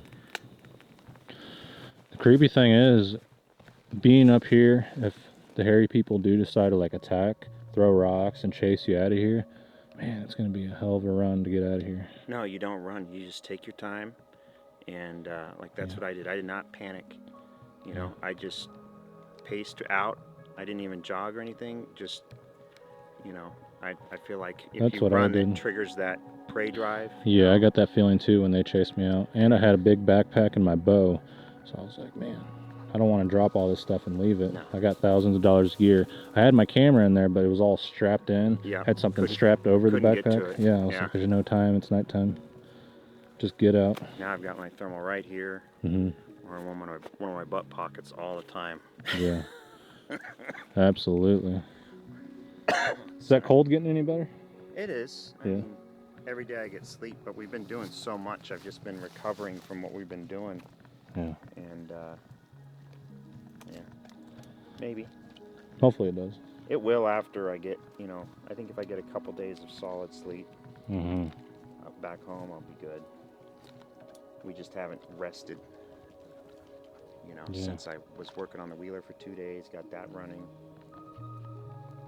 Will the thermal or will the drone work pretty well on the mountain, or is it kind of? Yeah, no, I've had it up to 4,000 feet elevation and it still flies. I've had it way up in the mountains. We might have to do that. I've flown it up, starting from up there basically, as far as altitude wise, up in that bowl, no problem. Yeah. Where I'm at, there's like you drive up into a valley like that, it's huge. Yeah. Maybe we'll do that before you leave. I don't know. We'll Yeah. see. If there's any rich billionaires that want to support what we're doing, buy us rigs, a lodge, and all kinds of gear, we'll research for life. Yeah. Just keep us going. It'll be Hey fun. man, there's a lot of lonely people out there, lost their family, and they're like, what am I going to do with my money after I'm gone? Support somebody. We'll set up like a trust Who's- where all the footage is Yeah. archived. You know, that's what I want to do is if we do get footage, put it in a trust. That way it's protected. Then we can license it or, you know, whatever we need to do. We'll pay him back. Yeah. But we need gear. I mean, I need to get rid of my Mustang. I'm saving up for a nice truck, but Yeah. how am I going to get the night vision I want, the thermal drone, everything else? We're talking about hundreds and hundreds of thousands of dollars. Yeah. Just to get everything. Those thermal drones are pretty legit. Yeah. I didn't even pay to get out here. A viewer helped me get out here, so. That's awesome. Yeah, people made it possible. Yeah, I think. And these guys have been taking care of me, buying a lot of food and everything we need, down to the toilet paper. So I appreciate I always it. have extra rolls of that. Yeah. It's like, nope, I've run out of that before. Yeah. You only have to do that once. Yeah. I got out here and I was like, you guys got a place for me to sleep? Like a sleeping bag, a tent? I'm just. Yeah. I even said that before I left. I'm like, I'm extremely unprepared. And they always say, if you go to Alaska, make sure you're prepared. Now you understand. I mean, we've done the things where we go somewhere where logistically it's difficult. Oh yeah, to for get sure. anything. Yeah. Yeah, I'm glad you guys are around. You and Fred, Yeah. Russ have helped out a lot. And Brutus. Brutus, has he's helped out a bunch. Thank you, Brutus. Moral support Yep. puppy. Donate a dog too. We need a dog. Those things are expensive as well. A good dog like that costs money. Yeah, he's And the normally training. he'd be like a $3,500 dog. He's Yeah. a police and working dog. Yeah. And it shows. I mean, he's so smart. You ready? You ready to go? For your video, it's like that's where we were, and you put a little arrow. Yeah, absolutely. I'm surprised we're looking over that whole area just from the drive here. Yeah. Well, it's like I think it was like 8 miles away. Yeah. You know. What surprises me is no matter where we go, we see people. So there are people out everywhere, but like let's say if you go off trail or off beach, like there's no one You could be gonna 100 be miles yards apart. off trail, and no one would find you. Yeah, no one will find you. If you tripped and broke something, that's happened so many times. And they have to bring like cadaver dogs out to find people. Okay. Stick brake to your left. But there's so much trail maintenance, it's hard to say that, you know, they didn't drop a tree on that at some point. Yeah. Or, you know, people coming back, like where I'm at, a lot of it is snow machine trails also. So it's like dual use. So people coming through with snow machines can hit them. So you kind of have to be very selective.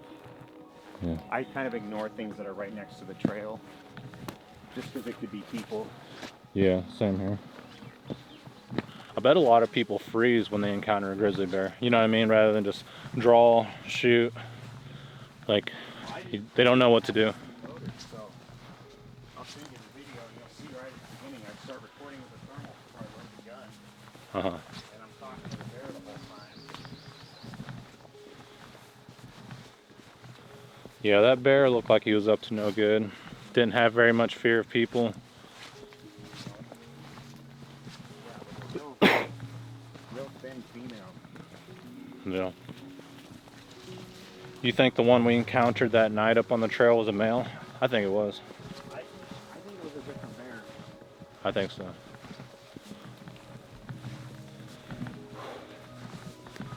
But that female just didn't want to have anything to do with me. Yeah. Just walked off. The other one just sat there and stared at me. Yeah. All hunkered down. It didn't stand up and look and see, oh, what are you? Didn't sniff the air. They were sitting there staring straight at me. Yeah. He was in hunt mode. She, whatever.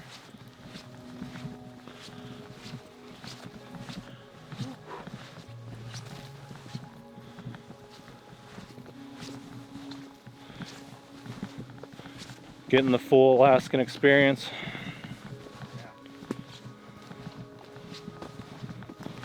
Yeah, it's beautiful out here. Halfway there. Yeah. I think they know when you're looking for them as well, especially when they see guns, camera equipment. Yeah. They're smart. They're intelligent. That's why they've remained undetected and people have only caught glimpses of them. What blows my mind is the stories where people interact with them. Like, it was in my house, or it kept coming up to me, it hung out with me at camp for hours. Like, why didn't you get a photo or a video, you know? Something. Pull a little bit of hair off. Well, think about like the UFO thing, where people will see a UFO and they'll just be kind of stunned, you know? They're like, not necessarily in shock, but they just have it. It totally gives them a disconnect of any sort of impulse control. Right. No, I agree with that. All I know is if I would have had a camera when I had my encounters, Yeah. I would have filmed. But it always happened when I didn't have my camera or cell phone. The only time I had a chance to film them was that night I told you they all came up at nighttime and I could see the eyes shine. With your flashlight? Well, I had a Panasonic 870 camcorder, has night vision, and I had the spotlight turned on, but you couldn't see anything on the camera, even with the spotlight. And I turned on night vision, couldn't see anything. Like, both methods, it was just pitch black on the camera. Huh. And you could hear them walking around, but the camera didn't pick that up. Like, I could hear it with my ear, but the audio on the recorder didn't do anything. So it's like, man, this is tough. Even if you got the gear, you're not going to pick it up. And I've noticed that with thermal, like whenever they're around wood knocking and stuff, you might get like a blurry blob way off in the distance. Yeah. And it's like, yep, that's what wood knock. Are you guys going to believe me? That blob is Squatch. It's hard to convince people. Unless you're there, you know. Bear came off the clearing and then came down the trail. Yeah, it looks like he's alerting us of something. Yep.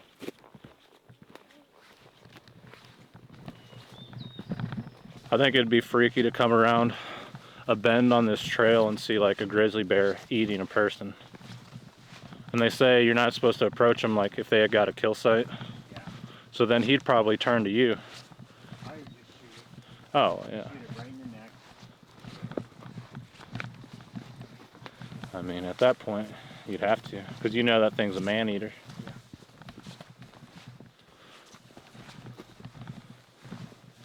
They're all man-eaters, given the opportunity.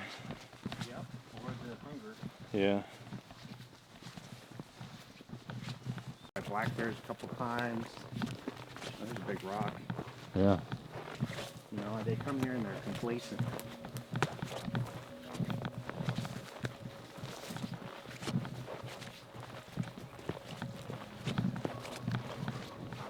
That's what I think. It's just a lot of tourists that don't think about running into one or thinking the chances are pretty slim. Yep. But when you come to areas like this, Any any They're all over. salmon-fed stream, any stream of fish in it. Yeah, you should go to Alaska expecting to see a bear. Never go there and say, oh, I shouldn't see one. You're in Alaska, that's where they live. I just want to film a hairy man fighting a full-sized grizzly bear. That would be exciting. Oh yeah. It'd be like that part in Jurassic Park, the second one. Yeah. Or is it the third one? Yeah, the third one. Where the T-Rex and the Spinosaurus go at it. Was it the Dilophosaur? Yeah. Something like that. The one that lives in Africa that can swim. Yeah. Yeah. Something like that. But I got a crazy imagination. Well, let's take it a step further. Yeah. The Sasquatch was protecting you from the bear. Yeah. We get chased by a bear. The Sasquatch comes out and rips its jaws open with its bare hands and then breaks its neck. And just stares at us, nods its head, and just walks back into the forest. Be like, see, Fred, they're not all bad.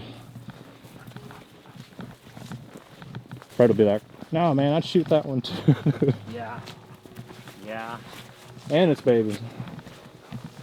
He's definitely got some trauma. Yeah, I don't blame him. Poor guy. He's dealt with it pretty good though. I mean, if I shot one in the chest 3 times with 30-06 and it just walked off, I would be a little concerned too. Yeah. Fred easily could have been like, I'm never going out in the woods again. Never hunting again, fishing, screw that. A lot of people do that. How far have we hiked? It's 1.5. 1.5 miles?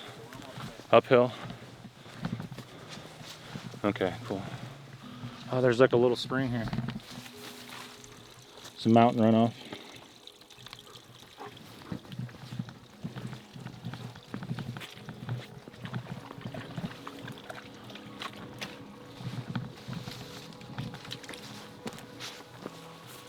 This one doesn't look safe.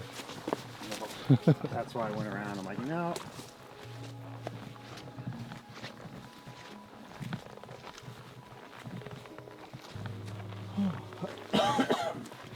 Up and up and up.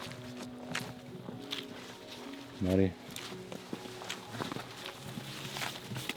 Bears like to sleep in there. Yeah, where the shade is. Okay. That's just a You heard a stick break over there. right over here somewhere. You can see where they've been coming out of here. Probably a little black bear. Same feces as at the beginning of the trail, about. Mm-hmm. It's thick in here. I didn't expect Alaska to be this thick with vegetation. It's tough to bushwhack. Oh yeah. Like if we decided to go off trail, that'd be rough. Like to get to that tree line would take us probably an hour. Really? Up there at the top, you know. Yeah. And I didn't bring a machete, you know. You just kind of have to wait till winter time to do that. Or the fall. The Yeah. spring and the fall is when I'm most active. Like if I'm out in the woods looking for stuff, because you can. There's none of this. There's like maybe it's a foot up, it all dies. So you've just got dead stuff to walk over. You can see a lot further. There's no leaves right in the spring before everything buds. Yeah. Unfortunately, I had to work, and then my wheeler broke down, and I just didn't get time until recently to get out into it. Yeah. Brutus. There must be poop back there or something. Or something. He just disappears. Yeah. How high up are we in elevation, do you think? 900 right now. 900. What elevation would you suspect the hairy people to be? Like lower towards the streams and lakes, or up here? That's when the fish are running, absolutely. Uh-huh. I think they follow the fish. Yeah. And then they follow the berries as the berries turn. So they go low elevation to high elevation.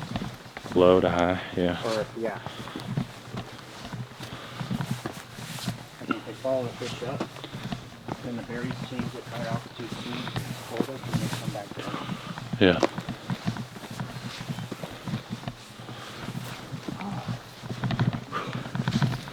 Yeah.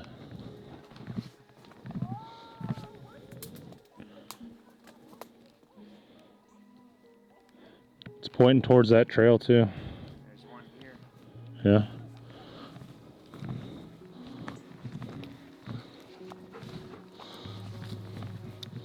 Yeah. Maybe snow load, but again, it's splintered out. These willows have been ate on. Have they? You think it's moose? Well, these two have definitely been ate on right here, but this The- didn't get ate on. Yeah. This one has some nubs missing.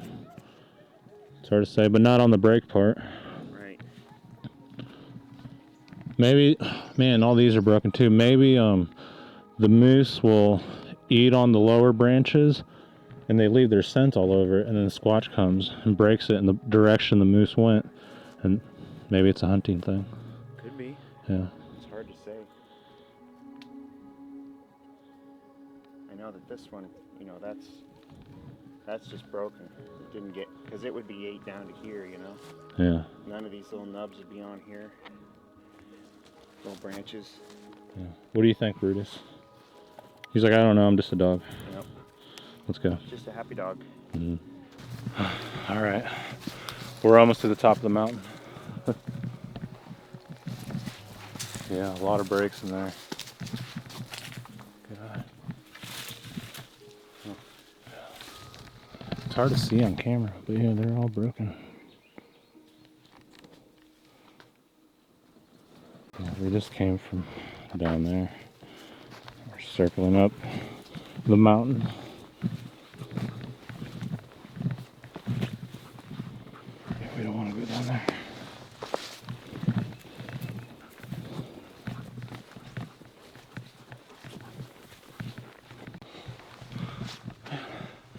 That's some steep terrain.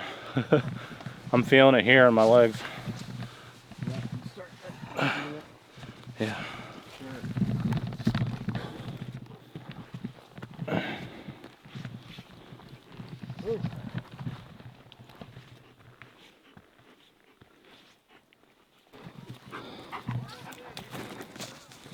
Yeah, that's a good view for sure. I gotta sit down for a second. Gassed out. Yeah. If we had really good thermal, we could sit up here and just observe all around. Like if we could really zoom in, that'd be awesome.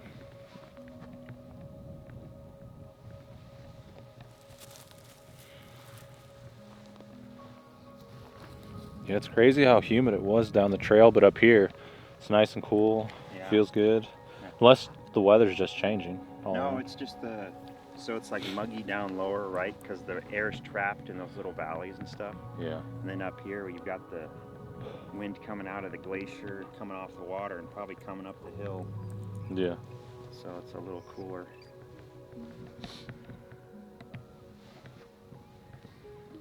Such a beautiful lake.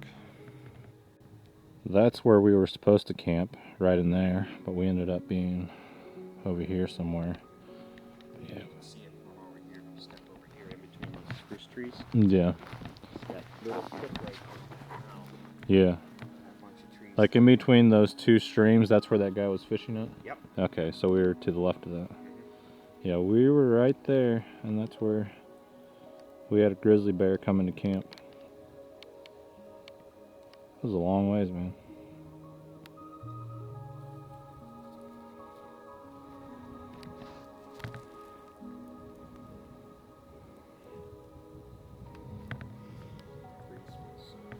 It does. All right, we're about at the top of this mountain, going up a little bit higher to see if we can get a better view, but I mean, the view's pretty good right now. It's pretty wild how you can climb up an elevation and you can just see the whole world around you. It's pretty intense.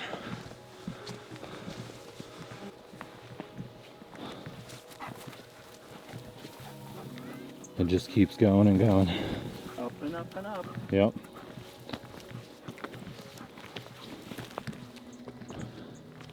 It's hard to find good tracks in this rocky soil.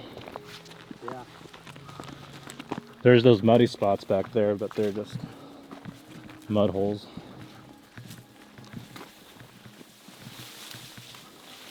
That's what I look for. I follow the creek, the game trails on the ridge lines above the creeks. Uh-huh.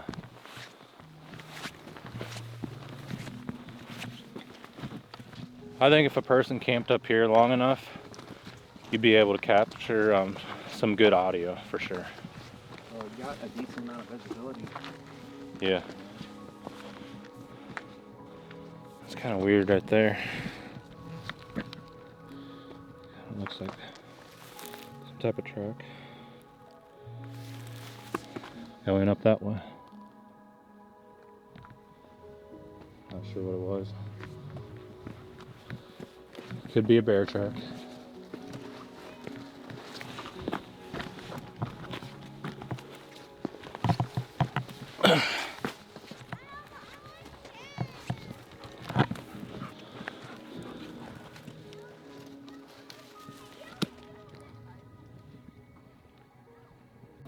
For like 12 to 14,000, and that's with like a 640 core like I've got, and it's really tricky. Now, the detection range on those fusion units, you know, it's gonna be more blob-like. It's gonna be like your little AGM that you've got, because it's a smaller sensor size. So, like your AGM, I think is a 20 millimeter sensor. Mine is a 25 millimeter. And the little night vision ones are like a 17 millimeter sensor. So they're great for up close. They're great from, you know, here out to about 100, 150 yards. Beyond that, your detection, like you just see that there's a heat signature, but you can't determine what it is. So you have to look, which I mean, with night vision, unless you're using IR illumination, you can't really see stuff beyond, you know, a couple hundred yards. You kind of saw how, you know, last night we could see down the beach, but that was in like perfect, excellent conditions where even like a psionics would work great because we had so much light. But when you're in the dark down like where you live, you want a high spec tube. Having the thermal overlay is, you know, a bonus, but the tech isn't quite there yet. Soon, like 6 months, a year, there's going to be some really cool stuff that's going to be coming out of prototype. I'm still waiting on the Chinese fusion stuff to get a little better, but the same company that makes my thermal unit, they're going to be making a fusion unit, and it's going to be better. I know they're going to make a better unit. So just wait a while. Just wait, and that'll give you time to save up money, and then, you know, in a year, it might be worth investing in a fusion unit. The U.S. made units are astronomical, $40,000. Like, don't even, you know, it's pickup money. Like, it's ridiculous. The Chinese units for the housing, right now I can get them right around 5,000 to 6,000 for the fusion housing, and depending on, you know, if they fix the glass or not, eventually it'll be worth it. Yeah. But right now it's still kind of not necessarily prototype phase, but it's first gen of the fusion units. It's not quite there yet. They'll get better. They will definitely get better. Okay. You know. Well, I appreciate the help, man. Yeah. We'll keep working together, keep in touch, and I'll let you know on the Chinese digital night vision when those become decent. Okay. Because right now they're about Gen 2 in quality, but there's a company that's making one that is approaching the lower end of Gen 3 night vision, and they're in prototype phase right now. Like, I'd say we will probably get some in testing within about 6 months. The people in the night vision group that are real tied in with these folks. So yeah, when that happens, whichever sensor and housing and unit has both night vision, like decent night vision performance and good recording quality, I'll let you know and be like, okay, this is the one we needed to get, and then I'll probably just have you send me money and I'll have my buddy get it, and then you'll get it basically at cost. Okay. You know? Yeah, that sounds good. The only hassle with the Chinese units is they're starting to get sanctioned because China is selling thermal and night vision to Russia for Ukraine. And so we've already started sanctioning, like iRay USA just got sanctioned. And so they're connected into a bunch of different people. You're probably going to see AGM get sanctioned here soon if they haven't already. But that's coming. So that might make getting them here or doing warranty service if something fails more difficult. So it's going to be something to where you're going to want to like handle it with kid gloves. Make sure it's in a good pouch if you're carrying it. Don't drop it. Try not to bonk it into stuff in your truck. You know, like I've dropped mine a couple of times on accident and it's made me real nervous. So I had my buddy make these 3D printed covers for everything, like for the both lenses so they can't get scratched.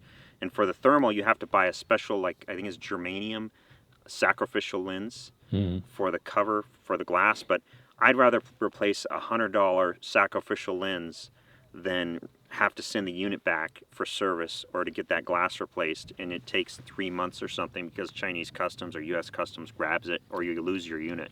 Right. You know, it's cheap insurance to spend. You know, I've got probably in accessories another $400 to $500 worth of ancillary stuff to support that little thermal.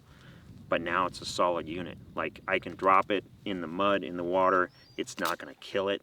You know, it's. I've been using it. I've had it. It'll be 2 years this coming January. I've had that unit because I got one of their prototypes. That is a prototype unit, and it's been working great. I've been giving them feedback. You know, they've done some firmware updates. There's still a few bugs that they need to work out, but at least they're fixing the stuff. Yeah, that's good. Just hanging out. He's got his stick collection.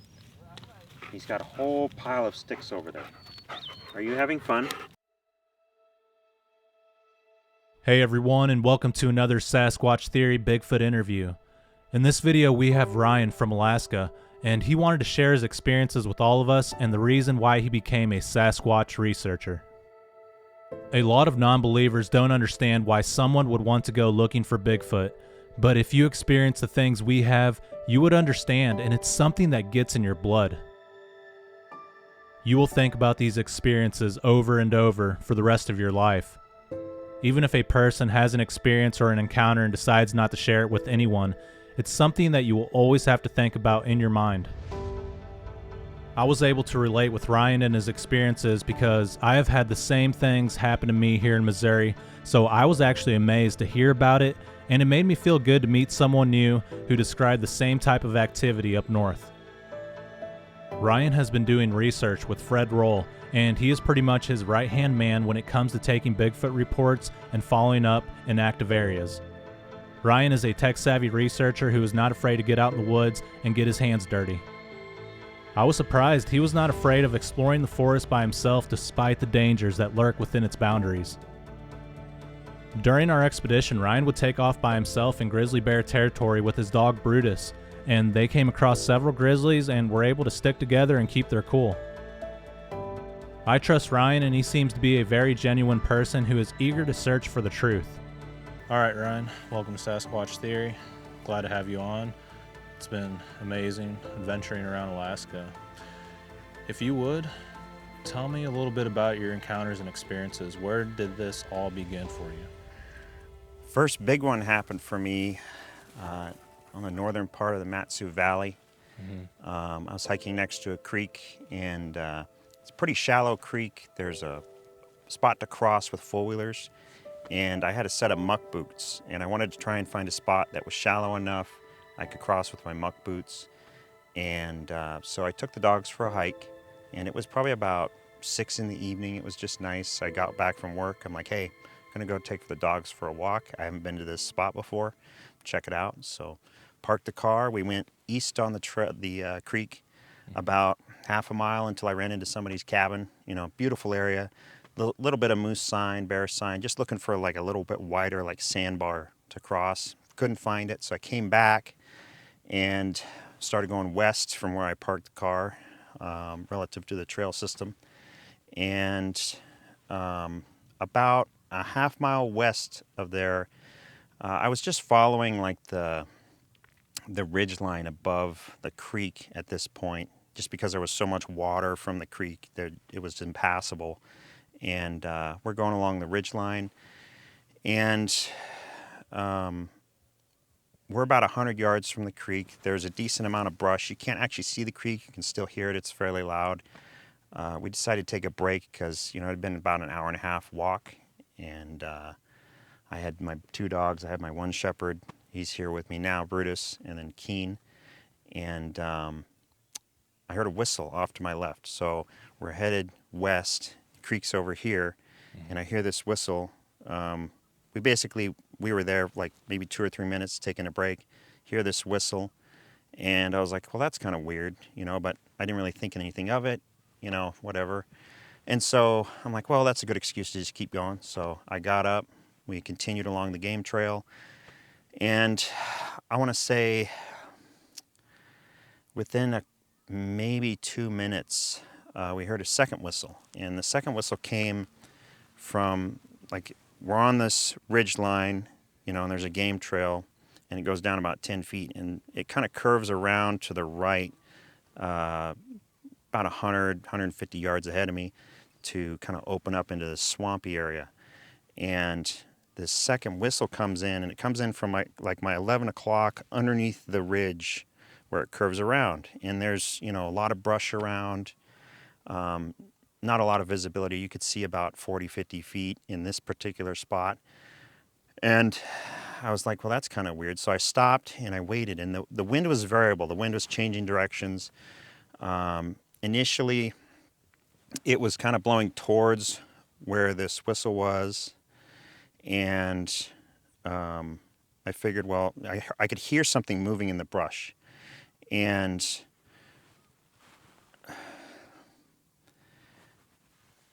I just stopped and waited, and I was like, well, that's weird, because I could hear this, whatever it was, moving through the brush. So it's kind of following you.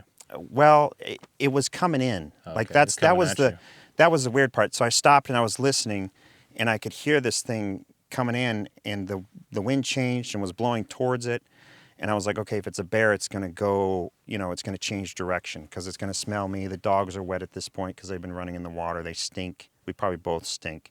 Anyway, so the wind changes and it's like blowing directly at it, and it keeps coming in, and I'm listening, and I listened for another 30 seconds or so, and it's continuing to disturb the brush. Can't hear any, steps or anything like that, but I can hear like the brush, moving up against something, like it's being disturbed.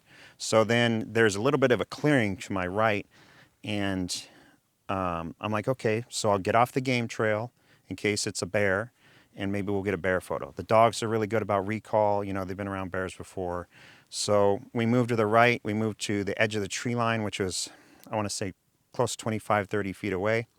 And we just sit there. I wanted to have a little bit of cover. That way, if I needed to back, behind a tree, if the bear got, spicy, it wouldn't be an issue. And we waited, and as we moved, the sound changed direction, it's like it was anticipating where we were moving to, because I, recalled the dogs. They usually stick pretty close, but I was like, I snapped my finger. I'm like, okay, let's go. And so we go to the edge of the tree line, and this sound comes, it's like it comes up the ridge, and there's a lot of brush in its direction. And I want to say it's probably about 40 feet, 50 feet away at this point. Still don't see anything. It's like, masking behind the brush kind of thing, but it parallels me going up the ridge. So it's like it came up the little hump of the ridge and came in behind the brush and was paralleling me as I went to this little kind of tree line. And there's, next to this tree line, further to the west, it opens up a little bit. There, a while back, someone had cleared a lot at one point. They were, I don't know, going to build a cabin or something, but they had pushed a bunch of stumps and topsoil into the center of this lot. And this brush line that this noise was behind meets up with the back side of this little hump. So as I'm moving to the right, it's moving with me. And right about when it gets behind the hump, the wind had started changing direction and blowing back towards us. Like it was going this way, then it was going back way. So it was going east and west, and it was weird. But at that point, when the wind changed directions, the dogs, I was watching this thing, or I wasn't watching it, but I was listening to the sound, and I'm just kind of observing, and it gets behind this hump, and at that point, the dogs basically left. Like I was paying too much attention to the sound to notice the dogs left. There was a little game trail, and the dogs just followed the game trail, and they went about 50 feet down this game trail that was on the opposite side of that little brush line that I had kind of walked up against. And so this lot hadn't been messed with for years, and so there was about 8-foot willows, stuff like that, and tons of leaves. The leaves hadn't fallen off yet at this point.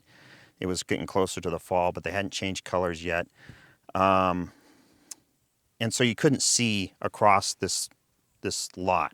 You could see the hump, you could see where there was a bunch of brush growing up out of it, but this sound, it went behind the hump, and when it went behind the hump and the dogs left, I got this really weird vibe, and I'm like, that's very strange behavior for a bear, because it's already winded me. And so I'm like, okay, the dogs left. The dogs never leave me, right? They're always right close, within line of sight, but they're on this game trail. I can barely see them. It's like they went to where they could see me, and they're watching me, and they're watching the sound, right? And so I'm like, okay, I'm going with the dogs. This is weird, screw the photo. So as I'm like turned sideways, and so I'm looking at the dogs, checking the dogs, and then I'm looking back at where this noise is. It starts moving to the right behind all these saplings and kind of parallels me on this game trail. And this area had some, it was designated, some of the areas, parts of it were designated for firewood removal, so people could come in and cut down trees. So there were like little tiny 40 or 50 foot wide spots where it was cleared of trees for firewood. And so I start walking. The game trail leads back to a four-wheeler trail that connects into one of these clearings.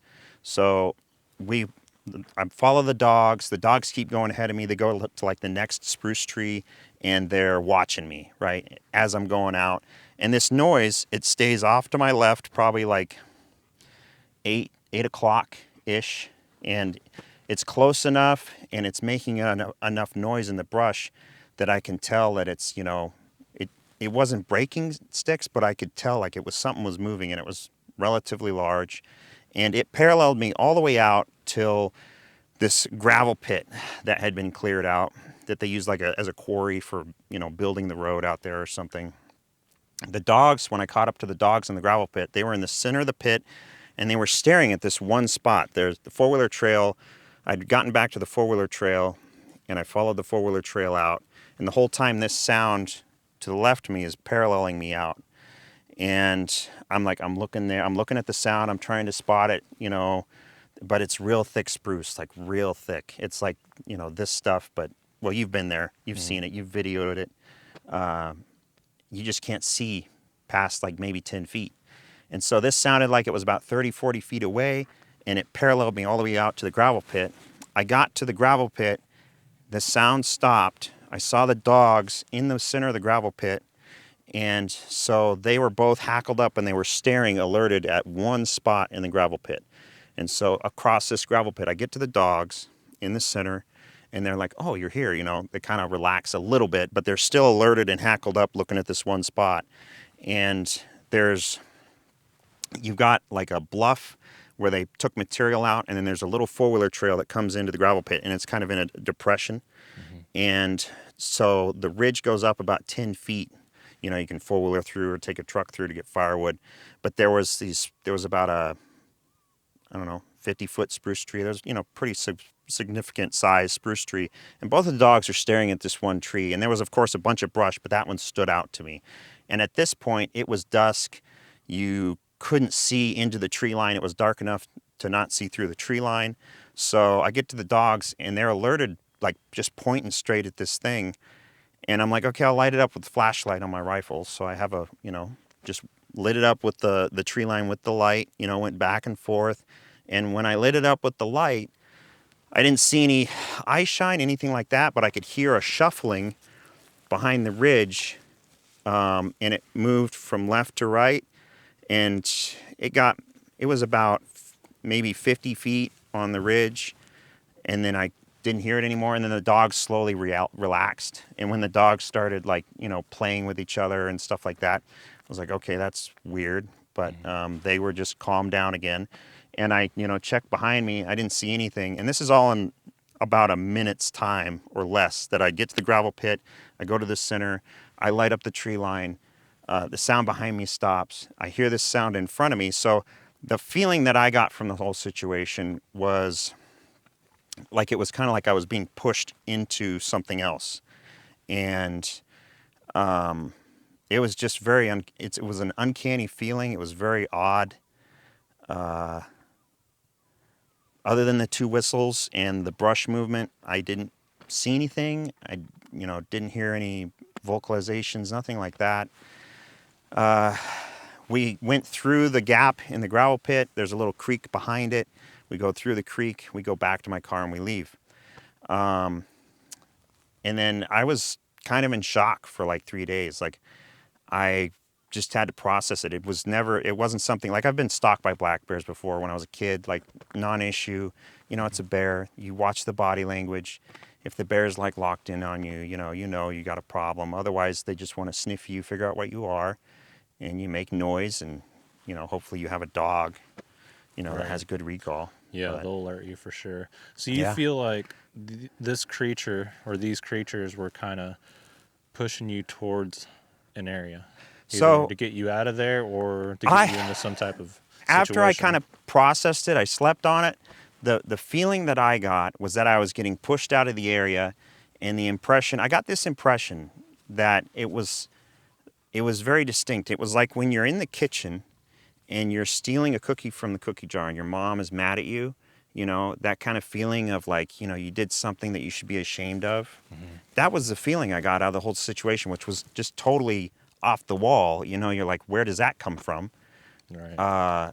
But that was like after I didn't work for like 3 days. I just took the time off, didn't answer my phone after that. And it was very strange. Yeah. And I was amped up, but I knew not to run. I was like, okay, so if it's a bear, I'm not going to try and, get away from it. It was a totally different feeling, and I can't name that feeling. It was just very peculiar. Mm-hmm. And I mean, I could tell I was being watched. You get that heebie-jeebie kind of feeling of, hey, somebody's, there. But it was strange, man.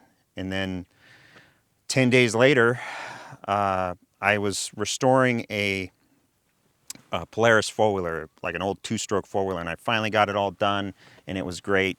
So I'm like, screw it, I'm going to go for a hike. So the next time I go out, there's a trail system on the kind of opposite side of the valley from where this happened, across the creek, and it's about 1.5 miles, 2 miles as the crow flies. But I take my four-wheeler out, I take Brutus with me, and there's a trail system. There's like all these meadows where the moose and the bears like to get into the berries and all the goodies. And there's this big ridge that's about 150 feet high, and there's a trail on that ridge with a bunch of tree stands. So I'm like, I'll go map all the tree stands. It'll be fun. So I had never been on this trail. We fart out. We go as far as we can on the four-wheeler, and then we bushwhack. And I go to the end of this ridge line, and at the end of this ridge line, it drops down into the valley that has a little creek in it. And the creek the valley where the depression where the water's eaten out is like maybe 150 yards wide in total. It's a real small creek, like might not even support fish, like it's that small. So we go down there and we're bushracking, and it's kind of nice. It switches from spruce into birch and aspen, so it's kind of real meadowy underneath. There's a lot of moss. It's kind of cool. There's like shade, and just, it's neat. It's nice and quiet down there. There was tons of birds and, bird song. And we get down there, and I'm just farting around with the dog. There was an old mining claim there, so there was some mining equipment. That was kind of cool to find. And so it's about 150 feet on this side, and it's fairly steep. Like, it takes you about 5 minutes to get down it. You have to pick your way, use a stick or something, or just go tree to tree. It's like it's steep enough for that. So we make it down, and we're farting around down there. And I want to say about 20 minutes into this, after we had finished like walking around and stuff, just checking it all out, there's an opposite ridge, and it goes up it's a much shallower ridge, and it goes up about 60, 70 feet in elevation. And there's, of course, brush and trees and stuff. So you can see a decent amount on the high cover. So where the birch trees are, you can see pretty far. And then the the spruce trees kind of start, and so you lose visibility. And on this right side, again, I hear this almost exact same whistle that I hear 10 days before. And this one was fairly sharp, and so I'm looking up the creek. We're on the left side of the creek. The creek's here, and then the ridge goes up. And I couldn't put a distance on it, but it was close enough to where it was loud. I hear this first whistle, and then down the valley where the creek is, this valley is pretty long, and it eventually peters out. The ridgeline goes down, but on the left side of the creek, so if I'm facing up the creek, I hear a second whistle almost immediately after the first one. And then a third whistle in the meadows are over here on the left past, there's like a tree line, the birch end, and then the spruce start, and then the berries. There's like a meadow with a bunch of berries in it. There's a ton of bear trails and stuff like that through it where the bears eat the berries every year. Just, it's really beautiful. But just to the left of that meadow, I hear the third whistle. So it was like boom, boom, and then over here. And my four-wheeler is over this direction. It's to the right of the meadow. It's like in between the second and third whistle. And I hear that, like my face like goes, I know that I just was like adrenaline, max adrenaline. And I was just like, okay, we're leaving. And I immediately start plodding. I go to the edge of the meadow, cross part of the meadow. And as I'm crossing this meadow on the far end, there's some spruce trees. And at one point I hear something move just a little bit, but I looked and I didn't see anything, and I'm looking for bear, I'm looking for everything. But the whistles had me concerned because I had just had it was like fresh, I was still kind of getting over it. And similar feeling of super anxiety, adrenaline, like, okay, we need to leave. I get to the edge of the bluff where you got to climb up, and I climbed at a different spot than I came down because it was more open. There were more birch trees in this spot, so I had better visibility. And I was like, I'm not getting ambushed by anything. So we start making zigzags, and it takes us, maybe 5-7 minutes to get up the hill. But I'm always checking behind me. I'm checking where I heard the noises. And after I get about halfway up the hill, I didn't hear any more brush, nothing. I get back to the wheeler, and we get out of there. And that was pretty much it. But the whistling, man, it was real short, and it was like a low tone and then a high tone. So it was like, whoosh. I can't do it, but it was like a yeah, but it was two tones, so it was like dual tone whistle. Yeah, and they triangulated around you. Yeah, so one whistled, then another one whistles, then another one. Yeah, and that same incident happened to me in Missouri, and it really freaked me out because I thought someone was watching me, and I don't know. It was very unusual because I was staring into the brush and I couldn't see what it was or who it was. Yeah. And then for me, when I went back an hour later, I seen these two orange orbs floating through the woods. So the night got even stranger after that. Oh. Yeah. What was your impression? Like, what was your feeling whenever you heard these three whistles? Like what'd you it's think was time happening? to leave. Yeah. That was my big thing because it wasn't aggression, but it was just like that first experience. It was like whatever it was just like, just go, get out of here, like go away. This was more of an alert thing, and because I was kind of surrounded, I had a river to my back. This creek. I was right on the edge of a river that this creek fed into, so I couldn't go the opposite direction. Right. I had to pick a direction. I'm like, I'm going to the most open spot that I can get to with the best visibility. And so I went there, and I just kept going to different areas where I had good visibility to see all around me. And I didn't care how much noise I made. I just went there, And so I stayed out of the bush lines. I stayed in the open and tried to do that as much as possible. And luckily, the top of the ridge is all like birch stuff. So you can see down all the way down the ridge line. So I wasn't super freaked out once I got up the ridgeline. I was watching behind me just in case to my right, the one that was kind of in the center came up. I didn't hear anything, but I just, situational awareness, I'm looking around, checking everything out. And it was, oddly, even though I got surrounded, it was less shocking than the first time because, you know, I had experienced it. I had kind of processed it. And it was like, okay, this is what it is. I'm kind of surrounded. I need to leave. That was the math on it, you know. So I went back to the wheeler, and funnily enough, the spot that I parked the wheeler had this tree that was twisted about 5 feet up, and it was twisted about 180 degrees and then broken down, and it stuck out at like a, you know, 120 degree angle kind of thing. I think the tree was dead at that point, but that was just a note of, I got back to the four-wheeler and there's this broken tree in front of me, and reading into all this kind of stuff, that's a thing. And with the twisting of the tree, you know, and the breaks, now I kind of pay attention to that. And so when I'm in areas where I see a lot of that, my situational awareness goes up, you know. You've been whistled at several times, and you've been thinking about what happened.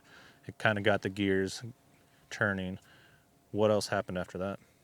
So in this same area, you know, there's tons of trails. And so it's a ton of fun to just hike and, you know, go spruce hen hunting. I mean, there's moose out there. There's all sorts of critters. It's a remote area in Alaska. There's not a lot of traffic. There's, you know, locals four-wheel back there and for firewood, stuff like that. This is another area that has a few designated firewood spots.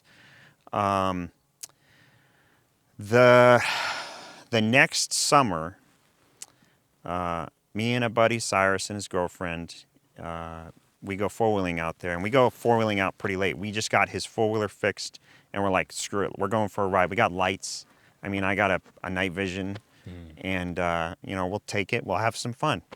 And so, again, I'm like, hey, let's go down this side trail. I've never been down to these other bait stations. Let's check out these other bait station trails. I didn't know it was a bait station. I'm just like, hey, there's like 3 or 4 offshoots. Let's go check them out. So we're going down all these trails, and by this time it's dark, like it's dark. And we go to this one bait station, and we decide, let's take a break. Let's get some snacks, get some water. So we're there like 5 minutes. And it's dark, so there's no bird song, but we finish, you know, messing around, checking out the bait station, all the stuff, you know, that was left there, just checking it out, seeing if there, you know, been bears checking on it, stuff like that, because there's tons of bears out there, like tons of bears. And I'm getting ready to get back on my four-wheeler, and I was taking that 252 stroke, and it's loud. Like, it's a loud machine. Like, it's pretty rowdy. It's a lot of fun to ride. But I had my Comtac electronic, you know, shooting earmuff. So I could hear, you know, I could turn it way up. So if I was spooking a critter, you know, like let's say you spook a moose as you're coming around a corner, I want to be able to hear them break in the brush. And it's easier to hear that with the electronic earmuff, you know. So I can turn that up. I can hear critters around me. You have better situational awareness while you're riding. At least it seems worth to me, and you're saving your ears. And so I go to put them on, and I turn them on, and I can hear whispering, and it sounds like almost like a domestic dispute. It's like there's a male and a female arguing over something, and it's a real weird. It was like, you could hear the male tone, and then you could hear the lighter female tone, but you could tell, like, if a really big person tries to whisper, you know, but they're trying to, like, you're trying to argue with someone whispering, you know, like you're like, you know, that it escalates, you know, it goes from whispering to almost talking. And that's, I was like, well, what is this? So I listened to that for about 30 seconds, and that's exactly what it sounds like, is a domestic argument where the male and the female are fighting, but they're whispering, trying to be quiet. And so I'm like, Cyrus, come over here and listen to this. And unfortunately, when I said that, I took my contacts off, I handed it to him. I'm like, I point him, I'm like, oh, over here, you know, listen straight over there. But it had stopped. And so it had rained earlier that day. And so there was rain on the leaves and stuff. and there was a decent amount of like moisture on the trail and stuff. So we're like, well, let's go. It's kind of weird. I had told him about my experience the year before, like shortly. He came over to visit because he was like calling me, and I wasn't taking any calls in that like 3 or 4 day period while I was recovering. And so he came over and I explained the whole thing to him in like an hour. And, you know, so he knew what I experienced. And we were all like, no, let's get out of here. So we leave, and this bait station is kind of in a little bit of a depression, and the trail goes out and it goes up a hill. And so I'm like, you know what? Let's just stop and listen again at the top of the hill. You know, we got decent visibility. I mean, it is at night. But so we shut the machines off and we're listening again. We stand on the wheelers and we're just turning around listening. And about 30 feet off the trail to our right, one of the trees, it's like something like just bonked the tree real quick, and all of the water off all the leaves fell down to the ground. Didn't hear anything else, but it was just like, you know, like somebody, you bonk a tree and then all the water falls on you. People that have hiked, you know, if you touch a tree when there's fresh rain, you're going to get all wet. And it sounded exactly like that. It all came down, and that was only like 30 feet off the trail. And we were all like, nope, let's get out of here. Let's not make any more stops. Let's just go home. It's enough shenanigans. And so we went home, and that was it. Yeah. That kind of makes me feel like there's like a supernatural aspect behind it. I don't know, people talk about invisibility, cloaking. They're just the masters of the forest, I guess. The weird part is these sounds, like the masking with the terrain and the brush, unless this thing was like down on the ground crawling or something. I mean, yeah, I know the brush was like 8 feet tall in my first experience, so you can't really see through it. I mean, there was just a ton of the brush there. But I was looking like directly, I'm like listening, I'm side-eyeing this spot where I can hear this thing, and I don't see anything. The brush doesn't move. Now, it was obviously behind that brush line, so it wasn't disturbing it. But, yeah, there's just the odd feeling. Like if it was just a critter, like why would I get these just weird vibes from it? I can't explain that, you know? Yeah. Yeah, it's strange. It's very weird, and I don't know. I can't explain that. Right. So you've had a few strange things happen, and then at what point did you contact Fred Roll from Subarctic So Sasquatch? It was, I believe it was the summer. It was the late summer, shortly before my first experience. So this friend of mine has an airstrip. It's an abandoned airstrip. It's unmaintained, so we use it for shooting. And a buddy of mine in the lower 48, he makes plate carriers and tactical gear, and so he sent me some stuff for testing. And I'm there, I'm setting up the plate carrier. I've got both of the dogs with me, and I'm going to take them for a hike after this. So I set up the plate carrier, and it takes about 5 minutes to put the thing together because he sent it to me in pieces. So there's a 55-gallon drum, and I've got my back turned, and there's a ridge line where you shoot into, and there's a bunch of trees and stuff. And I didn't really think anything of it, but I'm sitting there playing with it, and I get this feeling that a real strong feeling that I'm being watched. And I'm putting the plate carrier together. I'm ignoring that feeling that I'm being watched. And then when I turn around, I put the plate carrier on, I turn around, and I'm getting ready to grab a rifle to, do some shooting. I wanted to, test zero some stuff. And I hear a whistle from the hill, and I'm like, well, that's weird. Getting the feeling of being watched, and then another one of these whistles, the same whistle that I heard later. But I kind of discounted it. But I called Fred, and I'm like, hey, I found his channel, because I looked for like, what could be whistling in the woods, and then I find all these people in the lower 48 talking about these things whistling at them.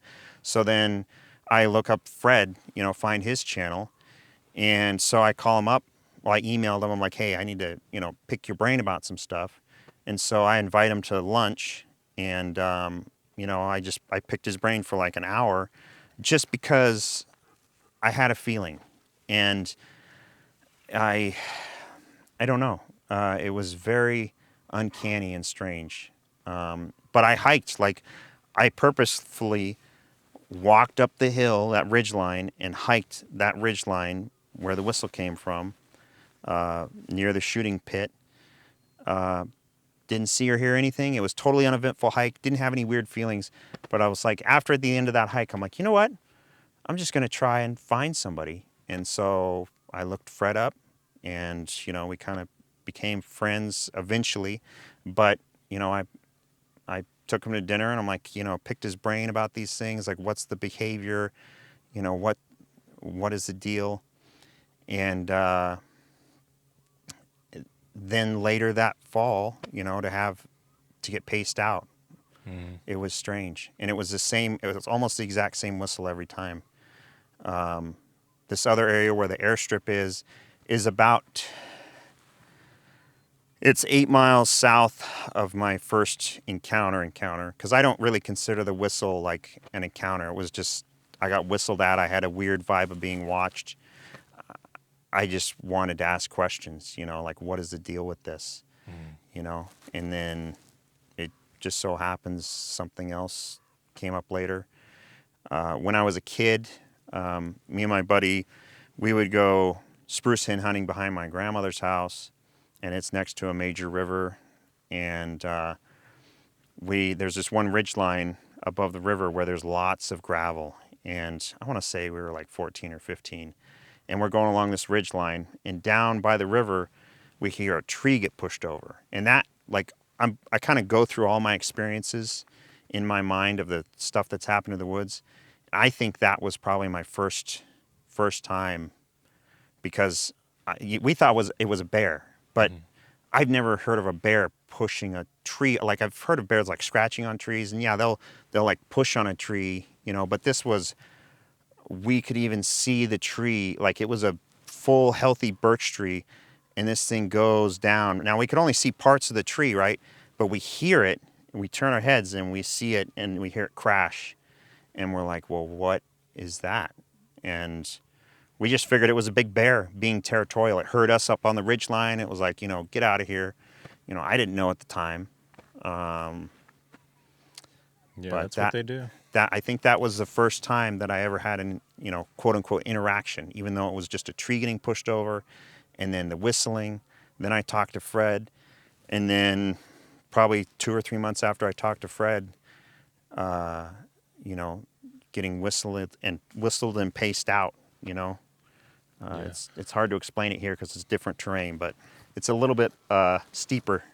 But yeah, this is the ridge line that you had to climb up was even steeper than this on the second encounter.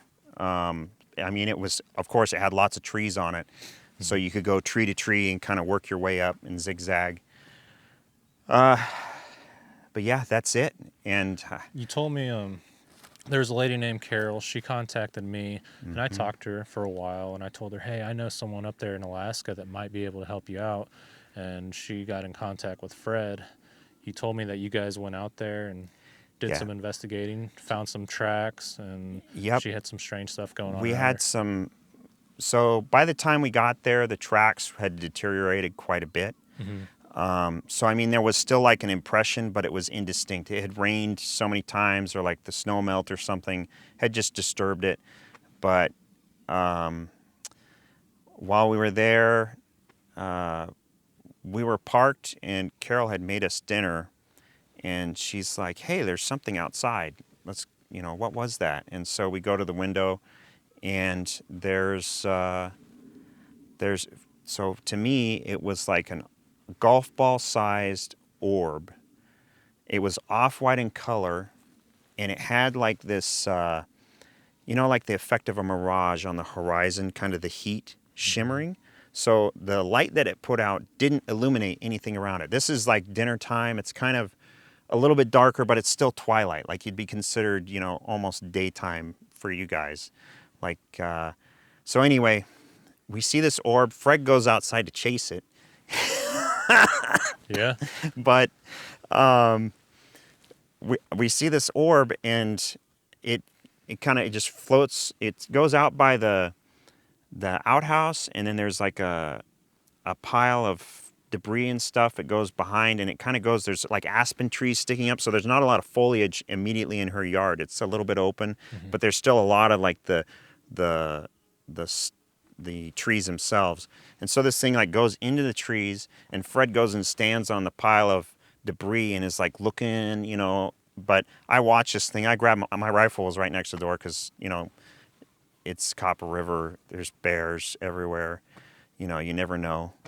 You take a firearm to the outhouse, you know, that kind of thing. So, you know, this orb kind of goes through the woods, and it's kind of doing this float. It's just real slow, floaty. And it was about, the whole thing was maybe 30 seconds, you know, that we see this. And the feeling, again, coming back to the feeling that I get from it, it was like checking us out. It's like, oh, there's strangers here visiting her. You know, it's going to check us out. Strange cars, strange people. That was the feeling that I got from it. I didn't really get super heebie-jeebies. I didn't feel threatened. It was like, it was just curious. That's what I got from that one. We went camping later that same summer with Cyrus. We went out to the end of the trail system where I had my 2 encounters, and we camped like at the end of the trail. There's this swamp where it opens up, and we heard a little bit of weird murmuring, like almost someone coddling a baby. Didn't hear the baby, but we heard the murmuring of the mother type of thing. We could hear this kind of echoing across the swamp. And, you know, I can't necessarily dismiss it as a moose. It was just kind of creepy sounding, and it went on for about 15, 20 seconds. And then we decided to go for a hike. And we're bushwhacking kind of on the trail. We're going to the other end of the swamp. And I look back at our camp, like you can just barely see, like you can see we had a little bit of a fire going so it would illuminate part of the swamp. And so there was like a curve in the swamp, and we're going around that curve, and I'm just looking back to see if I can see anything. And out of the corner of my eye, I see another orb, and it was almost the same color. It was like an off-white, and I see it. My eyes turn. I look at it, and then it's like it notices that I noticed it, and it zips, and it goes about 6 feet and disappears. So that was the second one. And from that one, I can't explain the feeling I got from it, but it was different from the first one. Like the first one was just curious, like, hey, who's these people here, you know?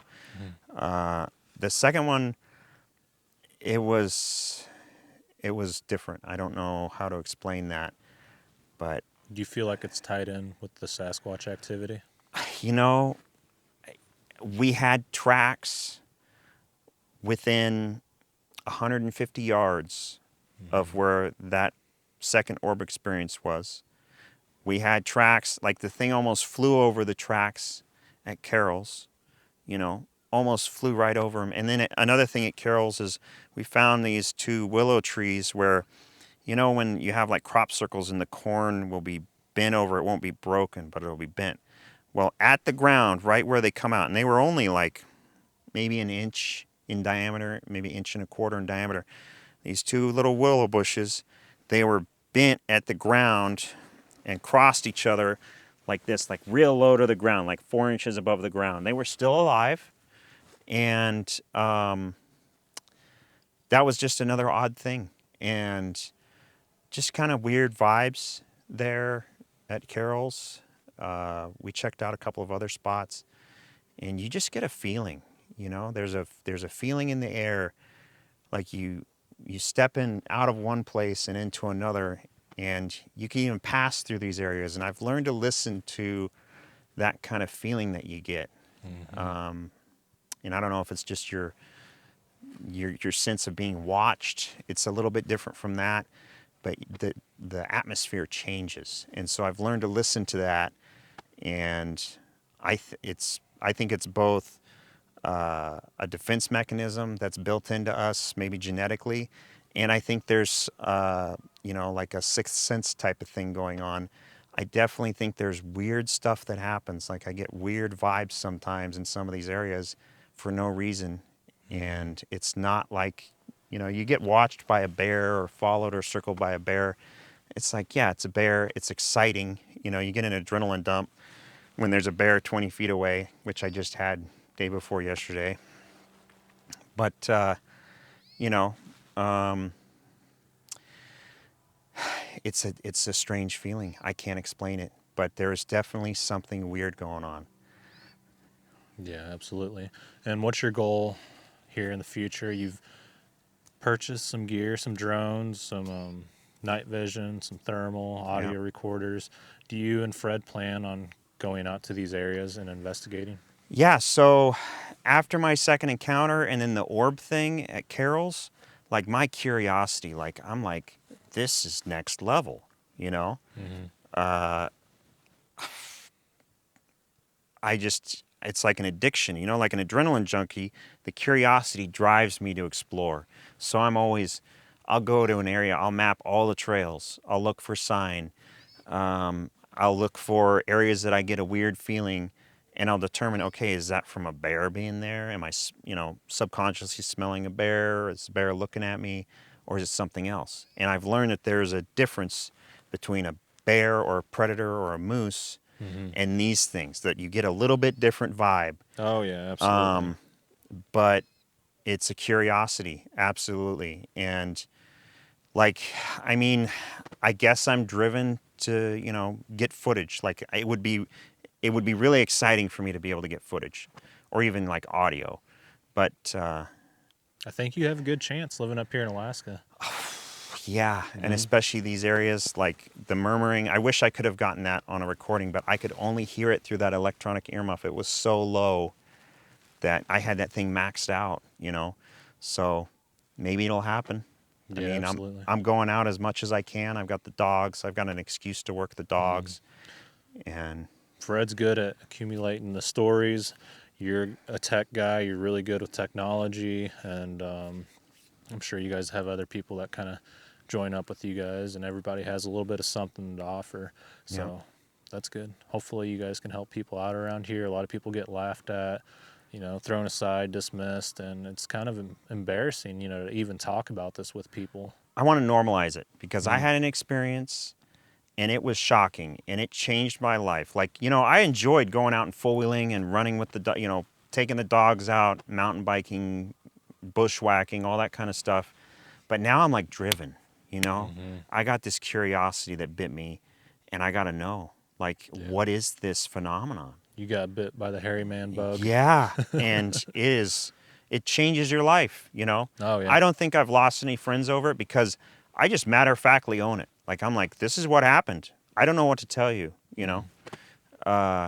Everyone that we've spoken to out here, and we've mentioned the hairy man, they're like, oh, yeah, the hairy man. Yeah. They either know someone who has seen it, or they've heard stories about it, or they've seen stuff Or themselves. they've heard stuff, you know? Oh, yeah. I'm just here I want to normalize it, you know? It would be really cool. I've got that thermal with me all the time, and it's real quick to fire it up. Like with the bear encounter, I got the bear on thermal, which, I mean, I'll give to you.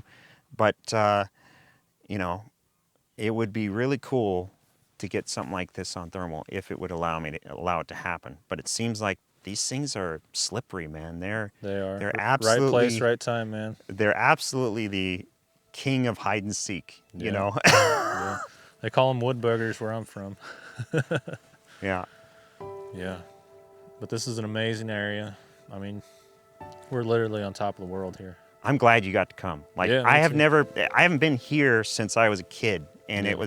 it's just amazing. Like, I love it. And there's been reports around here lately. Somebody had an encounter about a mile or two where we're at, or probably in this area. It's hard to say. Yep. But yeah, the view out here is phenomenal.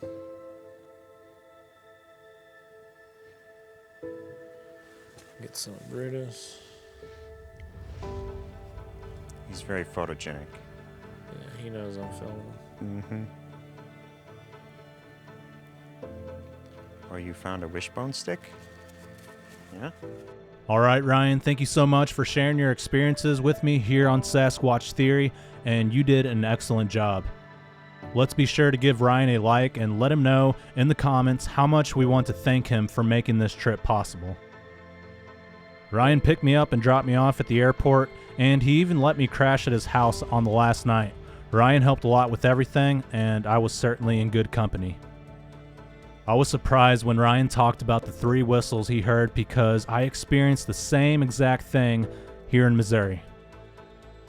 Long story short, I basically stopped at the top of my forested driveway one day after coming back from the grocery store to check my trail cameras, and whenever I was standing by my car, something whistled to my left. A few seconds later, something whistled right in front of me that sounded like it was dual-toned, and then to my right, a few seconds later, something else whistled. So it was 3 different individuals, and at that time I had no idea Sasquatch whistled like that. And it blew my mind when I heard a woman from the Himalayan mountains claim she encountered a Yeti and it whistled at her in the same manner.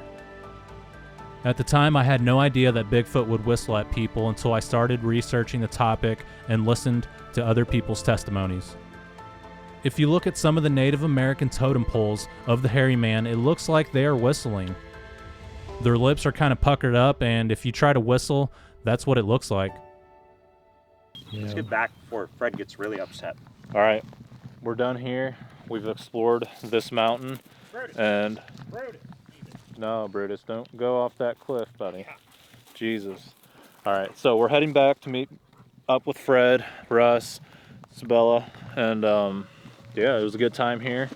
I was happy to hear Ryan's encounters, and yeah, this is God's country. I mean, if you haven't been to Alaska, you definitely need to make a visit.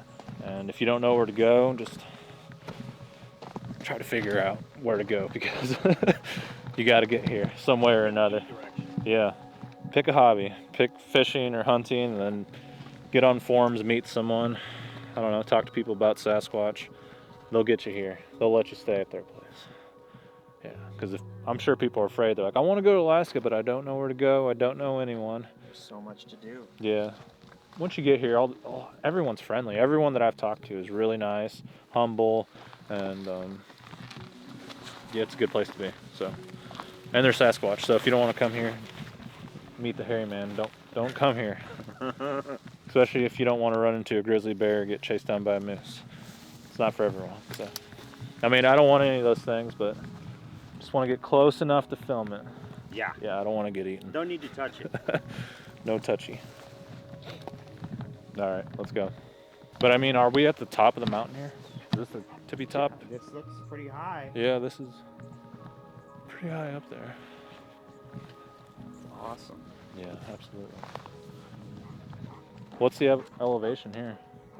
It is 1,500 feet. 1,500 feet, okay. Awesome. Hit any of that shit?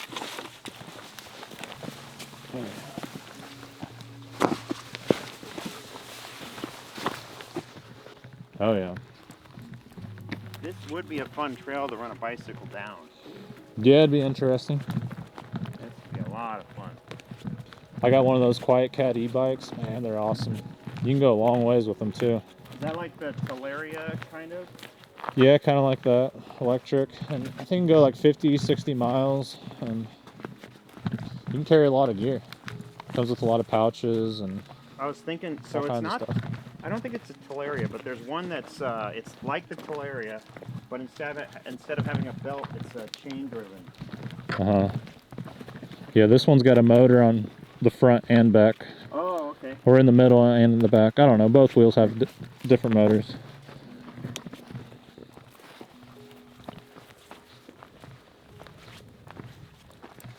That's beautiful.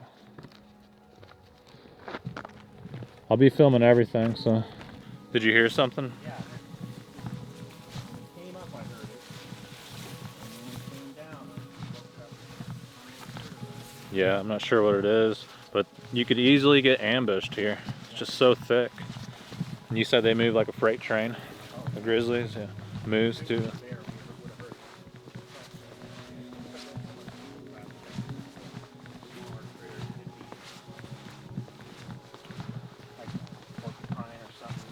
Yeah. Hanging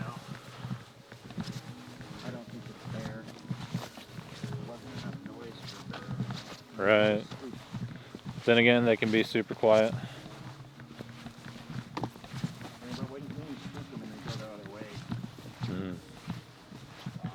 Crazy thing is the squatch can be in stuff like that and be super quiet. Just snap one twig and that's it. And right off the trail, like, you know, you look through this stuff, Yeah. he's sitting on his butt, you know, Yeah. just in the dark watching. Yeah, it's a dream come true, like I said earlier. I'm just so stoked to be here, and I'm excited. And then they caught on to that about 3 years ago with their newest semi-auto ban. They banned it by name. Yeah, Canada's pretty much banned everything. They're like, you only need like one shot, because you can't kill something with one shot. That you don't need to be shooting. But it's like, what if a grizzly bear comes at you? One shot may not be enough. Yeah, and like when you're in tight stuff like this and there's a bear like right there coming straight up, you know, you got it. I mean, you're just gonna mag dump, you know? Yeah. Until it stops. Stop the threat. Yeah. I don't know how they do it in Canada. They just learn to make one shot count, I guess. Yeah, it would be interesting to look at the data, see if there's any difference in the bear attacks. Oh yeah, I'm sure. Like that end up in injuries, you know? If they even keep that kind of data. It's hard to say, but the politicians or the rulers there really suck. I mean, yeah. Ours are pretty bad, but you can tell they're taking it to a whole different level in Canada. Yeah. And if you guys don't like what I just said, I don't care. Oh, I'm sure they all agree with you. Like. Yeah, well, I'm talking about the YouTube Nazis. Oh, well, I mean, like. No, they probably agree with me too. They're like, yeah, they're controlling us too. Yeah. They tell us what to say and what to do and what videos to take off. And Well, I mean, look what they did to the truckers that were protesting, you know. Totally destroyed their livelihood, shut down their bank accounts. Just all sorts of crazy stuff. oh yeah. Oh my gosh, the mosquitoes are horrible in here. Yeah. That muggy, moist heat where there's no wind flow, like that at one point. And they had, like, they were opposite of the valley, and they see one of these things pop up, and then it starts coming towards them and runs them out. Oh, that's freaky. Right off the trail. Yeah, like, you know, so like this little ridge right over here, like they spotted it like straight across, and then it came down and came up and was coming after him. You'll have to watch it. It's worth a watch. Fred's Yeah, such that's a freaky. good storyteller. Yeah, Fred's great at telling the encounters and explaining kind of what happened. Why'd Brutus bark like that and take off? Because I stepped on his toe. Oh, okay, I thought so. He was underfoot. Sometimes that happens. Sorry, Brutus. Yeah, I'd have to have a firearm and bear spray. Maybe use a spray just to keep them away, but to solely depend on that. Not even that. Just, you know, when you just look at the body language of the bear. If the bear continues circling and gets close, you know, if it closes within about 15 feet, I deploy it. Then the bear will definitely fuck off. Yeah. Especially if it's being like that, you know, half circle type thing that they do. Then I would use it. But most of the time you can psych them out, you know, yelling at them, making noise. And they're like, oh, maybe I don't want to mess with this. Yeah. Like they move around a decent amount. They don't stay in one area, especially with the amount of people that come through here. Oh yeah, they're nomadic. They keep moving around. Yes, they follow the food sources, but I think they just pick and choose where they want to be at, and they're confident that they can obtain the food that they need to survive. Yeah. I mean, they're like superhuman. You know, they can run. You know, they can catch this stuff.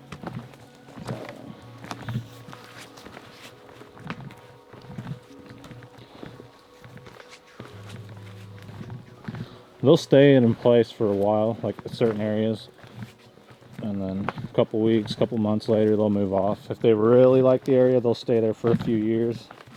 And there's even been reports where, you know, these things have stayed on people's properties for over 20 years. Yeah.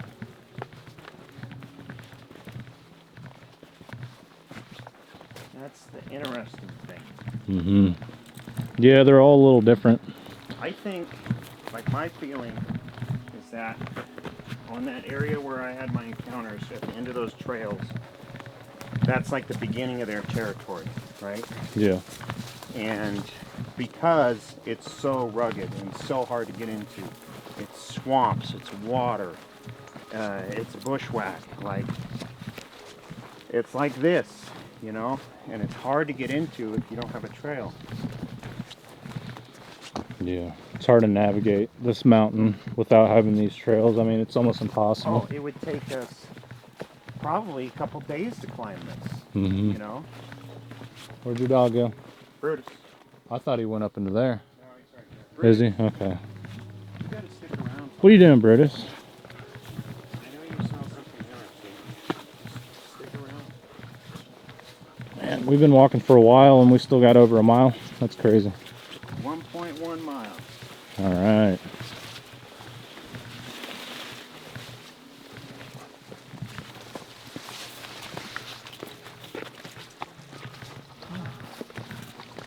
Did you find some water? Cool.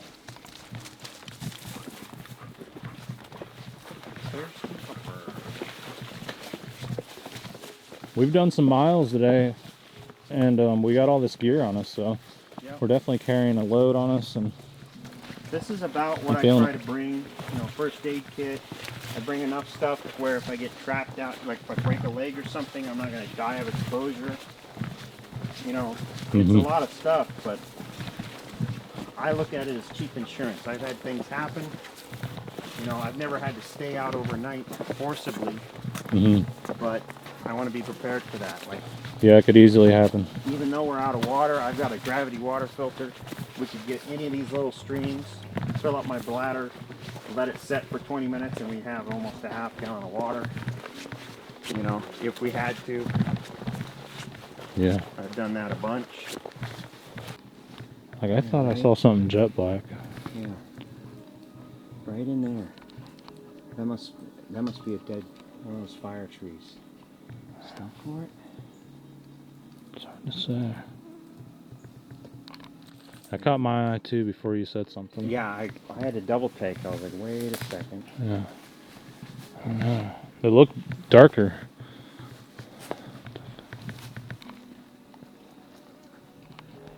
I hear something moving around down there too. Yeah. Brutus.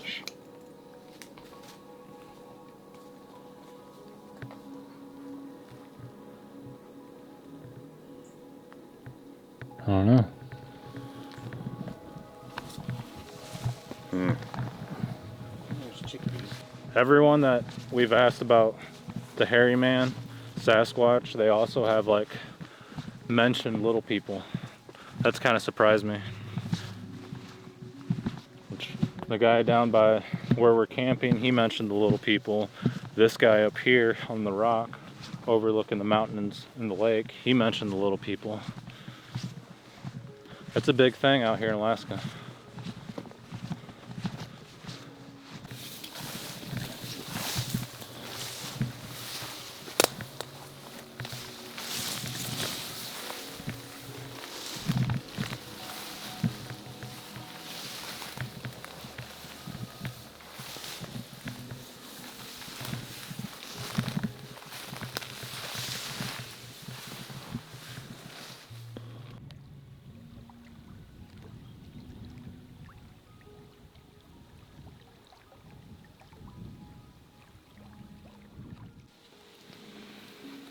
Documentary evidence of the stick monster. Right.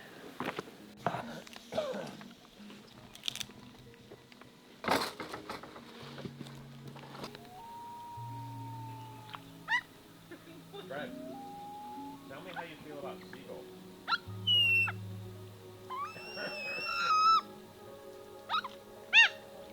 Oh, I thought that no.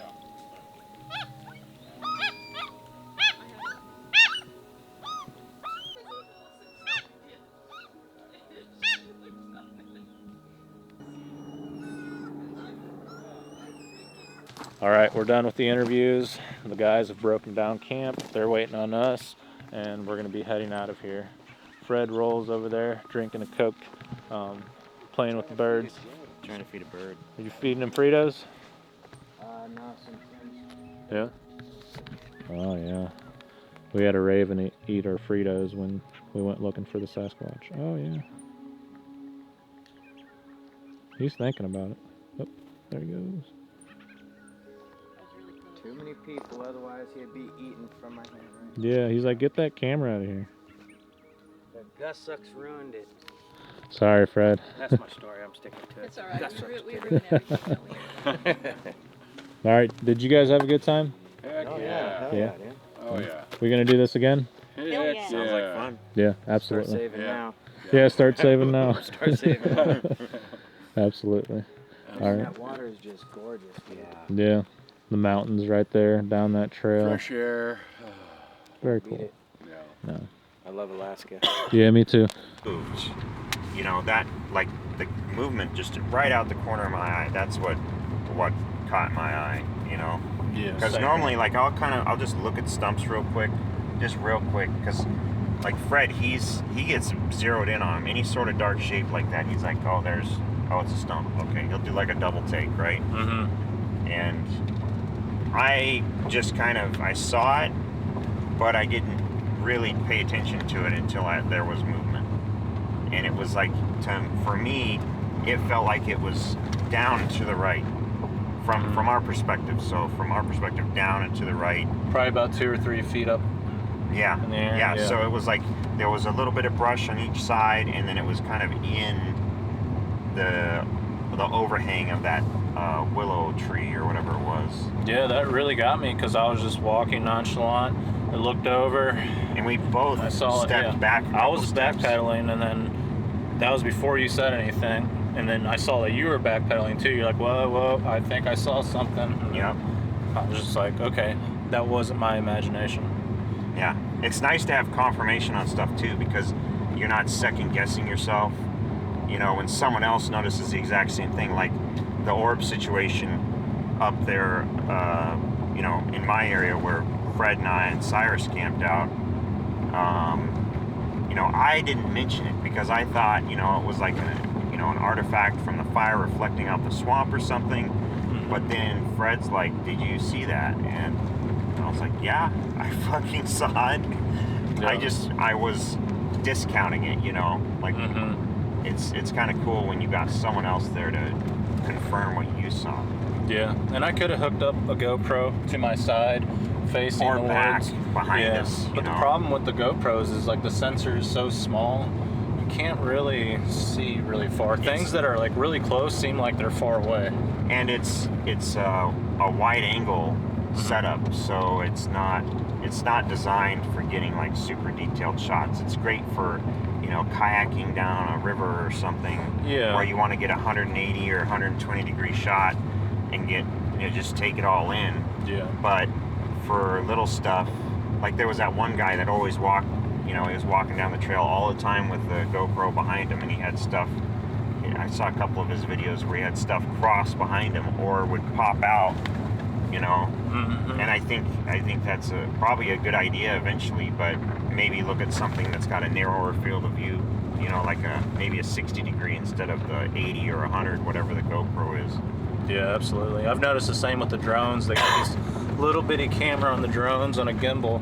When you're up close to stuff, it doesn't look as good, but once you get way out there, it's like, wow, that's amazing. Yeah, they have a different focal length.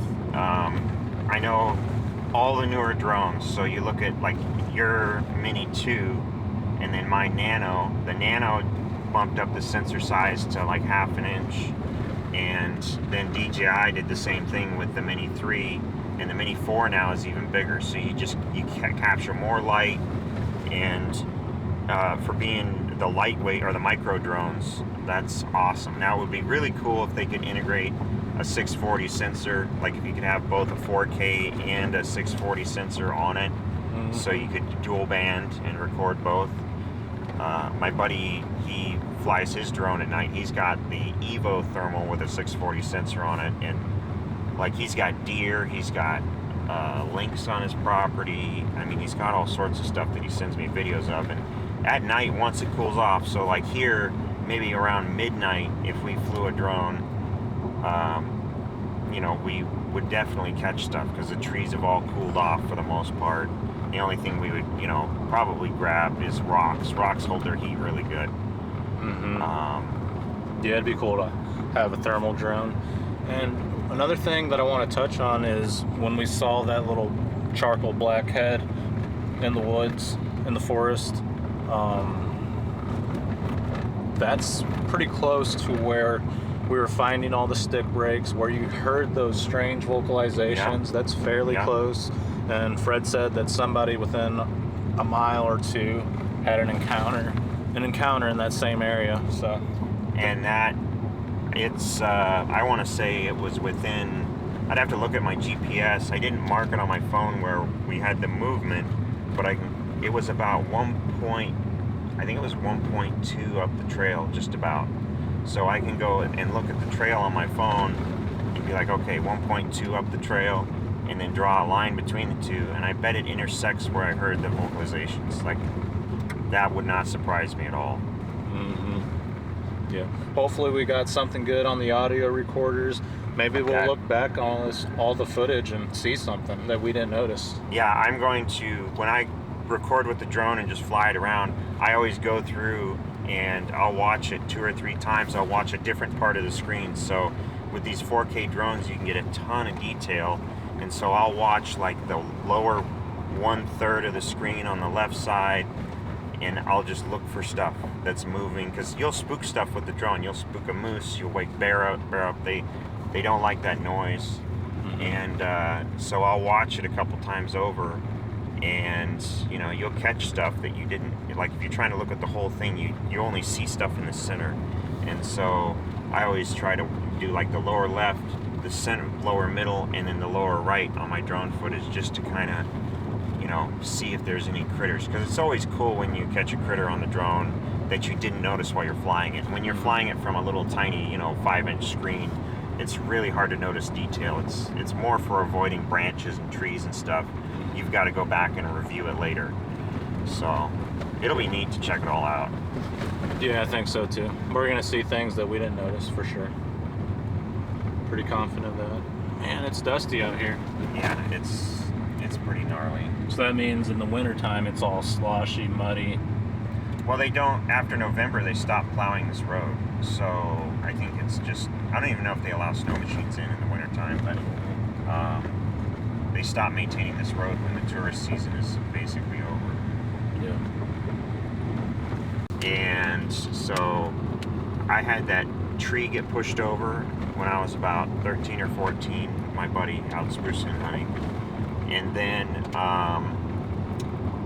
my other buddy that lived out there, he lived right on the river, and one time there was a log jam where you could cross the river really easily. You know, it was a huge log jam, and every year more trees would get piled into it, so you could cross it. And so one year in the fall, he went moose hunting, and there's a couple of really old tree stands back there, and he went and sat in one over this kind of meadow swamp area. And he had an issue where he couldn't see it, but behind him, so he's facing out into this field, and he's sitting there, and he was getting ready to get down. It was getting dark. I think it was like midnight or so that he was going to get down, because you saw how bright it is here at night. And he was going to hike back out, and it's about a quarter mile to the river, maybe half mile to the river, bushwhack, but there's lots of bear game trails and stuff to take. And so we'd been out there a couple times, but in this case he was getting ready to get down, and he heard something off to his right in the tree line. He couldn't see what it was. He was like leaning around this big tree that he was on, and he couldn't see, but whatever this noise was, it came behind, and almost until like 4 or 5 in the morning, he was stuck in this tree stand where he heard this noise behind him circling back and forth. So there's this meadow in front of him. He's got all the trees and stuff like this behind him, so it's not super high visibility. You can see about 20 feet in this stuff with how thick it is, and there's a lot of spruce in that area, so it's even worse. and he was like psyched out. He was not going to get down because this, whatever it was, just kept going back and forth and making these half-moon circles. It would never come out into the field. It would never break cover, but it just kept going back and forth. He didn't hear any vocalizations or anything. There was, if it was like a bear that was pissed off you're there, you would think the bear would either come in or it would, start grinding its teeth or barking at you or, digging at the ground, because when they're agitated, they let you know. And so, but he could hear this thing, and he could hear it going through the brush. He couldn't hear steps. He couldn't determine any of that, but he could hear it moving around behind him. And he waited until the sun came up, basically, to leave. So he was stuck in that tree stand all night. And I think that was like when we were like 21 or so. It was quite a while ago, but that'd be terrifying to be stuck in the tree stand all night long. Yeah, no, and he's not a dude that's like, he's like 6'5". He's kind of built like a brick shit house, and he's doesn't really have a lot of fear. He's gotten in a lot of fights, and he was like, yeah, dude, I was not getting down. I was not going to risk any of that. I couldn't identify what it was, and it was very strange. You just, again, with going back to that weird feeling you get when you're interacting with these things, it's like, well, what the, WTF, just very peculiar feeling. Oh yeah, for sure. It's a dark feeling and it confuses you. Mm-hmm. I don't like dark and confusion. Yeah, no, I like to be able to identify things like that. Those bears, we heard the bear come in, you react to the bear, you make a bunch of noise, and like our experiences today, or over this last week rather, they go away. It's a non-issue. We did have that one thin female, which, I did not like that. And the fact that they have like tourists go through there and hike that trail like every day, I don't know. I feel like they're gonna have a bad encounter at some point. Yeah, absolutely. Just complacency. And like in my area, like in that area by Russ's, where I used to live, I spent a lot of time in the woods out there. We camped out there a lot. We didn't have anything weird other than bears, other than the 2 times, the tree and then my buddy in the tree stand. On that lower part near the creek, we really didn't have anything, really weird go on.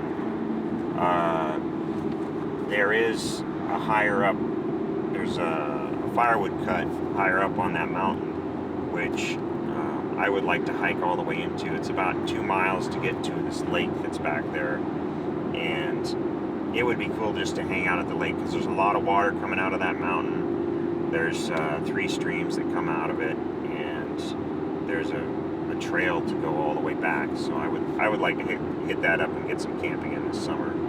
Yeah, that would be really cool. And I always get like up on that side of the mountain when you go further up in altitude. I would always, once I got past like between the second and the third stream, I would always get these kind of weird vibes, and it was always pretty quiet. And I have run into moose and bear back there. I've been stalked by a brown bear back there that's paced me a little bit, but then it just went in the woods and left me alone. It was just curious, but that's another area where I'd like, and we could almost wheeler into it. The trail is really rough and steep in spots, but it's possible. We just couldn't carry a bunch of gear, Yeah. It's a dangerous area, man. That's yeah, for sure. It's always dangerous, logistically difficult. You always want to have somebody else with you in case of an injury, because if you have an injury, you're going to have a real hard time making it back out. You're basically going to abandon gear there to try and get back out. You're going to take water. You're going to, if you have to make a splint or something. A lot of places there's no cell service, as like here. We had spotty service. And once you get in the mountains, like once you get out break line of sight with one of those cell towers that's out down by the highway, you're SOL. Yeah. I'm not getting service, or I didn't get service till just now. Yeah, it's coming through, so that's good.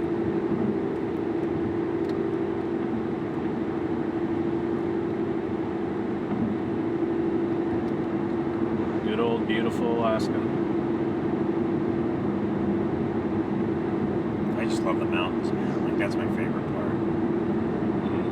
Especially when we go back towards Anchorage.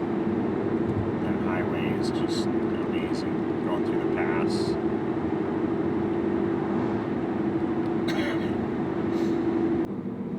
One of the few road tunnels in Alaska. Yeah. Is it dark in here? It's real short.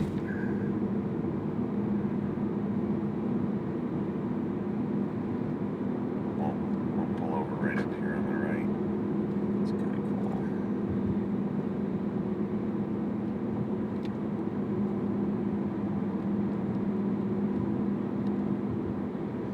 The glacier used to be right here when I was a kid.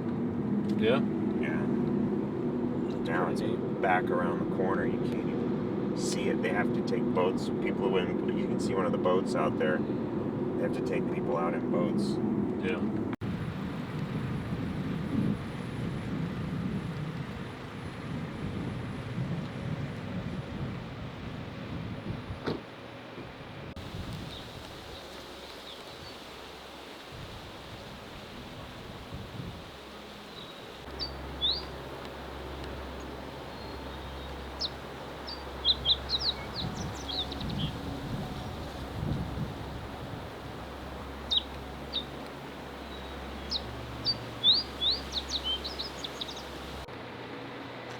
Without having the signs. Anyway.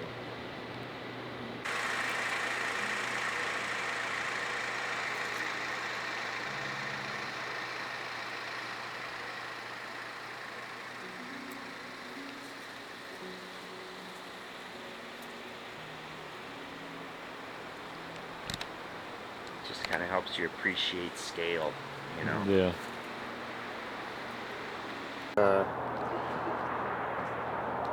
In Saldana. Yeah.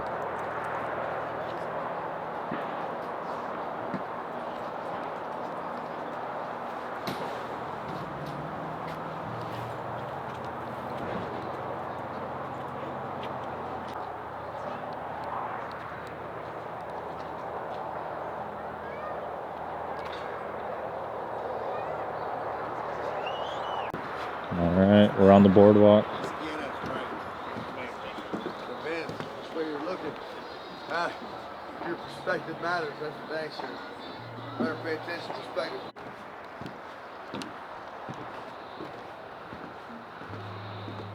What do we got here? Nature nearby. Of course, there's nature everywhere. We're in Alaska. For distant viewing. Ooh, let's check that out here in a minute. There's all the different ducks. Geese and swan in the area. Pretty cool.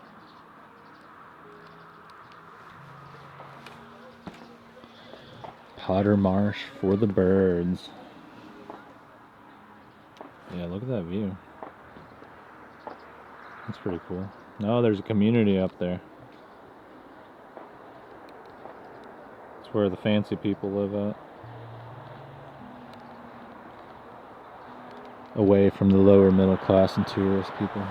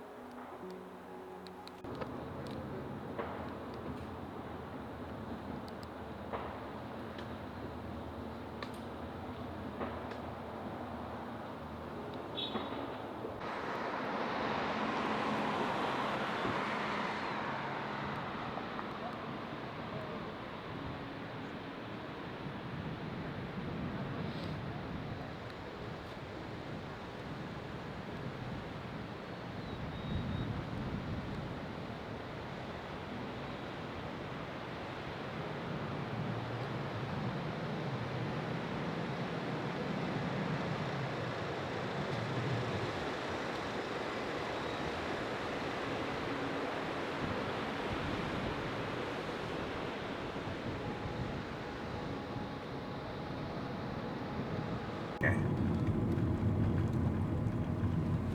Let's see. Is there anybody coming? Yeah, there's somebody coming. So it's kind of a dangerous road. Yeah, you just get yahoos doing yahoo stuff. Yeah. It's dangerous on this side. Once you get up to Summit Lake, it's a non-issue. Hopefully we see a grizzly bear, man. On the other side, we could, for Okay. sure. For sure. They like being up a little bit higher, where it's cooler. I mean... Do the moose hang out around here? Not this high, but like during the rut, they go up in altitude. Yeah.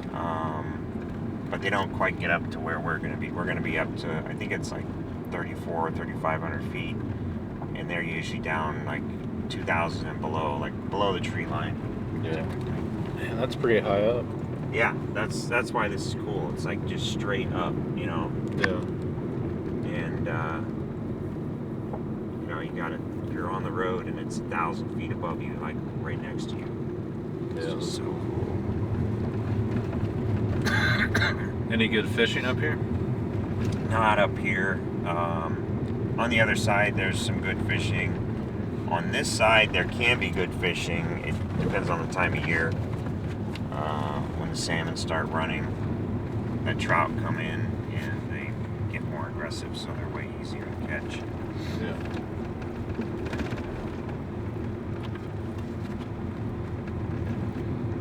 You just let me know if there's any spots you want me to stop. Look. Come on. Just get out of the ruts. They didn't grade that part. No, they did not, for sure.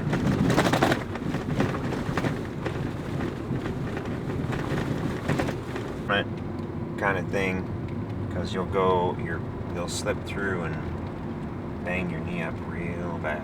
Oh, yeah. It's wild that there's snow up here. Oh yeah, there's more. We'll go up a little more, and I'm sure there's snow on every week. Yeah. So, have there been sightings here? So, I know of. I don't think above the tree line. Like, there was one lady with the supposed dogman thing. You know, who knows? Mm-hmm. That was supposedly above the tree line.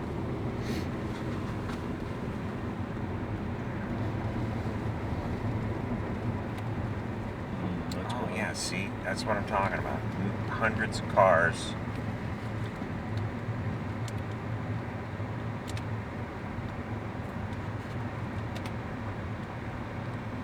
That's a long drop off down there. Yeah. And see those switchbacks? We're Uh-huh. going to go down there here in a minute. Oh, okay. Traffic up on the mountain. Mm-hmm. Now imagine cars, hundreds of cars parked just like these guys are. So it's one lane. It's very precarious. Oh, yeah. But Summit Lake is right here. It's in this little bowl. We'll stop and check it out. Check it out. Okay, cool. We'll get parked here to where we're not total dickheads. Definitely a big habitat change Yeah. Oh yeah. from the Kenai. I mean, I wouldn't be surprised someone seeing a cryptid here. Up high at this altitude? Yeah, Sure. never know. They do the strangest things, man. Oh yeah, there's open parking lot here. Oh, you gotta drop. He's gonna drop a deuce right here. Come on, Brutus. Let's do it now.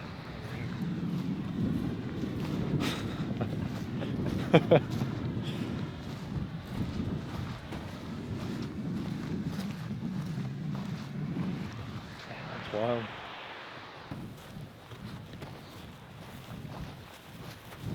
Natural lake up here? Yeah. That's cool. Are there fish in there? No. No. Nope.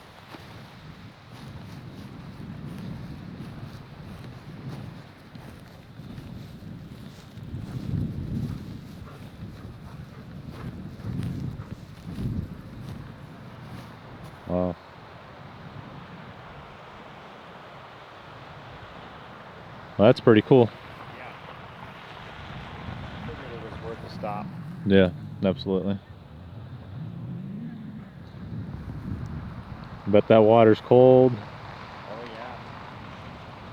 There's people fishing in there. Oh really? Yeah, that guy's fishing in the red trunks.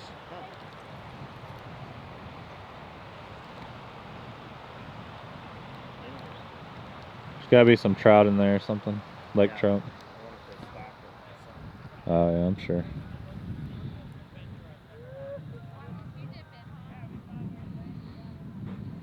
Look at Brutus just checking it out. Yep. There's another dog. Oh, okay. He's like, that is the prettiest dog I've ever seen.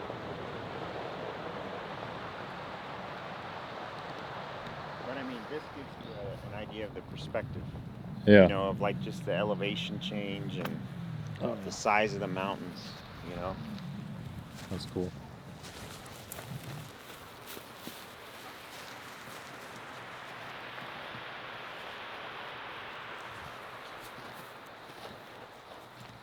With the switchback. See back there? Oh yeah, I see it.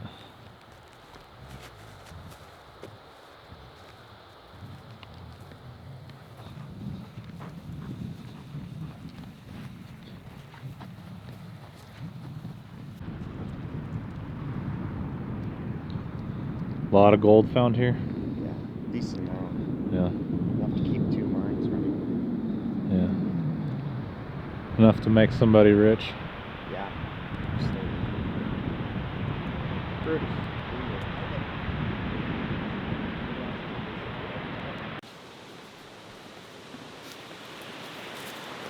Come on, Brutus.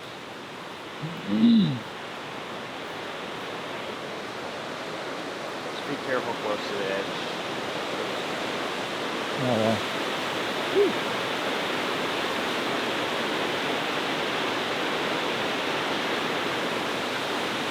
Pretty cool.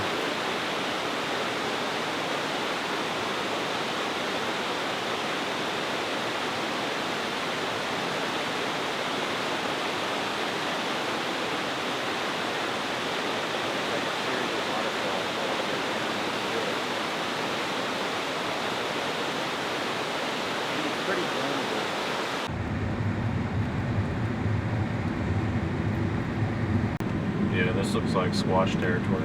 Oh, we're getting into it. Yeah. We got to go down about another 500 feet, and that's where I started seeing sign. This is the area that you got whistled at? No, we've got probably 4 or 5 miles to go on this, and then we'll be into it. Yeah.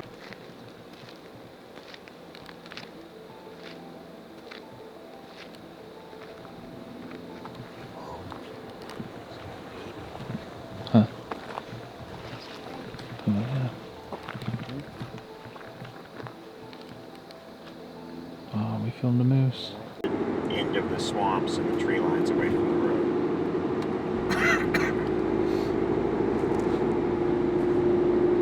Has there been a lot of sightings reported here other than what you've had? So there's been more down by the river than up here.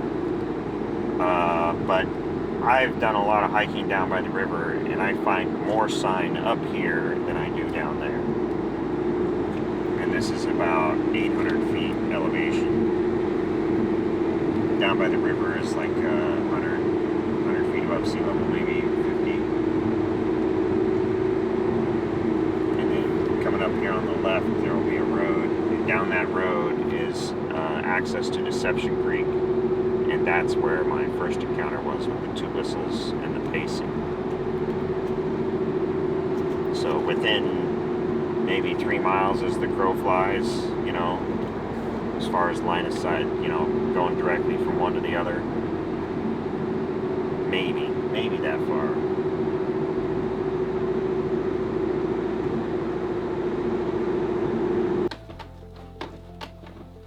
I don't know what I did with them.